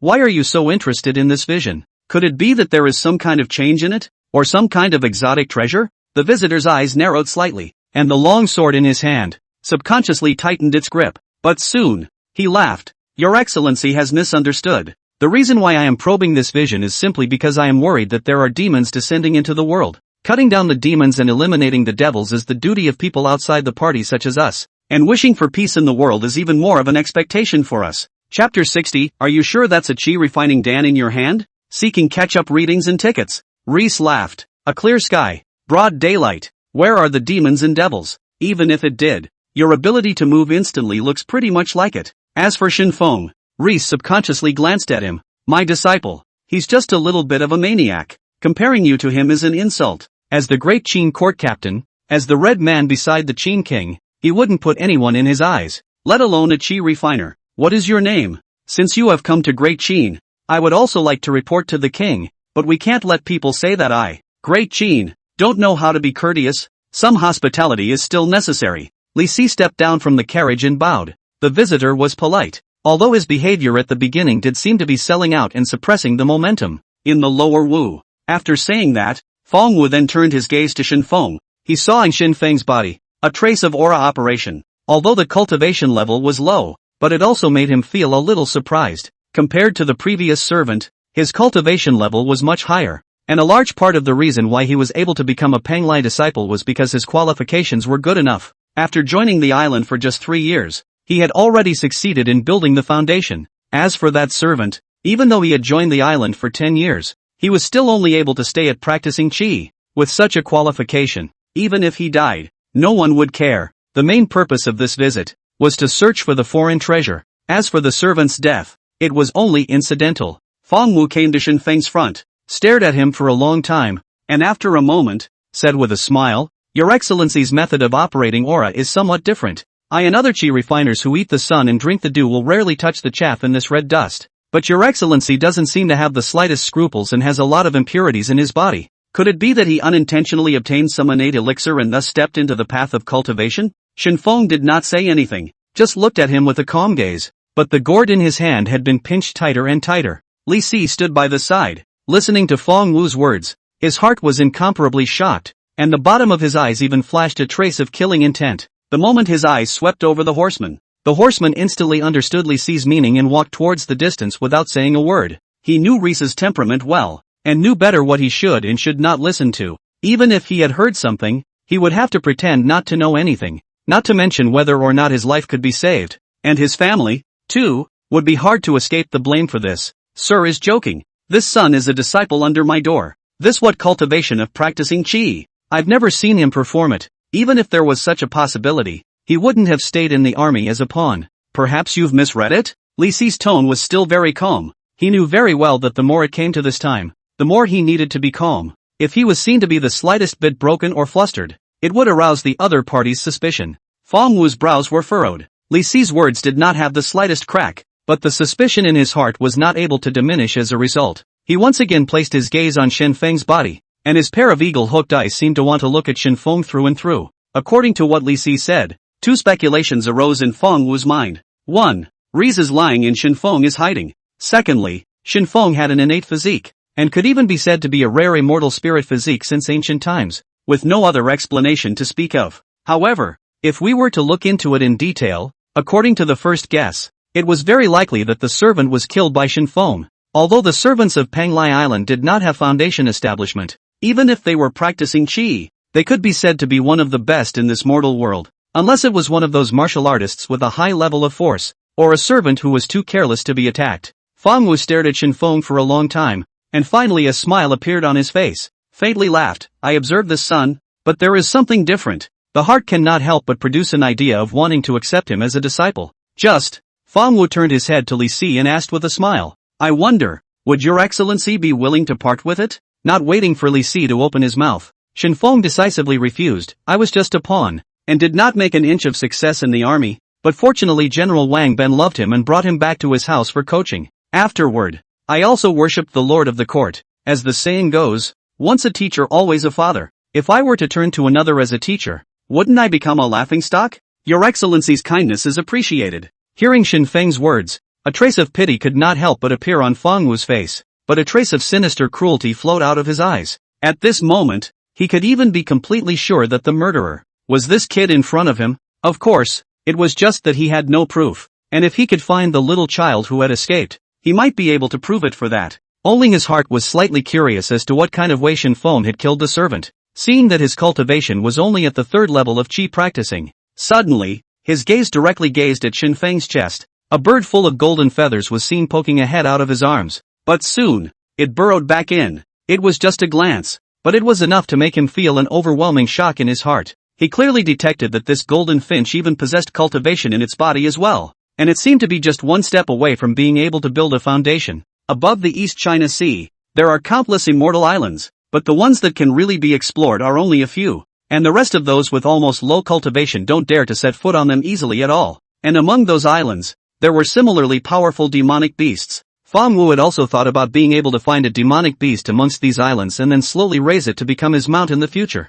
But in the end, it was all to no avail. But right now, isn't this a ready-made one? Feng Wu's breathing slightly became a bit rapid. Originally he was still dissatisfied with coming to Great Qin, but now, he only felt that he had unparalleled luck. Shen Feng quietly watched Feng Wu's facial expression change. Whether it was the greed in his eyes or the hint of eagerness on his face, he clearly saw it in his eyes. Feng Wu obviously also realized that he was a bit too hasty, and in order to ease the atmosphere, he smiled lightly and put his long sword behind his back, and then immediately took out an elixir from his pocket and handed it to Shen Feng. This is the Qi refining pill. Although I don't know where you learned the method of operating the aura from, it is of great benefit to you, and can bring your cultivation to the next level. Looking at the Qi refining Dan that Feng Wu handed over, Shen Feng could not help but raise his eyebrows slightly. Bone erosion Dan, after consumption, will gradually corrode the body aura, and ultimately turned into a handful of yellow earth. Under the refining of Qi, the consumption of certain death, not delicious.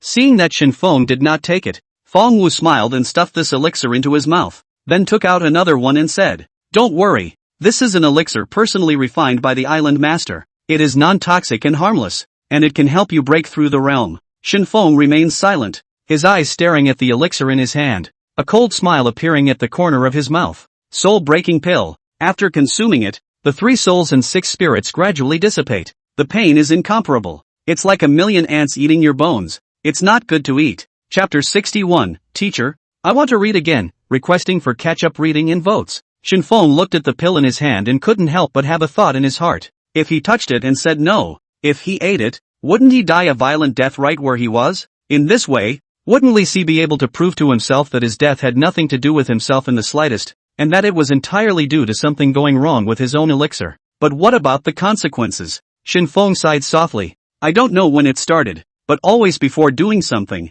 the voice of Reese always appeared inside my head. Although Reese had never taught him anything, there were certain things that he had said and done that had influenced him greatly. Even in some aspects, Shen Feng had begun to slowly lean towards his kind of thoughts. Li Si obviously saw that Shen Feng did not intend to take his elixir, and after thinking for a moment, he directly stood in front of Shen Feng's body, shielding Feng Wu's gaze. Your Excellency's divine speed, why don't you go back to the city first, and when you arrive, find a place to settle down and rest first, and when I return to the city and things are properly handled, I'll go ahead and look for you and bring you to meet His Majesty. What do you think? Feng Wu glanced at Li Si, and although he was a little annoyed in his heart, he couldn't say anything else. Before he came, his senior brothers had specifically instructed him that despite his foundation establishment cultivation, there were also capable people in Great Qin, especially those generals who had killed countless people on the battlefield could not be easily offended. These people have a lot of blood debts, but also carry uncountable evil spirits and ghosts. Although these people have hurt the peace of heaven,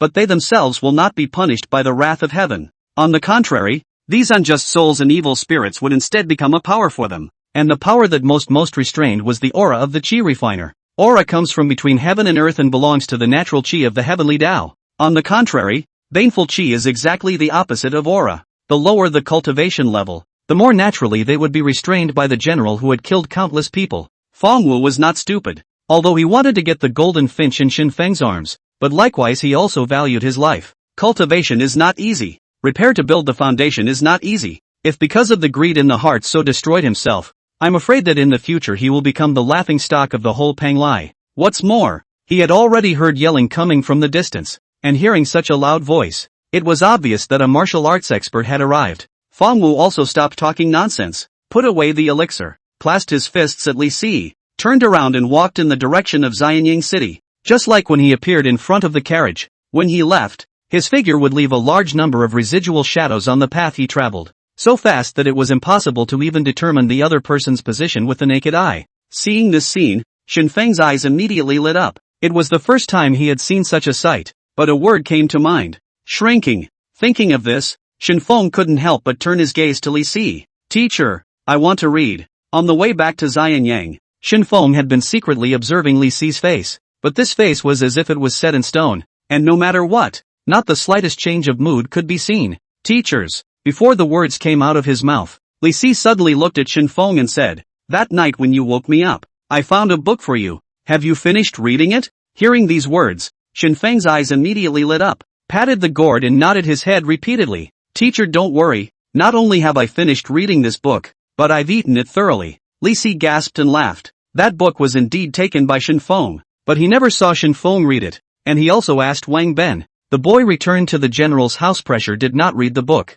Did not even pick up the book. You call that done? You call that eating it up? Li Si held back the anger in his heart and forced out a hint of a smile as he asked, then why don't you tell me what the contents of the book are? Shen Feng patted the gourd again, and also picked up the gourd and waved it twice in front of Li Si, and said with a smile, Teacher, don't worry, disciple absolutely finished reading, just that you have to let me say what the content of this is. Then I can only do this, said Shen Feng once again tapped the gourd. Reese is really getting a little pissed off. Why don't you just talk? What do you mean? Shoot the gourd? Are you thinking that this gourd was originally mine? Mistaking him for me, and intending to use it to knock me around? Seeing that Li Si will not be able to hold his fire, a sudden sound of hoofbeats came from the side of the frame. Lifting the curtain to see, it turned out to be that Wang Ben had already chased up. Wang Ben obviously also noticed Li Si's gloomy face, and looking at Shen Feng's awkward smile, Wang Ben couldn't help but raise his eyebrows slightly. Once a teacher, always a teacher? This master doesn't seem to be a very good one.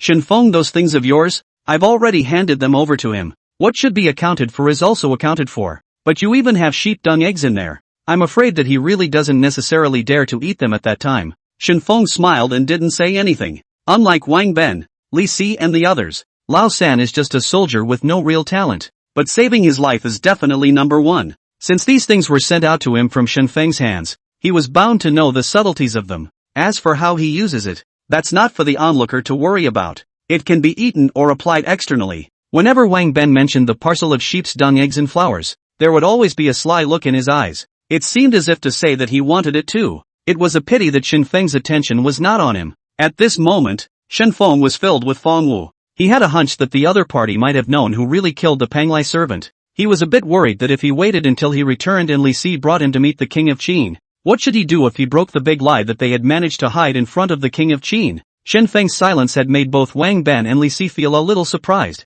and this was the first time they had seen Shen Feng thinking so seriously. The two of them glanced at each other, and they couldn't help but both smile, and an expression of relief appeared on their faces. But next, Shen Feng's words caused their relief to instantly vanish, and their smiles directly froze. I feel that he has already guessed that it was me who killed the Penglai servant, and if he is allowed to meet the Great King face to face, I am afraid that he will only talk through it. And then, Shen Feng did not continue. The faces of Li Si and Wang Ben also slowly changed from smiles to horror. How are you sure he knows that you killed the servant? Reese grabbed his arm as soon as he could, and a dense cold sweat had even begun to seep from his forehead. The king didn't know exactly who had killed the servant, and he didn't care, but what he did care about was the relationship between Great Qin and Immortal Island. If he offended the entire Immortal Island because of Shen Feng alone, it was not a cost-effective deal for him. Not to mention that King Qin had never seen what kind of talent Shen Feng had. Once Feng Wu poked this matter in the middle of the Great Hall, then the person who suffered might not be the only one.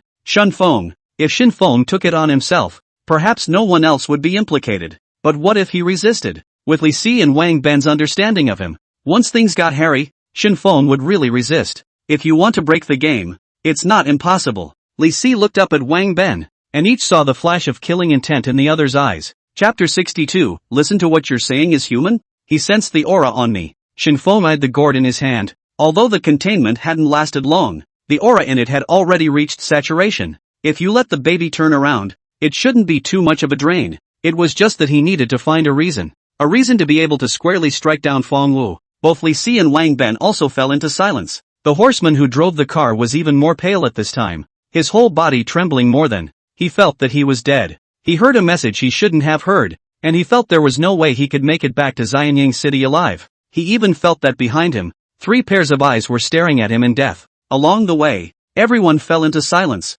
and inside everyone's head was thinking about how to get through this calamity. Suddenly, Wang Ben spoke up. How about this? I'll leave my men to dispose of him tonight, lest there be any more trouble. Li Si glanced at him. To say that this kind of thing still rely on the civil officials, the military generals, although courageous and resourceful, but the brain is not active enough. If Feng Wu also died in Xianyang City, it would be like completely tearing his face off with Immortal Island, and it would really end badly. If the immortals are really like what the Great King said, and the overseas immortals descend on Great Qin, the entire Xianyang City may be subjected to an unmitigated disaster. Li Si frowned and pondered for a long time, then gently exhaled and said, there is no harm in returning to the city. I reckon that it is already dark, and bringing a foreign guest to meet the Great King at dark is not in accordance with the etiquette, and it is a kind of disrespect to that she alchemist. So it's only until after dawn that you can enter the palace. Find a way to lure him out of the city this night, then kill him not far from Xianyang City. And as for the murderer, let that little boy carry him. He's already got one life on his back anyway. He doesn't care about another, only the strength of the other party. It seems that it is not below General Wang Ben. Perhaps it is also necessary for the upper general to make a move. You see. Li Si frowned and looked at Wang Ben. Wang Ben slightly hesitated. It is not that he does not want to go to invite Wang Jian, but Wang Jian has recently been raising flowers and planting grass, and he is also old. If he does it, I am afraid that it will hurt his fundamentals. Once something goes wrong, Li Si sighed slightly. He naturally knew what Wang Ben was worried about, but the situation was urgent, and other than that, he could no longer think of a better way. General! Li Si stared at Wang Ben and growled lowly. Wang Ben clenched his fists and finally gritted his teeth and said, "Good. I will leave first and inform my father to get ready." When Wang Ben left, Li Si let out a deep breath and looked at Shen Feng again, only to find that the kid was still looking down and touching his gourd. Seeing his appearance, Li Si could not help but feel a burst of annoyance in his heart, but when he saw the seriousness of Shen Feng's face and the kind of viciousness that flowed under his eyes, he could not help but furrow his brows again. What does this kid want? On this journey, Shen Feng did not even continue to clamor for books to read. If it was usual, Li Si would still be happy that his book was not chewed by the dog, but today, it made him vaguely a little uneasy. But on second thought, with Feng Wu's kind of strength and cultivation, if he wanted to cut him down without a sound, it would require the Wang family father and son to join forces. So how could Shen Feng do it? What's more, Shen Feng wasn't even a match for Wang Ben. Entering the city, Li Si then sent Shen Feng back to the general's residence at the first time, and after having a secret talk with the Wang family's father and son for a while in the secret room of the residence, he left directly. When he left, Li Si also took a special look at Shen Feng's room. He saw that the light was on inside the house, and under the illumination of the light, Shen Feng was holding a book and walking back and forth in front of the door. Seeing this scene, Li Si's heart, which was hanging in the air, slowly relaxed. As long as he doesn't move, tonight's plan should go smoothly.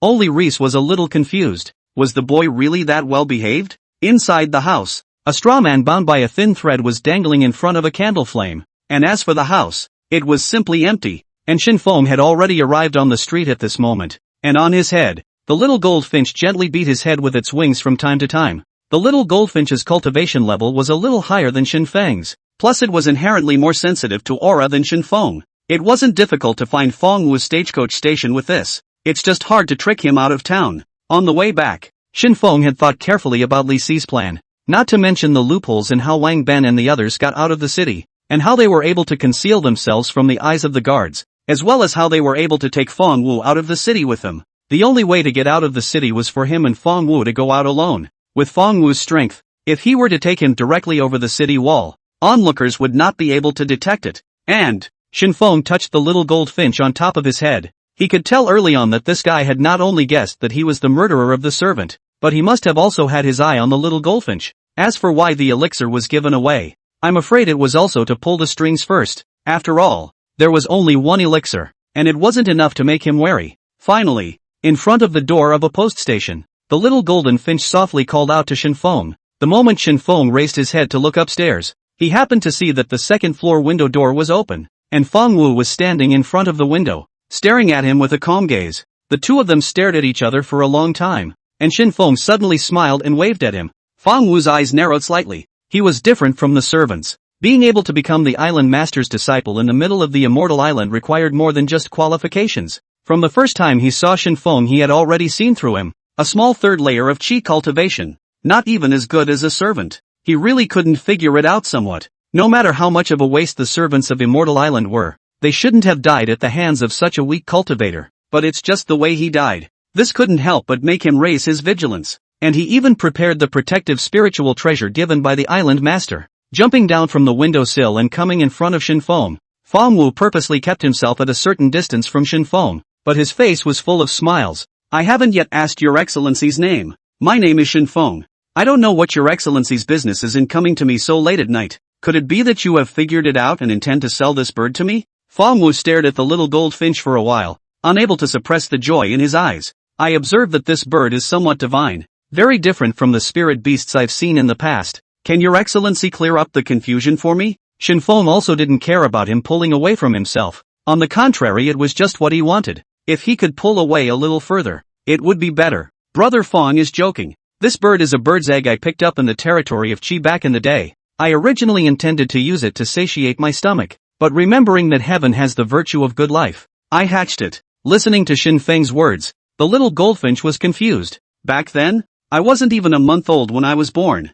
How is that the year? And heaven has good virtue. You are really talking nonsense with your eyes closed. Chapter 63. This gourd of mine can still hold treasures. In order to make the other party lower their guard against him, Shen Feng took the initiative to show a smiling face. From time to time, the little goldfinch was held in his hand as a way to get his attention. Feng Wu certainly didn't let his guard down that easily. Between the strength of this little golden finch and him, there was only a step away. Although it was only a step away, but spirit beasts were always a bit tougher than cultivators, especially those spirit beasts that specialized in physical body and cultivation. If they were in the same realm, they would not be a match for them at all. He did have the intention to take a good look at the goldfinch, but Shen Feng had been holding it in his hand and would occasionally shake it around, so there was no way to carefully survey it. Feng Wu was slightly anxious in his heart, but it was not good to directly go up and grab it. After all, there was still a big difference between what was in his mind and the servant's mind. Even if he wanted to make a move to seize it, it was unlikely that he would choose this kind of place.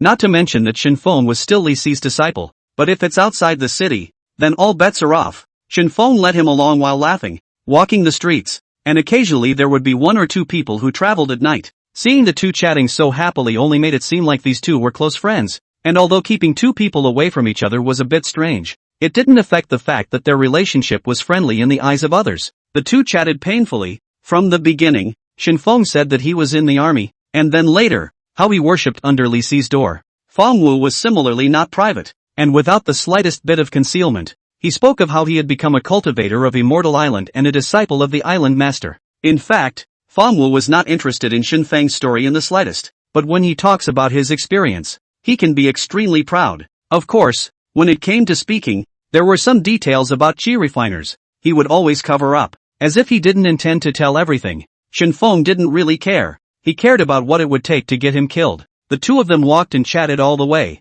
and as they chatted and chatted, they unknowingly came to the edge of the city wall. Looking at this high wall, Shen Feng suddenly spoke. This afternoon, I saw you move as if you were moving in an instant. Dare I ask, Brother Feng, what kind of divine ability spell was that? Feng Wu's eyebrows slightly upward. A faint smile said, in fact, it is not too big a skill. Only the island has rules. Any magic spells, cultivation method, are not allowed to spread out. Once discovered, Shen Feng froze, smiled, waved his hand and said, Brother misunderstood. I just want to say, with such a high wall, do you have a way to fly over it? Hearing these words, a light flashed faintly under Feng Wu's eyes. As a matter of fact, he had long been a bit impatient, especially with this kind of loose cultivator who didn't have any foundation. He could be said to be contemptuous from the bottom of his heart, but in the way of being in Xianyang, the other party was Li Si's disciple, and there was also the means by which Shen Feng was able to kill the servant, all reminding him to stay calm at all times. But now,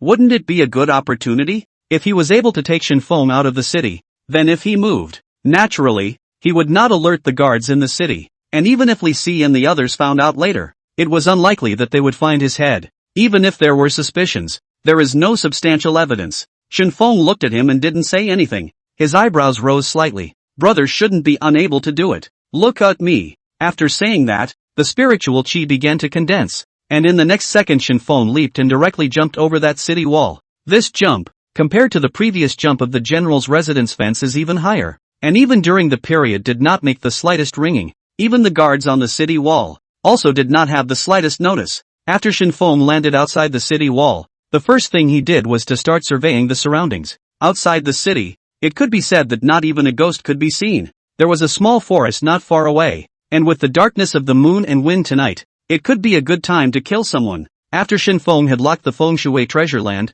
he was about to turn around to see if Feng Wu had followed him up yet, and the moment he looked up, he happened to see Feng Wu stepping on the longsword with his feet and slowly landing in front of him. This scene could make Shen Feng envious. Looking at the sword he stepped on under his feet, his expression almost didn't reveal what was in his heart. Perhaps sensing the thoughts in Shen Feng's heart, the gourd on his waist suddenly began to absorb a large amount of spiritual qi from Shen Feng's body. If it wasn't for Shen Feng's timely reaction, he might have just slumped to the ground and not moved. In order to maintain sufficient spiritual qi in his body, Shen Feng hurriedly took out a piece of rice cake from his bosom, then put it into his mouth and slowly savored it. Seeing that Feng Wu flew down, he also purposely took out another piece from his arms and said, "This is the rice cake made by my master's wife. It can be considered as the best delicacy on earth. Do you want to taste it?" As a qi refiner, he never ate these messy things. In his opinion, all these chaff would only affect his cultivation speed, not to mention the fact that there were grain-preventing pills on the island, as well as spirit fruits,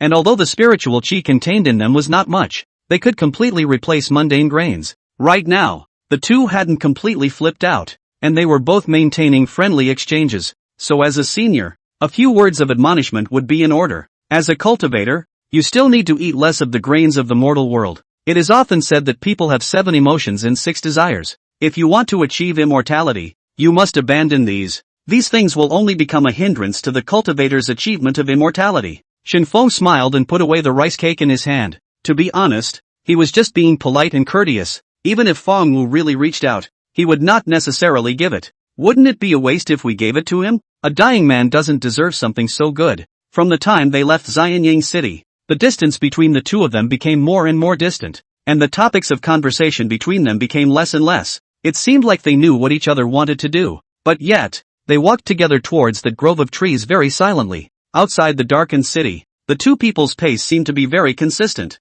and with each step, they would pause slightly for each other, their eyes constantly looking towards each other. In fact, in Feng Wu's opinion, he was completely sure that he could kill him with one blow, but a sense of uneasiness always arose in his heart when this thought arose. Before leaving the city, Feng Wu had carefully sized up Shen Feng, and even the gourd on his waist. He had stared at it several times. From his point of view, this person could be described as unthreatening. Not only did he not carry any weapons, he also could not see any traces of him having practiced spells. The only threat was the goldfinch on him. Although that goldfinch didn't seem to have a good relationship with Shen Feng, it was ultimately a force that couldn't be ignored. Finally, both of them stopped and stood face to face with each other, separated by a distance of only 10 paces. Although the smiles on each other's faces were still very gentle, both Feng Wu and Shen Feng had already tightened their grip on the sword hilt and gourd. Suddenly, Shen Feng smiled and picked up the gourd and said, "Brother Feng, look at this gourd of mine. Don't look inconspicuous. This is a good thing that my teacher carried with him when he walked the world.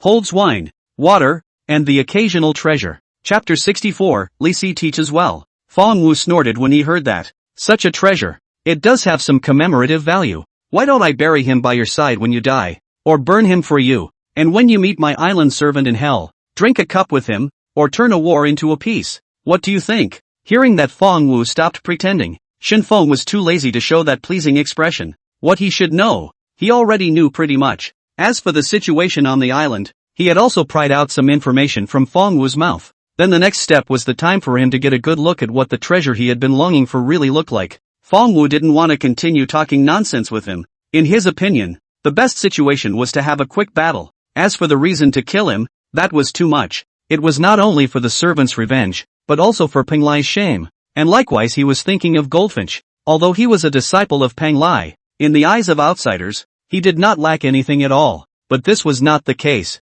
His cultivation level was not the highest on the island, and his qualifications were not considered the best. And the more this was the case, the more his cultivation resources were lacking. If you want to grow, you must go out of your way to seize all cultivation resources as far as the cost is concerned. As the saying goes, if you can die at the end of the day, how can you care about that? Feng Wu instantly raised his hand, and the moment he raised his hand, the long sword was sheathed, and then flew towards Shen Feng's neck at an extremely fast speed. A man and a bird, obviously had not yet reacted, and in fact they did not imagine that a long sword could even be used in such a way. Shen Feng knew something about this scene when he was faced with it, but no matter what, it was the first time he had seen it, and even when the long sword flew towards him, his mind flashed through the scene of himself being able to fly with a sword one day in the future. But soon, only after the little gold finches continued to beat his head with its wings did he raise the gourd in his hand and softly recite under his breath, "Please turn around, baby." As soon as the mantra was uttered, the spiritual qi in the body was instantly absorbed by the gourd.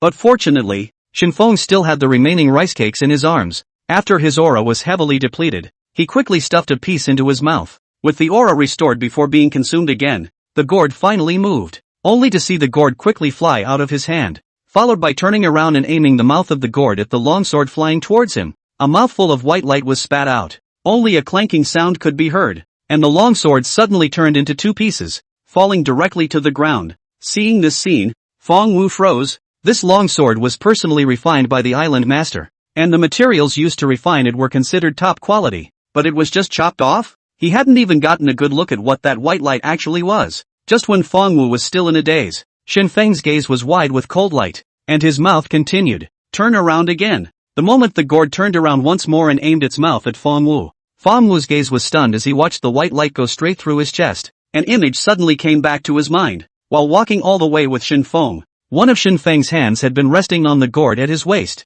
At first he didn't care about the move. He only thought he was a bit nervous. And as for the broken gourd, he never gave it a second thought. What can an old-looking gourd do? Fill the bottle? Fill it with water? Pretending to be a baby? Ha! It's kinda ing used for his babies. Blood slowly oozed out along the busted open chest, and as he watched Shen Feng slowly come to his front, he couldn't help but open his mouth and ask, "Is this the treasure?" Shen Feng didn't answer. He crouched down and said softly, "I've been in the army for many years. I'm not really good at charging into battle, but I'm very good at cutting off people's heads. Normally, it's hard to cut a person's head right off without a sharp weapon, but I have my ways. Why don't you answer me a question, and I might leave your body intact." Feng Wu's eyes had begun to be lax. His gaze crossed over Shen Feng to the sky and he muttered under his breath, "What's the problem? Rice Krispies want some?" Hearing Shen Feng's question, Feng Wu was slightly stunned and was just about to say something when Shen Feng suddenly stood up and said with a hefty smile, "No." Feng Wu died, and Shen Feng just stood next to him and watched him completely lose his breath.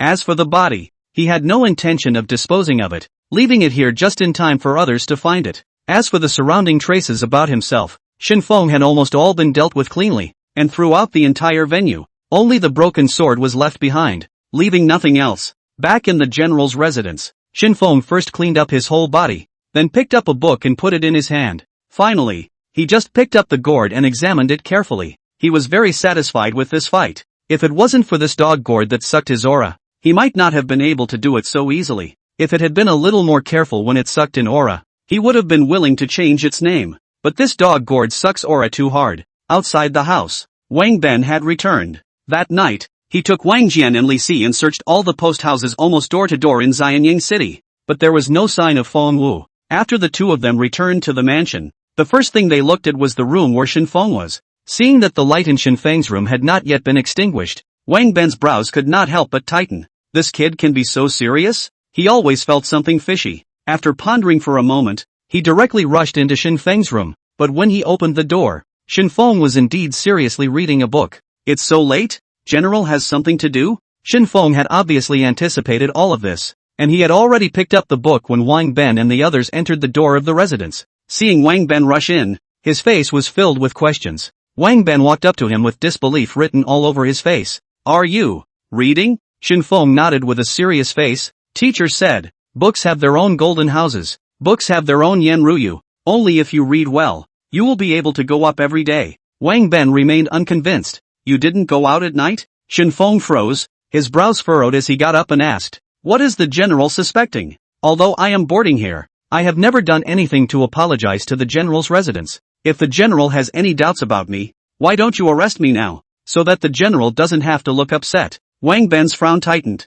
He always felt something was wrong, but he just couldn't tell what it was. After a long silence, he turned around and prepared to leave, seeing that Wang Ben was about to close the door, and Shen Feng's lifted heart was about to fall to the ground. Wang Ben suddenly asked, "I don't think I said I had any suspicions about you. Did I? Are you hiding something from me? Did you kill him?" Seeing Wang Ben violently push open the door and walk towards him, Shen Feng subconsciously took a step backward, but soon, he reacted. Then following Li Si's example, he asked in a flat tone, "The general should know that words should not kill? How could I do such a thing? Not to mention that my teacher said that there are only golden houses and faces in the book, and did not say that there are knives. Shen Feng is not stupid. Anyway, Li Si said that as long as he dies without admitting it, as long as there is no evidence, no one can find an excuse to dispose of him. Anyway, it's all well taught by Reese." Chapter 65, These two people are not right, requesting for catch-up readings and tickets. Readers don't kill people? I'm afraid this is the funniest joke Wang Ben has ever heard.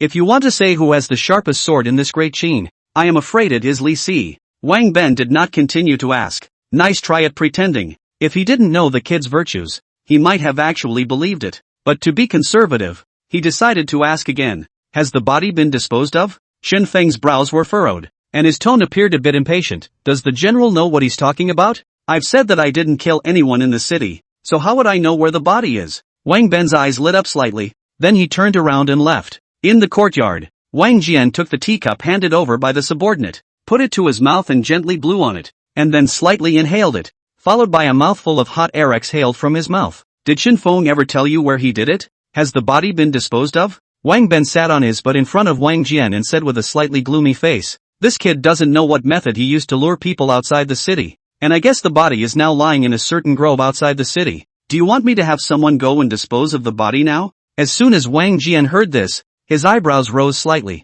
and then a hint of a smile appeared on his face as he said, "That's some growth." Knowing that making a move in the city would allow people to find traces of it, so he chose to do it outside the city. After saying that, Wang Jian looked up to the sky. "Look at the color of the night. Tomorrow I am afraid that rain will fall, but it is very good at choosing the time. This night, and then a rain. All the traces will disappear without a trace, so the time and place he grasped is very accurate." Hearing Wang Jian's praise, Wang Ben bristled. "It is estimated that only your old man is thinking this way. As for Shen Feng, it is a blind cat that touches a dead mouse, and it is estimated that even he himself does not think that much." Wang Jian slowly got up, holding the tea towards the house. While walking, said, "The body does not need to care about him. Tomorrow you go to find a trip to Lisi. Will inform him of this matter. I think that the Lord Tingwei will have a wonderful plan." It's late at night. A cold wind was already blowing outside the window, and as it blew through, a dripping sound came from the raindrops falling on the roof tiles. Shen Feng was sitting inside the house, wrapped in a quilt, and was staring wide-eyed at the little goldfinch. "What do you think you're good for? Every time you get into a fight you nestle in my arms." "Nestle in my arms and you're safe? So if I get him, can you still get away with it?" The little goldfinch blinked and chirped twice before jumping on the ground and writing with his paw. "He said he wants to take me as a pet, so I can surrender." Seeing this, Shen Feng couldn't bear it anymore and picked up the dog gourd and prepared to recite the mantra.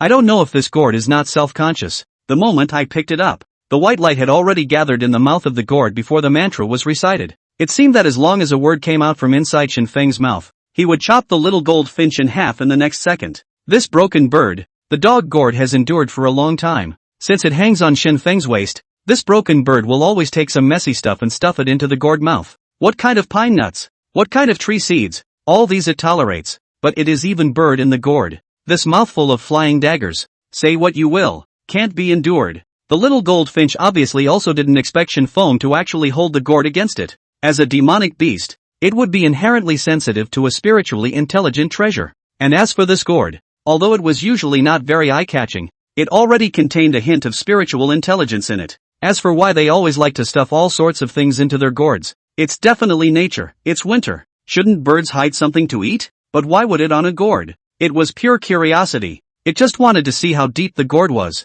Seeing that one person and one gourd are starting to get real, the little goldfinch hurriedly carved on the ground and wrote, "Don't get excited. Have something to say. We are readers. Readers never kill people indiscriminately." Shen Feng gasped and laughed. He is indeed a reader. But the little goldfinch is not. It is a reading bird and not a human being. "I was wrong. I know I was wrong. It won't happen again next time." Seeing this line of words, Shen Feng only then put the gourd back, but the white light of the gourd mouth is still shining. Obviously it is very dissatisfied with the end. The knives are ready, the bird is in sight, and you say you're not going to fight? The dog gourd is angry. When Shen Feng put away the gourd, before he could let go of his hand, a huge suction force instantly sucked the spiritual qi in his body clean. The whole world was shrouded in darkness. Early the next morning, there were dark clouds outside the window, and the streets throughout Xianyang city were dotted with soldiers running back and forth. No one knew exactly what was going on in the city, but what was certain was that it was definitely a big deal, and that the situation was very serious. At the entrance of the general's mansion, Wang Ben, wearing armor and holding a long sword in his hand, had a serious face as he looked at these soldiers in front of him and said in a deep voice, "In the early hours of the morning, someone was patrolling outside of the city, and a body was found in a grove of trees not too far away from Xianyang city. It is reported that the corpse is a messenger from the overseas immortal islands, and the murderer is a founder who has been wanted before. This is the suspect's portrait, which also clearly states his age characteristics. Now post this wanted notice all over all city gates, including the city. If there is anyone who knows about it, the king has a heavy reward. If anyone dares to inform with false information, kill." Soldier after soldier dispersed, and almost the entire Xianyang city had been occupied by soldiers. But even so, Wang Ben still had no intention of stopping. Beside him, Li Si and a temple man from the palace were also quietly watching Wang Ben marshal his troops. It could be said that this time, the formation was very huge, even more terrifying than the last time the immortal island servants died.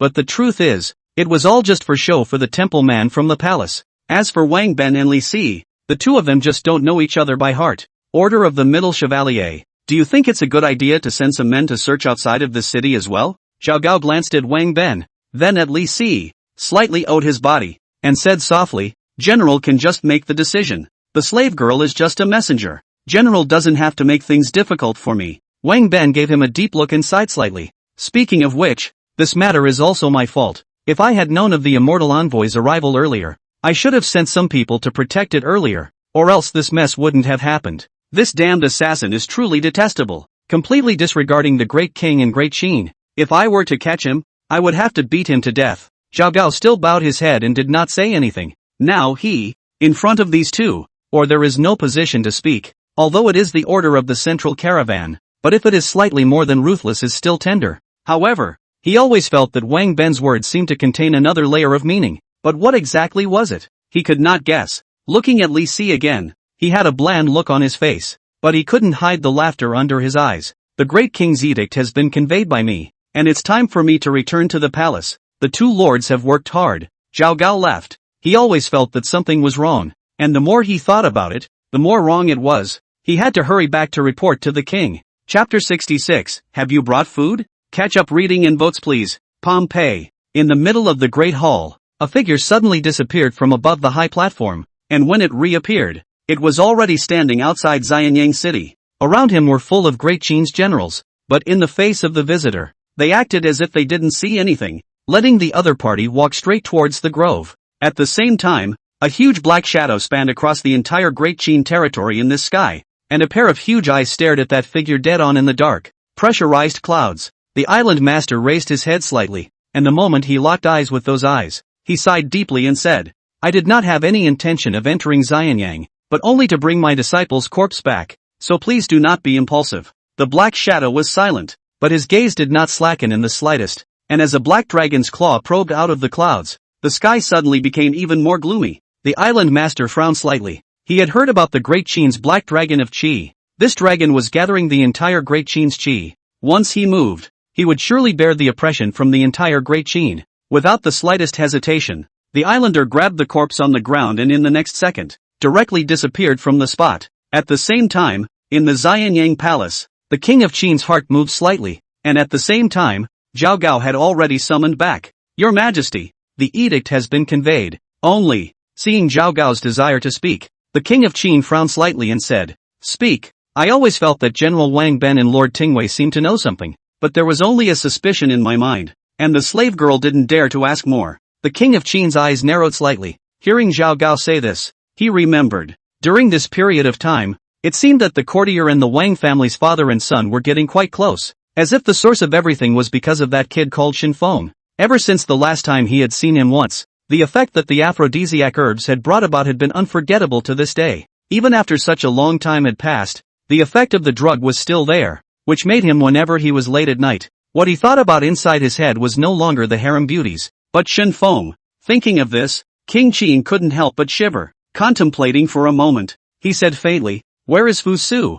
Has he not been out of the palace these past few days? Let him go out for a walk. Don't spend the whole day idling in the palace. His body is already poor. Going out for a walk might even make him stronger. Zhao Gao nodded his head in response and was just about to leave, but then he heard the king of Qin's voice once again. Let him have nothing to do but to ask for more advice from Li Si. What's the use of just knowing how to read, and you don't know how to cherish having a ready-made master teacher in front of you? Here, the general's house. This night, for Shen Feng, should be the most difficult night to sleep ever. With his aura emptied and his entire body weak, he woke up and found it difficult to even get up from the bed. If it wasn't for the fact that he still had the rice cake given by his master's wife inside his clothes, he was afraid that he would have to lie in bed all day today. After eating the rice cake, Shen Feng picked up the gourd with a gloomy gaze. To be honest, if it wasn't for the fact that the name of this dog gourd was called the Chopper Flying Dagger, he might have actually smashed it. This thing was too ruthless, without the slightest sign, absorbing aura crazily completely at its own liking. But when Shen Feng thought about it carefully, he didn't seem to have offended it last night. Is it because it didn't let it take a stab at the little goldfinch? Shen Feng stared at the gourd for a long time, and finally shook his head gently, and after stuffing the little goldfinch that was shrinking inside the quilt into his arms, after washing up, he went out directly. Just as soon as he went out, he happened to see Wang Ben and Li Si standing in the doorway, and he didn't know why, but he always felt that the eyes of these two people looking at him carried a kind of helplessness, and a kind of anger was hidden in the helplessness. However, Shen Feng didn't think too much about it. In his opinion, anger was normal. After all, he had sort of caused them trouble. Arriving in front of the two men, Shen Feng bowed and worshipped. Greetings to the teacher. Greetings to the general. May I ask what the two of you are busy with? Hearing these words, the anger in Wang Ben's heart could not be suppressed at once. If not for the Li Si on the side stopping him, he would have gone up to give him a big slap on the face. Shen Feng hemmed and hawed and directly hid behind Li Si. It wasn't that he deliberately provoked,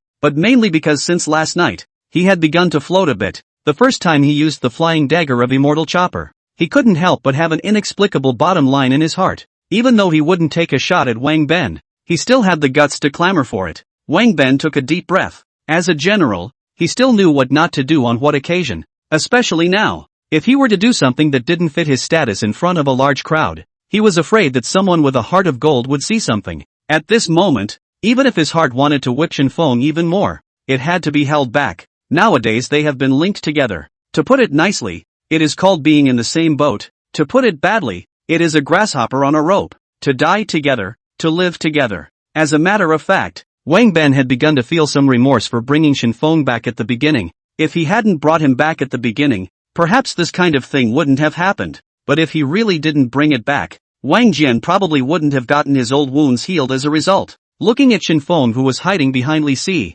all the anger in Wang Ben's heart eventually turned into a sigh. He only hoped that the next time Shen Feng would inform him before he made any shocking moves, so that he would at least be mentally prepared. With Ri's gone and the arrangements for the next thing out of his hands, it was natural to go home. Shen Feng also went away, followed behind Li Si's, but together. He is a scholar. Do not follow Li Si, do not follow Wang Ben to learn to deploy troops together. On this journey, Shen Feng had been chanting about reading, and as the deepest courtier of Great Qin city, he almost didn't hold back from yelling at him twice on the street. Finally, after returning to the small courtyard, Li Si quickly entered the house with a black face, picked a book at random, and directly threw it to Shen Feng. Shen Feng was not polite, and hurriedly went forward to pick up the book, and before he had time to read the words, there was suddenly a knock on the door. Shen Feng hurriedly put the booklet in his hand into his bosom, then opened the gate and probed to take a look. The moment he saw Gengzi Fusu, Shen Feng's first reaction was to first look him up and down, then spoke up and asked,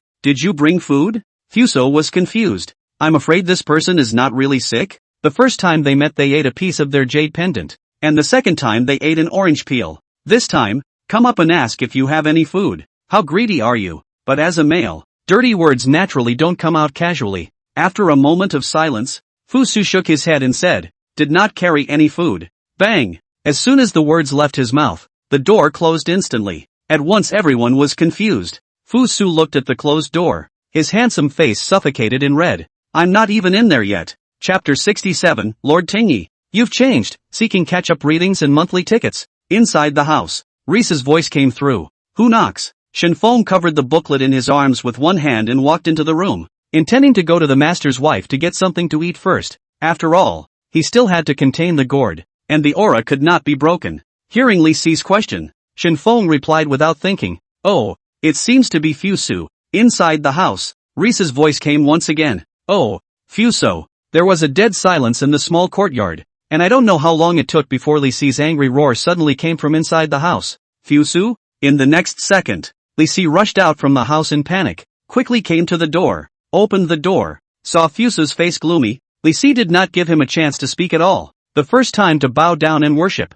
I pay my respects to your excellency. I do not know that your excellency has arrived. What is the reason for?" Seeing Li Si's attitude, the fire in Fusu's heart was slightly lowered. As a matter of fact, he was originally a person who didn't really like to get angry, and he would always bring a great sense of tolerance to anything. But today, he did get a little angry. But angry as he wasn't going to play any tricks. After all, he still needed to follow behind Reese to continue learning. After exchanging a few pleasantries with Li Si and greeting the subordinates, he followed Li Si into the small courtyard. This courtyard of Lord Tingwei is quite unique. In the future, if I break away from this Xianyang city, I would also like to have a courtyard that looks like this one of Lord Tingwei. This sentence, in the ears of an onlooker, may only think that Fusu is to lament this loose atmosphere of life. But in entering the ears of Li Si, that flavor has completely changed. Although Li Si was walking ahead, inside his head he had already started to constantly think about what kind of meaning and message Fusu's words were hiding. He always felt that Fusu was pointing at him. For a while, the entire small courtyard's atmosphere turned a bit depressing. Li Si was silent, and Fusu was similarly silent. There was a dead silence inside the courtyard. Just the sound of Shen Feng constantly coming from inside the house while eating the pastries made by Mrs. Li and praising the deliciousness. Mrs. Li obviously also noticed the kind of depressing atmosphere in the courtyard. As Li Si's wife, although she didn't understand what was going on in the courtroom, but this eyesight was still there. Through the window, Li Si and Fusu were seen coming towards the house one after the other, but with different looks on their faces. Mrs. Li's heart was slightly moved, and seeing Shen Feng who was still eating pastries on the side, she smiled and said, "Fenger, go and send some to your master and your son." Although Shen Feng had been eating the pastries, his eyes had also been watching these two people outside the window, and he heard every word they said. "Fusu, this time to come, this tone and attitude seems to be a little bit not the same, always feel as if where to change." Although his eyes still looked innocent, the words that came out unintentionally would always remind people of things they shouldn't think.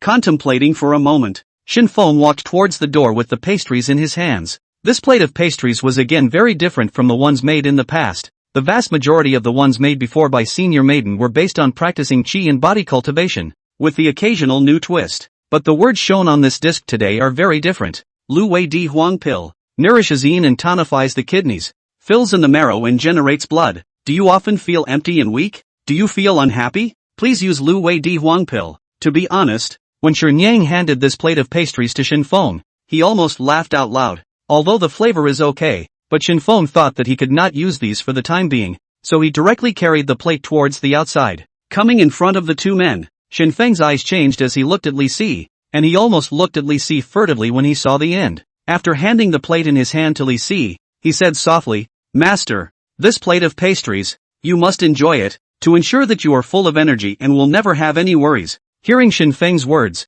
Li Si's eyes lit up slightly. The plat of grass that Shen Feng had left behind for him when he left earlier did have great effectiveness, and even now, he had kept a little bit of it in the most secret location. Now that he heard Shen Feng say this, he couldn't help but look at the plate of pastries in his hand. But after all, Fusu was right behind him, and he couldn't possibly take the initiative to ask Shen Feng in front of outsiders what exactly is so marvelous about this pastry. But Fusu was right behind him. If he didn't give him a piece, he would also arouse Fusu's suspicion after all. It was just a small plate of pastries. Li Si held his plate and stood in place for a long time, until Fusu opened his mouth to inquire. Then he came back to his senses. "Lord Courtier?" Fusu stepped forward and looked at Li Si in confusion. Looking again at the plate of pastries he held in his hand, he felt something strange. From the moment Shen Feng brought this plate of pastries to him, it was as if he had lost his soul. Could it be that this was because there was something different about this plate of pastries? He was aware of Shen Feng's special features, and it seemed that anything that passed through his hands would become different. The jade pendant in the first time, the orange in the second. Although there were only two faces, Fusu had already developed a great curiosity about Shen Feng. Now that he saw this plate of pastries in Li Si's hands, he couldn't help but want to take a piece and taste it. But what he didn't expect was for Reese to dodge it. As a duke, as the eldest son of the king of Qin, to eat a piece of your pastry, and you just avoided my hand? But soon enough, Li Si realized that his reaction just now was really a bit unwarranted, and he barely even resisted slapping Fusu's hand. But this plate of pastries, he was definitely not going to give it to Fusu. So the moment he turned around, he started to quickly eat all the pastries on the plate. Even though he almost all choked to death several times, he had no intention of stopping. He had to keep the secret of Shen Feng's divinity from being known by outsiders, and the only people in the world who knew about it were the Wang family's father and son and the two of them as a couple. Fusu was confused. In his memory, Li Si was always the meticulous and disciplined person. How had he ever appeared to have this appearance of wolfing down his food? Not long, this plate of pastries has been completely eaten. After swallowing all in his mouth, Li Si took a deep breath and said with a long burp, "Your Excellency is amused. The pastries made within the lowly are really a bit difficult to swallow. I am also worried about the fear of contaminating Your Excellency's mouth, and I have no choice but to come up with this plan. How about this? I'll invite Your Excellency to a wine shop for a drink, and it's also a good time to hear what Your Excellency wants to talk about. I'll definitely know everything and say everything." Fusu looked at Li Si with a dumbfounded face. At this moment, inside his mind was only Li Si's wolfish appearance just now. I don't know if it was a psychological effect, but he subconsciously looked at Shen Feng, who was cowering in the corner and was laughing epileptically, and a bizarre thought could not help but appear in his mind. Could it be that madness is really contagious? He remembered that Reese hadn't used to be like this. Chapter 68 Demon Locking Tower Simple Version Production Chart. Once Li Si and Fusu left, Shen Feng completely started to let himself go. Hiding in a corner, he carefully took the booklet out of his arms. Locked Demon Tower. Simple version of the production map. The Legend of Shu Mountain above has a locked demon tower. Can lock all people, gods, ghosts, fairy, demon. Production materials. First you need a huge building. Will be placed on the production map. On the building can be automatically produced. Looking at the production diagram in his hand, Shen Feng froze. The demon tower? What do I need this for? This world didn't see any demons or anything like that. Could it be that he wanted to go and capture all those chi refiners in Panglai and lock them into this? Thinking of this, Shen Feng could not help but fall into deep thought. It seems that is not out of the question. It was just that in his memory, the demon locking tower was huge in size and had its own heaven and earth inside. So if it just appeared in front of the world, would it cause panic? But the production chart was in his hand, and if he didn't get it made, he might suffocate. After saying a quick hello to his master's wife, he took the production map and started wandering around in Xianyang city. As a matter of fact, in his opinion, such a large demon locking pagoda, it would be best to place it inside the royal palace. After all, that place was the royal palace, and people in general seldom went in, even if the demon locking tower broke. At the very least, those who were affected would not be innocent people. As for the king of Qin, he was at least the king of Qin who was able to unify the world. How could he be afraid of this? Liquor store. Fusu was pouring wine for Li Si, and while he was pouring the wine, he softly inquired, "What does Lord Courtier think of Shen Feng as a person?" Li Si was slightly stunned, but quickly reacted, all kinds of thoughts running wild in his mind. And soon, he opened his mouth and said, "This son is not bad, and I have thought of letting him enter the court for the use of Great Qin, but it's just a pity that this son's temperament is really overly stubborn, and it can be said that he is too wild to be tamed." Fusu let out a light laugh. In his opinion, these words of Li Si seemed to be undermining Shen Feng, but they were actually a kind of protection. Obviously he did not want Shen Feng to enter the courtroom. In fact, everything is also what he said. Shen Feng's nature cannot be changed. People's nature is innate. The latter is even more if you want to change it, unless there is a major change. But obviously, for someone like Shen Feng, I am afraid that anything will be difficult to make him change his heart. If he did not grasp the degree well, it would instead cause Shen Feng to hate Great Qin. Judging from Li Si's attitude towards Shen Feng, Fusu probably already had some understanding, and he obviously knew about Shen Feng's divine difference, but he had never mentioned it. This also means that, putting aside the identity of Shen Feng as his disciple, even he himself cannot say what kind of person Shen Feng is. He cannot get Shen Feng's nature, and naturally he does not dare to easily substitute into the court. Or perhaps, he also wanted Shen Feng to just live this life quietly. Thinking about this, Fusu lifted his wineglass and gazed at the sky outside the window. Why wouldn't he himself want to get away from this place and travel to the part of the world he aspired to? Is that Shen Feng? Fusu's words caused Li Si to snap back to his senses. Following Fusu's gaze, Li Si hurriedly looked over, only to see Shen Feng holding a book brief in his hand, walking slowly and leisurely through the crowd. The appearance was as if he was really reading a book. Even when he knocked someone to the ground, he didn't even notice. Looking at Shen Feng's appearance, Li Si couldn't help but feel a sense of relief in his heart. Before he had always felt that the reason why Shen Feng said he wanted to study was purely to fool him, but now it seems that he really likes to read. Some of his own previous suspicions and accusations against him were simply wrong. Thinking of this, Li Si couldn't help but touch his beard, and his face became slightly smug. Asshole, walking without knowing how to grow eyes, knocking people down without realizing it, deserved to be beaten. Fusu lightly laughed, but did not say anything, but his eyes still stared at Shen Feng. He always felt that Shen Feng's appearance did not look like reading a book, it was more like a demon. Looking at the direction he was traveling, he seemed to be heading towards the royal palace. Although there was some suspicion in his heart, Fusu didn't say it directly. After all, the other teacher was sitting across the room. If you upset Li Si, will he still be able to teach himself how to rule the country? For a time, the elegant room became extremely quiet, and the eyes of the two people just fell on Shen Feng's body. At first, they were out of curiosity, so they wanted to see what Shen Feng wanted to do. But when they saw that the direction Shen Feng was advancing was the royal palace, both Li Si and Fusu's faces changed. What's this kid up to? It's okay to be mad at home during the day, but now are you going to wreak havoc on the palace? Damn it! He'd found an unoccupied corner and jumped over it when the guards weren't looking. How can he jump so high? Are the guards blind? A big, living man like that jumped over your heads and you didn't even notice.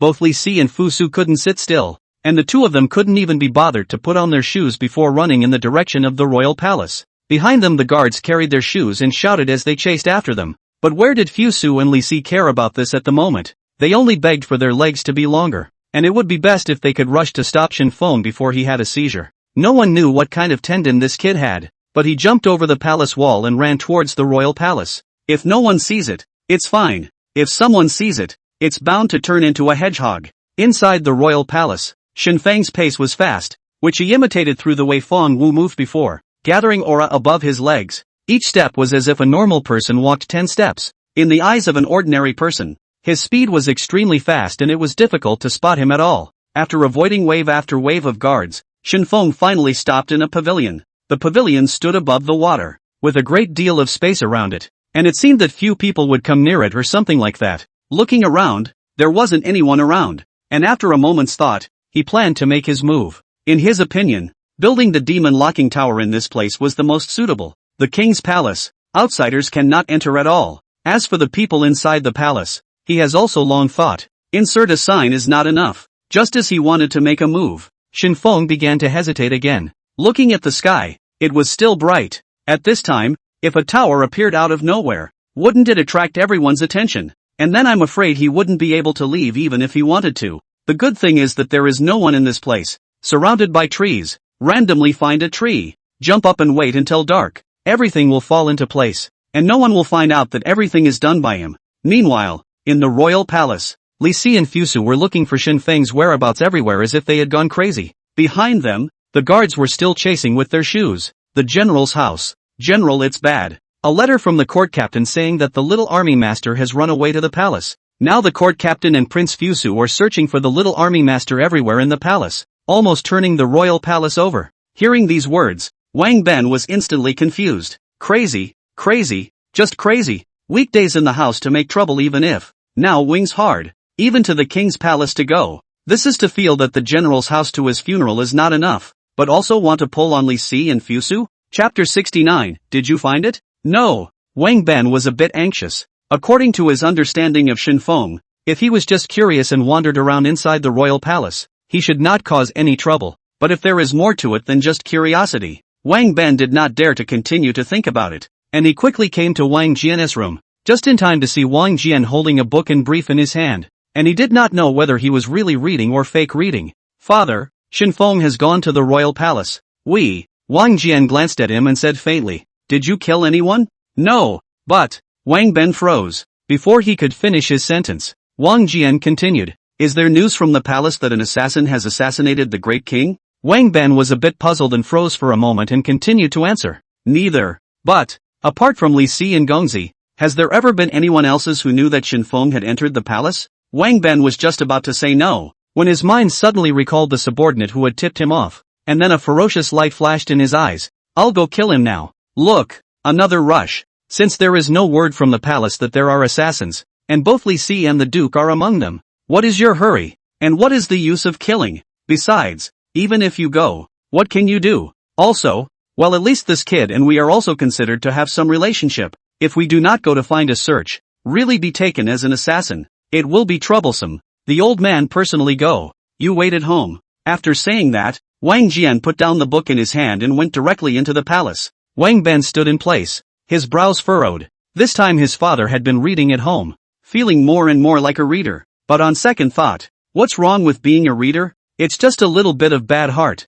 but nothing else seems to be wrong with it. Inside the palace, it was a mess at the moment, and almost everyone knew that Li Si and the Duke were looking for something, but when they wanted to go up and help, both of them kept their mouths shut and even seemed to want to kill each other with their eyes. Xianyang Palace. The King of Qin is deliberating with several ministers at the moment. Now that the 6 kingdoms have all been destroyed, he still has a lot of things to deal with, especially after the beginning of spring. There is about the state number of Great Qin, sitting on top of the Great Hall, listening to several ministers arguing. The King of Qin couldn't help but feel a headache. These matters had been argued for a long time, but there still isn't an accurate result. Suddenly hearing the noise outside the hall, the King of Qin slowly walked to the entrance of the hall, just in time to see Li Si and Fusu looking around for something. What are they doing? Aren't they cold running barefoot on the ground in this winter? Zhao Gao, who was at the side, said softly, Your Majesty, from the moment Lord Tingwei and the Duke entered the royal palace, they have been searching everywhere, and no one knows what they are looking for.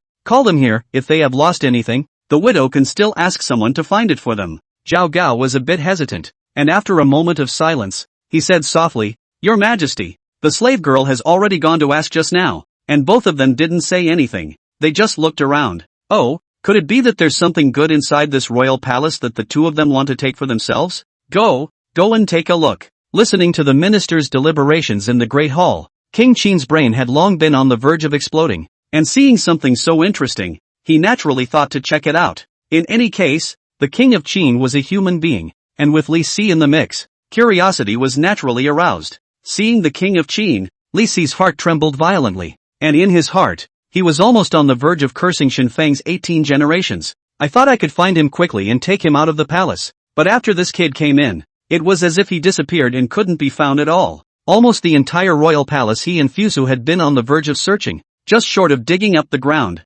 Greetings to the Great King. Long live the Great King. Long live Great Qin. Spare me. Say it, what are you looking for? Searching so vigorously, could it be that there is something good in this king's palace? As the King of Qin, he knew anything that happened in Xianyang city like the back of his hand, and even when Shen Feng studied under Li Si's door, he likewise knew about it. Coupled with the fact that during this period of time, he had purposely asked people to inquire about some things about Shen Feng, and in his heart, he was extremely interested in the grass that Shen Feng had casually given that day. The kind of grass that looked like that. He had also had people look for it, but the ones that came back were not as effective as the kind that Shen Feng had given. There were even some grasses that were almost exactly the same as the ones given by Shen Feng, but they carried great toxicity. This made the King of Qin wonder what Shen Feng's true identity was. Now both Li Si and Fusu were looking for something everywhere in the palace, and it seems to him that it's either an immortal elixir or some kind of exotic treasure. Just looking at this expression on Reese's face seems a bit off. Li Si,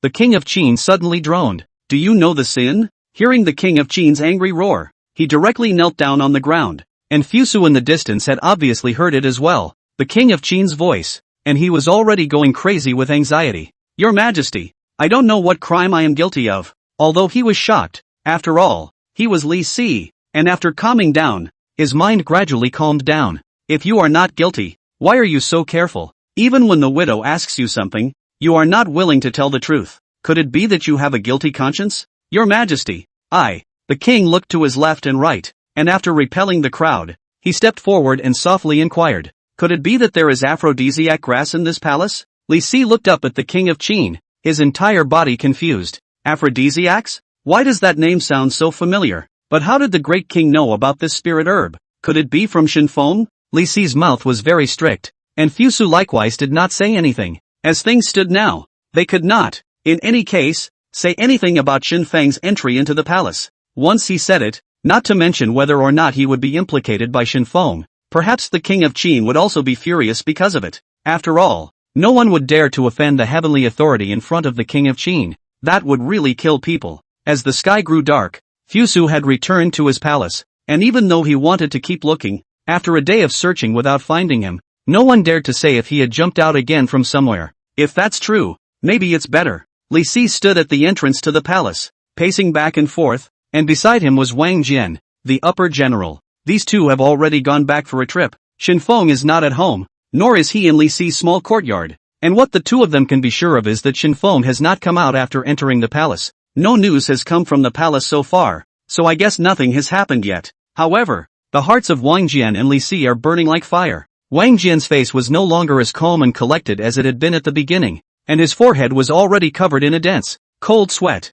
He was waiting for Shen Feng to come out, and when he did, he promised not to break one of his legs. Chapter 70, Go, enter the tower and you're the king, begging for readers, begging for votes. It was completely dark, outside the Xianyang palace. All the homes were lit up, but in the Xianyang palace, it was still dim, and under the shroud of the night, people could not help but feel a kind of fear that did not dare to approach easily. On the tree, Shen Feng slowly opened his eyes. He had been sleeping on the tree for a long time. This sleep was extremely sweet, except for a little while in the middle of a relatively noisy. There was almost no other sound that ever came into the ears. Jumping down from the tree, he first scanned the surroundings before coming to the center of the pavilion. He was about to cover the crafting diagram in his hand on top of the pavilion when suddenly a voice came over. What man? What are you doing? The moment he heard the voice, Shen Feng's heart moved slightly, and his eyes couldn't help but flash a trace of coldness. But the moment he turned around he saw a small child who was dressed very gorgeously but had an extremely childish appearance.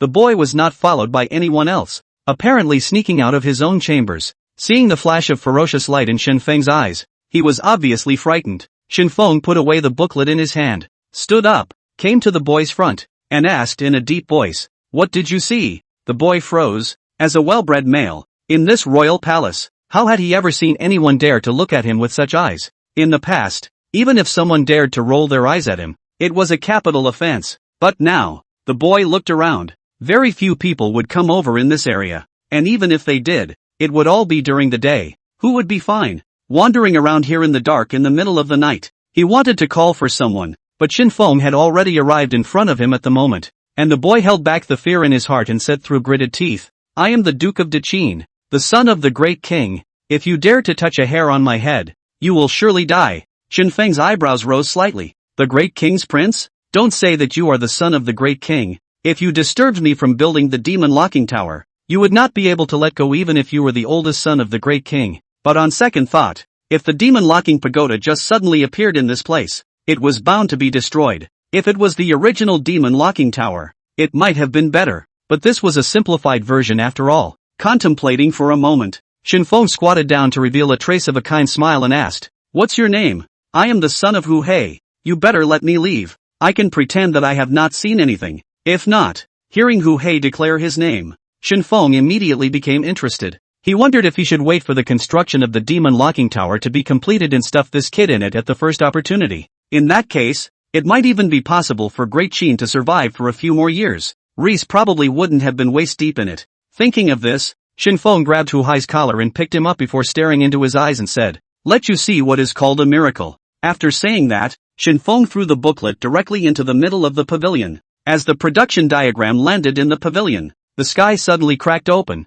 followed by a huge tower flying out of it. The huge tower was instantly about to cover the small pond directly. On both sides of the tower, countless chains locked it down, and a plaque at the tower's door shimmered with golden light. "Lock the demon tower. Can lock all the people, gods, ghosts, fairy, demon." Note, because the locked demon tower manufacturing completed by a big brother noticed, he felt that this tower is too monotonous, which did not imprison any demon spirit is really a loss of the name of the locked demon tower. So he decided to add some of them. The words flashed by, and the moment they disappeared, the entire atmosphere of the Xianyang palace changed. In the royal palace, demonic chi was all over the place, and almost everyone felt a chilling chill all over their body, as if their blood was about to coagulate. Thunder exploded in the sky. Countless heavenly thunderbolts emerged from the void. Looking up into the sky, vaguely, it seemed to see a pair of eyes that were calmly looking at this heaven and earth. Although it was just a flash, Shen Feng clearly saw those eyes, which seemed to carry a hint of expectation and laughter. Although Shen Feng was puzzled in his heart,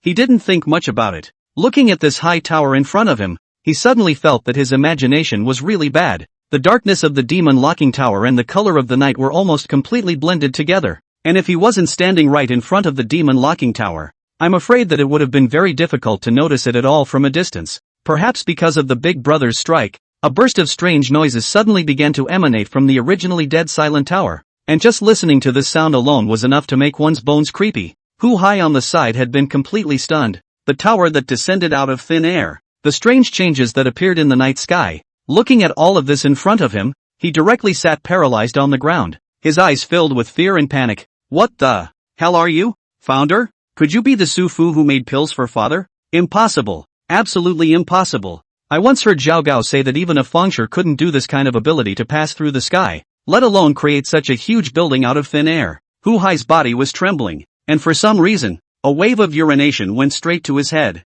It was a good thing that his retreating body had finally found a place to lean on, his back pressed against the tree, and he looked up at this tower, and for a moment, he wouldn't even know what to say. Shen Feng came to him, pondered for a moment, and asked softly, "Tell me, what is your dream?" Hu Hai didn't reply. Obviously he hadn't recovered from the shock. Snap! Shen Feng didn't spoil him and went up to him with a big mouth, then continued to ask, "What is your dream?" Dreams. After being slapped by Shen Feng, his eyes cleared up a lot, and a hint of fear flashed in his eyes when he looked at Shen Feng. "I want to be the king of Great Qin." "Become the king of Qin? With me around, you still want to be the king of Great Qin?" In Shen Feng's opinion, this kind of thinking of Hu Hei was wrong, and he needed to fundamentally and completely dispel this idea of Hu Hei's becoming a king. Shen Feng slowly stood up and put his hands behind his back. Under the flash of the thunder light, in the eyes of Hu Hai, his figure was so tall that even almost, Hu Hai shouted out the word immortal. "The heavens and the earth are so big that if your eyes are not open enough, you will eventually not be able to see the very top of this heaven and earth. The king of mortals, or the king between heaven and earth. Which do you want to choose? Hu Hai was confused. But soon, the fervor in his eyes could no longer be concealed. I want to become the king between heaven and earth. Shen Feng slowly turned around, smiled and stroked his head. Then with a wave of his big hand, the door of the demon locking tower instantly opened. Go, this tower is a world of its own, and from the moment you enter it, you will be the king of this world. Hu Hai was young, but not stupid. He always felt that Shen Feng's words seemed like he was fooling him. Looking at the blackened entrance again, with all sorts of eerie and terrifying sounds constantly coming from it, coupled with the various rays of light shining out from the demonic spirits, he subconsciously took a step back. Chapter 71, Trespasser. Death. Huey ran away, even rolled and ran. It was a night that was destined to be a shadow for him for the rest of his life, but all the same, it was a night that would become a shocking scene that he would never forget. Looking at Hu Hai's back,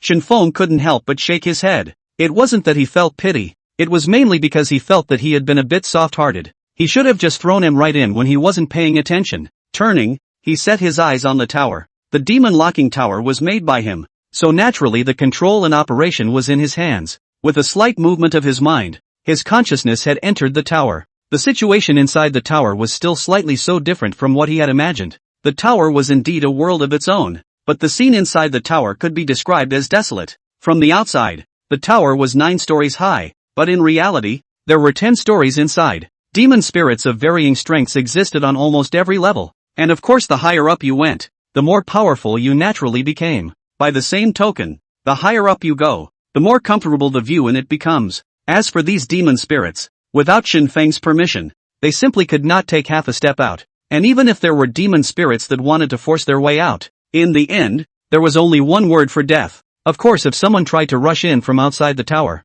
there was a high chance that they would be devoured by the demonic spirits. Returning to his senses, Shen Feng pondered for a moment and took out the little golden finch from his bosom. Then under the little golden finch's grudging gaze, he borrowed its claws and carved a line of large characters on the tree. Trespassers, die. Looking at the words he had carved on the tree, Shen Feng couldn't help but have a trace of a satisfied smile on his face. It's a bit ugly, but it's an improvement. If the teacher is here, he will praise it. The sky and the earth changed color, and thunder flashed. The scene was noticed by anyone who hadn't slept. More people, however, choose to nestle into their homes. But again, those who didn't sleep, like Li Si and Wang Jian, the two of them stood at the entrance of the royal palace, and with the help of the lightning, they witnessed the entire process of the appearance of the demon locking pagoda. And all of a sudden, their entire body felt bad. In their opinion, there was almost no one else who could do such a thing, except for Shen Feng. Even the Great Qin's royal founder could not manage to be able to build such an eerie building out of thin air.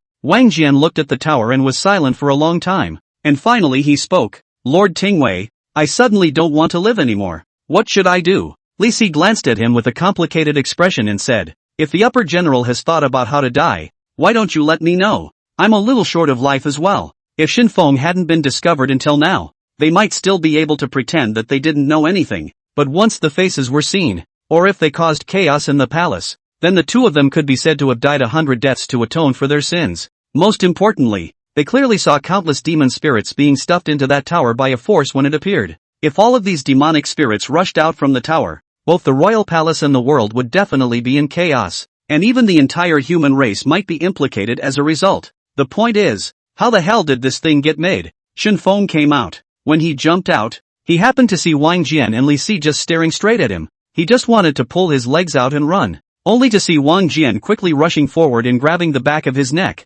followed by his left hand violently lifting up and rushing at his heavenly cap and trying to slap it over. This scene happened almost in an instant. Even Li Si had not reacted yet, and Shen Feng did not want to avoid it. Nowadays, although he was only at the 3rd level of Qi cultivation, his physical body had already broken through the shackles long ago, and this palm going down, for him, at most, it would be some dizziness, and would not have too much of an impact at all. But in the end, Wang Jian's palm still didn't slap down, and looking at Shen Feng's face, all the doubts and annoyance finally turned into a sigh. Wang Jian grabbed Shen Feng's ear and took advantage of the night to quickly walk away from the palace wall, yelling lowly as he went, "Little, what the hell do you want?" Shen Feng froze. He also did not expect that these two would have been waiting outside the door, and even more so, he did not expect that the appearance of the demon locking pagoda would attract their attention. After thinking for a moment, Shen Feng said softly, General Shang misunderstood. I am just leaving some reserves for Great Qin. You don't look at this tower's demonic chi. In the future, if people from the Immortal Islands come to attack Great Qin, this is one of the means. Li Si gasped and laughed. And those demonic spirits fell trembling even when Wang Jian looked at them. Let alone Shen Feng. He couldn't even defeat Wang Jian and Wang Ben. So how could he control the demonic spirits in the tower and fight back against Immortal Island? Li Si even wondered if there was really something wrong with Shen Feng's brain. Shen Feng could see the doubts in Li Si's heart, and did not make much of an explanation for his doubts and dissatisfaction. Teacher is thinking that I can't control the demonic spirits in the tower? But I wasn't trying to control them since the beginning. I meant to let them live in such a big tower. It would be a pity if it wasn't stuffed. In the future, if there's a chance to stuff all the Immortal Island's immortals in there, I can guarantee that by then, it will never be a gloomy and scary look again. Maybe even hang red lanterns every holiday season. In response to Shen Feng's words, Li Si and Wang Jian were completely at a loss as to how to answer. Completely out of the channel. Nowadays, the only thing they were worried about was how the Great King's side should be explained. But soon, the two figured it out. Does this tower have anything to do with them? Naturally, it doesn't matter. As long as he died without admitting it, the Great King would naturally not place the blame on his head. On the way back, Li Si inadvertently asked, when this demon-locking tower was formed. No one saw it, right? Shen Feng played with the gourd in his hand and casually replied, there is one. Hearing these words, both Li Si and Wang Jian stopped in their tracks and their gazes became much colder. May he be killed? Shen Feng said to himself. I was going to trick him into going in to see how effective the demon-locking tower was, but I didn't expect to be almost scared to the point of pissing his pants and running away. Shen Feng's answer made Wang Jian and Li Si instantly like ants on a hot pan. But soon Li Si calmed down. And you say his appearance. And say again what characteristics he has. Tomorrow I will go to the palace, and find a reason to get him killed. If he did not pass this matter out, perhaps it is still better. If it is passed out, we are all likely to be implicated. Shen Feng touched his chin and hesitated for a moment, saying, he said his name is Hu He. Quiet. Apart from the sound of the wind blowing through the street, there was only the sound of Li Si and Wang Jian gasping for air. I don't know how long it took, but Reese suddenly spoke up. Why don't you just throw him in? Alas, the goodness of the heart was so great that it was a bit merciful for a while. Shen Feng shook his head helplessly. Although Hu Hai is not a good thing when he grows up, but after all, he is still small now. This kind of thing that affects the heart of the Tao. He is still a little bit unable to do it. But this tower does need a tower guardian. The only choice, and only Hu Hai, really cannot find an opportunity, and then fool him. Li Si was silent. It is true that the king's son cannot be moved, but it is a matter of their own safety. If he does not die, then the death of Li Si and the Wang family father and son is very likely. Tomorrow, I'll go and interview the king and find an excuse to get him killed. Wang Jian looked at Li Si and said in a deep voice, why don't I find a few capable men to ambush him when he leaves the palace and hack him to death on the street? Chapter 72, Your Majesty. Prince Hu Hai seeks an attendance, requesting follow-up readings. The streets were dark, and now and then out of the darkness would come the sound of two discussions. No, it's too obvious to do so. How about this? I'll find a few poisoning experts and have them add some ingredients to Hu Hei's meals. Or should I go find a few dead soldiers and kill them directly into the palace to shut Hu Hei up completely? The sound of the two men's discussion grew louder and louder, to the point that in the end, Wang Jian almost didn't charge straight into the palace with his sword. Finally, under Shen Feng's kind words, the two returned to the general's residence together. The kind of anxiety in the hearts of Li Si and Wang Jian was understandable to Shen Feng, but in his mind, it wasn't really that big of a deal. At this time, Hu Hai is young. Coupled with such a scare last night, even if he knows something, I am afraid that he will not dare to easily say it. Moreover, after dawn the next day, everyone would discover the existence of the demon locking tower, and even if they did kill Hu Hai, it wouldn't do much good. It's just a kid. Even if Hu Hai did tell all the things he saw,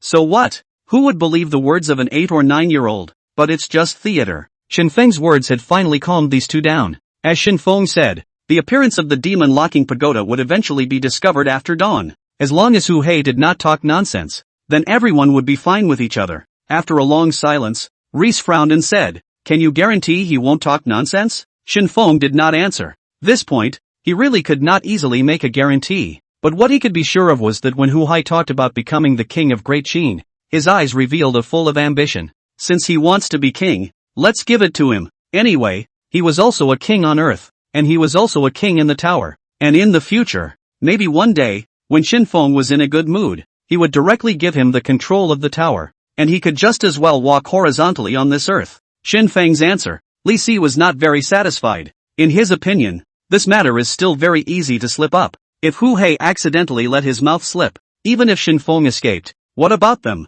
Reese left with a furrowed brow, his eyes still flashing with a sinister color before he left. He decided that even if Huey wasn't going to talk nonsense, then he needed a good hammering. It just so happened that Shen Feng had said that there was a lack of a steward inside the tower, and if he could be allowed to enter it on his own initiative, perhaps there wouldn't be so much trouble. It was just that how to make him enter the demon locking tower on his own accord. This still needed to be properly calculated. After Li Si left, Wang Jian sat across from Shen Feng, his eyebrows still not spreading. He was not worried that Hu Hai would talk nonsense, but he was mainly worried that Shen Feng would be noticed by the Great King because of this. Then from now on, unless Shen Feng's power could reach the level of fighting against the entire Great Qin, then he would definitely have to stay in the royal palace for the rest of his life. He would even be squeezed to the last drop of blood by the King of Qin before he could gain his freedom. He didn't want Shen Feng to be like himself, spending his whole life either fighting for Great Qin or having to be careful of being suspected by the Great King. Seemingly boundless, but behind the scenes, it is all kinds of bitterness and heartache. Although I don't know what kind of divine and demonic tricks you will come up with next, what I can be sure of is that once your ability exceeds what is acceptable in people's minds, then you will surely become the next Shang ruler. Shen Feng was slightly stunned. He somewhat did not quite understand what Wang Jian meant by this sentence. In fact, he didn't even think too much about all that he had done. Everything was as he wished. If he wanted to, he could even build the demon locking tower on the head of the Xianyang palace. The reason why I didn't is simply that I didn't want to do it at all. As for what kind of impact the appearance of the demon locking tower would actually bring, he didn't care. And he also thought about it. If in the future Hu Hei went in, he had to find him some living people as companions. Those immortals on the overseas immortal islands were a great choice. And if there was a chance, perhaps the tower could even become a realm of its own. At that time, Hu Hei, not to mention being the king, even if he became the demon emperor, it would still be a matter of course. But all of this depends on whether or not Huey will put it all together tomorrow. The night is late.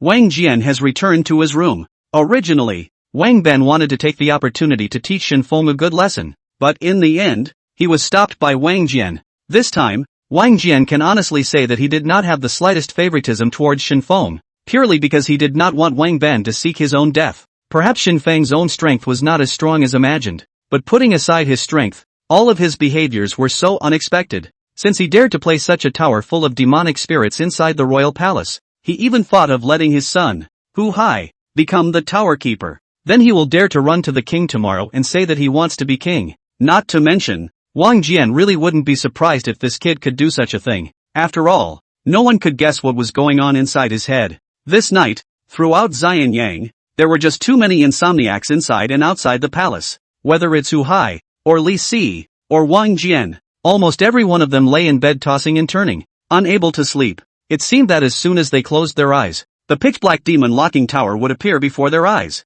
Especially the moment the demon locking tower appeared and countless demon spirits were stuffed into it. I'm afraid this scene will forever be a nightmare in their hearts. At the slightest dawn, the streets had already exploded, and almost the entire Xianyang city had seen the tower that stood in the middle of the royal palace. The blackened tower, above the spire, coalesced a dark cloud, and occasionally one could even hear mournful screams coming from the tower. Inside the palace, it had been in turmoil since the dawn of time, almost the moment the demon locking tower was discovered. The area around the tower was already heavily guarded, and no one was allowed to take half a step closer. Although everyone still didn't know exactly how the tower had appeared, the kind of fear that came from deep within definitely didn't lie. This tower, it's dangerous, as inscribed on the tree in front of the tower. Trespassers, death. Xianyang Palace. The king gently pressed his temples. It's just for one night, but just a short night. How could he have imagined that the palace would happen in such a thing? How could a tower somehow appear? It couldn't help but remind him of the scene yesterday when Li Si and Fusu were looking around the palace.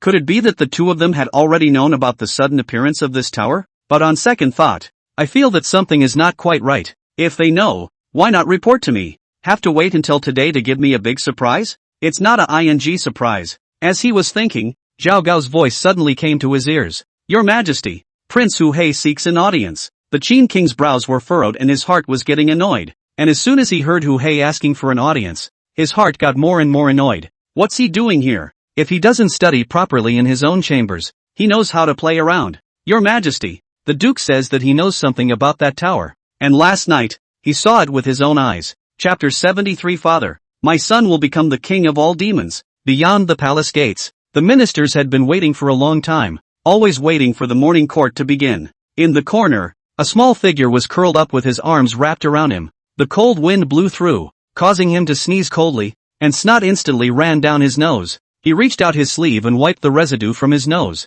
a look of determination in his eyes. He's going to be king, even if it's just the king of the tower. That person said, even if it's just the king of the tower. One day you can walk sideways. Not far away, Li Si's eyes had been dead on Hu Hai. According to the past situation, it was impossible for Hu Hai to come to the Xianyang palace so early to deliberate, not to mention that he was still so small. Even when it came, that childishness was there for all to see. But today, he seemed to have become a little less so. His eyes were filled with determination, as if he had decided on something. Reese frowned as he decided what? Is it a decision to tell what happened last night? After a moment of silence, Li Si came in front of Hu Hai, bowed slightly, and said with a faint smile, "Why did the prince come here if he didn't stay in his chambers?" Hu Hai glanced at him, put his hands behind his back, and said faintly, "What do you care about me?" A hint of coldness flashed under Li Si's eyes, but his face remained smiling as he said, "Could it be that your excellency is planning to come and speak to his majesty about this tower? Could it be that your excellency saw the whole thing last night?"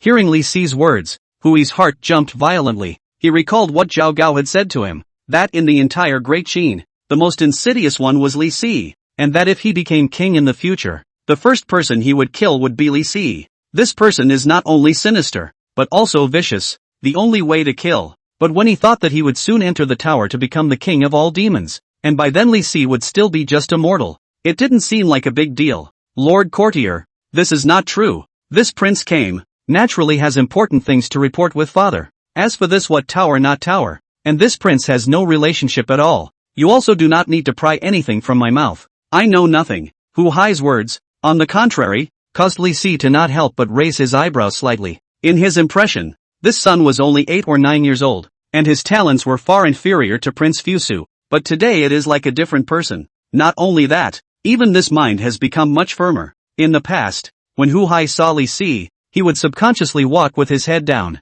as if he was afraid of being thought of by Li Si. Today, he seems to be fearless. But what is it that gives him such a great bottom line? Li Si was about to say something else when Zhao Gao suddenly walked out. He first glanced at Li Si, then said to Hu Hai, "My lord, the king wants you to go in." Seemingly thinking of something, Zhao Gao suddenly opened his mouth and asked, "Your excellency, could it be that Lord Tingwei is making things difficult for you?" Hu Hai wiped the snot that flowed out again, walked toward the palace with his head held high, and said in a flat tone, "Difficult? A mere mortal. What is the difficulty with me?" Reese was confused. This tone, this breath, and this demeanor, how do you look at it? It's like a shrunken version of Shen Feng. He even began to wonder if Shen Feng had scared his brain last night, or maybe it's infecting Huey with madness? Enter the great hall. Hu Hai had the decency to make a kneeling bow towards the king of Qin. This scene, on the contrary, made the Qin king's originally irritated mood, but could not help but feel much more comfortable. However, when he saw that Hu Hai still continued to bow and kneel, his brows couldn't help but tighten. What do you mean by this? The Qin king was a bit puzzled, his gaze looking straight at Hu Hai, his eyes full of questions. I have read from books that if I want to be far away from my parents, I should perform the rite of 3 obeisances and 9 kowtows, and as the sons of the gods have said, when parents are present, they do not go far away, but I have already made up my mind, and I would like to ask for my father's approval. The king froze. If it was in a normal home, the adults in the house would only find it funny to hear their children say such things, but this is, after all, the imperial family, and it is not comparable to ordinary people's homes. The king of Qin frowned and said with a gloomy face, "But what did Fusu say to you?" Hu Hai lowered his head and replied softly, "Father has misunderstood. Big brother is very good. He treats all of us younger siblings very well. I have also thought about competing with Big Brother for the throne, and even had wicked thoughts, but now, I have looked away. The king of the mortal world is ultimately just an empty game, and after 100 years, it will eventually turn into a pile of dust. But what I want is to become the king of all the demons between this heaven and earth. I also ask for your father's approval. One day when my son returns with 1,000,000 demon soldiers, it will be the time when my Great Qin stomps on the entire Panga continent." The king of Qin was stunned. He slowly turned his head toward Zhao Gao, his face turning blue, and after a long time he squeezed out a sentence from between his teeth. "What book did you show him?" The widow asked what book you showed him. "How did the boy become like this?" Zhao Gao's brain has completely turned into a puddle of thin mud at this moment, and almost all of Hu Hei's things are handled by him personally, and every book he reads and every person around him is carefully selected by him. But, how did it come to this? I think it must be because of the sudden appearance of that tower. The male son has been frightened. Why don't you let the slave girl send him back first to have a good rest and rest? Maybe he'll be fine in a few days. Zhao Gao lowered her head and said softly. The Qin king nodded slightly. It was the only thing that could be done at this point in time. But Huey wouldn't do it. As soon as he heard Zhao Gao and the king of Qin say that he was crazy, he directly stood up and shouted, "Father, I'm not crazy, I'm in my right mind. I want to enter this tower. I want to become the king of 10,000 demons. Men, send the prince back to the palace. Father, I'm really not crazy. I saw the immortal last night. He said to me that as long as I walk in, I will become the king inside this tower. I don't want to fight with Big Brother for the throne. I want to become the king of all demons. The king of all demons." Zhao Gao looked at Hu Hai, who was about to be dragged out by the guards, and his heart went cold. He did have the intention of supporting Hu Hai to succeed the throne, but now it seems that he was afraid of betting on the wrong person, and the boy has lost his mind. The prince is the son of the king. How can you be so rude? Rack out. Outside the palace, the ministers looked at Hu Hai, who was racked out by the guards, and each face could not help but show a trace of oddity. Every word that Hu Hai said in the middle of the hall, they all heard clearly, and many of them even began to shake their heads and sigh. The king hasn't even returned to heaven yet, and he's already going crazy. If this really goes to heaven, won't Great Qin be in chaos? In the crowd, Reese watched the scene before him,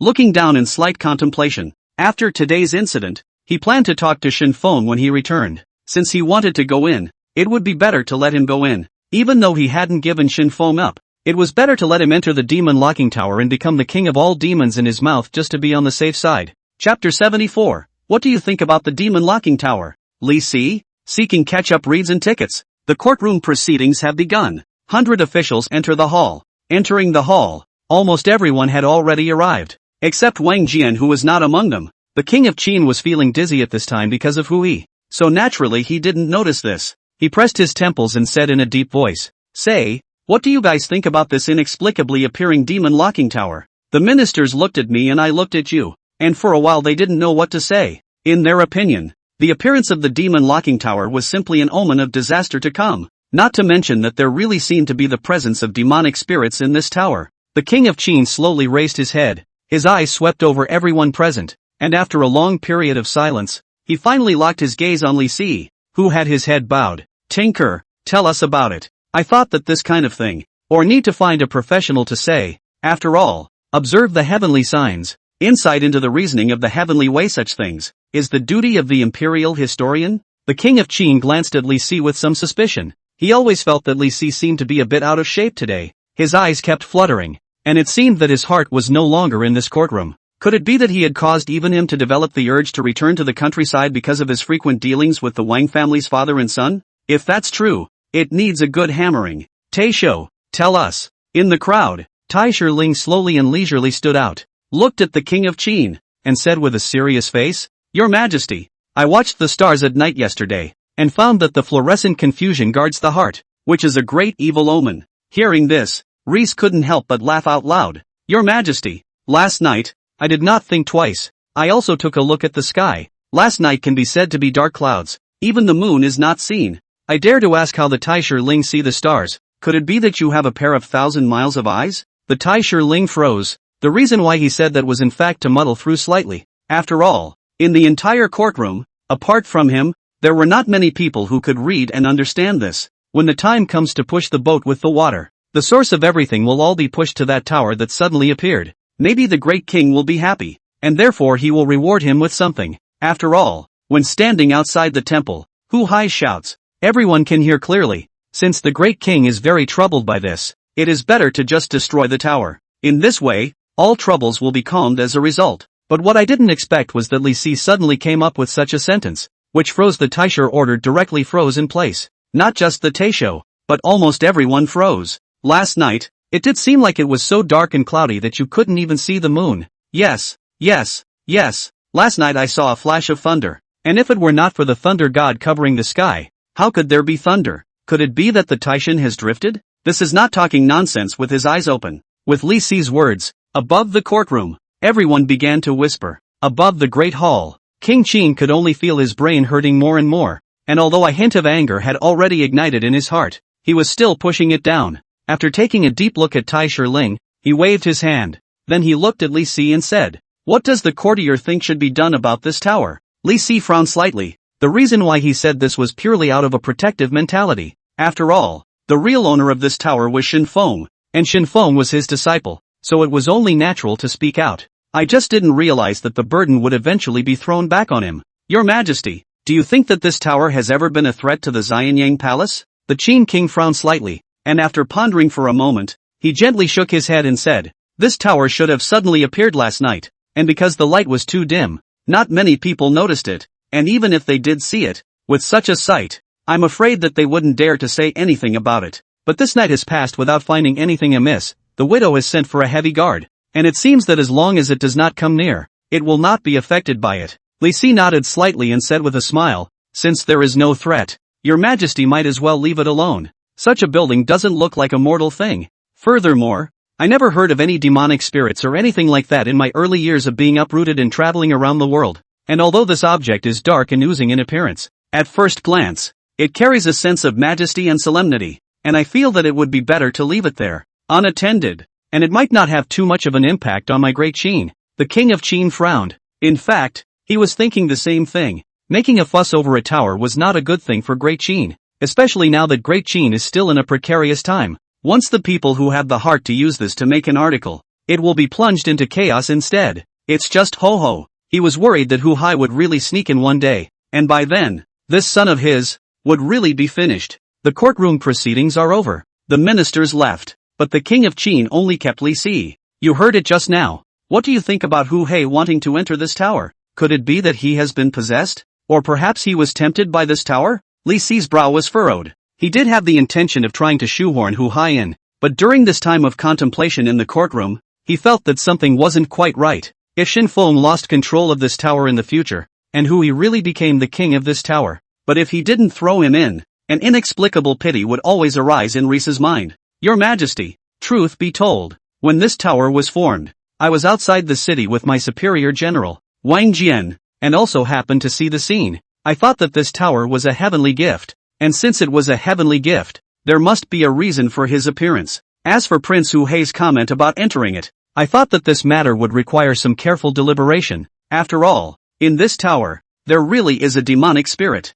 The reason why he didn't say anything just now was that he was worried that someone would spread rumors. After all, rumors would be greatly detrimental to Great Qin. The Qin king nodded slightly. He felt the same way. As for Li Si and Wang Jian being outside the palace walls, he also knew about it, only that he heard from the secret guards that when they left the palace walls, they weren't 2 people, but 3. This in turn made him curious as to who the other one really was. Could it be Shen Feng? But think carefully, and think it is unlikely. After all, from the mouth of the bystanders heard the description of that kid, but just a seizure of a small crazy just. If a madman could manage to create such a majestic building out of thin air, then why would Great Qin need to provide any offerings to the immortal island, and just kill them directly? Wouldn't that be the end of it? Hearing Li Si's words, the King of Qin's brain couldn't help but soothe a lot. He slowly got up and exhaled deeply, then walked down the hall and came to Li Si's side, his eyes looking towards the demon-locking pagoda not too far away, and inquired softly, "I have heard that you have been very close to the general's house in the past few days. Have you ever advised the upper general on behalf of the widow?" Chapter 75 Master suspects that there is something wrong with his book, requesting for catch-up reading. The King of Qin's question made Li Si's heart tighten. In fact, the king would not disallow private exchanges between officials, but now that Wang Jian was in the midst of his retirement, he feared that Li Si would also be influenced by this and thus entertain such thoughts. Although Great Qin had unified the 6 kingdoms, it hadn't been completely stabilized after all, and there was still a lot of things that the King of Qin needed to ask for advice regarding their group. "Li Si, do you think that the widow is too heartless and has so far refused to accede to General Shan's request to return to his hometown?" Li Si bowed his head slightly and said softly, "The Great King must have his own thoughts on this move, and I dare not speak out of turn. Great Qin unified the world. Such a heavenly feat, not the widow's one person's credit, but the successive generations of Great Qin's ancestors, and many subjects, many generals and soldiers to pay the blood and sweat. Great Qin's situation today can be said to be more than countless forefathers, and even exceeded the ancient period of the 3 emperors and 5 emperors. I have heard that since ancient times, the Son of Heaven has traveled to Mount Tai to offer sacrifices to heaven. I have also thought about it. but all along, I have been subject to the immortal island. Although Great Qin is not afraid of foreign enemies, but nowadays, Great Qin has not yet been completely stabilized, and I have not been able to completely tear my face off with the immortal island. Li Si, what do you think the widow should do? Li Si did not say anything. He is a smart man. A smart man should know what kind of words can be picked up, what kind of words should not be picked up. Such questions, as far as he was concerned, should not be answered. The more silent he was at such times, the safer it was for him. Today's King of Qin was different from the past, and the kind of aura that emanated from him would always give Li Si a shuddering feeling. The more times like this, Li Si's mind would always keep reminding himself that the more careful he should be. Reese, this tower, did it really fall from the sky? The King of Qin slowly turned around and looked at Li Si with a calm face. Although his face didn't show the slightest fluctuation of emotions, those eyes seemed to look through Reese. Cold sweat had spread all over his body, and despite the cold weather, the lining remained tight against his skin. Your Majesty, I did watch that tower with my own eyes fall from the sky. Li Si lowered his head and said firmly through clenched teeth. The Qin King's eyebrows rose slightly. He thought that he had swindled him so much that Li Si would surely be unable to resist telling the truth of the matter. But what he didn't expect was that Li Si had carried it off. In that case, it does seem to underestimate Reese. However, it is also true that, when you think about it, he dared to scold himself in a roundabout way on the admonition to expel the guests. And then look at this hardcore appearance now. It is not surprising. The King of Qin smiled faintly, patted him on the shoulder, and said with a smile, I don't care where exactly this tower came from, but there is one thing that I just hope it won't suddenly turn into a scourge for my Great Qin. Hearing these words, Reese couldn't help but breathe a sigh of relief in his heart. But soon, a thought popped up inside his head. I have heard that Duke Hua wants to enter it and become the king of this tower, so why don't we let him give it a try? The King of Qin gave him a deep look. What thou sayest, do men say? You'd be happy to send your son in? Li Si was out of the palace, having been beaten out by the King of Qin with the scabbard of the King of Qin's sword. Walking out of the palace, Li Si rubbed his ass. Although it hurt a little, he could clearly feel that the king did have some intentions. But for some reason, he couldn't seem to be ruthless about it, and Reese thought that maybe he could try again next time. However, today's words were considered to have touched the psychology of the King of Qin, and at the very least, when he uttered these words, the King of Qin only used his scabbard to whip his buttocks, but did not move to kill. That's kind of a good enough answer. Returning to the small courtyard, Li Si saw, at a glance, Shen Feng, who was fiddling with the stone table and stools inside the courtyard. What brings you here? Seeing Reese return, Shen Feng's eyes lit up. Walking forward, his hands went up to assist Li Si. Bringing him to the stone table, he said with a hefty smile, Teacher, please look, this is a pair of stone tables and benches that my disciple has personally built, and it's even stronger than the ones you had before. Seeing that there was no one else around either, he came forward and said softly, this is something I built with a whole block of spirit stone, unique under the heavens. It can prolong life and strengthen the body. Reese's eyes lit up slightly. From the moment he sat on this stone bench he did have a different feeling. The old stone benches used to be a little hard when you sat on them, and your butt still hurt after sitting for a long time. But today sitting on it is not only extremely comfortable, but there is also a stream of warmth along the caudal vertebrae constantly surging into the whole body, and even the pain in the buttocks has completely dissipated. Li Si stood up with some amazement, his eyes constantly measuring Shen Feng's creation of this table and chairs, and his heart was in awe. This set of stone tables and benches, although on the surface, there is no difference from ordinary stone tables and benches, but as long as you touch them with your hands, you can completely feel the difference. Although Reese was happy in his heart, he was soon worried. Such an absolute treasure. If he were to keep it private, it would really make him feel uneasy in his heart. As the saying goes, the horseman is not guilty, but if he just gave it to the King of Qin, he was a little less willing. After all, this thing was built by Shen Feng for him as a teacher. Silence for a long time. Li Si slowly sat down. Rather than being found out the end, it is better to turn in more than one thing. Shen Feng saw Li Si shaking his head and sighing, so he continued, Teacher, don't worry. In addition to the stone table and stone stool, the bed for you and your master's wife, I've also rebuilt it, and I've purposely used spirit stones to help you with the bottom of the bed. Reese was confused. What's this kid up to? Is it a plan to remodel your entire little piece of yard? Do you want me to give all the courtyards to the king before you give up? Seeing that Shen Feng was still ready to speak, Li Si hurriedly waved his hand to stop. Stop it. I don't want to know. And you don't tell me. Just tell me, why did you come here today? Shen Feng swept his eyes over the bookshelves in the room, and with a twinkle in his eye, he said with a smile, Teacher forgot? I'm here to read. Hearing that Shen Feng wanted to read, Li Si's brain couldn't help but throb. He always felt that every time this kid looked for him to read, it couldn't be good. After the last reading, the island of immortality was visited, and it was said that there was a spectacle that night. After the previous reading, before the dawn, a demon-locked tower appeared in the palace, and it happened to be Shen Feng who did it. Li Si was worried that if he was given another book, he might be able to abolish the whole of Great Qin. He was beginning to wonder if there was a problem with the books he had given Shen Feng, but every one of them Rees had carefully flipped through them, and there was no problem. And I don't like to read that kind of strange, weird, messy and miscellaneous books. But how did it feel different when it came into his hands? After a long silence Rees stood up and came into the room. This time he intended to pick a book carefully. This Taoist book would be great, just right for Shen Feng. Shen Feng followed behind Li Si, and after receiving the books, his mouth burst into a crooked smile. Chapter 76, This Sun Must Not Be Kept. Lao Tzu's Yellow Court Sutra.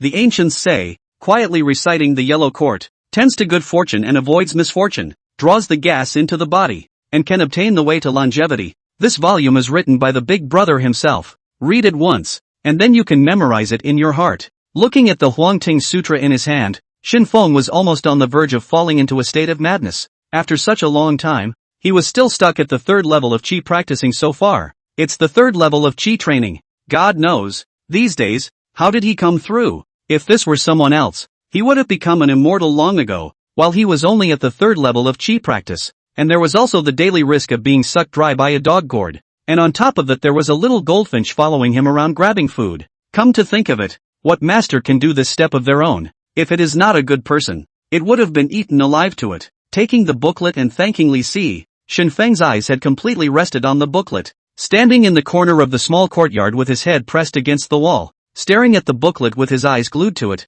he opened his mouth wide and recited aloud every word recorded in the book. Li Si looked at Shen Feng suspiciously. Obviously his mouth was wide open, and it could also be seen that he was reading very seriously, and his chest was also rising and falling because of his reading breath, but he couldn't hear the slightest sound. Li Si subconsciously took a step forward. He clearly saw that Shen Feng's face was already red from shouting from reading aloud, but it was as if his ears had lost their hearing. If it weren't for the snapping sound that came from his foot on the branch, he would have even thought that he had actually become deaf. Shen Feng did not notice Li Si on the side, and at this moment, his whole body and mind had been focused on this scroll. All the outside influences could not disturb his reading pleasure. As if he heard not only the sound of his own reading in his ears, there seemed to be many different voices, ringing in his ears. The louder his voice was, the higher those voices would raise along with it, and every time those voices resounded in his mind, his understanding of this piece of the Yellow Court Sutra would grow deeper and deeper. Vaguely, he felt that his realm that had been stuck at the third level of Qi cultivation seemed to have loosened up,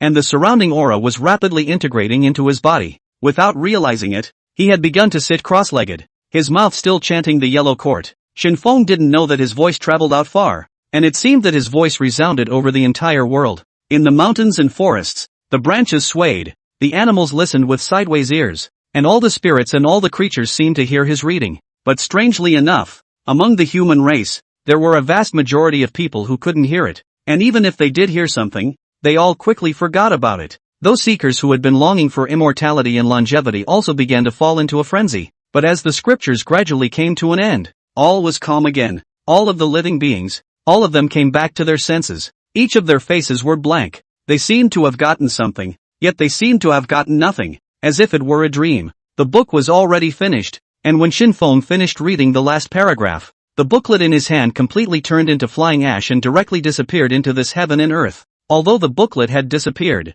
the scriptures were still deeply engraved in the mind. Shen Feng subconsciously touched the place of his dantian. A few moments of reading in the party, without realizing it, he had reached the peak of Qi cultivation. It was even just one step away from becoming a foundation builder. As a matter of fact, he was not very anxious about the pursuit of realm and cultivation. In his opinion, the desire for speed was like a gourd around his waist. This thing is a stub made for speed, although it works quite well, but it's a stub. Perhaps sensing that Shen Feng's eyes carried a disdain and contempt, the dog gourd was a little angry, and in the next second, the gourd's mouth opened violently, and although it did not spit out the immortal cutting flying dagger, the aura in Shen Feng's body instantly lost half of it. Good thing that he has now reached the peak of Qi practice. If it is still the previous realm, I'm afraid that really want to be sucked to death by this gourd. The gourd was obviously a bit surprised as well. According to the last experience, This dog owner almost died a direct violent death after being sucked so slightly by himself. But today, he carried it off. The dog gourd has the intention to continue to suck, but today really a little sucking cannot, and then see Shen Feng like a nothing, and even look at it in the eyes of the sneer of the color is more prevalent. Suddenly, it seemed to be somewhat able to understand why the little goldfinch always had such a bird phrase hanging around its lips. 10 lifetimes of vengeance can still be avenged. It figured that the next time it was asked to turn around, it was going to lay flat and not turn around. Tired, Li Si had already returned to the house long ago, and for everything that had happened to Shen Feng, he still maintained his usual attitude of not listening. In his view, individuals had their own individual paths, and he could not ask Shen Feng to walk the path he had walked, nor could he follow Shen Feng's path. He has his own dignity and ideas. Seeing Shen Feng walk in, Li Si stroked his beard and said indifferently, "How is this book?" Shen Feng stepped forward without saying a word and immediately fell to the ground. "Teacher's great kindness, my disciple will never forget it." Seeing Shen Feng suddenly so serious, Li Si could not help but froze for a moment, and then hurriedly stepped forward to support him. "Why do you need to perform such a big ritual? I am the teacher. When I solve your puzzles, although I have never taught you anything, but if there are any questions, you can also directly ask me, even if you cannot answer, but also will surely think of every way to find the answer for you." Shen Feng's face was grave, and he looked up at Li Si with a hint of thirst for books in his eyes. "Teacher, I still want to read." Shen Feng was kicked out, and before he left, he also took a plate of rice cake made by the master's wife's hands. These rice cakes had allowed him to recover the aura absorbed by the dog gourd, but he would have preferred that the master's maiden could come up with some new tricks. Back to the general's house. Wang Ben was not in the mansion while Wang Jian was sitting in the courtyard with a frown on his face, holding his sword in one hand and a cloth in the other that he kept wiping. "General Shang, is this a move to kill?" Shen Feng came to Wang Jian's side and asked softly. Hearing Shen Feng's voice, Wang Jian slowly put down the sword in his hand, then glanced at the subordinates around him on the left and right. The underlings understood, turned and all left. After everyone had left, Wang Jian said in a deep voice, "Today, above the courtroom, I heard someone say something. It is said that Duke Huhe took the initiative to bow 3 times towards the Great Qin and asked to enter the demon locking tower, saying that he wanted to become the king of all demons of the demon locking tower. Let me ask you, is there really a demon inside this tower? And if he goes in, will he really become the king of all demons? If one day in the future, he comes out of the tower, will he really lead 1,000,000 demon soldiers and set his feet on the Pango continent?" Chapter 77, Don't Let a Single Bird Out. Shen Feng was shocked. He was truly surprised by Wang Jian's question. The king of all demons? Feet on the Pango continent? Has this kid been kicked in the head by a donkey? At that time, the situation was special. In order to trick Huhe into it, he deliberately said so, but I didn't expect him to take it seriously, and he really wanted to enter it to be the king. Those demonic spirits weren't just 2 words, they were existences that really dare to eat people. The living beings that are locked in the demon locking tower.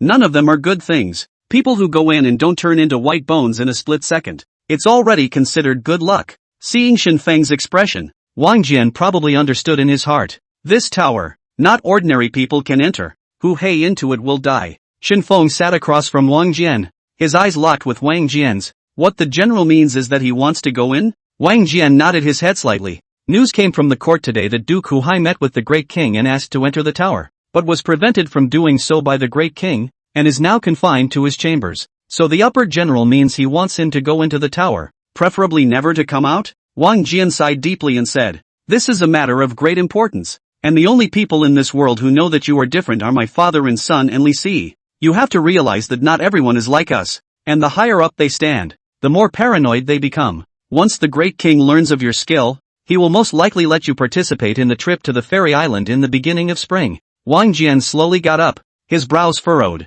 During the time he had entered Xianyang city, Shen Feng had killed a total of 2 people, and both of them were from the Immortal Island. Although it was all insignificant, once the people of the Immortal Dao pursued the matter and traced it to Shen Feng's head, then he was bound to die on this trip. In fact, for the Wang family's father and son, whether Shen Feng died or not didn't have much to do with them. However, after many days of getting along, there are always feelings in his heart, not to mention that he and Shen Feng have also called themselves brothers and said brother. If he was to let him just watch Shen Feng go to his death, as a brother, there would always be some bad feelings in his heart. Wang Jian patted Shen Feng's shoulder and said, "If you have thought about it, let me know, and I will immediately send someone to sneak into Xianyang Palace, so that he will never be able to turn around." "Big brother, it would be a lie to say I wasn't moved. but such an exaggerated touch is a little too much for Wang Jian to bear. Wang Jian just wanted to wave his hand to signal him not to be so pretentious, but his eyes happened to see Wang Ben standing in the doorway with an iron face. He hadn't punched Shen Feng for several days.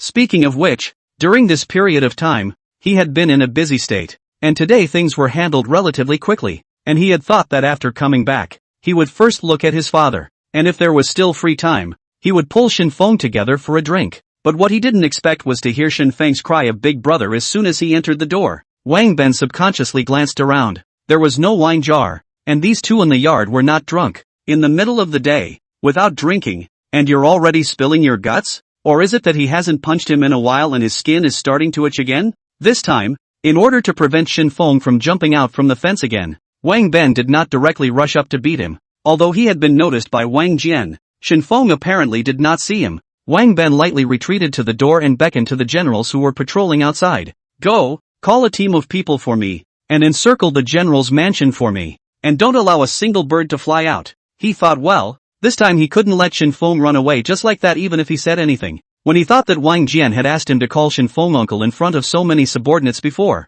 he was angry. Today, well, he is ready for everything. Shen Feng this beating, it is a certainty. The royal city guards were quickly assembled, and at the head of them was Wang Ben's old acquaintance, Meng Tian. Seeing Wang Ben's gloomy face, Meng Tian was puzzled and jumped off his horse to come in front of him and asked, "What's the matter? There's a thief in the house." His face looks so ugly. Could it be that something has been stolen? The hot air between Wang Ben's nostrils continued to gush out as he slowly took off his body armor, followed by squeezing out a hard sentence from between his teeth. Seniority has been stolen. After saying that, he also didn't care about the stagnant Meng Tian who was standing in place, picked up a stick from the ground and walked towards the courtyard. As a martial general, his strength was powerful in itself, and with the addition of a body of internal energy, a deep depression appeared on the ground with every step. Shen Feng obviously also noticed the movement coming from behind him, and just when he wanted to turn back, he felt a coldness in his buttocks, and before the stick hit him, his body had already left its original position.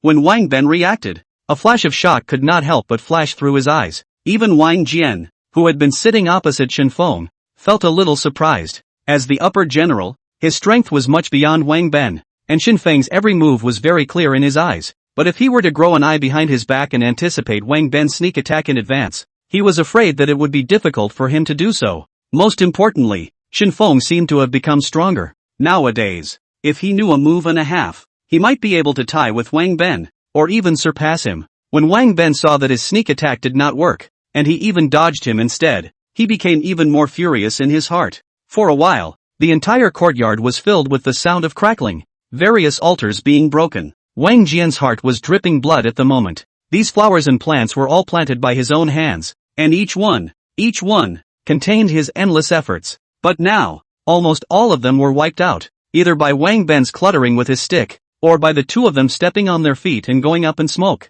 He even noticed that Wang Ben intentionally stepped on the flowers and grasses twice more, even as he deliberately rubbed the soles of his feet on the ground. Outside the house, Meng Tian rode his horse around the general's residence, not understanding what Wang Ben meant by having his seniority stolen. Originally, he had planned to go in and check on the upper general, but just as he was about to enter, he heard a shattering sound coming from inside. This stopped him in his tracks. He had heard that in recent times, the upper general's hobby had shifted from leading soldiers into battle to the aspect of growing flowers and plants. For a moment, a bad feeling arose in his heart, and he had a premonition that if he walked in at this moment, he would only be in a desperate situation. Suddenly, a roar of Wang Jian's anger came from inside the mansion. "Adverse son, today, you will die." An explosive shout was like a thunderbolt from a clear sky, and even those generals and soldiers gathered around the general's residence were frightened by Wang Jian's roar and took several steps backward. Everyone looked at me. I looked at you. And for a moment they didn't know what was going on in there. It wasn't long before a figure was seen jumping out of the fence. The crowd rose up in a group and tackled him straight to the ground. "Got him, General Meng.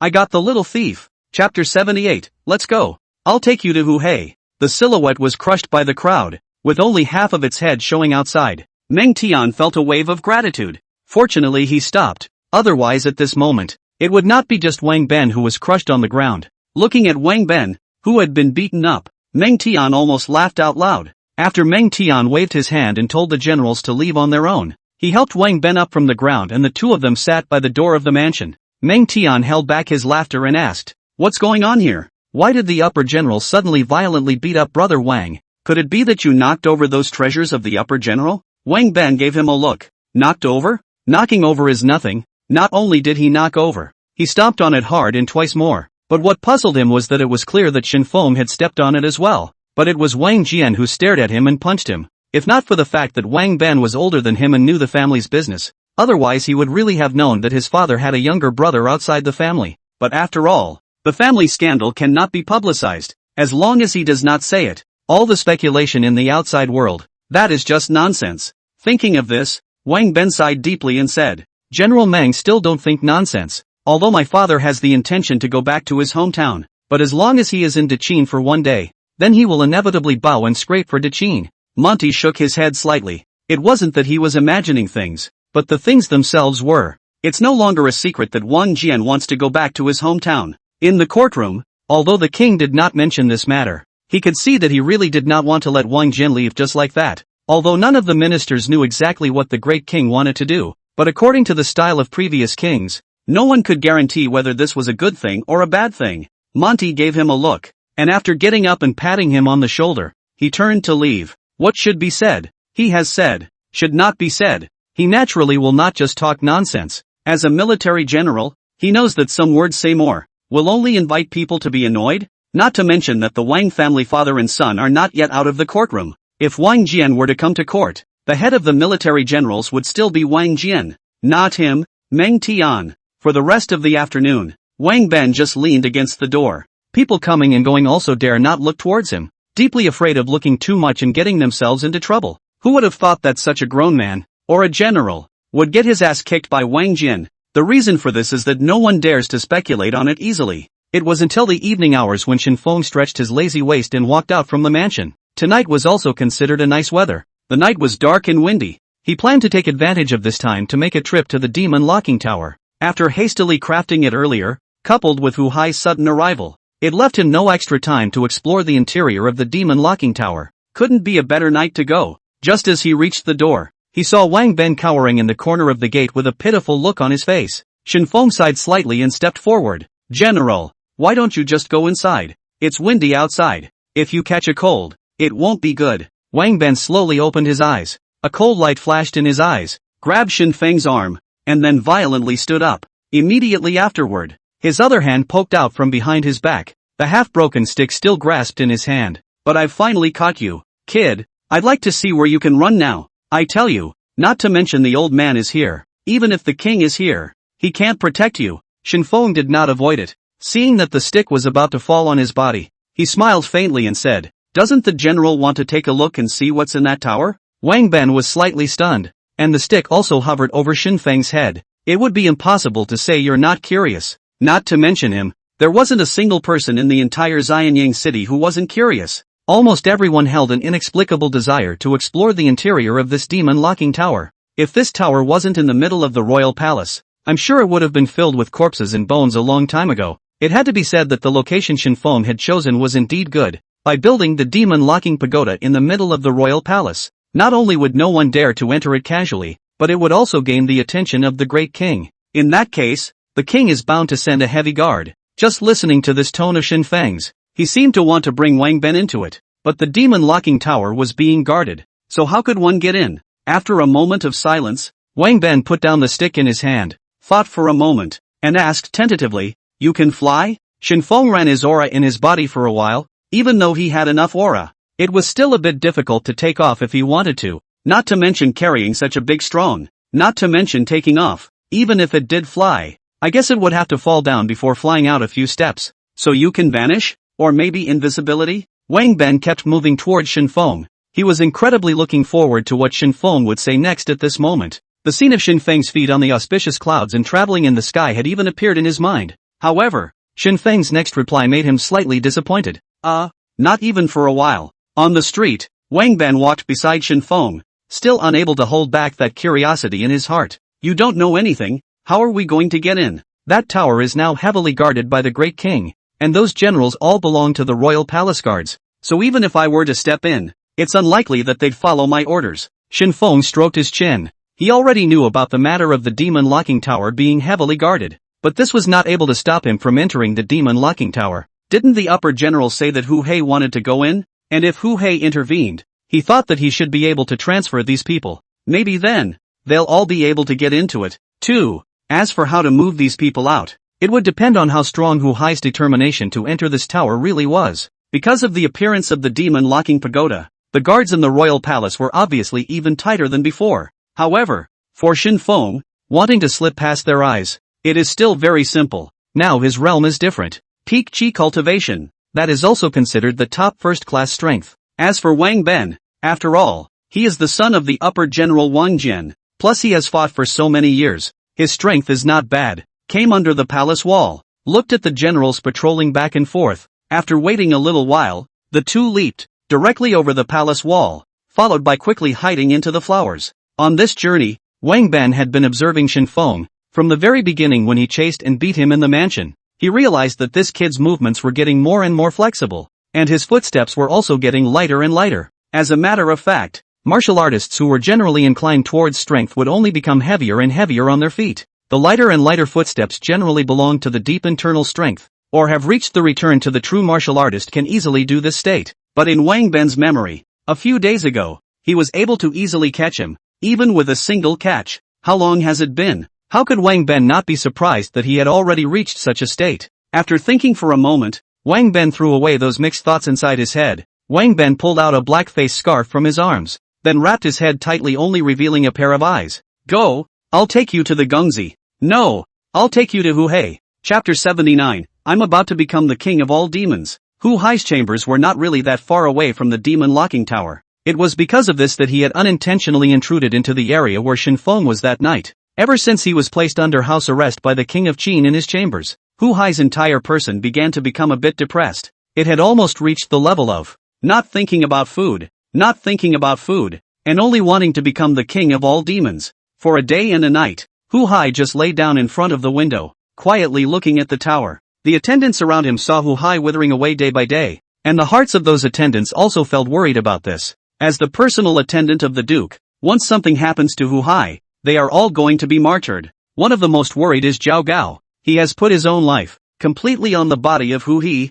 is gone. It is the same as everything he has paid, all for nothing. The entrance to the bedchamber, guarded, though the window was open. After all, he was still young, plus the deterrent of the king of Qin. Even if there was no one to guard him, I'm afraid Hu Hai wouldn't dare to leave his chambers privately. Shen Feng and Wang Ben came outside the bedchamber, and after looking at each other, Wang Ben decided to keep a lookout outside while Shen Feng entered it. At first, when Huey saw someone jump in through the window, his face was so full of horror that he was even planning to call someone. But when he looked at Shen Feng's face clearly, a smile and joy instantly appeared on his face. Immortals, I finally see you again. I told father. I said I saw the immortal, but he didn't believe me. Immortal, take me away. I want to enter the tower. I want to be the king of all demons. I want to set my feet on the Pango continent. I want to stand proudly between heaven and earth. Saying that, Hu Hei swung both sleeves violently, hands behind his back, his gaze calmly looking out the window, and continued in a childish voice.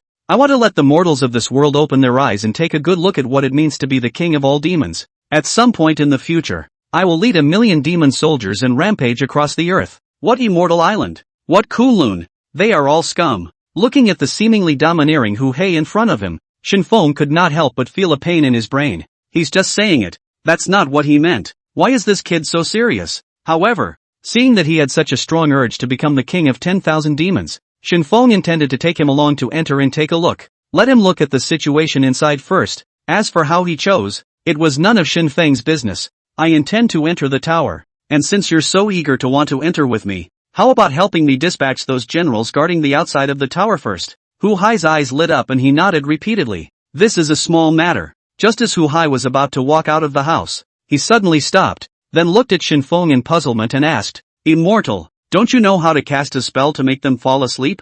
I remember from the book that immortals can move mountains and seas with just a wave of their hand. If you can't do that, then waving your hand and letting them go up in smoke should be possible. For this idea of Hu Hei, Shen Feng was shocked. At a young age, he so gently said such words as letting people fly to ashes, which can be said to be unique in the world. If he really entered this demon locking tower and survived, maybe he could really become the king of all demons. But if you enter this tower with the identity of a mortal and without the slightest ability, not to mention whether you can go up to the second floor, I'm afraid that the first floor is very difficult to survive. To say that Hu Hai's arrogance and domineering is not something that was developed later in life, but that he was born that way. After following Shen Feng and jumping out of the window, he came to the front of the tower and began to strut around the demon locking tower with the two masked guys behind him. The surrounding generals also discovered Hu Hei's figure, and although they wondered in their hearts how he came out, they did not say much. After all, they were the son of the Great King, and they were loyal to the Great King. If they just went up and drove the people away, once Hu Hai had a misunderstanding or dissatisfaction with him, then this life would be at an end. My lord, please also return to the palace. The king has ordered that no one is allowed to approach this place. The captain at the head still had more guts. On seeing the arrival of Hu Hai, he went straight forward to advise. Hu Hai looked at him faintly, sneered and said, "What do you know? This tower is an immortal tower cast by the immortals, and I am the king of 10,000 demons hand-picked by the immortals. The demonic spirits in this tower don't dare to hurt me at all. Get out of the way." This male wants to get closer to take a look. For the immortal that Hu Hai said in his mouth, the junior captain expressed some helplessness. He had long heard from the bystanders that since the descent of this tower, Prince Hu Hei's brain was a little less than stellar. If we just let him through and he suddenly ran in, everyone there would be dead. My lord, if you want to watch, please just stand here and watch from a distance. If you want to come closer, don't blame us for being merciless. Hu Hai's eyes narrowed slightly. He had known that this would come up. In the past, Zhao Gao had taught him that there was a good solution to face this kind of situation. That's a death wish. I only saw Hu Hai pulling out a dagger from nowhere, then aimed it at his neck and roared loudly, "Get out of the way. I am the Prince of Qin. My name is Hu Hai. I am the king of 10,000 demons. If you dare to block my way, believe it or not, I'll die for you to see. If I die, none of you will live. And your families, do you think father will let you go so easily?" The captain's face was blue. In his opinion, even if he let Hu Hai pass, and he just broke in, they likewise had no reason to live, let alone their families. But if they don't let it, there's a good chance that Hui will actually hurt himself, and then they'll die just the same. In desperation, the captain could only wave his hand and have the men back out of the way. Finally, under Hu Hei's leadership and blackmail, the three of them finally arrived at the gate of the demon locking tower. As Shen Feng's mind moved, the gate slowly opened. Perhaps sensing Shen Feng's arrival, all the demonic spirits in the tower had become very quiet, and even those demonic chi that kept surging out had also been restrained. Looking at today's scene, those small soldiers behind them couldn't help but freeze. From the time they started guarding this tower, the tower had never stopped for a moment, and as long as they took a slight step closer, the demonic aura in the tower seemed to be about to tear them apart. For such a long time, it was the first time they had seen someone dare to come so close to the demon locking tower, and it was even the first time they had seen the gate open so easily. Intangibly, they even felt that Lord Hua might not have lied, and that he might really be the king of all demons. At the same time, Hu Hei's heart was overwhelmed with excitement. He saw the majestic look of himself standing between heaven and earth. He even saw the scene of demonic clouds clumping behind him, with countless demon soldiers suspended above the firmament. Before he could finish his thought, he only felt a strong force coming from his shoulder, a pain in his wrist, and a clanking sound coming from the dagger falling to the ground. Then, he saw that the door of the demon locking tower had been closed, and the immortal and the black-clothed man beside him had entered the tower. Chapter 80, Who's the Real Boss? Hu Hai sat on the ground, his eyes staring blankly at the door of the demon locking tower that had been completely closed. In that moment just now, he didn't react at all to what exactly happened, and only felt a strong force coming from behind him, directly grabbing him back. When he looked back again, the door had closed completely, and the immortal and the one beside him hadn't looked back at him since. He snapped his head back to the captain who had pulled him back, and endless grievances continued to well up from his heart, and he couldn't help the tears that flowed down his face. "Do you realize what you've done?" The captain's face was calm. He didn't feel he had done anything wrong. As far as he was concerned, the male was just upside down. That's all. Stopping him was what he should have done as a subordinate, and even if he was killed, at the very least, the Great King wouldn't implicate his family for it. As for Hu Hai's previous threat, he was indeed shocked at first, but soon he reacted to the fact that the master of this world was not yet him. Hu Hai's gaze was dull. He stood up, raised his feet and prepared to continue walking forward. But soon, several generals directly set him up and left the area. When he had sent Hu Hai away, the young captain's gaze was cloudy as he looked towards the door of the demon locking tower. He didn't pay too much attention to the two men who followed around Lord Hua at the very beginning. It was only thought to be the prince's personal guard, but now that I think about it carefully, It doesn't seem to be as simple as it seems on the surface. Judging from the way the two of them treated the Duke, it seemed that they hadn't put Hu Hei in their eyes since the beginning. Or perhaps they were not Hu Hei's guards at all, but rather more like a threat to Hu Hei in order to enter this tower. After thinking for a moment, the young captain also no longer hesitated, turned around and ran towards the royal palace. He had to report this matter to the Great King. And quickly. The demon locking tower.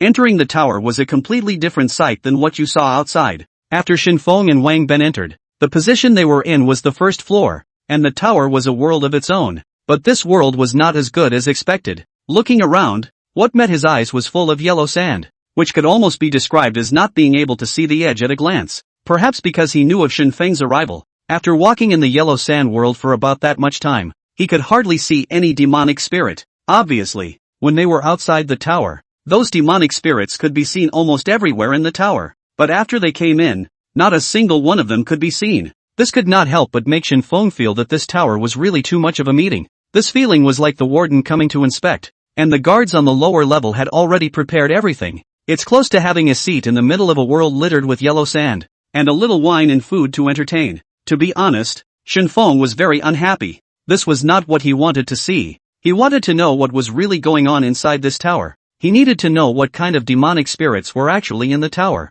and there were those demonic spirits available to him. After all, it was the demon locking tower, and even though the tower spirit could not appear in front of Shen Feng in a humanoid form, it was still able to detect the owner's mind at the first time. Unlike the dog gourd on his waist, it didn't need to absorb any of Shen Feng's aura to be used to suppress the demonic spirit. It could absorb the free aura between heaven and earth on its own. Coupled with the fact that this area itself belonged to the king's city, it could be said to occupy the right place at the right time, and there was no need for Shen Feng to have any worries about it. After sensing the change in Shen Feng's state of mind, several streams of light suddenly flew in the distance, and with them landed in front of Shen Feng and Wang Ben. Several women with revealing clothes, beautiful bodies, and extremely demonic looks walked towards Shen Feng with a smile. Looking at the appearance of a few people, Shen Feng's face couldn't help but turn red, and Wang Ben on the side even more so. His eyes almost bulged out. "Greetings, my lord, but my lord is tired. Let my slave relax you properly. If you don't mind,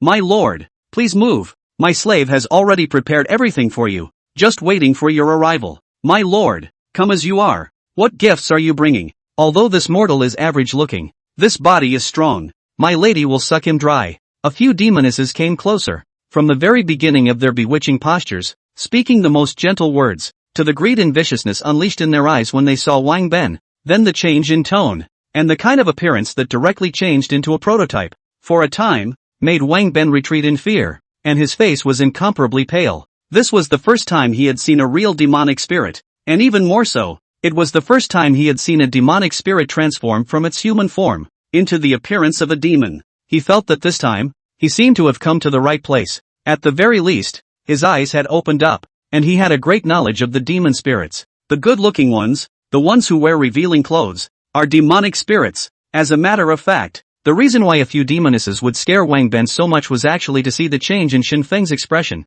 They were resistant to the tower spirit's demands, but they themselves were trapped in the tower, and were likewise subject to the spirit. You know, all things in heaven and earth. Who doesn't yearn for freedom? Even if they are demons, they are just as eager for the vast world outside the tower. In the eyes of the demonic spirits, there was no time for them to regain their freedom, and they might just have to survive in this tower for the rest of their lives. Looking at Shen Feng, the so-called tower master, he was only at the peak of qi practicing, not even half of them. What's the point of scaring him? Can you still eat them? Would Shen Feng eat demon spirits? That naturally wouldn't be the case, but just because he wouldn't, doesn't mean something else wouldn't either. For example, the dog gourd on his waist, as Shen Feng's first magic treasure. As the big brother who appeared in this world so many days earlier than the tower spirit, it felt that there was a need to show its majesty and attitude in front of the demon locking tower. Without waiting for Shen Feng to summon, the gourd had already detached from the binding belt around his waist, and in the next second,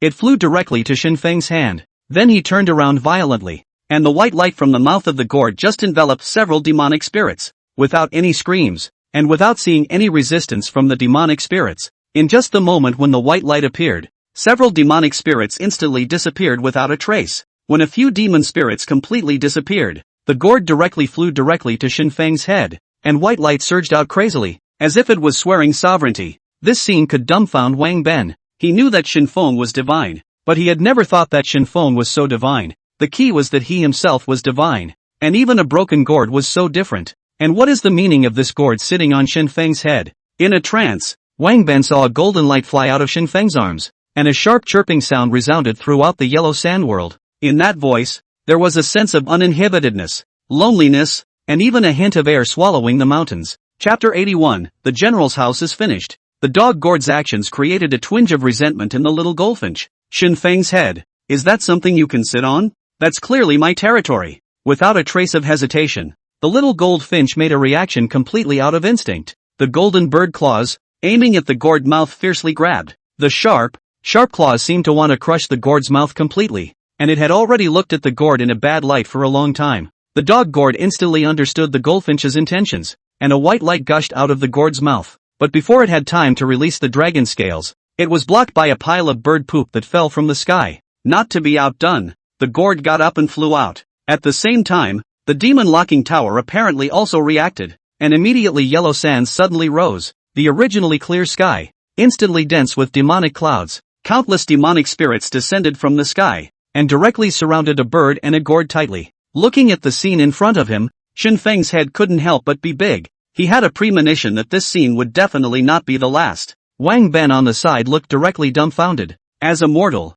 I have seen nothing more outrageous than the founder's magic tricks, but I have never seen this kind of scene. The sky was full of demons, and in the very center of the demonic spirits, a bird that looked to be the size of the palm of a hand, and a broken gourd were doing battle. This kind of image, he had never dreamt of it before. For a moment, he felt like his worldview was about to collapse. He even wondered if he was dreaming. Snap! A crisp slap sounded behind Shen Feng. Shen Feng then realized that the ones who had entered this tower, besides himself, there was also Wang Ben. Turning around, he saw Wang Ben staring blankly at the sky, with a look as if his soul had gone out of his body. Shen Feng walked forward, slowly helped him up, and said tentatively, "General, why don't you just leave first?" Shen Feng meant well. He really means well. Although the eyes looked a little off, he really didn't mean any harm. However, in Wang Ben's opinion, this kind of look from Shen Feng was full of sarcasm and contempt. Is he laughing at me? No, he was taunting me. I'm being taunted by a little waif?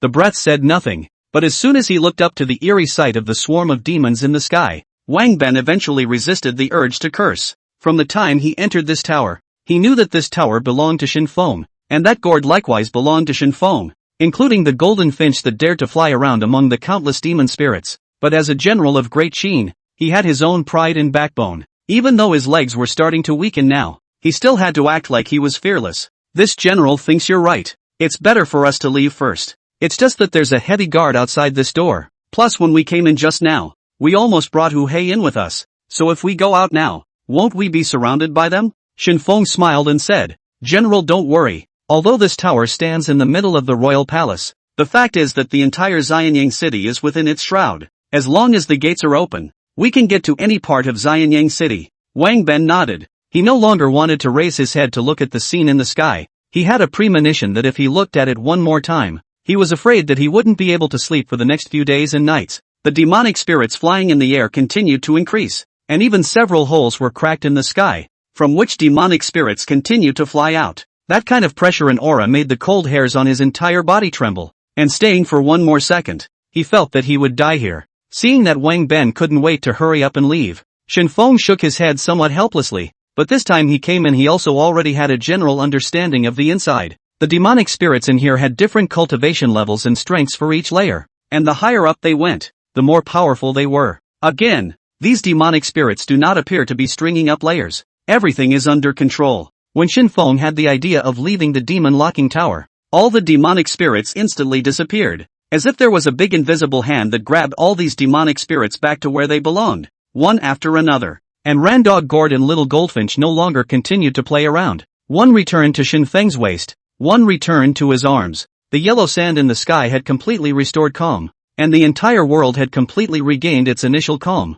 The gate had opened, and stepping out of the demon locking tower, Wang Ben realized that they were already standing at the entrance of the general's residence. Looking back in the direction he came out, the door to the demon locking tower had disappeared into thin air. Standing in front of the gate of the mansion, Wang Ben silently sat down against the wall. Shen Feng looked at him suspiciously and asked, "Doesn't the general go in for a couple of drinks?" Wang Ben did not say anything. Not that he did not want to go in, but he did not dare to. Wang Jian's anger had not yet subsided. Plus he saw so many images that he had never seen before. It was difficult for him to digest for a while. Even if he went back to the house, those scenes would keep him awake. So he might as well sit here and blow off some cold air. He felt fine just the way it was. Shen Feng came to his side somewhat helplessly, put one hand on his shoulder, shook his head inside. General, I told you a long time ago that you can't go to that place, but you don't believe me and have to follow along. Wang Ben didn't say anything and turned his head away. Did you say that? You didn't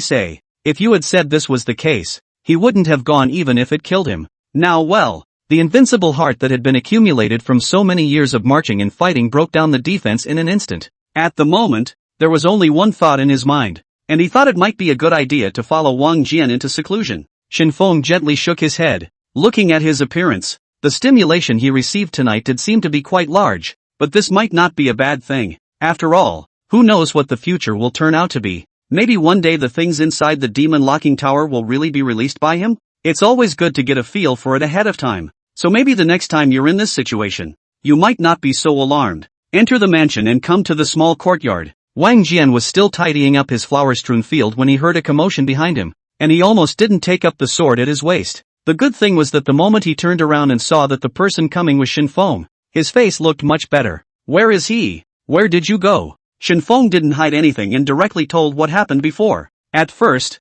when he heard Shen Feng say that he took Wang Ben to the demon locking tower, he slightly nodded with your head. But when he heard that the two men held Hu Hei hostage and broke into the demon locking tower, his face instantly paled. You've taken Huey hostage? And let Hu Hei force you to enter the demon locking tower by death? Do you guys have to stab my general's house over before you'll give up? Seemingly thinking of something, Wang Jian quickly stepped forward, grabbed Shen Feng's shoulder, and asked with a heavy face, does the king know about this matter? Shen Feng smiled awkwardly and said, the Great King shouldn't have known when we went in, but he should have known by now. Don't worry, Upper General, we are all masked. General Wang Ben is even wrapped tightly all over. No one will recognize us. Wang Jian, his heart ashen, sat down on a stone bench and asked breathlessly, others don't know your identities, but what about Hu? Chapter 82 King Qin Speculation. The Palace of Zhongtai. The Qin King's eyes were slightly dazed. Apparently he had just woken up not long ago, but after hearing the words spoken by the guards below, the sleepiness in his eyes was all of a sudden gone.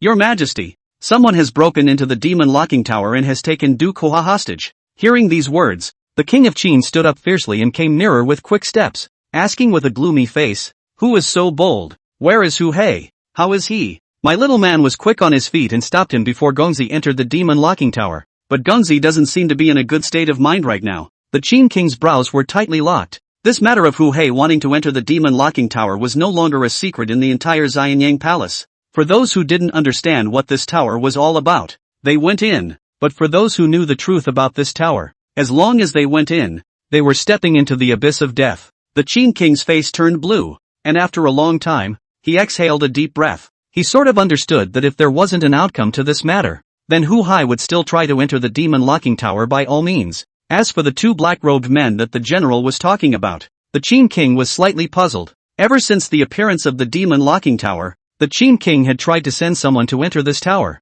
but the end result ended in failure. The gate of the demon locking tower is very hard. No matter whether it is chopped by a knife or axe, there will not be any traces of breakage. Even if you want to get close, you will be compelled by the demonic spirit inside the tower. But those two had entered it so easily. In that case, there was only one answer. So one of the people who had entered this tower was the owner of this tower. And the owner of this tower, he had probably guessed who it was. But who is the other person? The King of Qin had mobilized his secret guards to privately investigate all information about Shen Feng. But from the beginning to the end, he had never found him to have any connections within Xianyang City. Apart from the fact that this kid likes to wander around on the streets a little bit when he has nothing to do. The rest of the time he either reads books in Li Si's small courtyard or plants flowers and grasses in the general's mansion with Wang Jian. Then the other man in black must be in the middle of Li Si's small courtyard and the general's house. Li Si's son was not in the city. Likewise the son of Wang Ben. Leaving aside Li Si, then only Wang Jian and Wang Ben remained.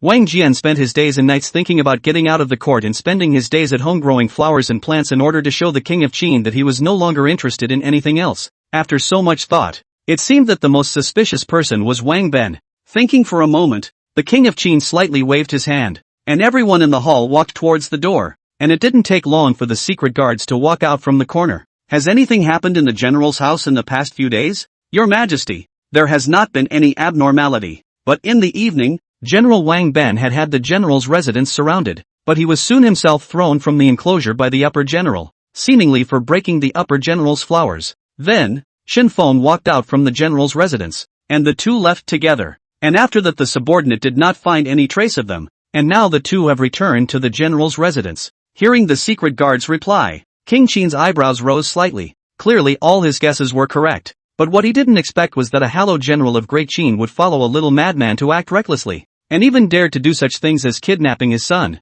just by virtue of a crime. It was enough to make the entire general's residence turn into nothing overnight. Doesn't he have any concerns about that? But soon, the king of Qin laughed in exasperation. Wang Ben is long heart, wrapped himself tightly this, in addition to a pair of eyes, almost cannot see who he is in the end, and even from the beginning to the end of even a word has not said. The king of Qin sat on top of his throne, one hand propped up on his chin, his eyes looking out of the great hall, while his other hand rhythmically tapped on the tabletop. Inside and outside the temple, no one knew exactly what he was thinking. The general's house, Shen Feng sat across from Wang Jian, and the two of them drank a little wine around the small stove. Wang Jian's brow was still tightly locked, and he drank mulled wine to himself. Obviously he hadn't slowed down from these things that Shen Feng had said. He knew that Shen Feng was playful and active, but how could he not expect that this temperament of his would still be contagious, and that even his son, this general who had always been a strict disciplinarian on the sands, would become like this? His gaze slowly turned to Shen Feng,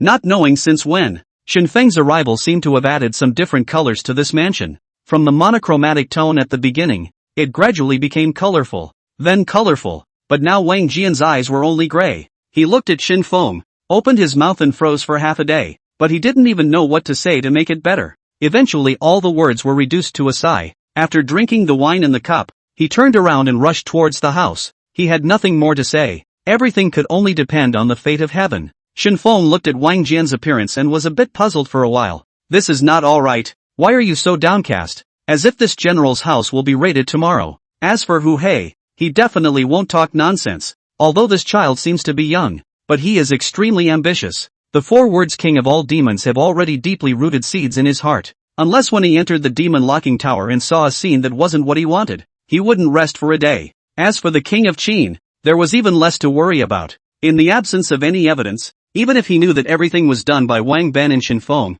he would not easily do anything excessive. Even if they really did something, at most they will find Wang Ben to go and talk alone. As for what they will talk about, it depends on whether Wang Ben's mouth is tight or not. Returning to his room, Shen Feng first took off the dog gourd from his waist and then placed it on his bed to observe it carefully. When he was in the demon locking tower today, he noticed a strange thing. At that time, when those few demon spirits transformed into human form, they held a kind of disdain and hostility towards Shen Feng, and it was obvious that it was all because he belonged to the master of the demon locking tower. But this gourd had directly struck out without Shen Feng urging it, which indicated one thing. This gourd possessed self-awareness. Of course this was not a thing that surprised him. The strength of those demon spirits at that time was above Shen Feng, and they all seemed to have reached foundation establishment, or even stronger than foundation establishment. But it was in this case that they were still killed violently by a single blow from the gourd. So the question arises, where exactly is the dog gourd ceiling? Building a foundation? Jin Dan?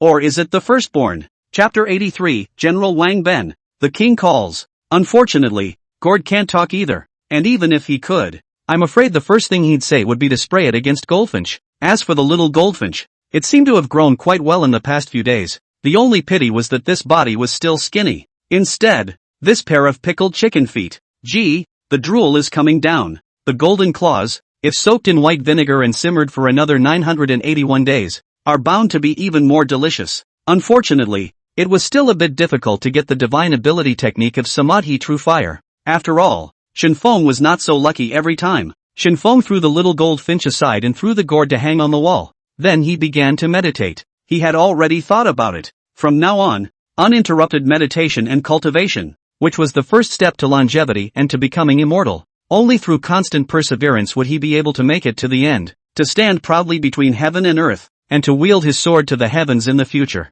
An owl hooted outside the window. The cold moon had hung high on the branches long ago. The lights in the house had long been extinguished, and through the window, it could be seen that Shen Feng was still in a meditating position. just as the moonlight shone into the room. You could clearly see the hint of crystal at the corner of his mouth. Listen carefully and you can hear light snoring. The next day dawned slightly and the rooster crowed. Taking advantage of the fact that the upper general was still asleep, Wang Ben sneaked into the mansion, and the night not only calmed his brain, but also lowered his body temperature. The wind was chilly and it was really cold. At the moment, all he wanted to do was go back inside and get under the covers and get a good night's sleep. But just as his front foot stepped through the door, he heard Zhao Gao's voice from behind him. General, the king's edict asks you to enter the palace quickly. The king has important matters to discuss. Hearing these words, Wang Ben's brows tightened. He had indeed accompanied Shen Feng to do quite a few confusing things in these few days, and even in the eyes of the onlookers, some of his behaviors could indeed be linked to madness. But now a shrewdness as a general instantly regained the high ground.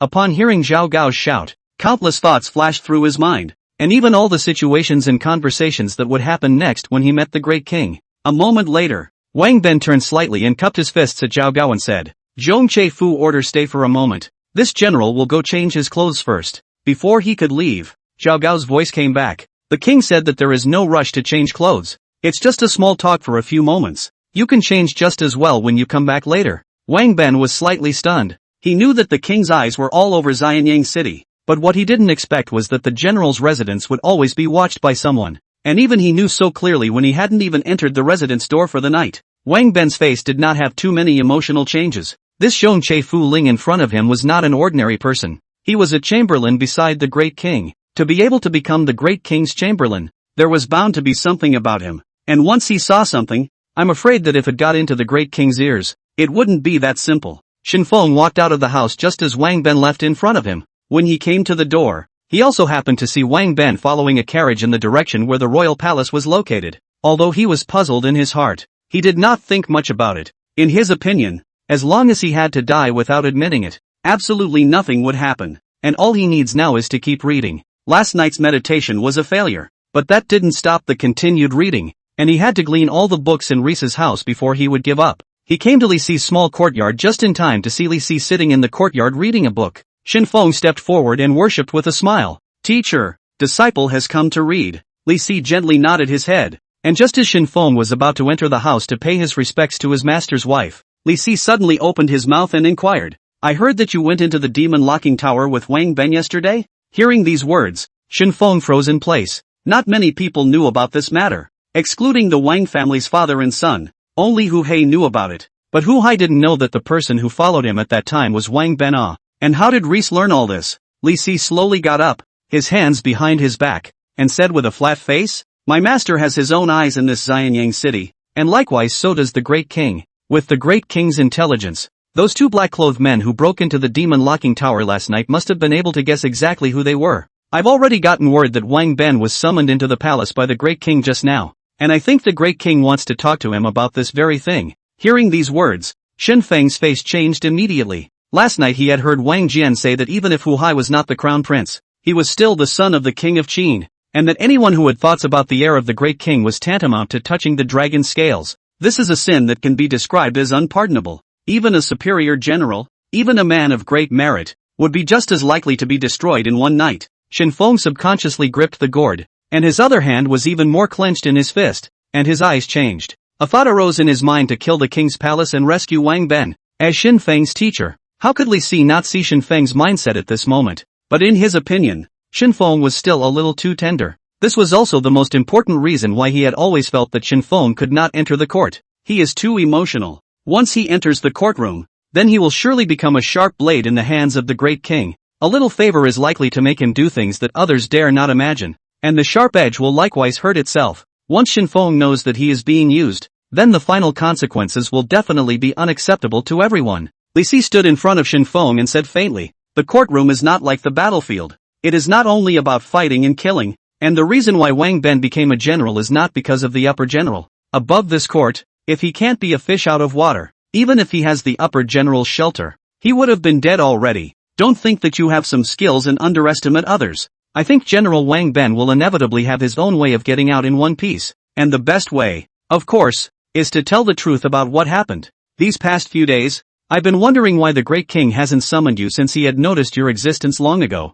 Today, I finally figured out that it's not that he doesn't want to summon you, but that he wants you to feel the customs of Great Qin on your own. and he wants you to leave more ties behind in Xianyang City. Immortal Island is bound to not let up after 2 deaths in a row. But the generals of Great Qin are only mortals after all, and even if they are strong in force, they are always powerless in the face of those gods and ghosts means. And you are the best weapon that can break the invisible fear that Immortal Island has placed on Great Qin. Listening to what Li Si said, Shen Feng's brain instantly cleared, and he seemed to understand. The reason why Wang Ben was summoned over was actually not to have any punishment or deterrence against him. In fact, the king of Qin wanted to use this to tell Shen Feng that everything in Great Qin was under his control. It may seem like a despicable practice, but there is nothing that can be done about it, and the island of immortality is not humanly possible to resist. If Shen Feng really had divine powers, then all the difficulties could be solved, but if not, then only some people could be sacrificed for the survival of more people. Thinking of this, Shen Feng's hand slowly released,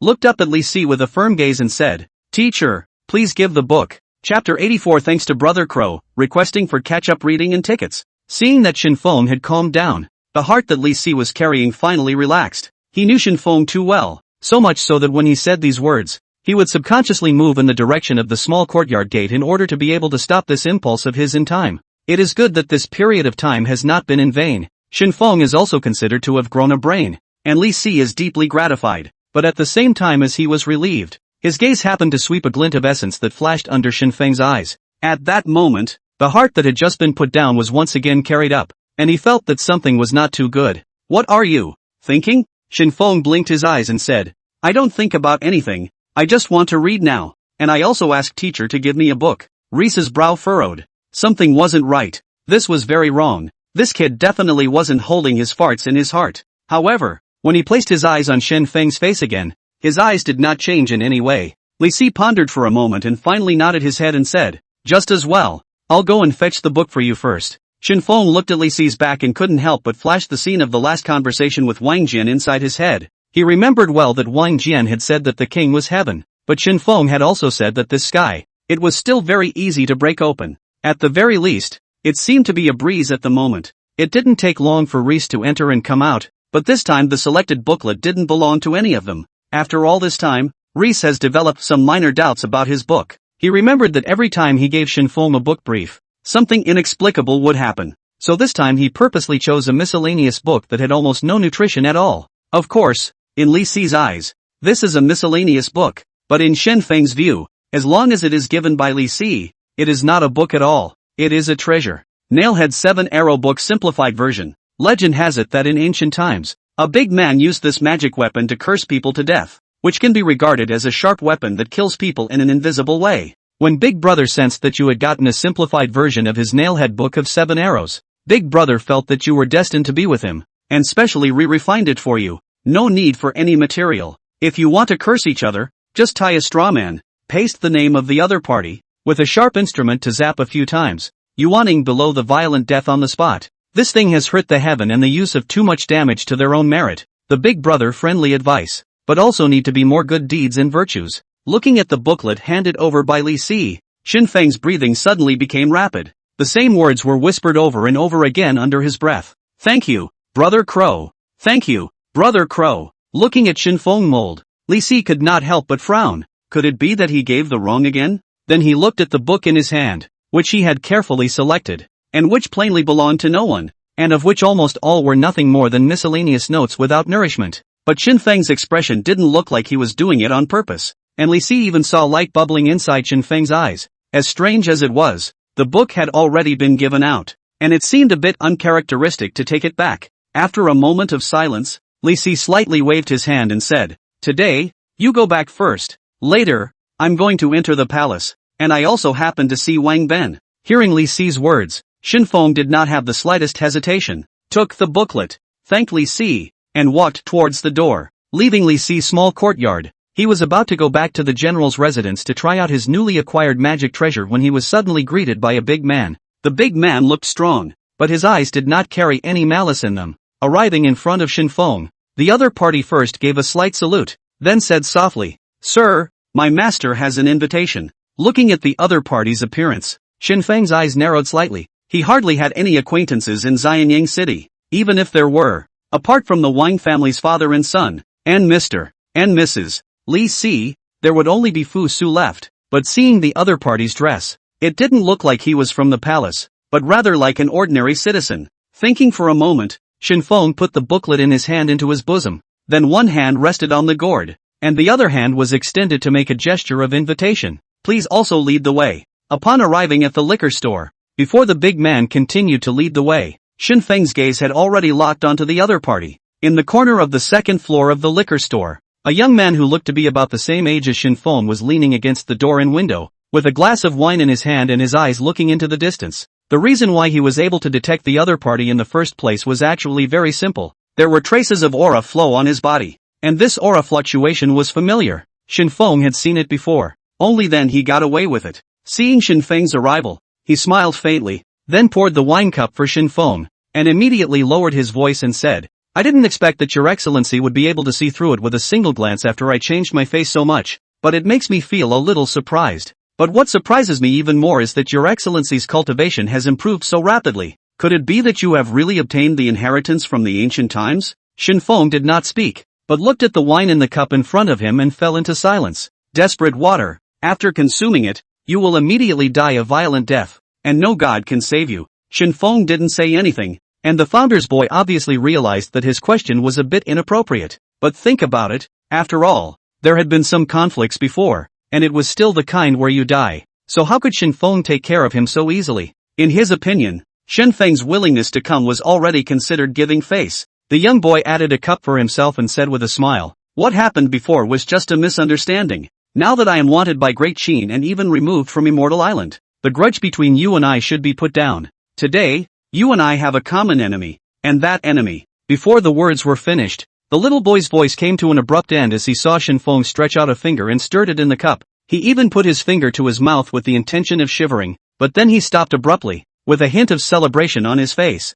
And then, he poured his own glass back into the wine honors. The series of movements made the boy's entire body freeze in place. What's that supposed to mean? The little boy looked up at Shen Feng, who was wearing a smile, only that smile seemed to be a bit. The little boy cursed in his heart, and although his heart was full of dislike, he couldn't say it to his face. But nowadays, the money on his body is not much. In order to feast Shen Feng, he has spent a lot of money, including this wine, but also ordered the best kind. If it was on a normal day, the little boy would definitely not drink. But now, he no longer had much money on him, and if he really wanted to lift the table, he was really a little reluctant to do so. After finishing the wine in his glass, the young boy continued to refill it for himself, but just as he put the glass to his mouth, he felt an intense gaze staring him dead in the face. Looking up at Shen Feng, he happened to see his fiery eyes. He seemed to be looking forward to drinking the drink himself. Drink? Or not? That's a problem. If you drink it, will there be anything wrong with the wine? He had heard people talk about it in the Immortal Island that there were poison masters on Earth who could put poison into the wine and food with a snap of their fingers. But if you don't drink it, won't you make him look bad? He was a cheat practicing cultivator, and although he had not yet built his foundation, the poisons of the mortal world were almost useless to him. But what if the poison placed in this wine is not mortal? Chapter 85, I just want to go in for a stroll. That's all. The boy slowly put down his glass. He felt that his little life was a bit more important compared to his appetite. It was also at the moment he put down his wine glass that the boy clearly saw a flash of disappointment in Shen Feng's eyes. As a matter of fact, Shen Feng was indeed a bit disappointed. He originally wanted to see how toxic the wine was after being recognized, but now it seemed that it was impossible. But this altar of wine can no longer be drunk if it is left unattended or poured into the river ditch. I am afraid that the next day the entire city of Xianyang, including the fish in the estuary, will be 4 out of 4. You're not drinking? Shen Feng stood up. The boy looked at the wine altar. His face was slightly gloomy. He could sort of see that Shen Feng had indeed poisoned the wine, and he hadn't covered it up in the slightest, just waiting to see him die a violent death. Even though things had come to this point, Kid still had no intention of giving up on finding him to work with. In the little boy's opinion, if there was anyone in this world who hated Immortal Island the most, besides himself, it was only Shen Feng. That day he had witnessed the descent of the island master outside the city, and he had also clearly seen the corpse of the island master's disciple lying so straight on the ground. Looking at the entire Xianyang city, other than Shen Feng who had done it, it was estimated that no one else could kill the island master's disciple. Cooperate. If we cooperate, we can overthrow the entire Penglai. The little boy stood up and looked at Shen Feng with a firm gaze. Shen Feng gave him a puzzled look and snorted. Overthrow Penglai? You don't believe me? The boy was in a hurry. Now he has been removed from Penglai. On Earth is even more wanted by the Great Qin. Heaven and earth. He has nowhere to go. Once found, will die without a body. The only way was to look for Shen Feng to cooperate with him to overthrow Pang Lai.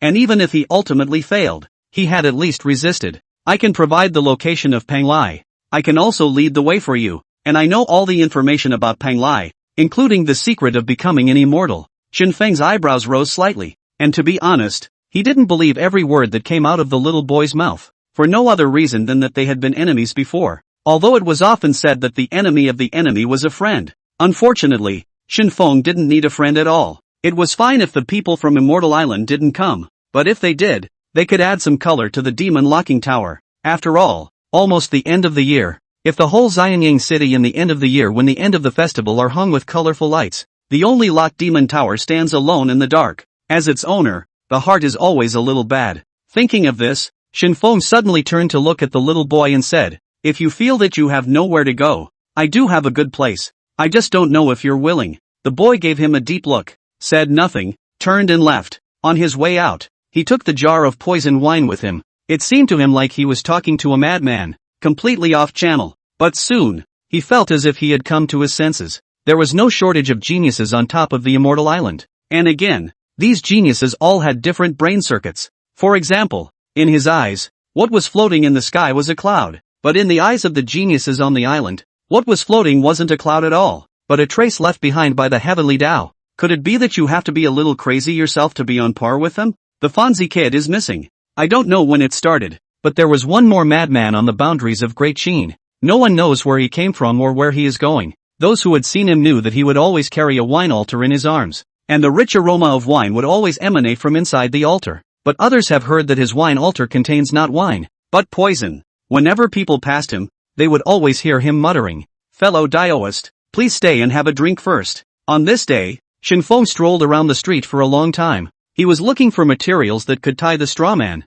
but after the straw man was tied, he didn't know whose name to write. When he returned to the general's house, he kept himself locked up in his room. On his desk were a dozen strips of cloth, each with various names written on them, but the vast majority of it is made up by him. Looking at these strips of cloth in his hand, Shen Feng couldn't help but feel a headache. He should have asked for the name of the island owner when the boy left. Maybe once and for all, just curse each other to death? But now I'm afraid it would be a bit difficult to go find him again. In desperation, Shen Feng had no choice but to put away the straw man and the book of 7 arrows of the nailhead. I had thought that I had gotten a sharp weapon that killed people invisibly, but now it seemed that it was simply a chicken rib. Without getting the name of the other party, it was simply impossible to use this magic treasure. Shen Feng took a deep breath as he felt very unhappy. Whenever he was unhappy, he couldn't help but find something to do. Walking out of the room, he glanced at the courtyard where Wang Jian was. Wang Ben seemed to have come back a long time ago, but after he came back, he did not look for Shen Feng, but went directly to the upper general. Father and son had been inside the house all afternoon, and hadn't shown their heads until now, and they didn't know what they were plotting. If he was plotting a rebellion and still didn't take Shen Feng with him, it would really be insufficient. Walking out of the door of the mansion, Shen Feng walked towards the royal palace. The first time he entered the royal palace, he realized that there were quite a few good things within the palace, but he was in a hurry at that time, plus he was unfamiliar with it, so he didn't dare to mess around with it. The second time he entered the royal palace was purely to take a closer look at the interior of the demon locking tower. With these two experiences, he was quite familiar with the royal palace. Just as he was about to tumble through an unoccupied corner, a familiar voice came through the darkness. "If you want to go in, just have someone call out to me. Why are you being so sneaky?" In the darkness, Fusu slowly walked out. This time, he did not ride in any carriage, nor did he carry his personal guards with him. But what made Shen Feng feel puzzled was how he was here. And how did he know that he would be over the palace wall and into the palace at this time? For the doubts revealed in Shen Feng's eyes, Fusu did not make any answer, but pulled out an orange from his bosom and laughed. "Today, I did bring something to eat. Peach." Legend has it that in the ancient times, when the Queen Mother held the Peach Festival, one of the peach cores fell into the earth, and has been rooted in the earth ever since, blossoming in 10 years, bearing fruit in 10 years, and ripening in another 10 years, with a sweet and delicious taste, which can consolidate cultivation after consumption. As before, the orange peel goes to Shen Feng, and the orange meat goes to Fusu. The two crouched under a corner, quietly enjoying the peaches after recognition. Eventually Fusu couldn't help himself first. "Aren't you curious as to how I knew you'd be here?" Shen Feng stuffed the last bit of orange peel into his mouth, got up and clapped his palms. Not curious? Then why don't you ask me a question? I'm not asking.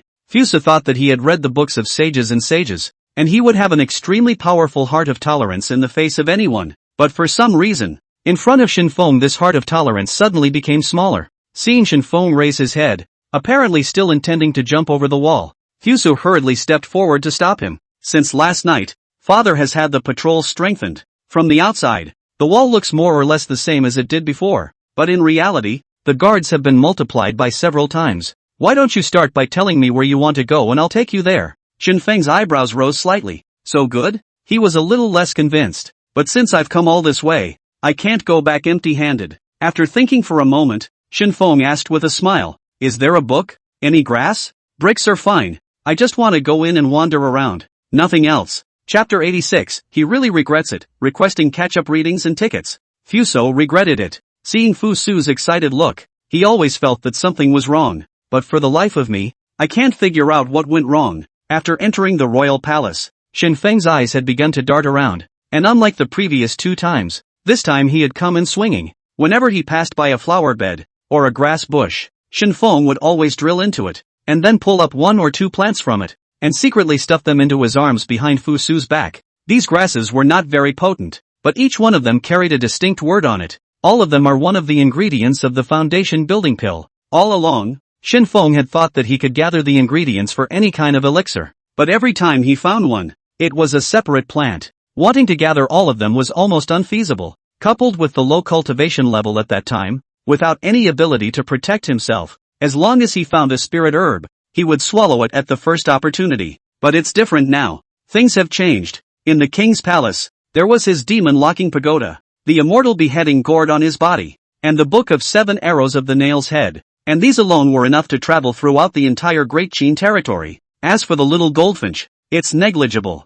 Fusu watched Shen Feng's every move with some curiosity. Looking at it, Fusu's face gradually went from curious to somewhat gloomy. Earlier in the day, he had heard from Wang Ben that this son liked to collect all kinds of grasses, especially those with poison, which he liked the most. However, this time, these grasses that he had collected were extremely common, and it could be said that they were all over the place within the entire royal palace. But no matter what, you can't just catch a place like this and pull the wool over your eyes. Seeing this piece of ground, which was about to be cleared by Shen Feng, Fusu hurriedly went forward and pulled him out from inside the grass. Almost okay, don't disgrace yourself here. These grasses, there are plenty of them inside the palace. Let's change to a place where no one is around and you can slowly collect them. Shame on you? He didn't feel any shame. Besides, it was just collecting some flowers and plants. Could it be that there was a punishment for destroying vegetation in the Great Qin law? Even if there is, it doesn't matter. Isn't Fusu here? But as soon as he heard Fusu say that there were many inside the palace,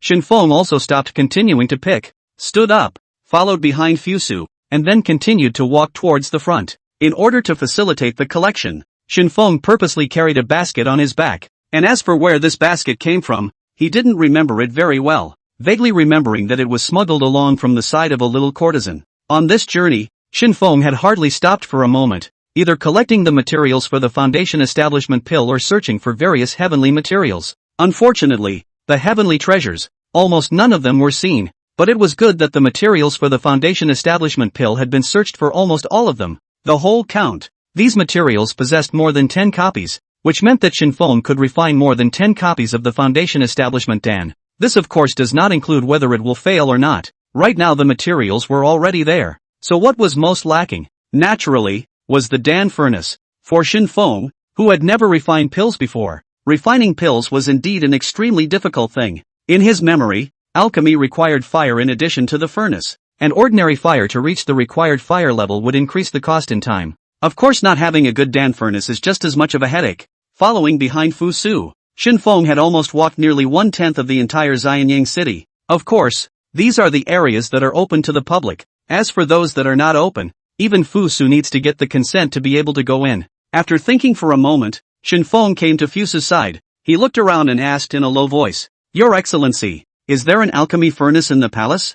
Fusu slightly froze, contemplated for a moment, slightly nodded and said, "Father King prefers the art of extra-formal arts, especially for the immortality medicine. It is obsessed to a certain extent. There are founder in the palace who can make pills. This alchemy furnace is naturally also there. I've heard that there's a square priest named Su Fu in the palace. Does he make pills? That is naturally refined. Father especially likes the pills he refined. Sometimes the pills he refined will carry a strange aroma. If the refined pills are good enough, even the entire Xianyang palace can smell this flavor. Fusu squinted his eyes slightly, and his mind seemed to be recalling that scent. He remembered that as a child he had tried to steal one, but was eventually stopped, saying it was too tonic for a small child to handle. But now that he's grown up, he still can't eat. Perhaps in the future, when he became a king, he would be able to have the qualifications to eat the elixir. Shen Feng skimmed his mouth. In his opinion, the pills made by the Fengsher were even more poisonous than poisonous herbs. Occasionally eating one or two of them might not be too much of a problem,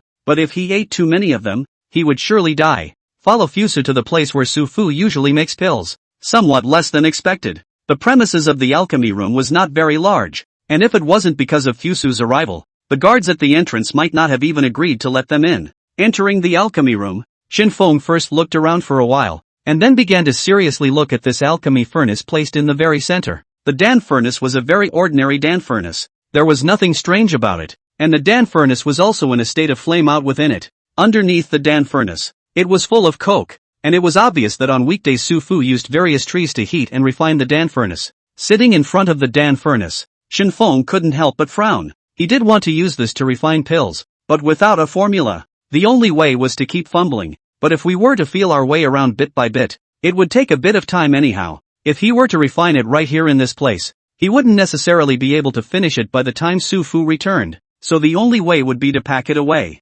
Thinking of this, Shen Feng moved. When Fusu on the side saw Shen Feng get up, he thought that he was planning to go out and was about to leave with him, but he saw Shen Feng come to the Dan furnace and picked it up. After picking up the Dan furnace, Shen Feng heatedly smiled towards Fusu, and then, holding the furnace high, he rushed towards the door. The gate was instantly smashed to pieces, and the two guards outside the gate were even more smashed, lying on the ground directly unconscious. Fusu was confused. He knew that Shen Feng was sick, but how could he not expect that Shen Feng was not only sick, but also so sick? 1,000 to 800 pound Dan furnace, and he just carried it and ran away? After returning to his senses, Fusu chased towards Shen Feng with a face full of panic. He regrets it. He was truly sorry. He should never have brought Fusu in or agreed to him coming to the alchemy room. How could Fusu not expect that Shen Feng would do such a thing? And what he didn't expect was how a guy who looked even thinner than him could hold up an alchemy furnace and run so fast. Chapter 87, You Deserve to Eat My Bird. Knock knock. A heavy footstep resounded throughout the Xianyang palace.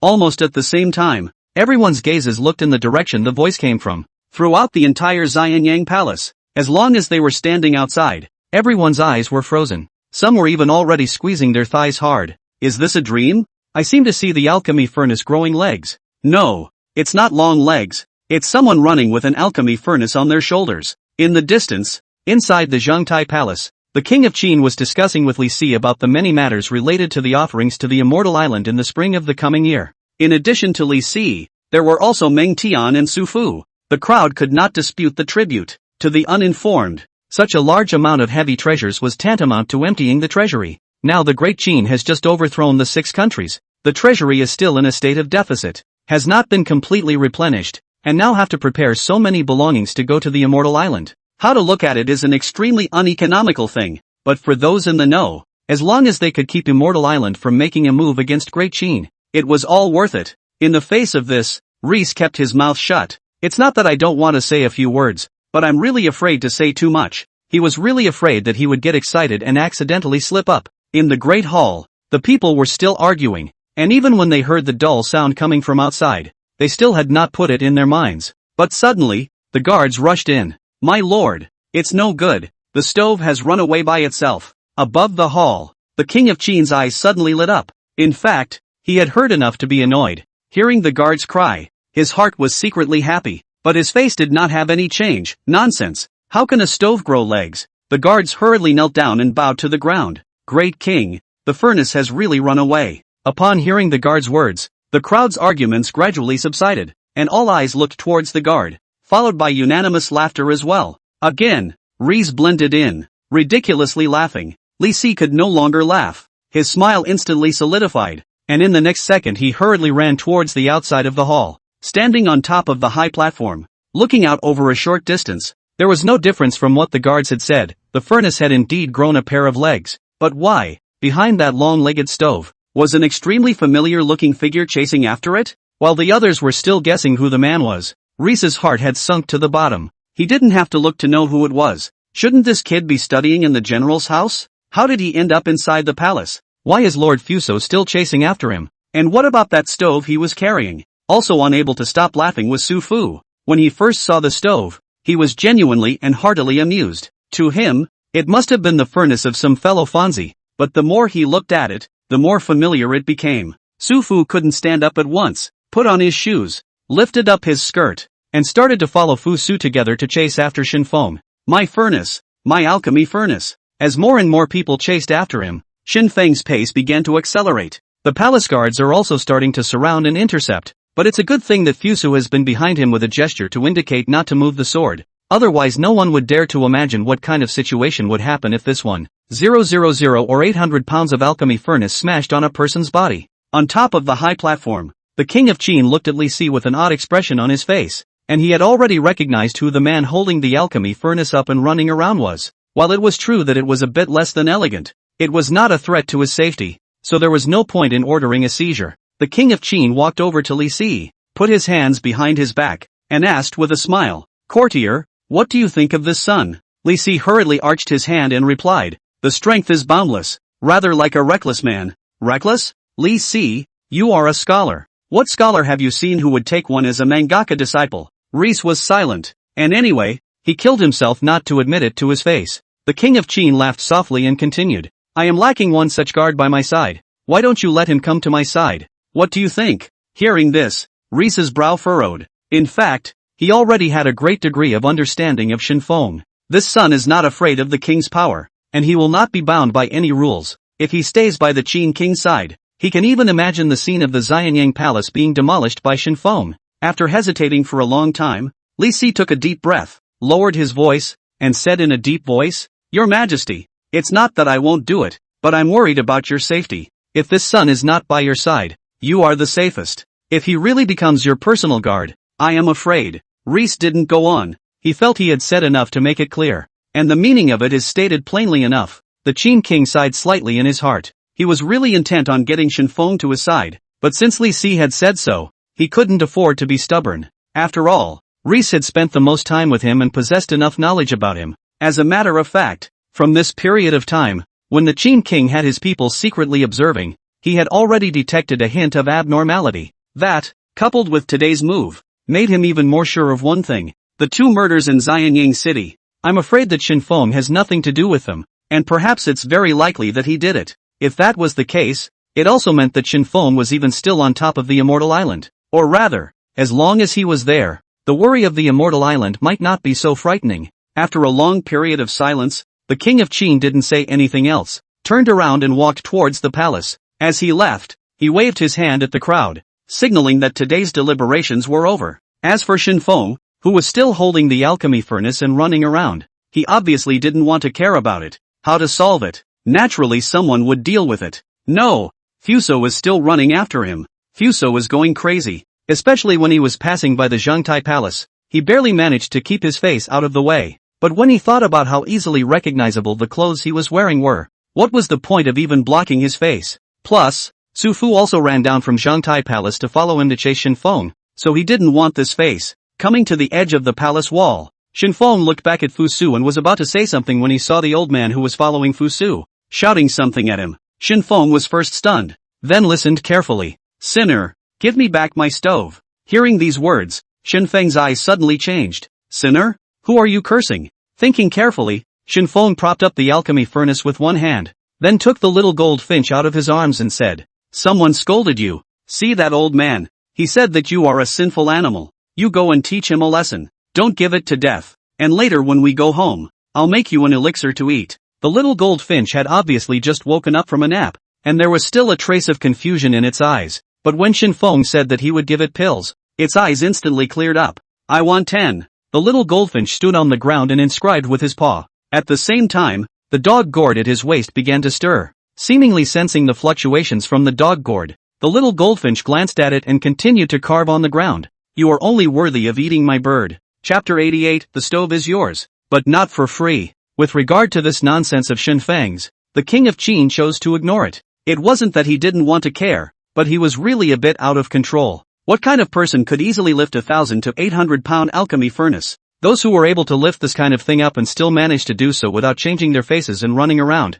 in the Qin king's opinion, could no longer be described by the words ordinary people. Facing such an existence, there was only one way to stabilize his heart to stay in Great Qin, that is to be treated with kindness. As for how to treat them well, that is to ignore them and let them go as long as they do not rebel. The matter of Shen Feng holding the alchemy furnace and running around inside Xianyang Palace had almost spread throughout the royal palace. But soon, all the voices discussing Shen Feng were all silenced. After leaving the royal palace, Shen Feng returned to the general's mansion at the first opportunity. Wang Jian and Wang Ben obviously did not know that Shen Feng had entered the Xianyang Palace, and heard the subordinates say that these two had not come out since they went in at noon. For the rest of the afternoon, there was no telling what the two were actually talking about. But Shen Feng wasn't very interested in this either, although he still yearned for the outside world. At least for now, Shen Feng did not want to leave for the time being. With so many materials within the royal palace, it would be too much of a shame if they weren't collected clean, and today was only a tenth of the stroll through the Xianyang Palace, so maybe the remaining 9/10 of that 10/10 would have better materials. On this journey, Shen Feng was almost holding up the alchemy furnace all the way, and the turnaround rate could be said to be 100%. But when everyone saw him enter the general's residence, they also consciously dispersed. Anyone who knows that this is the residence of the general Wang Jian, gathered at the door of the second greatest killing god of Qin, no less than Wang Jian, is afraid to be scared half to death without waiting for Wang Jian to come out. Holding the alchemy furnace, he came to Wang Jian's small courtyard, placing the alchemy furnace on the ground. He then began to prepare the various materials. The first step is to preheat the Dan furnace. As for what to preheat it with, naturally it's still wood. It seems a little less than plausible, but otherwise there's no other way to look at it. The subordinates in the mansion looked at Shen Feng holding up such a large furnace, and they were all incredibly curious. But the curiosity didn't last long, and inside the house, Wang Ben and Wang Jian both came out. For this Dan furnace from nowhere, Wang Ben did not show too much surprise. In his opinion, if Shen Feng did not make a mess in the mansion,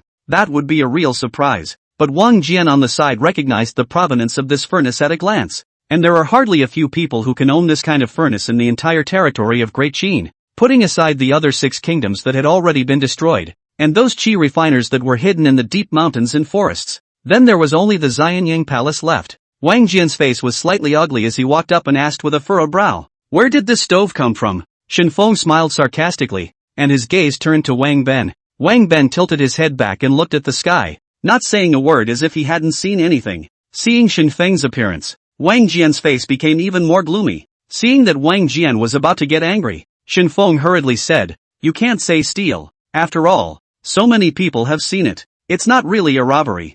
Fusu has said that I can take whatever I want from the palace. I should say borrowed. I borrowed it from the palace's alchemy room, but on the way back, there was a founder chasing me the whole time, but he was also dispatched by the goldfinch, and I made a point of asking the goldfinch to be merciful, and did not injure his life." Hearing Shen Feng's reply, Wang Jian only felt a wave of dizziness in his brain and almost fell down on his back. Fortunately, Wang Ben had been behind him and hastily assisted him. "You!" Wang Jian's face turned pale. When Shen Feng said that he had gotten it back inside the palace, he knew that something bad had happened, but he couldn't have imagined that this kid's guts were now bold to such an extent. Before, he was still just making trouble inside Xianyang City, but now he has already dared to run directly to the royal palace to find trouble. If this takes a little longer, won't it be going to heaven? Wang Jian sat on the steps, slowly adjusted his breathing, pointed at Shen Feng, and said to Wang Ben, "You said to me before that this son has grown a lot lately, and now I'm seriously doubting what aspect of growth you're talking about."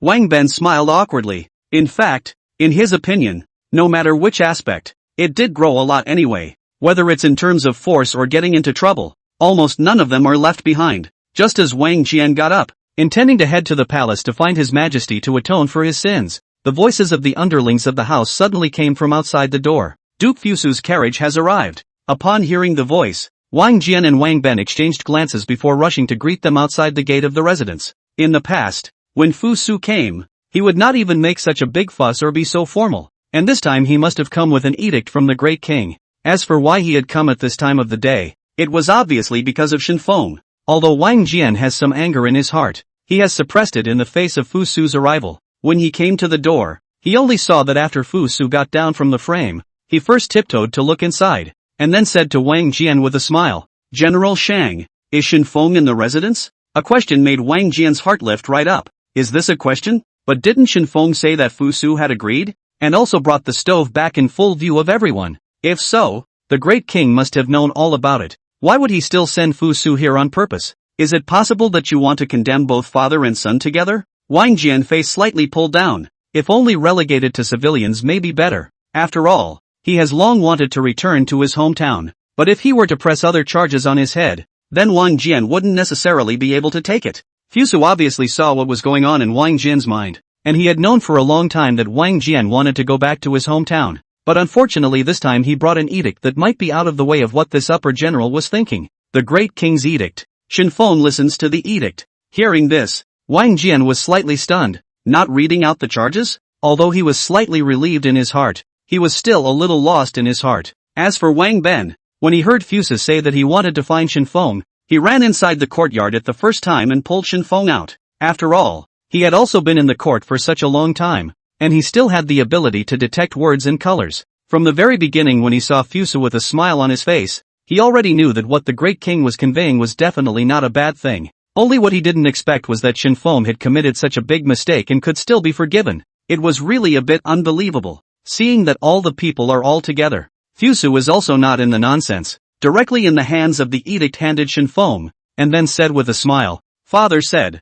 this Xianyang city, you can go and stay as you like. This stove will be sent to you, no matter what you had done before. Father cannot mention it, but only hope that in the future, you can look at this stove for the sake of Great Qin. For Great Qin's people a little consideration." Chapter 89, a shocking sound. Fusu looked at Wang Jian and Wang Ben and slightly arched his hand, then pulled Shen Feng to one side and said softly, "That. Father also said that he had heard from the side that you have a kind of divine spiritual grass in your hand, and he asked if you still have it?" Shen Feng was stunned. Divine spirit herb? He's got a lot on his hands. Which one is the key? Seeing Shen Feng's somewhat puzzled expression, Fusu's face flushed slightly. As a son of Great Qin, it was a bit less than nice to let him say something so shameful, but the King of Qin had already explained it in 1,000 instructions. No matter what, he had to get his hands on it, and if Shen Feng didn't give it, he wouldn't go back. The words had already been said to such an extent. If he acted like he was embarrassed, then he might not really be able to return tonight. "It's the aphrodisiac grass." Fusu finally blurted out these words with a red face. Shen Feng smiled. He knew that the King of Qin would one day look for him again. Only that after such a long time had passed, he thought that the King of Qin was no longer needed. Now, he finally realized that it wasn't that he didn't need it, he just couldn't find an excuse. This time, running to the royal palace to move the stove with great fanfare. In fact, it was also Shen Feng's intention, in order to want to see what kind of attitude the King of Qin had towards him. Now it seemed that everything was going in a good direction. At the very least it would not make him feel that staying in this Xianyang city would be too distracting. Shen Feng is not too stingy, but it is just a strain of aphrodisiac grass. It is not just a matter of passing. Looking around, Shen Feng casually pulled up a plant of grass from the ground. Perhaps because he felt that one plant was not enough, he pulled up a few more plants, then put it in Fusu's hand and said, "This plant is for you. This plant is for your father. If you finish it, you can still come back to me, but you have to add money." Fusu received the aphrodisiac grass with a dull gaze, and his entire body felt a little bad. Although he hadn't studied the healer's texts carefully, he at least recognized some of them. This grass, which can be found everywhere in the streets, is also the inedible kind. If Father King liked to eat this kind of grass, he could totally have someone pick some. Not to mention one plant, 1,000 or 800 plants would not be a problem. After hesitating for a moment, Fusu finally carefully placed these two grasses into his arms. Although it is a bit outrageous, but after all, it is the Qin King personally accounted for the matter. If not, would not let him personally run a trip, can completely hand over this matter to Zhao Gao to deal with. Thinking so, Father still had the utmost faith in him. Just like that, under Fusu's self-hypnosis, he was satisfied and got into the carriage, happily heading towards the royal palace. In the courtyard, Wang Jian and Wang Ben just sat on the steps and watched Shen Feng tinkering with his Dan furnace. An hour passed. Dan furnace or Dan furnace, without the slightest change, even if the firewood under the Dan furnace added more. Still do not see the Dan furnace has the slightest transformation. Wang Ben obviously some cannot sit down. The night is already very late, although there is also wine and meat, but no matter who, just so stupid to look at an undercooked Dan furnace. How to think a little bit of brain is not quite normal. It would be fine if Shen Feng alone was abnormal, but on the contrary, they, father and son, did not know when they started to become so abnormal. Even the subordinates in the mansion, although they didn't have much contact with Shen Feng, were likewise infected with this epilepsy. There were even a few underlings just standing at a distance, staring blankly at the stove. Sometimes when he saw that Shen Feng didn't have enough firewood, he would also take the initiative to help him carry it. Crazy, all crazy. The whole general's house is almost on the verge of becoming a madhouse. During the whole night, Shen Feng almost didn't sleep all night, but the interest in alchemy didn't diminish at all, and the furnace had already begun to heat up a long time ago. An internal fire also began to appear within the furnace, and although it wasn't large, it was already fully usable for refining pills. As early as before dawn, Shen Feng had already stuffed all the materials. As for the order, he hadn't even thought about it that much. Just stuff it all in anyway, as far as he's concerned. In the sky, the sun had just risen. The first rays of sunlight that fell into the general's residence also shone right on top of the Dan furnace. Due to staring all night, Shen Feng's eyes could be described as red. But suddenly, when the sunlight shone on the Dan furnace, a line of words appeared in front of his eyes. The essence of the sun. This is the light of the essence released from the remaining shell of the three-legged golden crow. After absorbing it, you can obtain a ray of the true fire of the sun. The moment he saw the words, Shen Feng first froze, and then subconsciously reached out his hand to try to grab that ray of light in his hand. Yet the light flickered, and even though it had shone on his hand, he had not been able to catch it. But the sunlight that had been touched by Shen Feng would not easily disappear. The moment he touched the sun's rays, a minuscule spark fell directly into the alchemy furnace. Although it was just a little spark, it was after all the true fire of the sun, and after entering the alchemy furnace, the furnace was instantly burned red. For a time, all the subordinates who hadn't slept all night and had watched Shen Feng's alchemy, their faces instantly changed. Of course, some of these people didn't understand this situation very well, and thought that Shen Feng was about to be refined, and was about to clap his hands, but was pulled by the person beside him and ran in the opposite direction. Run for what? Are you stupid? Can't you see it's about to blow up? Usual meals cooked for nothing? The entire mansion was directly in chaos, while the alchemy furnace was still continuing to expand. Inside the house, Wang Ben also heard the clamor outside, and after getting up from the bed, he first stretched his waist greatly. The moment he opened the door, what met his eyes happened to be a red-hot alchemy furnace. Looking at the scene in front of him, Wang Ben subconsciously closed the door again. I'm in a sleep daze? Wang Ben's mind was filled with questions, but it was only one night. How did this alchemy furnace become like this? He ran off to bed late last night, and before he went to bed he made a point of looking at it more, and even ran his hand over it, and it hadn't even felt too hot yet. But when he woke up early in the morning, this alchemy furnace was red, clearly a sign that it was going to blow up. Must have gotten lost in sleep, Wang Ben said with his mouth, but his heart had already started to beat wildly. He quickly put on his clothes, opened the door and rushed straight to the house where Wang Jian was. Not caring whether Wang Jian was awake or not, he yanked him out from under the covers and pulled him towards the outside of the mansion. It didn't take long for the entire general's residence to be emptied, and the only one left was Shen Feng, who was still next to the Dan furnace. During this period, Wang Ben had also called out to him a few times, but Shen Feng turned a deaf ear, and his eyes continued to stare at the alchemy furnace. He had a premonition that this furnace of pills would inevitably be successful. Boom! Without any surprises, the alchemy furnace ended up blowing up. Luckily, all the personnel in the house ran out at the first opportunity and did not injure anyone. The sound of the explosion resounded through almost the entire Xianyang, and almost everyone focused their eyes on the direction where the general's mansion was at the first moment. Even Reese was forcibly ripped out of his sleep by the explosion. Looking at the rolling black smoke rising in the distance, Reese stood in front of the window with a frown on his face. What's this little doing again? Chapter 90 Rituals in the Fire. The general's mansion has been surrounded by the crowd at the moment, and everyone is sticking their heads out to be wanting to know what's going on inside. But after all, it was the residence of the upper general's residence, and even if the people were curious, they did not dare to intrude privately. Luckily, Meng came here in time with his men and surrounded the place, and when the crowd saw the city defense guards coming, they naturally understood that there was no more fun to be had. Although martial artists are physically tough enough, but after all, they are still flesh and blood, in the face of nature's gentle caress. Even if their bodies are strong, they have to sneeze once or twice. Outside the gate of the mansion, Wang Ben and Wang Jian had their arms wrapped around each other, and their whole body was constantly trembling, and they didn't know whether they were infuriated or frozen. The guards had already started to look around for buckets of water intending to put out the fire at this moment, when suddenly, among the subordinates in the mansion, someone suddenly asked a question. Where's Master Junior? Is he still in there? As these words came out, both Wang Ben and Wang Jian froze. Then he began to look for Shen Feng's figure in the surrounding area with his eyes. However, after scanning around, he did not find Shen Feng. Wang Jian's face suddenly changed, and his eyes anxiously looked at Wang Ben and said, "You didn't bring him out with you just now? Take him? He still needs me to bring him up?" Wang Ben couldn't help but flash the kind of figure Shen Feng had when he was in the demon locking tower inside his head, and after hesitating for a moment, he snapped, "This fire shouldn't be able to burn him." Hearing this, everyone around them froze. Is that a human word? Before he could react, Wang Jian had already kicked him in the ass. Can't burn him? Then go in and try. You'll see if it burns you to death. Wang Jian was really a bit angry. It was not because Shen Feng had burned down the general's residence, but because Wang Ben had almost ignored Shen Feng. Was it just because Shen Feng was his uncle? Sinner, do you want to get a reputation for killing your uncle?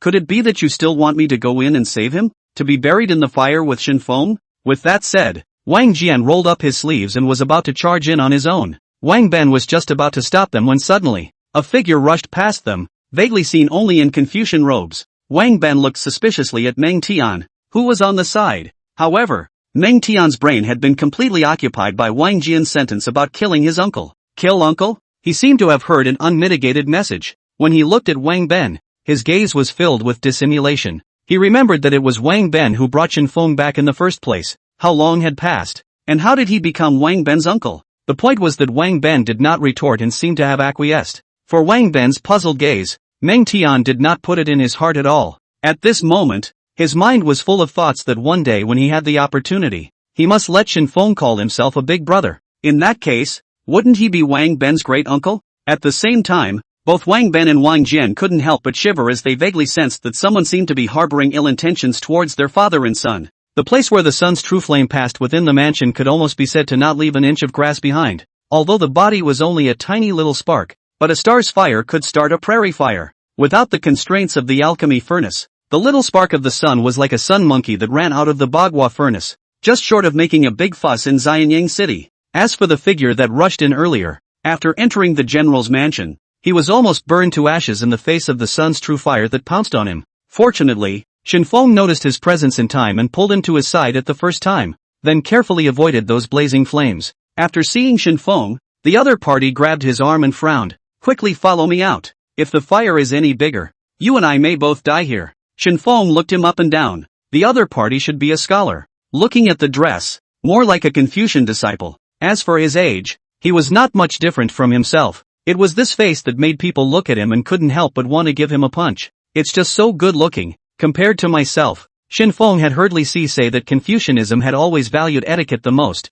and that if he met in the future, he must not be rude, or the other party would likely push for an end. Thinking of this, Shen Feng's expression instantly became serious, first taking a step backward, then tilting his head to avoid the tongues of fire rushing from behind, followed by an arching hand and saluting. I am Shen Feng, dare I ask your honor's name? Seeing this scene, Zhang Liang was completely confused. Originally, he was just watching the fun. After all, Great Qin's upper general's residence was burned by fire. As a matter of fact, he had already planned to leave when Meng Tian brought his men to surround this place, but then he heard the people around him say that there was another person in the mansion who had not come out. Although he was a Confucian disciple, he was not one of those corrupt Confucians who were full of benevolence and morality. As a hallowed gentleman, when encountering such a thing, it was natural to rush in and save the day. But after coming in, he sensed that something was wrong. The flames of the general's residence were very different from the flames that he felt on a normal day. The temperature in here seemed to be a bit higher,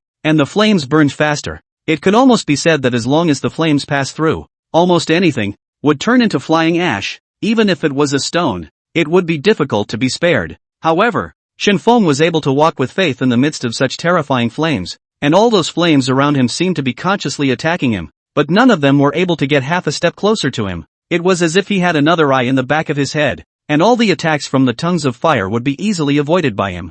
On top of that, this lunatic was even talking to him about manners at this time, and by the looks of it, if Zhang Liang didn't return the favor, it seemed that Shen Feng wasn't going to get up. As a Confucian disciple, the most important thing to pay attention to is propriety, righteousness, benevolence, wisdom and faith. If this is placed in the usual, he returned a gift is just. But now, is this the time to preach about these things? Zhang Liang couldn't care less about this and quickly stepped forward, grabbing Shen Feng's arm with the intention of leading him to leave first. But how could an ordinary person drag Shen Feng? What's more, Shen Feng could hardly feel any internal force in his body, but it was indeed admirable for an ordinary person to dare to rush into the fire. After thinking for a moment, Shen Feng backhanded him and grabbed him, then he led him towards the location where the flames were the fiercest. For a while, Xianyang only felt that my life was over. The place where the Dan furnace exploded was the place where the fire originated. As long as Shen Feng could absorb the sun true flame and take it for himself, he could completely extinguish the fire.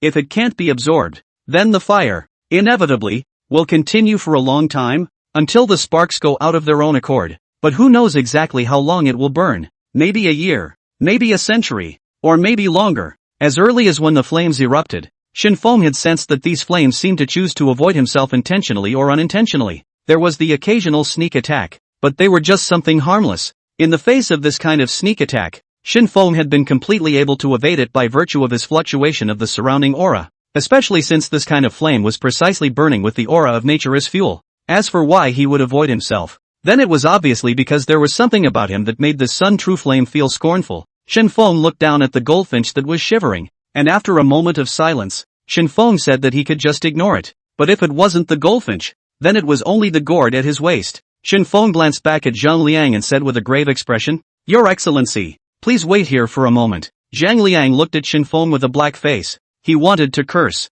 In this situation, you're asking me to wait a moment? Chapter 91, This man must die. Zhang Liang didn't want to stay any longer. The fire here is getting bigger and bigger. If we don't leave, I'm afraid we really won't be able to get out. But just as he turned around and prepared to leave, the flames suddenly began to surge up, directly forcing him into a dead end. Although the flames looked extremely ferocious, they did not have the intention of directly burning him to death, but only surrounded him in this place, leaving him with no way to retreat for a while. Although he was wrapped in flames, it did not prevent him from looking at Shen Feng, who was walking towards the depths of the flames. In his opinion, this man was a madman. A normal person faced with this kind of fire would have either run away a long time ago, but he was looking around for something. Found it. I knew I was going to make it. As Zhang Shanglian was cursing that he shouldn't have meddled in his own business, Shen Feng's voice suddenly came from the front, and he looked up, only to see Shen Feng holding something in his hand, which he then directly stuffed into his mouth. As that thing entered into Shen Feng's abdomen,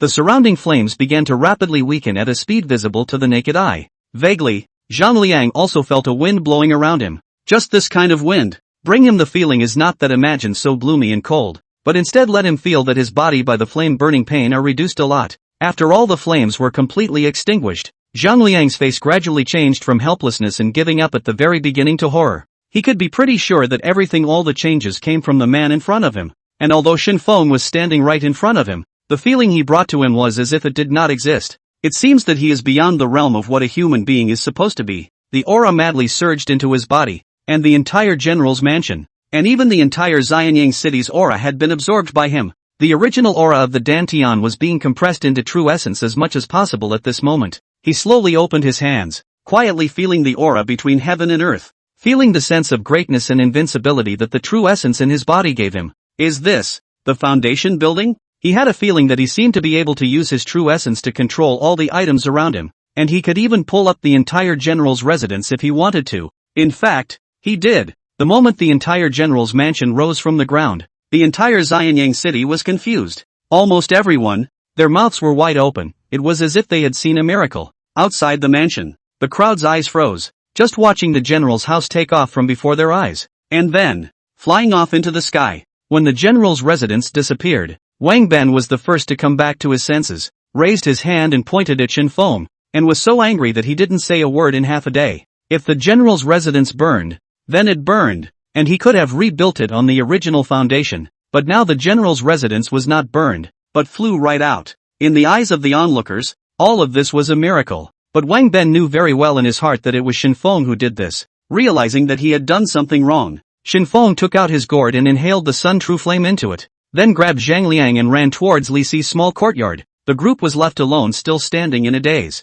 Palace. The king of Qin listened with interest to Zhao Gao's words about what had happened to the general's residence, and when he heard that the general's residence had flown, he couldn't help but freeze for a moment. But when he thought of yesterday when Shen Feng ran around holding up the alchemy furnace, he wasn't so strange. A person who was able to hold up an alchemy furnace and run around, not to mention lifting the general's mansion off the ground, even if it lifted this Zhongtai palace of his off the ground, he would not feel strange. Fly on the fly. but a general's residence only, the oligarch in helping him to rebuild a knot on the line. Pass the oligarch edict. Immediately start the construction. Do not let the upper general's heart cold. After ordering everything, the king of Qin stroked his beard. He was getting more and more interested in Shen Feng, especially the aphrodisiac herb that Fusu brought back last night. It's time to dash around for a while again. Compared to the elixirs made by those fengshi, bah, there's just no comparison. On the street of Xianyang city, Shen Feng took Zhang Liang and ran furiously towards Li Si's small courtyard without stopping for a moment.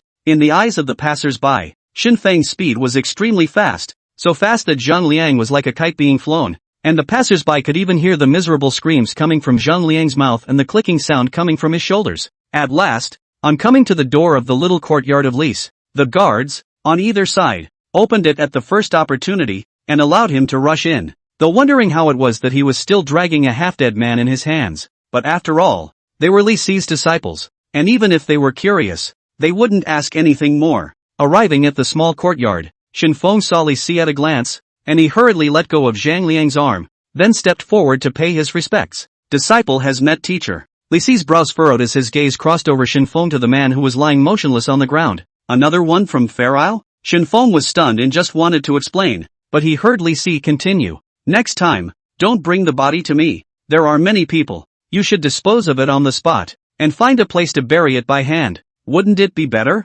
With that, Li Si went into the house, then took out a hoe and said, although my small yard is not big, it is suitable for burying corpses, but you still have to do it yourself. My old bones can't do such a job. Shen Feng scratched his head and said with a smile, teacher, he's still alive. As soon as he heard Shen Feng say that he was still alive, Li Si immediately drew his sword and prepared to stab towards Zhang Liang's heart. Teacher, there's been a misunderstanding. This isn't from Immortal Island. Reese frowned slightly. Not from the Immortal Islands? Since it is not a person of the Immortal Island, why would it become this appearance? And looking closely at the costume, it seems that it is indeed not like a qi refiner, but rather like a Confucian disciple. If it is a Confucian disciple, then it will be even more impossible to stay. If it is rumored that his Li Si's disciples dragged the Confucian disciples around like dead dogs, will it not ruin his reputation? This man must die. Shen Feng was somewhat helpless and hurriedly stepped forward to stop him. Teacher, you really misunderstood. The general's residence was on fire.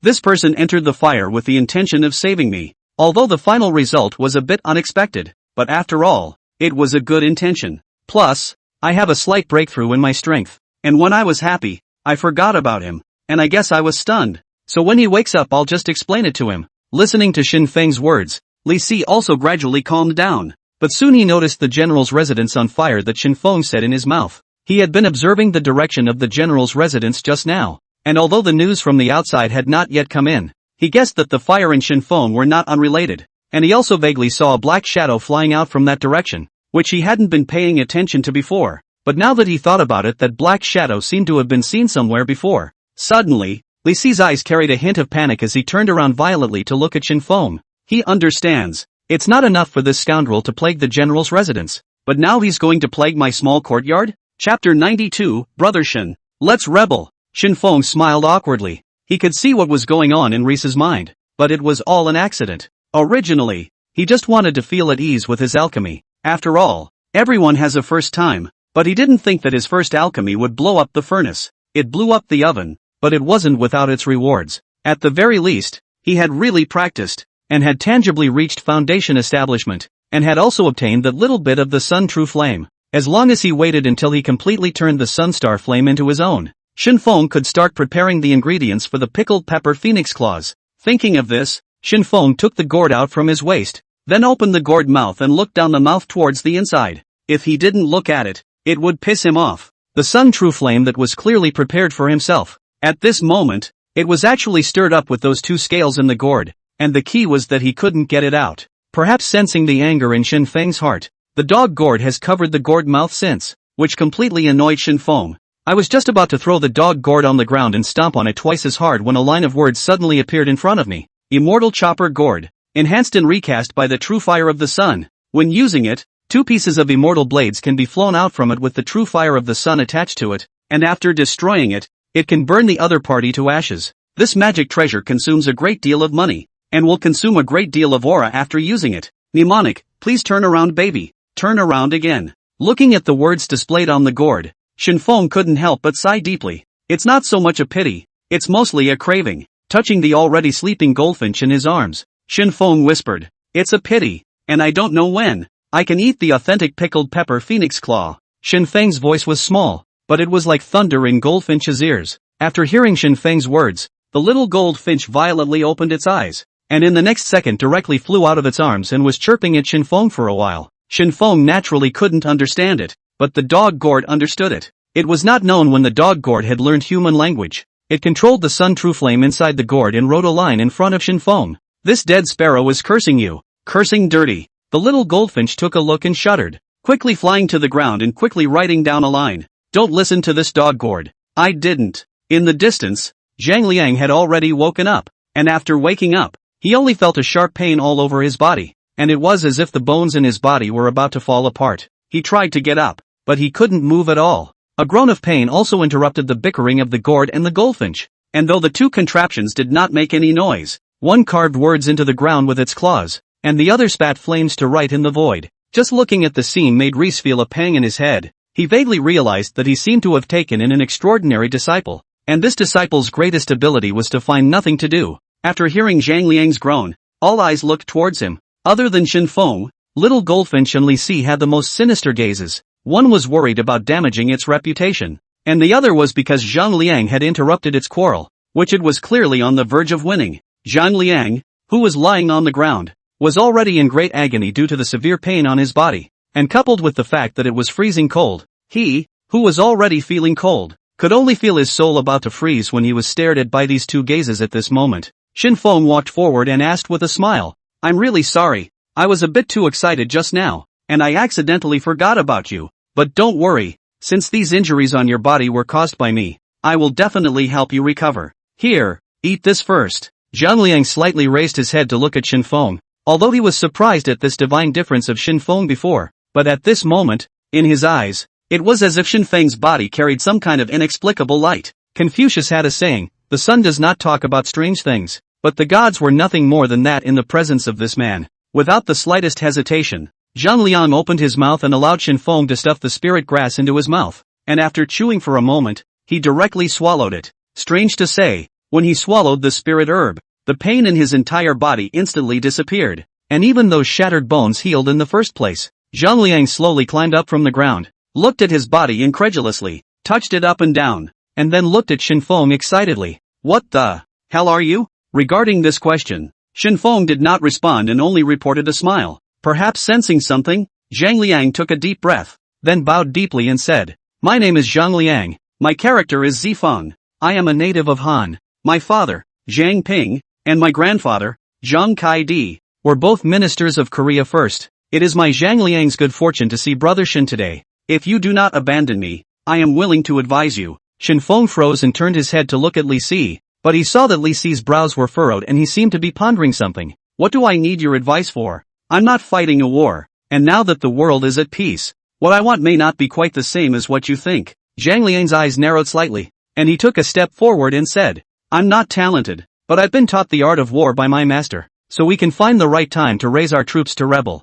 cut down the tyrannical Qin, killing Zheng, and make ourselves king." Shen Feng was confused. Everyone says they're crazy. Now, at last, he had met someone even crazier than himself. "Can't you see Li Si, the Qin court captain, is right next to you? How can you say such a thing?" Seemingly noticing Shen Feng's gaze, Zhang Liang then noticed that a pair of icy cold gazes not far away was staring at him dead on. "This one is?" Zhang Liang frowned. This person looked somewhat familiar, and the more he looked, the more familiar he became, as if he had seen him somewhere. However, at the moment, Zhang Liang was on a roll and had no time to care about anything else. After glancing at Li Si, he turned his head and continued, "Brother Shen is the same age as me, and at this time, Qin is in its prime, so you and I can first find a secluded place to recruit troops and horses. After that, we'll send assassins to kill Zheng from time to time. Once Zheng is dead, Qin will be in internal chaos, and then you and I can call on the rest of the 6 kingdoms to raise an army,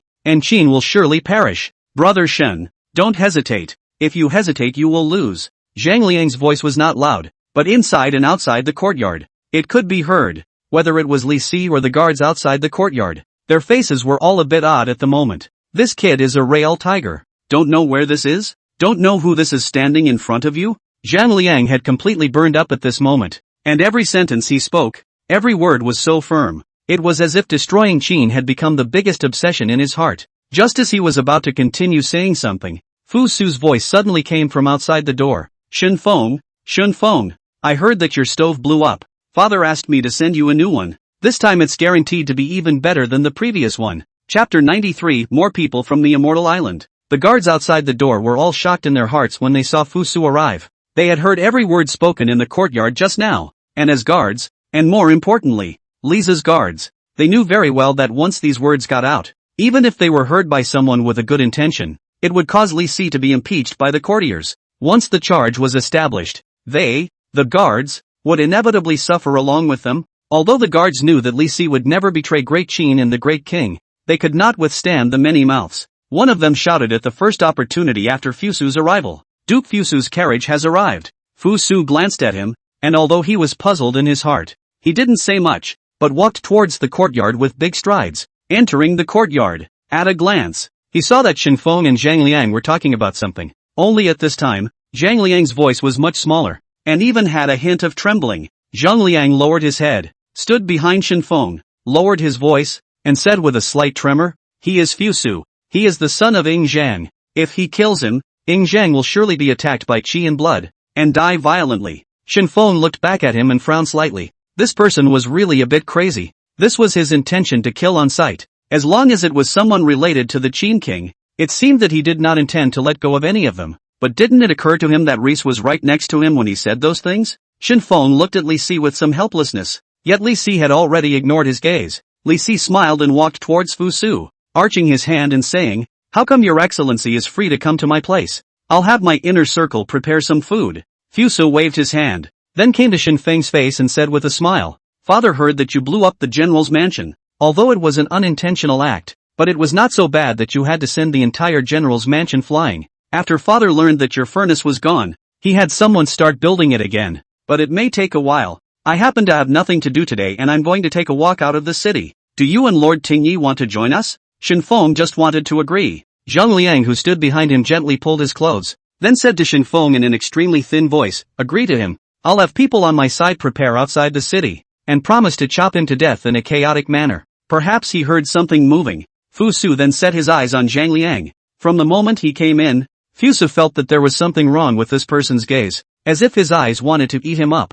Speaking of which, it was the first time he had seen such a hateful gaze in this Xianyang city. After thinking for a moment, Fusu smiled and asked, this one behind you? Shen Feng didn't have the intention to hide it, and stepped aside and introduced himself with a smile. His name is Zhang Liang. He's a talented person, and intends to encourage me to rebel with him. I'm considering it. At these words, the room fell silent. Li Si had just received the tea from Mrs. Li's hand, and before he could put it to his mouth, he was almost choked to death by Shen Feng's words.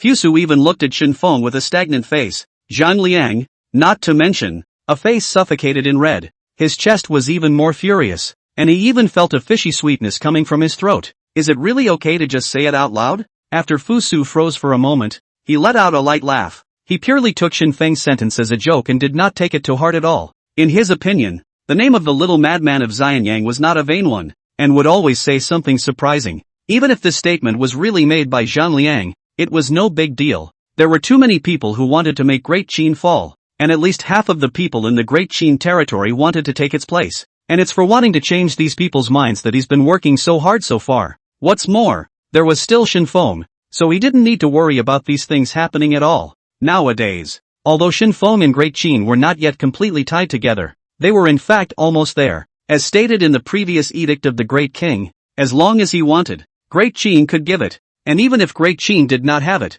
it would try every means to obtain it for him, as long as he could step in and shelter Great Qin at a critical time. Although Shen Feng did not respond clearly at that time, Fusu knew very well in his heart that he was crazy, but his brain was clear. Fusu took a deep look at Zhang Liang and did not intend to send people to arrest him, but continued to invite Shen Feng to go out of the city for a trip. Shen Feng turned to look at Zhang Liang and asked with a smile, want to come along? Zhang Liang was just about to say something, but Li Si suddenly spoke up and said, since it is the legacy of the first Han, I should have a good chat with him. It just so happens that I am also a bit nostalgic for the days when I was in Jishi Palace. You and the male go ahead. As for him, he reminds me of an old friend whose name is Han Fei. When Fusu uttered the words Ting Lieutenant, Zhang Liang already knew who it was that had been standing by the side in silence. Cold sweat continuously dripped from his forehead. Watching Shen Feng and Fusu walking towards the outside of the courtyard with a smile and a laugh, Zhang Liang feebly raised his hand and wanted to call out Shen Feng's name, but when the courtyard gate was completely closed, he only felt a dimness in front of his eyes, as if the entire sky had collapsed. The weather today is indeed nice and sunny, and although the temperature is still very low, it is indeed a good time for a winter trip. Even though it's a cold winter's day, it can't resist the arrival of spring. Outside of the city, in the wildlands, there were already shoots beginning to sprout, and even some trees had begun to grow new branches. Shen Feng and Fusu were sitting in the carriage, looking at the scenery outside the city. Fusu couldn't help but praise a good. Shen Feng glanced at him, rolled his eyes, and continued peeling the orange. As usual, he ate the orange peel and Fusu nibbled on the flesh. It wasn't that Shen Feng couldn't afford to give him orange peels, the main thing was that Fusu didn't accept it at all, and he didn't want to really be called crazy one day, just like Shen Feng. In this Xianyang city, one crazy Shen is already enough. This morning was a tour for Fusu, but for Shen Feng, it was a great torment. Excursions. Play what? Play a fart. All the way to sit in the carriage. In addition to eating oranges is to eat oranges. Occasionally Fusu poetry. Will read so many lines of poetry and scripture, but in Shen Feng's opinion, this was total torture and pain, and he would rather go back to Lisi's small courtyard to study. At noon, the car parked under a tree, and after the subordinates packed up everything, Fusu took Shen Feng and sat on the ground.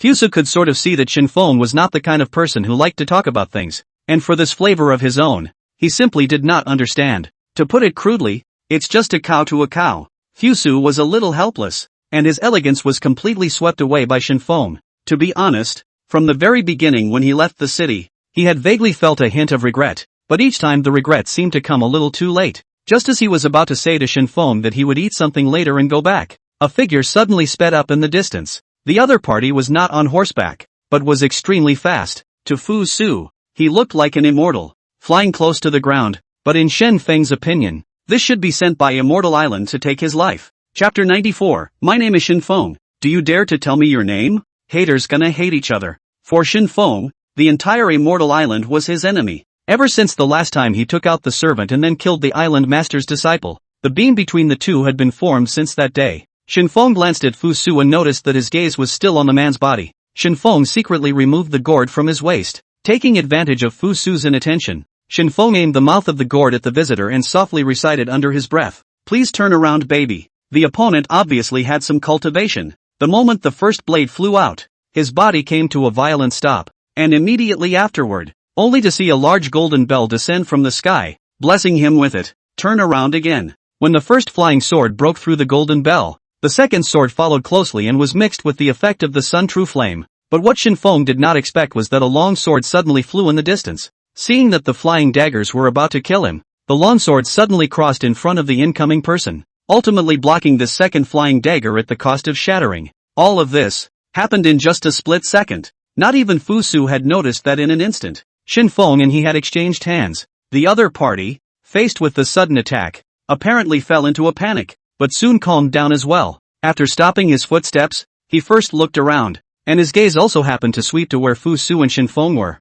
However, he didn't directly walk forward, obviously because the sneak attack just now made his heart palpitate, and after pondering for a moment, he eventually walked towards Fusu. Now that Shen Feng had reached foundation establishment, he was confident that he possessed the power to fight against any enemy. What's more, he had quite a few magic treasures on his body, and of course in addition to that, there was a killer weapon in that Xianyang city behind him. Along with these means of being able to fight for his life, he had something else that no one else could have. He's crazy. This is recognized in Xianyang city. The arrival of the other party was not a bad thing in Fusu's opinion. In his opinion, Great Qin's territory was vast and boundless, and it was definitely a good thing for Great Qin for capable people to come and join them. The visitor may not have come to help with Great Qin, or perhaps to overthrow Great Qin. Greetings to you all. May I ask if Xianyang city is ahead? The visitor first saluted, then asked with a smile. It was just that while asking questions, his gaze had been constantly looking up and down on Shen Feng's body. He could see the aura flowing from Shen Feng's body,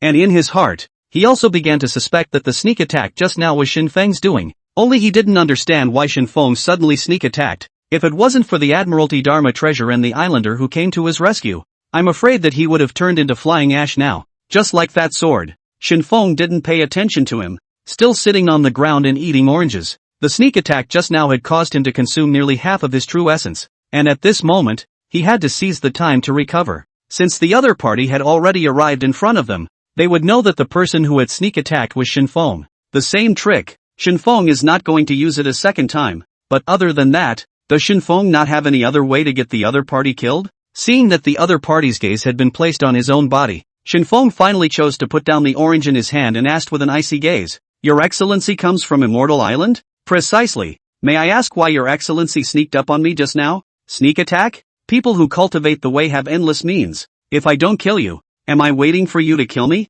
Hearing Shen Feng's words, the other party laughed. This time, he had indeed come to look for the murderer of the Immortal Island disciples. As one of the Island Master's close disciples, he was also considered to have practiced to the Jindan Avenue. But even though he was facing a tiny cultivator at the foundation establishment stage, he didn't have the slightest bit of relaxation. It was because of this caution that he was able to make an effective block on the first flying dagger in the first place. Even though he had come to Shen Feng's face and completely saw through his foundation establishment stage cultivation, he still did not want to take the initiative. Under the lack of all preparations, he would not make a move easily, unless he could achieve the effect of a one-strike kill. However, that sneak attack just now had created a trace of vigilance in his heart, and he did not know if Shen Feng would use flying daggers again. Shen Feng slowly stepped forward and stopped Fusu behind him, then made an invitation gesture at him.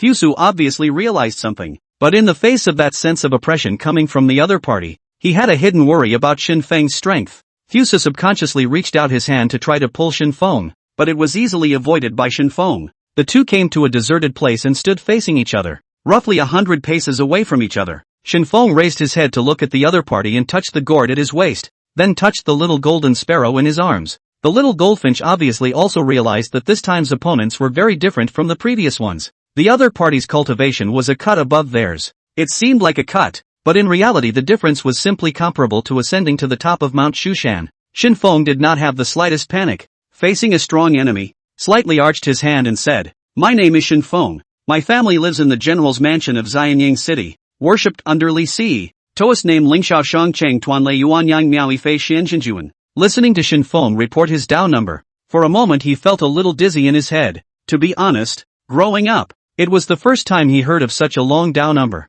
Although he was a bit speechless, out of politeness, the other party also consciously reported his name. "I'm Chu Haoren." Before he finished, Shen Feng's eyes suddenly lit up and asked with an icy face, "Which Chu? Which Hao? Which Ran?" Chu Haoren froze for a moment and did not think much about it, responding lightly, "The song's Chu, the Haoren of Haoren's righteousness." After that, he began to continue to introduce himself, but where Shen Feng cared what he said. One hand had already stuffed into his bosom and took the book of 7 arrows of the nail head in his hand, then slowly put it behind his back. "My name is Chu Haoren, my family lives in Penglai, and my mentor is the Lord of Penglai Island." Dao number. I have not been given a Taoist name. Shen Feng had his hands behind his back, and the little golden sparrow had also long since flown into his hands. Looking at the straw man and the booklet in Shen Feng's hand, he contemplated for a moment, and without hesitation, he used his claws to cut through Shen Feng's palm, and then stained with blood and wrote Chu Haoren's name on the straw man's body. In the distance,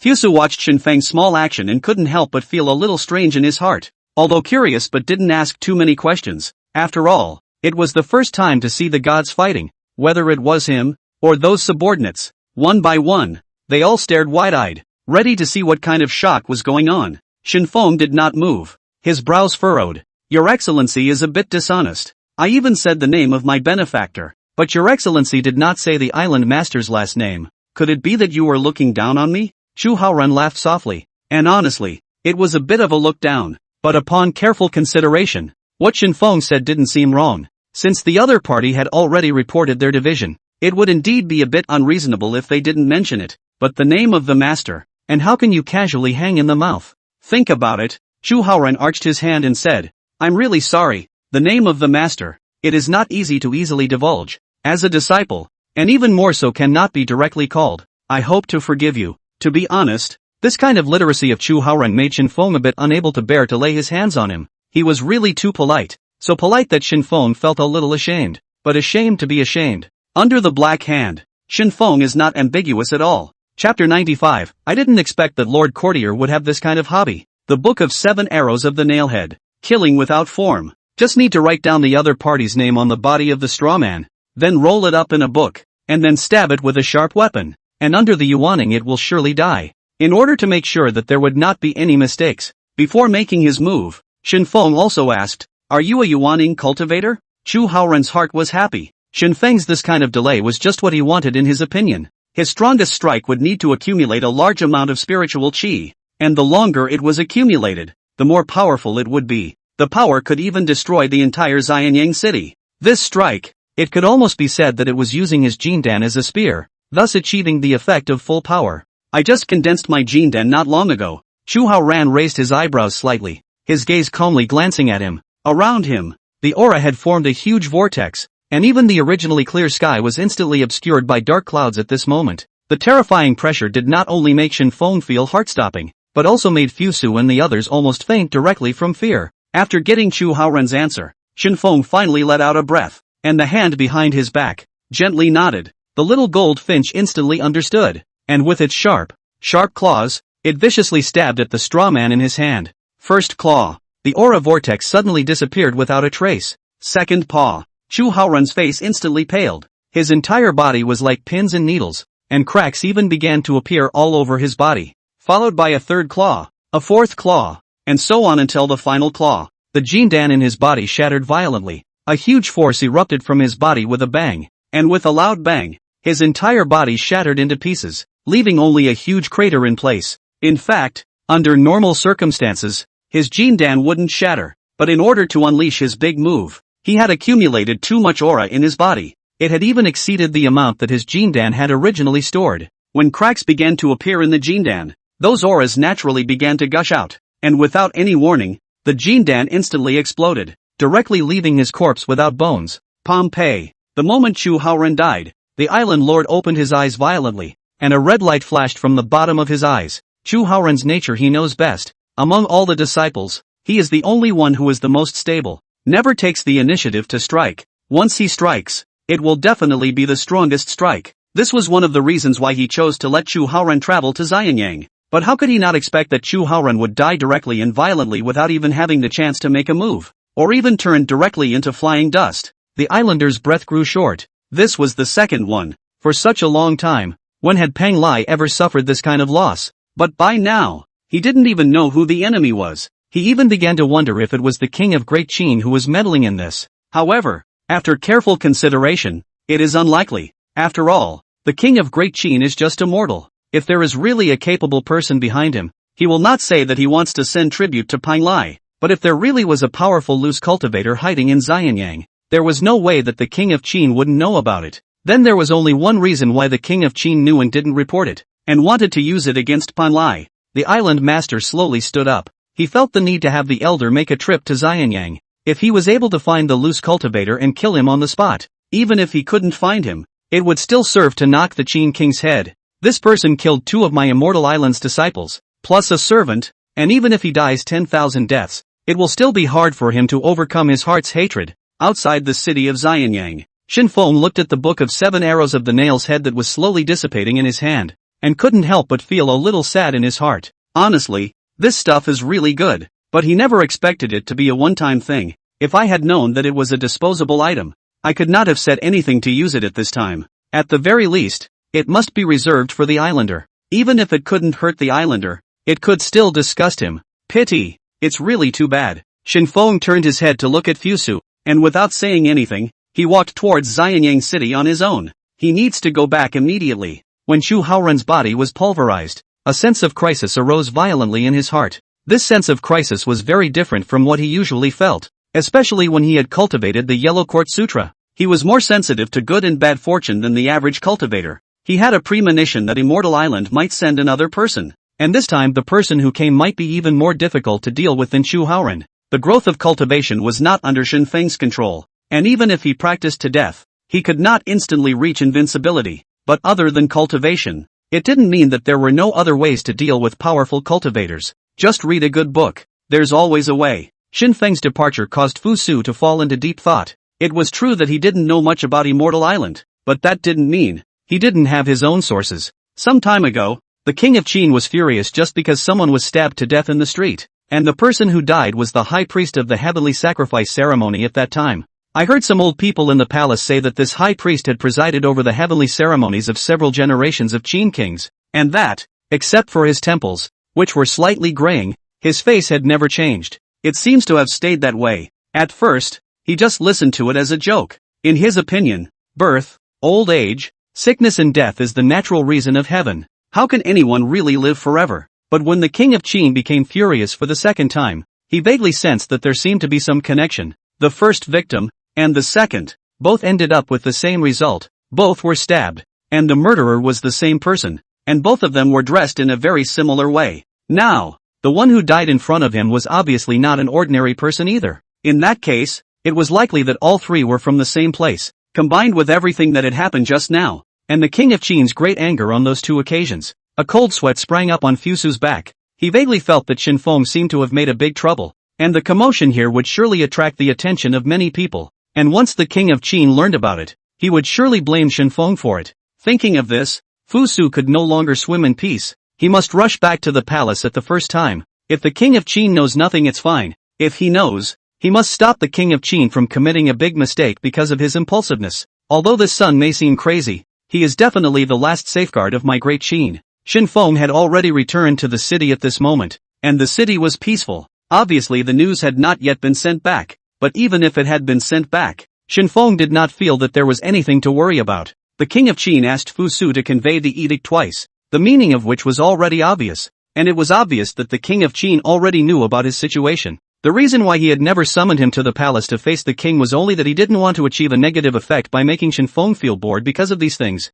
But this was good. This was at the very least a good thing in Shen Feng's opinion. Returning to the door of Li Si's small courtyard, before his palm touched the door, a mournful scream suddenly came from inside, followed by Zhang Liang shouting with a crying voice, "Reese, you deserve to die. How dare you whip me with a whip? I curse you to be cut off at the waist one day sooner or later." Outside the door, Shen Feng looked at the guards on both sides with an odd expression, and the guards hemmed and hawed and whispered, "I really didn't think that Lord Tingyi even had this kind of hobby." Chapter 96 Brother Zifeng, do you know anything about formations? Shen Feng didn't rush in. Instead, he stood in the doorway for a few moments before he raised his hand and pushed it open. In the courtyard, Zhang Liang was topless, sitting in front of a stone table made of spirit stone, holding a volume of bamboo slips in his hand, reading with a trembling voice while gnashing his teeth and shedding tears. Shame. In Zhang Liang's view, this is simply a strange shame. If there is an opportunity, he must kill Li Si 3 clans. No, 3 clans are not enough. To kill 9 clans. Hearing the voice coming from behind him, Zhang Liang subconsciously turned back to look, but before his head could completely turn around, the whip had already landed hard on his back. Although on weekdays Li Si seems to be a weak scholar, but the hands are not ambiguous. A whip down the skin and flesh, blood flowing. However, under the blessing of the spirit stone table, even though his flesh was split open, it would recover quickly, and not only that, after the aura entered his body, it would make his flesh even stronger. But this kind of severe pain is not easily eliminated. What's more, at this moment, Zhang Liang had been completely overwhelmed by anger and pain, and his mind was filled with imagining how to abuse Li Si. Seeing that Shen Feng had returned, Li Si nodded to him and said, "It's good to be back. You're just in time to give him a demonstration of what it means to read." As soon as he heard reading, Shen Feng became interested. As for Zhang Liang, who was looking at him with tears in his eyes, Shen Feng smiled slightly and said, "Brother Zhang, the teacher said that reading should be proper. The first and foremost point is the sitting posture, and the second is that the voice should be loud." Zhang Liang fell silent, and once again, tears flowed down his face indisputably. Hearing Shen Feng's words, he remembered that this brother Shen in his mouth was Li Si's disciple. Since he was a disciple of Li Si, he was bound to be a nest of snakes and rats, and since he was a nest of snakes and rats, how could he care about his death? At this moment, Zhang Liang was completely desperate. How could he not have expected that he was just a trace of goodwill in his heart, entering the fire to save a person? But he actually got himself into it. It's just a matter of hitching a ride, whether he lives or dies. It's just a matter of words. But he was made to sit here and read. Zhang Liang, the son of a former Korean prime minister. What kind of books he hadn't read? And what was this if not a humiliation? Li Si glanced at him and snatched the booklet in front of him, then handed it to Shen Feng and said, "You read it, and tell him out loud what the name of the book is." Reese was really a little angry. As the son of the former minister of Han, it was impossible that he had not heard of Han Fei, and if Zhang Liang had studied them carefully, he would have been able to see that these books were all written by Han Fei, but he was too overwhelmed by external objects at the moment to look at them. Li Si's gaze was icy cold, and he was extremely disappointed in this Zhang Liang who was shaped like an old friend. But once he turned his head and looked at Shen Feng, Li Si's hand trembled slightly, and he almost didn't hold back a whip, only to see that Shen Feng was holding the booklet handed to him by Li Si, sitting on the stone bench, clearly looking like he wanted to laugh out loud, but he kept suppressing the emotion back. The face can be extremely distorted. 10,000 Immortals Formation Simplified Version. The ancient period of the remains of the amazing spell formation. Because it is a simplified version, mortals can also form a formation. The ferocity of the formation can destroy the transformation of the gods. The formation consumes a huge amount. After using, the formation of the person will be due to the lack of blood and fall into a short coma. Please be ready to change the person at any time.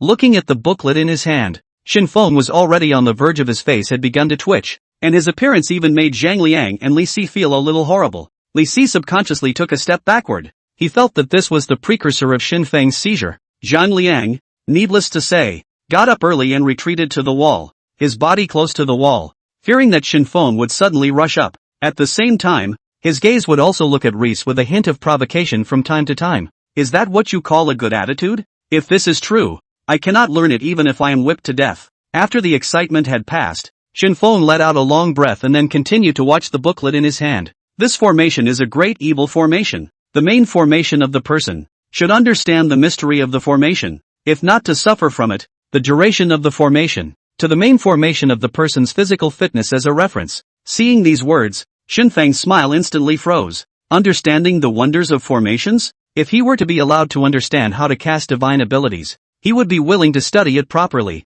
But if he were to be allowed to understand the wonders of formations, honestly, it's really kind of hard, not to mention understanding formations. Even if Shen Feng was asked to understand the art of war, he would feel a pang in his head. However, if it is just left and used in the hands, it is really a bit of a pity. But if you want to find someone who is familiar with the art of war and has a certain understanding of formations, it is really a bit difficult. Thinking about this, Shen Feng's gaze suddenly looked at Zhang Liang. He remembered that Zhang Liang had said that he had been taught the art of war by his mentor Taigong, and since that was the case, he must have been proficient in formations as well. Thinking of this, Shen Feng came to Zhang Liang's front with an instantaneous step, and stared at him with a pair of dead eyes for half a day. After a long time, Shen Feng said with a slight hint of hoarseness in his voice, "Brother Zifeng, can you understand formations?" Zhang Liang was frightened by this appearance of Shen Feng, not because his face was too hideous, but mainly because he remembered the scene where he came and went as he pleased in the middle of the fire.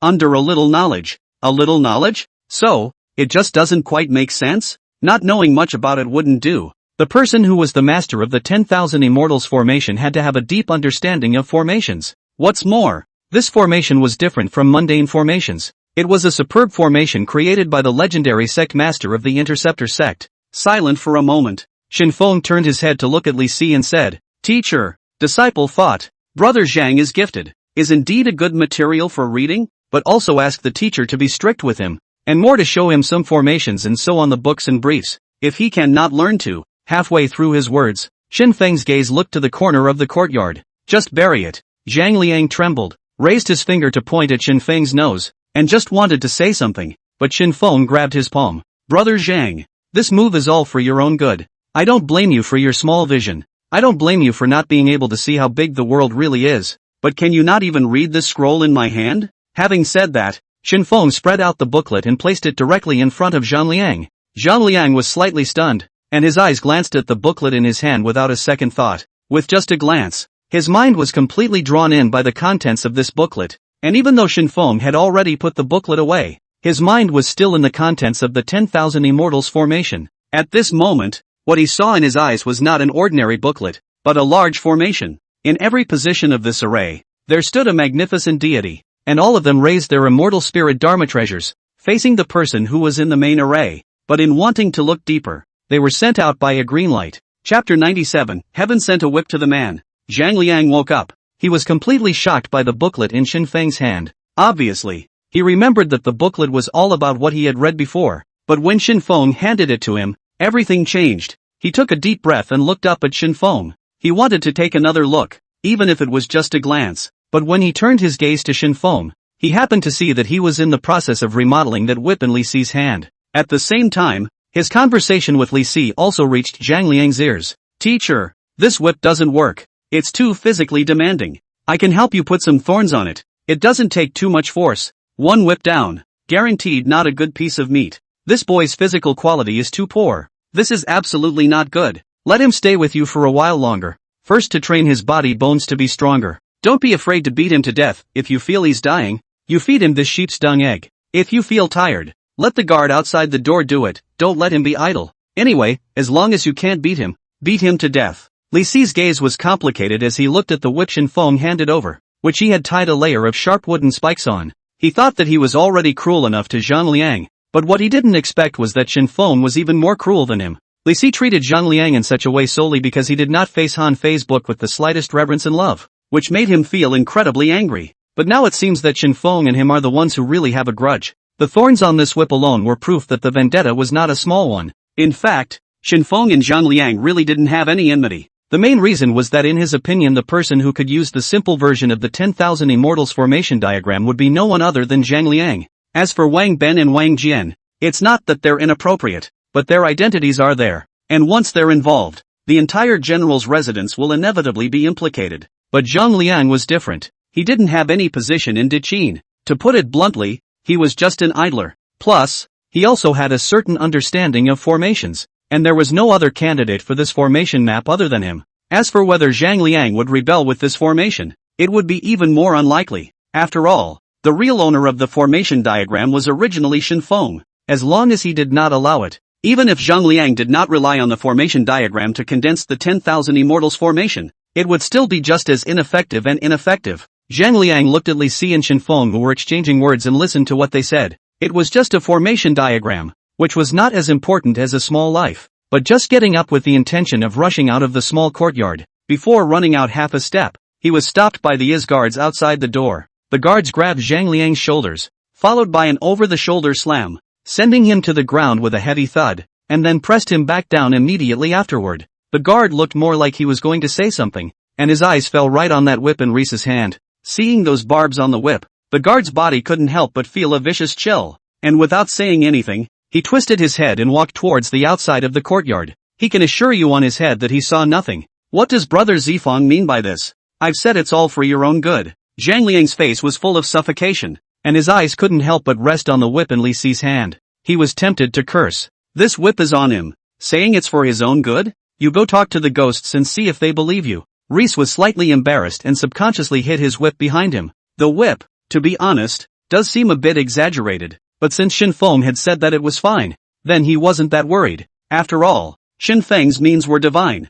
not to mention that he had killed people and then revived them, even if he had turned them into flying ashes and then regrouped them. Li Si coughed dryly, a trace of a kind smile on his face and said, Xian nephew I and your father is also considered to have met a few times, and Han Fei is even the same window. But unfortunately the political ideas are different. Now, you fall into my small courtyard. For the sake of the old friends of the deceased, I will treat you well. Shen Feng also followed the laugh. Zifeng brother, this book is absolutely unique in the world. In the next is also to see your body bones thin and weak. Had no choice but to come up with this strategy, although some not too reliable. But Mencius has a cloud. The sky descends on the great task. Must first suffer their minds, labor their muscles and bones, and starve their body skin. You see, we're not worried about food or drink here, so it'll have to do. Brother Zifeng, don't worry. This whip is only used to whip you. It's not really meant to hit on your body. Brother Zifeng, think carefully about this booklet in my hand. Don't you want to know the formation in this booklet?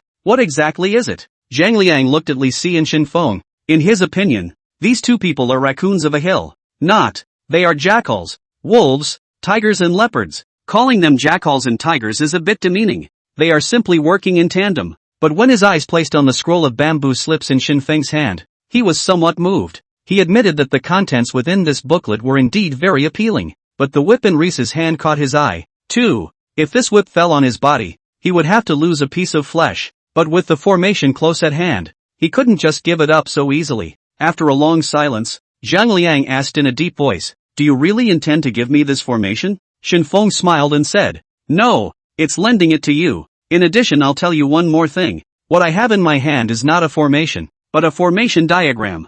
The number of people needed for this formation is extremely large. If not for the people in the army, it is simply impossible to stand in it for a moment. And if the physical quality of the person in the main formation is not good, it will not be able to last for too long. Perhaps in a single breath, you and those people will instantly die violently because of the excessive flow of qi and blood. You are familiar with the Book of War. For the formation should have an understanding of the formation. Every position in the formation of the soldiers will unconditionally listen to the command of the main formation of the person. If you are not physically fit, in the eye of the formation to stay for a few moments on the coma. This formation there is what is the significance of the existence of it? Zhang Liang frowned. It was the first time he had heard that formations would absorb people's qi and blood. But when he thought that Shen Feng was able to lift the general's mansion with the lift of his hand, on second thought, there didn't seem to be anything to make him feel skeptical. He could clearly detect that Shen Feng was not an ordinary person, or perhaps he was not a mortal. He didn't have the slightest desire for mortal power or wealth, but for him to be so eager to allow himself to complete control of this formation,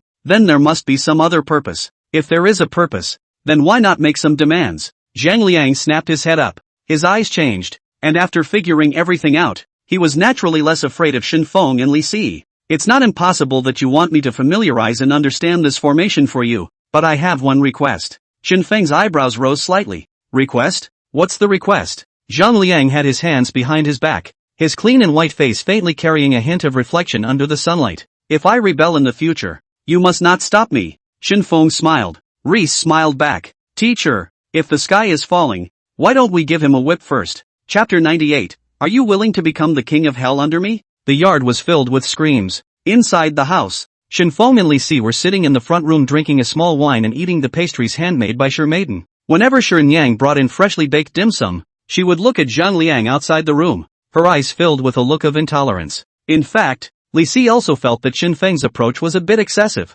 Killing a man is nothing but a headache, let alone the fact that he was once the son of the Prime Minister of Korea, and he was bound to harbor a grudge if he humiliated him like that. Once he was pushed to the brink, even if it was just a mortal to Shen Feng, if he tripped behind his back, Shen Feng might not be able to accept it. After a moment of silence, Li Si said softly, why don't we just send him to the palace and put him at the disposal of the Great King, instead of staying around and torturing him like this? Isn't it like leaving a curse for his future? Shen Feng picked up the wine goblet and took a slight sip, put down the goblet, and looked up at Li Si. Teacher, I killed someone. Hearing Shen Feng's words, Li Si was dumbfounded. This wasn't the first time that Li Si had heard these words from Shen Feng's mouth. It was just that what he didn't expect was that this time Shen Feng could say this sentence so calmly. It seemed that this matter of killing people had become a routine in Shen Feng's view. In the past, when Shen Feng said these words, a trace of unnaturalness would show in his eyes, and he would even dodge. But today, all of his emotions were very stable,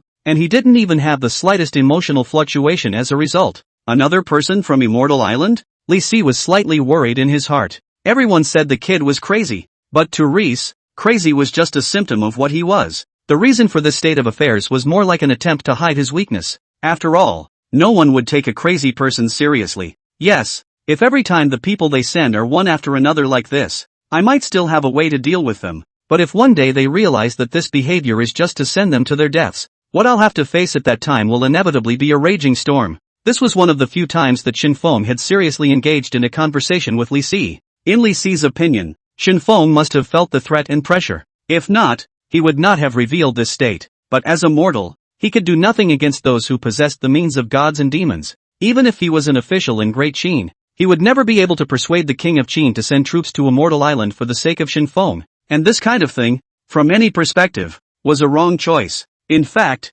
Shen Feng himself understood, and he hadn't intended to count on anyone being able to help him against Immortal Island. As long as they don't give themselves a hard time, they're good enough. Reese was silent. He suddenly thought of the time when he was in the Jishi Academy, loudly discussing the policy of ruling the country and leveling the world. The end result was to be rejected and rebuked by all the students. At that time, Xuanzi seemed to be so helpless that he was finally allowed to leave the Jishi Academy. Now he seems to have finally felt it too. After a long silence, Reese asked softly, is there anything I can do? Shen Feng looked at those bookshelves behind him and said with a hefty smile, still the same. Teacher, please give books. At this point in time, in addition to reading, Shen Feng really didn't know how to face the next unknown situation. But reading wasn't a bad thing for him. As long as he could get what he needed from it, then he could definitely block the next crisis. Without any nonsense, Li Si finished the wine in his cup in one drink. then got up and began to look for the booklet. Colleagues, the master and mistress also came out from the inner room. Sitting on the opposite side of Shen Feng, he looked at him with a worried face and said, I heard all these words you said with your master just now. Child, have you encountered any trouble? Your division, although it is only the court captain, but there are some connections in the palace. If it offends the king, it may not be impossible to solve. Shen Feng looked at Mrs. Li with a smile, then took out a piece of pastry from the plate and put it in her hand and said, Master mother relax. Although disciple is not talented, I definitely won't cause you any trouble. In this matter, disciple has already found a way to break the situation, and the person who broke the situation is Xianyang. Xianyang was stunned. If he was the one who had broken the game, then why was he being treated so badly? This kind of person, with a delicate mind and so intelligent, if he had an evil intent to get Shen Feng killed in the future, he would definitely have countless ways to do so. Shen Feng saw what was in Mrs. Li's mind, but did not make an explanation, just pointed with his finger to the pastry placed in her hand and said, Master maiden, eat it, it won't be good when it gets cold. Mrs. Li was helpless. In her opinion, no matter what degree Shen Feng had grown to, he was still the same thin and mischievous little guy at the beginning. Although it was just a short half a month or so, without realizing it, he had already grown into this appearance, and when he thought about it, it was as if more than a year had passed. Mrs. Li laughed softly. Then she put the pastry into her mouth under Shen Feng's gaze. When the pastry entered his mouth, it instantly transformed into a stream of warmth, and immediately afterward this warmth flowed towards every part of his body. Mrs. Li was slightly stunned. When you make your own pastries, you naturally know and understand them best. It was meant to be something that was only used to satiate the stomach, but at this point in time, it had a different effect. There seemed to be a strangeness that covered her entire body, even her internal organs, even her skin, her hair, almost as long as any cell, including hair, that existed on her body. Mrs. Li looked at Shen Feng with some surprise. Her eyes were full of surprise. She wanted to say something, but she didn't know where to start. Shen Feng smiled faintly, picked up a piece of pastry and slowly savored it. Inferior quality resident Dan. Edible, the effect is general, although cannot achieve the effect of eternal youth, but also can temporarily improve cell activity, sustainability to maintain the best state. The effective time of 1 month. Just when Mrs. Li was still surprised by the changes in her body, she didn't know when Li Si had already stood beside him, looking at the young and beautiful woman in front of him. The scene of his first encounter with her dawned on Rice's mind. After a moment of stagnation, Li Si threw the booklet in his hand to Shen Feng, then coughed dryly twice and said, Apprentice, it's getting late, so it's time for master to rest. Shen Feng served up all the remaining pastries on the table and said with a hefty smile, Teacher is right, this student this will go out. After saying that, Shen Feng took the booklet and walked towards the door, and when he was leaving, he also deliberately helped Li Si close the door. When he came to the courtyard,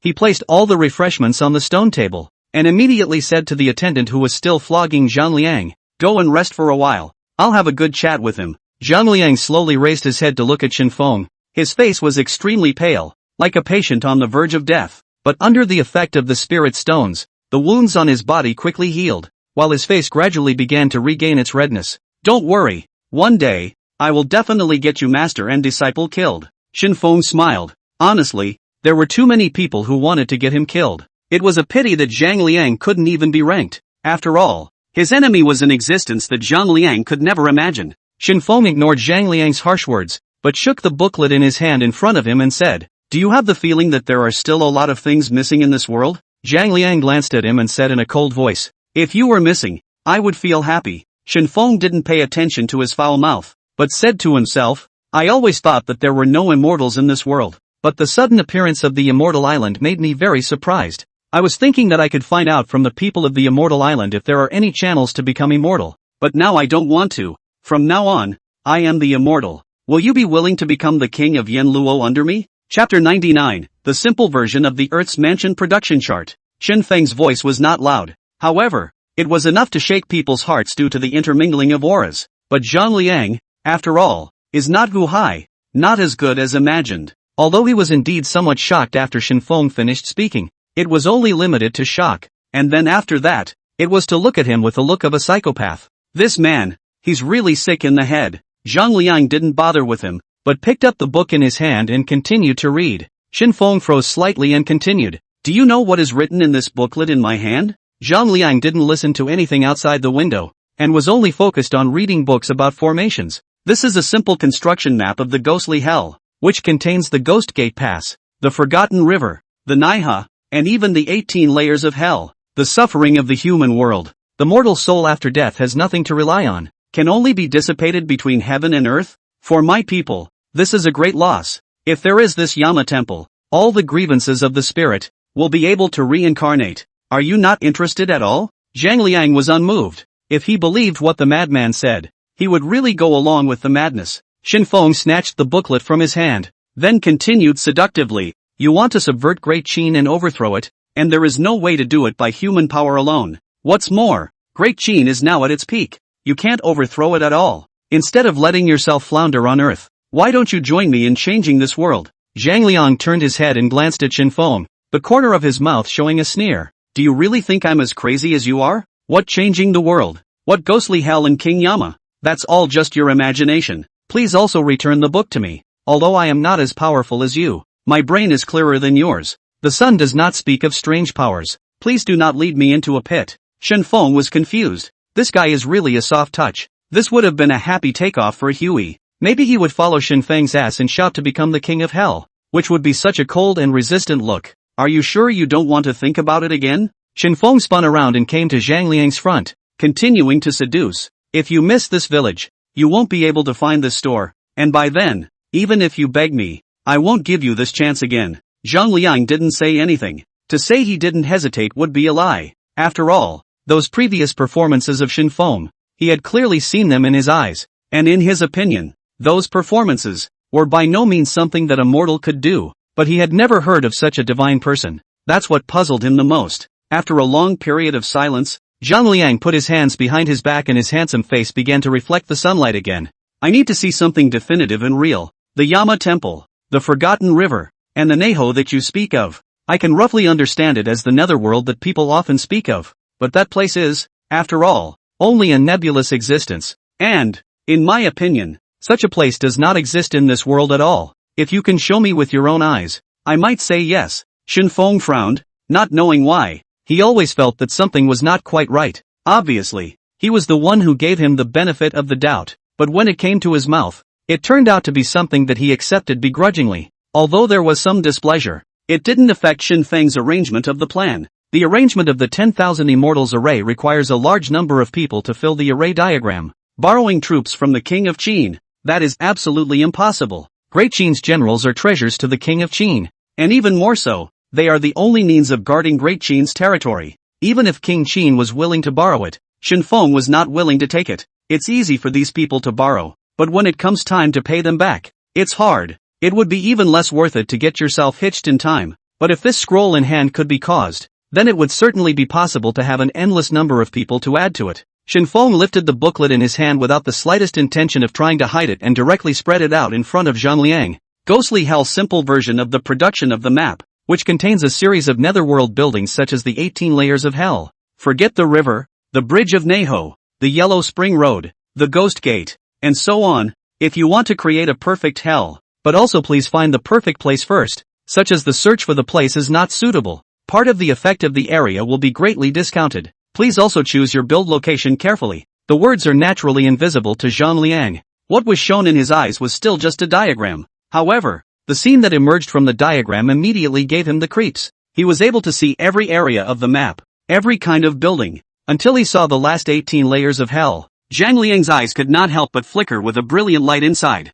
This place, it's really perfect. It was simply the perfect burial place for Li Si and Shen Feng. If he didn't agree to Shen Feng, it would simply be a waste of the 18 punishments of this 10 layers of hell. Zhang Liang looked at the booklet. A wry smile could not help but appear on his face. Vaguely, it was as if he saw Shen Feng and Li Si being tortured from the first layer all the way to the 18th layer, and then from the first layer again so repeatedly. Shen Feng stood by his side, looking at Zhang Liang with an odd expression. He detected an extremely strong malice from Zhang Liang's body. Shen Feng had vaguely guessed what was on Zhang Xiangqing's mind. He touched his nose awkwardly as he wondered if he should tell Zhang Liang the truth of the matter. Regardless of whether in the end, Zhang Liang became the king of hell and had millions of soldiers, as long as Shen Feng didn't allow it, he couldn't do anything that went against Shen Feng. However, seeing the kind of excitement and thrill on Zhang Liang's face, Shen Feng still decided to conceal it for the time being. After all, It was a bit impolite to carry out a sudden blow when others were happiest. Well, what does Brother Zifeng think?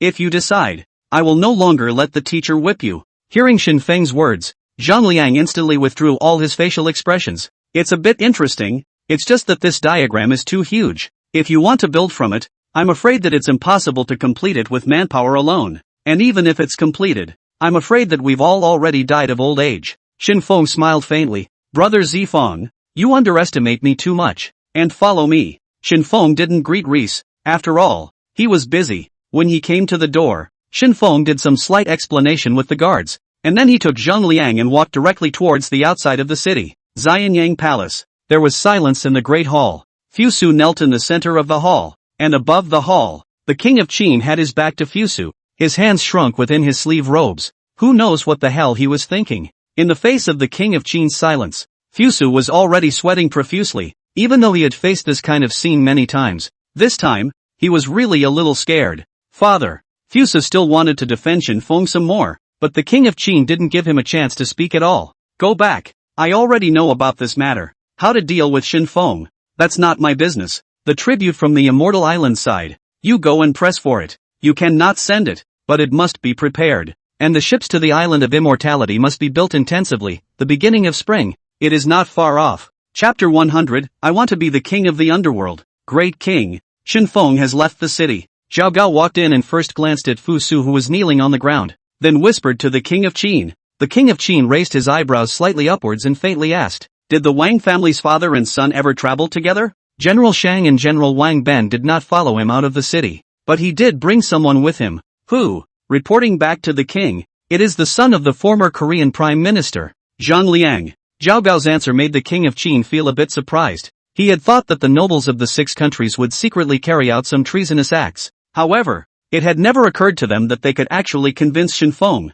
No, is not right. With Fusu's understanding of Shen Feng, although this son is a bit crazy, he is not a heartless person. Think about the fact that Li Si and the Wang family father and son are still in Xianyang. He will definitely not follow the rebellion and leave. But what exactly did he want to do when he left the city at this time? Knowing that Immortal Island would likely send someone to Xianyang at any time. If he's not there, won't Xianyang be in danger? Zhao Gao slightly raised his head to look at the Qin king's face, and after a moment, he softly inquired, Your Majesty, should we have someone stop him, or perhaps send someone to follow him? The king of Qin slowly closed his eyes. His gaze swept over Fusu, who was kneeling on the ground, and then glanced at Zhao Gao, and after a long time faintly said, No need, let him go. After leaving the city, Zhang Liang's eyes were the first to look at a stagecoach station not far away. That place was the place he had agreed with some chivalrous people. As long as he was able to run to that place, he could seek rescue at the first time. In this way, even though Shen Feng was no matter how powerful he was, in the end, it was still difficult to defeat 4 hands with 2 fists. But for some reason, a trace of hesitation that shouldn't exist arose in his heart. He had even seen that in the middle of the stagecoach station, the chivalrous man had already come in this direction where he was, and all he needed was to raise his arm and the crowd would surround him. But his hand was slow to lift, and even as his eyes looked toward them, an indifference arose in his heart. It's like, they don't even feel like they're on the same page. Zhang Liang was silent, keeping his head down as he followed Shen Feng's side, brushing past them, even though the other party had given him a wink several times. Zhang Liang did not respond in any way. He wants to be in control of hell, become the king of Yama, become the commander of 1,000,000 soldiers. On this journey, Shen Feng just walked forward silently, and as for where he was heading, the truth was that he wasn't very clear. In this day and age, especially those areas of the wilderness that are empty and uninhabited, where the yin qi is strong, it is almost everywhere. However, if he really set up the Yama temple in this place, Shen Feng felt that it was a bit of a pity. It could be manufactured, but the having of the effect was just a little too much for him to take. However, if one wanted to find a place with an extremely heavy yin and fury qi, it was not as simple as one would think. Zhang Liang obviously also saw Shen Feng's distress, but did not ask much. He could memorize what the sages had said for a day, but he really didn't know anything about the gods and goddesses. But just following Shen Feng around aimlessly, Zhang Liang could not stand it all the same. Eventually he couldn't help but ask, What the hell are you looking for? You've been gone all day. He was really a bit tired. Unlike Shen Feng, he was just a mortal. Even though he had been healed and strengthened by the spirit stones, his physical quality was still not as good as Shen Feng. Shen Feng stroked his chin and asked with a furrowed brow, What do you think? Since ancient times, is the place that has the heaviest yin and demonic qi? Hearing this question, Zhang Liang froze in his tracks. Yin qi? What the hell is this? Zhang Liang just wanted to reply that he didn't know, but a place suddenly came to mind. After hesitating for a moment, he frowned and said, I don't really know what the yin fury qi is, but if I were to say the place where the most people have died, there really is one. During the time of King Xianyang of the first Qin, there was a Great Qin general, known as Jun Wuan, who had killed 400,000 troops of Zhao in the Battle of Changping. As much as I doubt it, how in the world did he manage to pit all 400,000 people against each other? That's just the way it is. It is said to be a place where the wailing of those dead generals can still be heard to this day. Speaking here, Zhang Liang suddenly paused for a moment. He looked around and then leaned close to Shen Feng and said in a low voice, I once heard that a true human sacrifice had performed a soul invocation ceremony for this purpose, but it was not to allow the dead souls of the Zhao people to return to their homelands, but to invoke the soul of that god of murder, as a means of suppressing those 400,000 wronged souls. Shen Feng was slightly stunned and asked curiously, does it work? Zhang Liang gave him a blank look and said, if it worked, wouldn't we still hear ghosts crying and wailing to this day?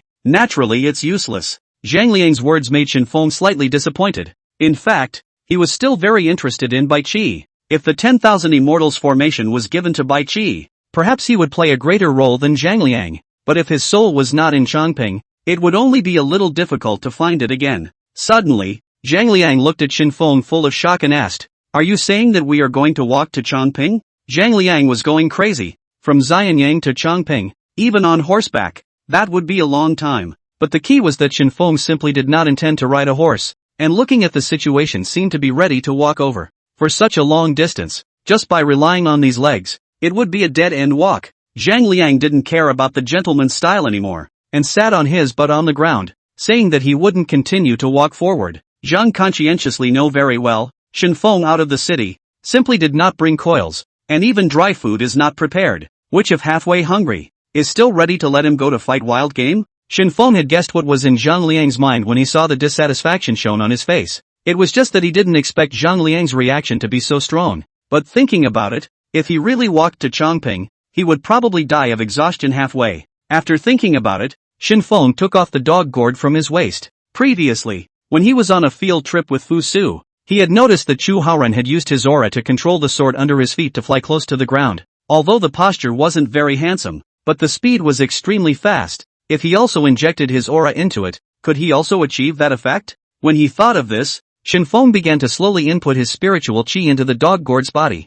At first, the spiritual qi entered the body of the gourd. The gourd did not have any changes, but as Shen Feng increased the delivery of spiritual qi, the gourd began to gradually become larger and larger, until it became almost enough to sit two people. When Shen Feng finally stopped channeling his spiritual qi, if it was before Foundation establishment, Shen Feng definitely did not have such a huge supply of spiritual qi, but now, he merely felt that the spiritual qi in his body had only been consumed by 1/10. Nowadays, the dog gourd was different from the past, and under Shen Feng's aura for a long time, the gourd itself had already transcended the quality of the mundane. It could be said that it had already reached the level of a spirit weapon, and it had also fully reached the realm of man-flight. On the contrary, it was Zhang Liang, who looked at the scene in front of him, and his entire body had been confused. He couldn't believe that what he was seeing was real. It was only after Shen Feng called out to him and pulled him onto the back of the gourd that he finally came back to his senses. Feel the weightlessness of the gourd as it rose into the air. Feel the inexplicable haze as it passed through the clouds.